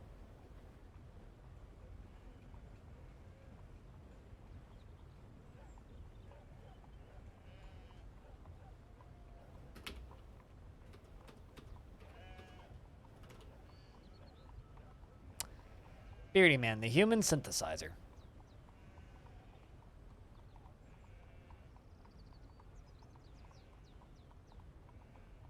Oh yeah, Ryan, I bought tickets to go see Citizen and Drug Church, by the way.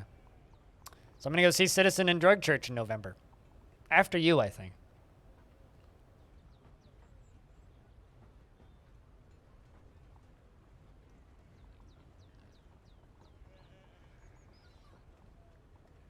I guess the internet's likes Reggie. I think Reggie's just more famous, so. Maybe it's as far as the, I don't know. They're both great. I couldn't really decide between the two of them.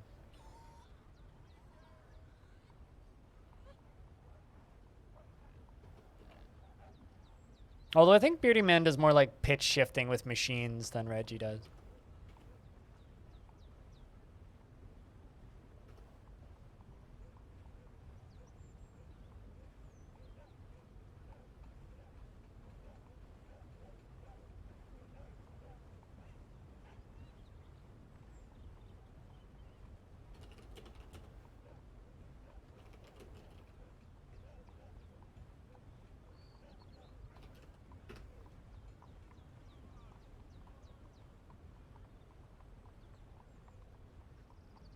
You'll be back in 20 minutes with your findings. What, are you going to go watch a bunch of Beardy Man and a bunch of Reggie Watts and do side-by-side comparisons?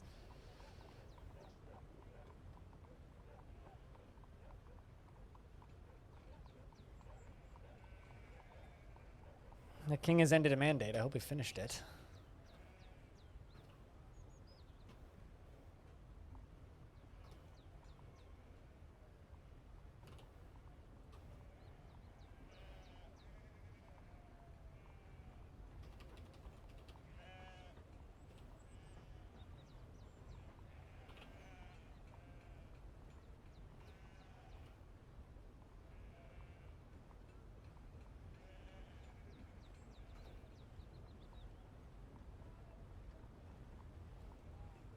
But best of luck with the findings, I guess, Hobo.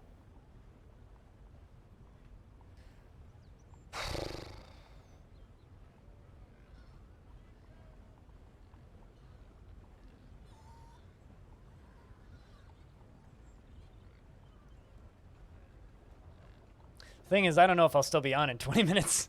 That's the problem. I've just been like trying so hard to do a long stream today, and also at the same time trying so hard to not just like end stream every 20 minutes today. Brain's not been kind to me.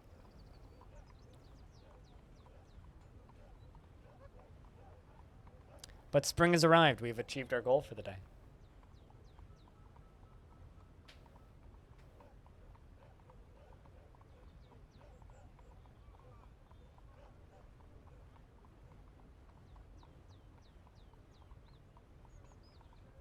You can post your findings on Music Scored? Okay.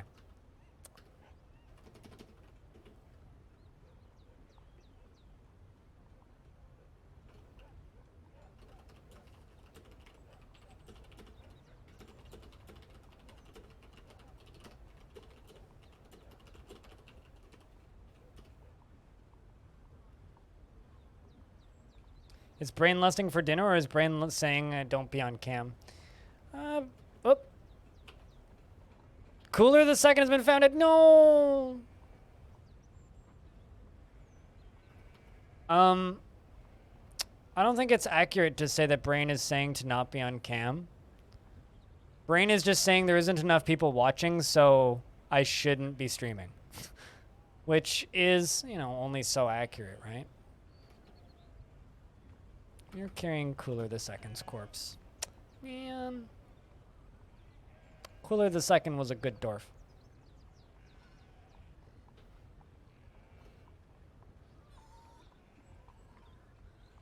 Now, Brain is just like mad at me that this is the last stream I get of the week and I don't get to stream tomorrow.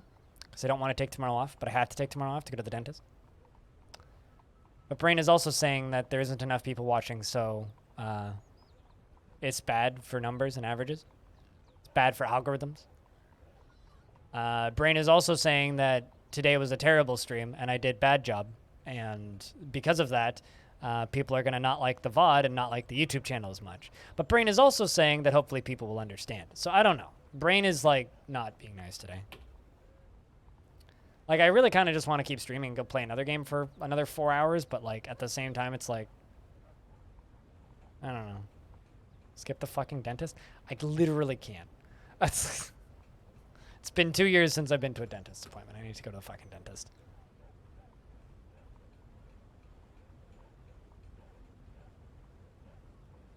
This dwarf is moving real slow. Nope. The frame rate's just real slow. Why is frame rate real slow?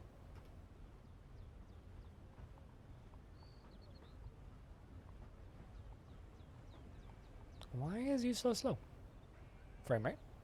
What happened? Oh, probably all the digging.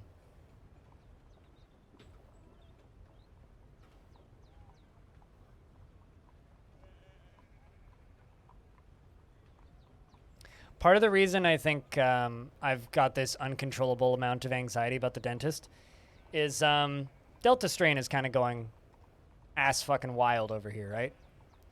And I get to go sit on a bus during prime hours tomorrow for 45 minutes to get to my parents' house, and literally nobody's wearing masks here anymore, which isn't helping the anxiety.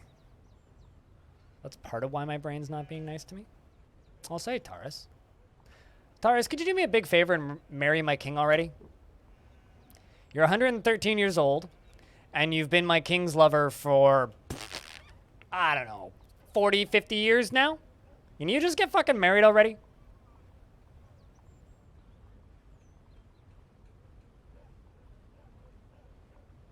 Usually that's the case, Taurus. Usually that's the case. But seriously, can you marry my fucking king already? Please? Seriously? I'll give you another chicken as a pet. Just please get married and make a baby. Hope you've had good looks. God damn it.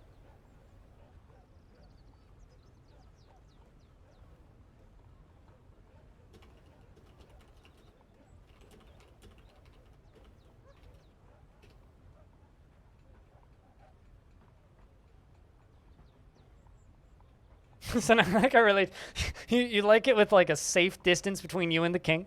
You're not quite ready to be the queen. I mean, I don't know. You were dating before you became the king. Maybe like that, like sudden change in the dynamic and the relationship, like kind of wrecked it. Although you do often feel filled with joy. Although you are truly fulfilled by assisting those in need and completely oblivious to the concept of neatness and will just leave things strewn about without a care. Sounds like a nightmare roommate. And it never feels discouraged. And you are impervious to the effects of stress. And you always are in love with somebody and easily develop positive feelings.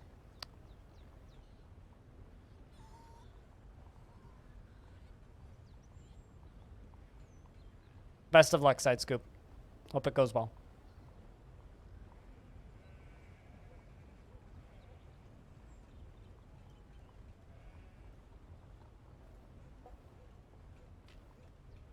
I'm glad you like the stream today, though, Taurus.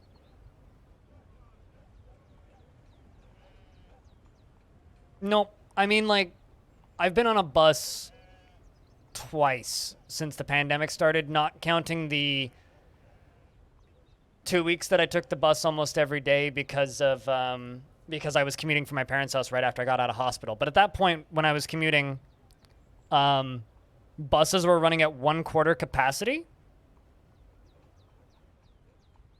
So there was like 3 people on the bus every time I got on, and I had to wait for like 2 to pass before I could actually get onto the bus. So at that point, it was like kind of a non-issue because there were so few people on the bus. But now, like, the buses are just like packed fucking full. And yeah, I'm not excited. So it's a lot of that.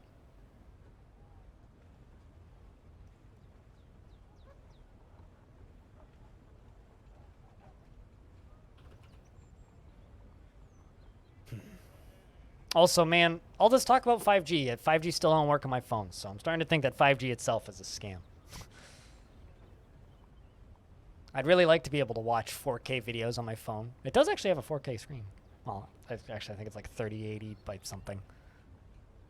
Or 380 by something. It's like almost 4K. Sin Queendom is a lot. That is indeed a lot of responsibility, yeah.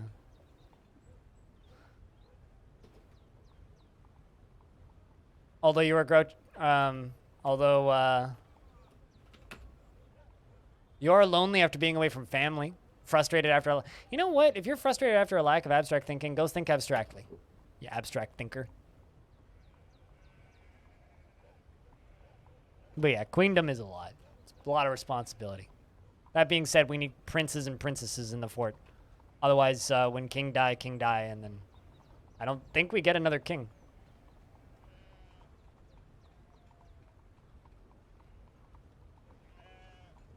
The NSA. Your chip is working wonderfully, though it does heat up a bit when streaming videos. Your phone or you? Because like imagine just like every time you like open up your phone and start streaming movies, you're just like sitting there watching Netflix on your phone and you just start sweating. It's like, God damn this stupid fucking implant, man. It's like your arm, like your one arm is just sweating in like a patch. Dewey is what the elves are saying today.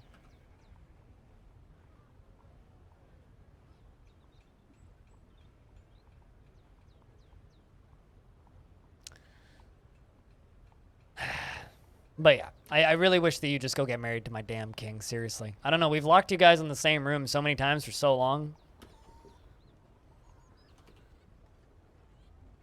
Isn't everybody these days?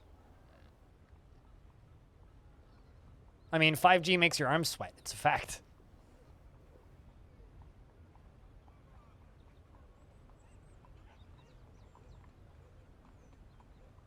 Guess at the end of the day, I'm just a big baby. Should suck it up and take the damn bus. Use it to keep it going. Okay, that's more than just sweating. That's like burning. That's like Bernie Armders more so than like. You know. It's like, oh yeah, I use it to heat my smart mug for my coffee.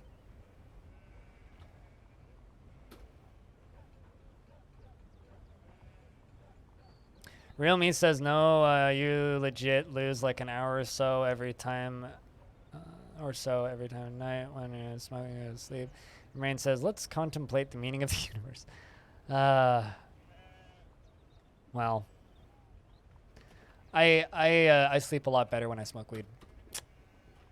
So it's like the only time I actually sleep well these days.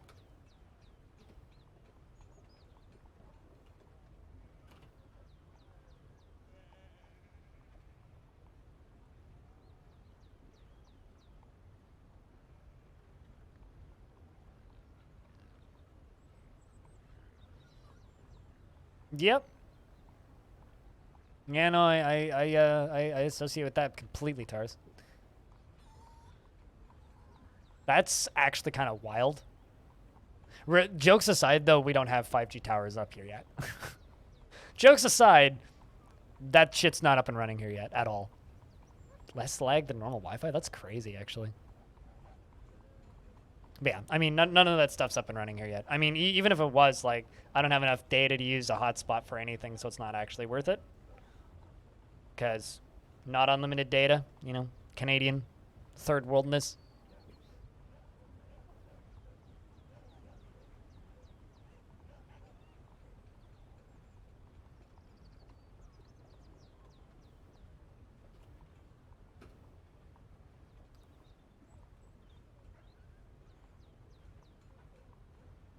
There's a tower a few blocks from your work.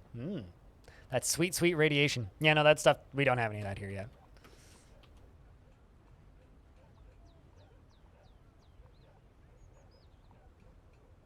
What's a Comcast? And what's a Verizon? We've been over this before, Freskins. No, I get 5 gigs of data. After that, they charge me $50 a gig, I'm pretty sure. That's actually an exaggeration. I don't know how much they charge, but it's more than it's worth. No, we have Shaw and Telus up here. Shaw, Telus, and then there's a third one, and then if you're in Eastern Canada, there's also Bell.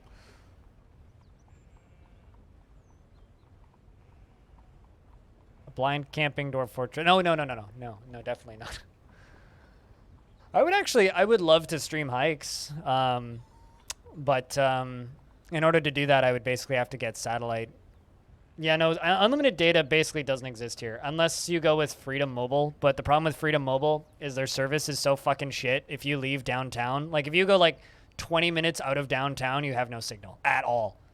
So it's basically useless if you go anywhere outside of downtown.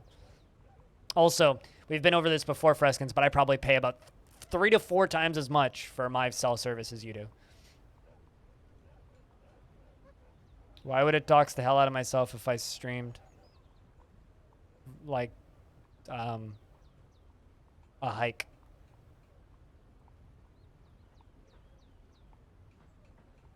What? You mean, what's it called?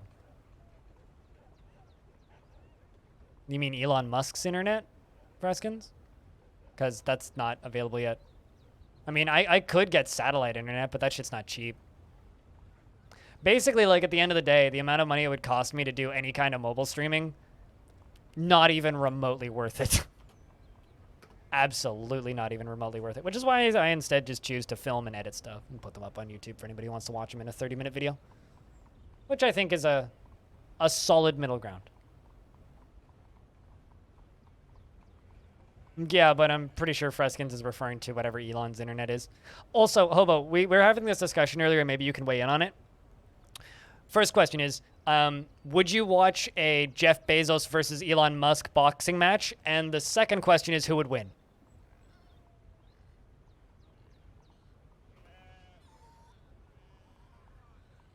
Starlink, that was the name of it. I wanted to say Neuralink, but I knew that that was wrong. I was like, I know it's not Neuralink, but that's what my brain's telling me it is.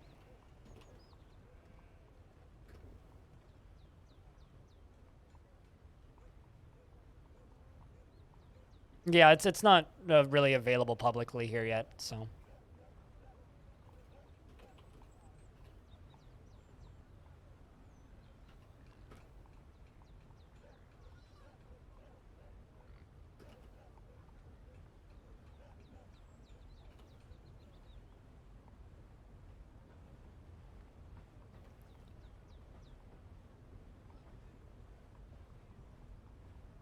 Sure pisses off astronomers. Yeah, I feel kind of bad for them. He's 7 years younger. Yeah, I don't know, but like Jeff Bezos looks a lot like more agile almost. Like I don't know. I feel like Jeff Bezos is like kind of more of a squirrely fighter than Musk. But I also would I would pay $5 to watch that pay-per-view. Yeah, exactly. He seems kind of like the dirty fighter too. Like if it was an MMA, I think my money would actually be on Bezos over Elon. Dex versus strength. Yeah, there you go. Depends on who gets the first crit, right?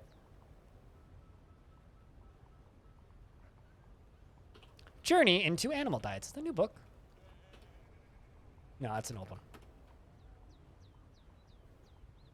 Looks scrawnier and wrinklier. I think it's just because Bezos has no hair.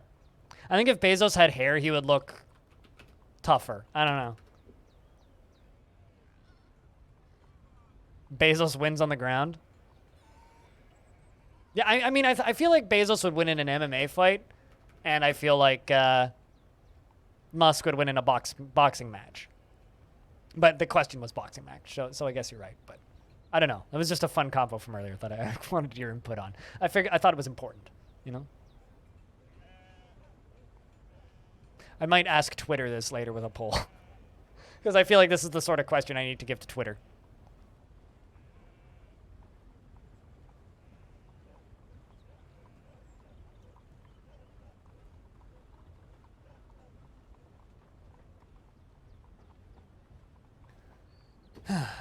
All that being said, though, chat, it's almost 7 p.m. I've been streaming for almost 10 hours. I almost ended the stream multiple times. Today was a difficult stream for me, but people have said that it was entertaining, so that's good. I think I'm going to leave it here. We didn't make a ton of progress construction-wise. However,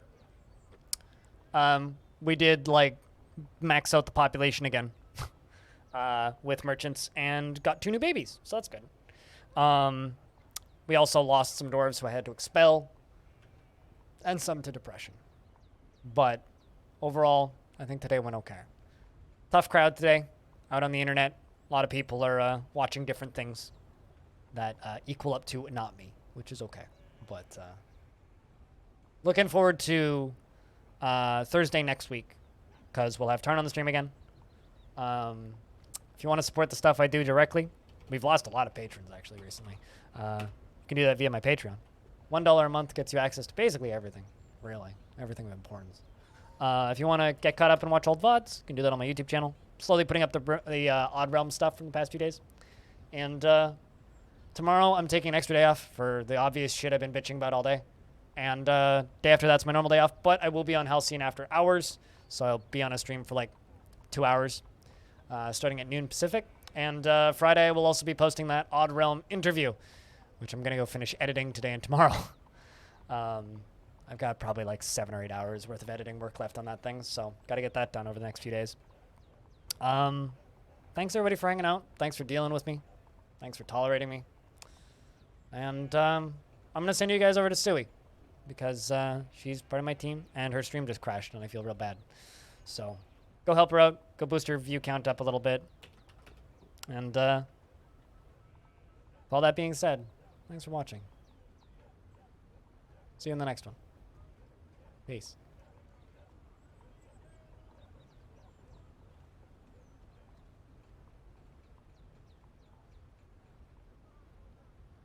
Sandwich!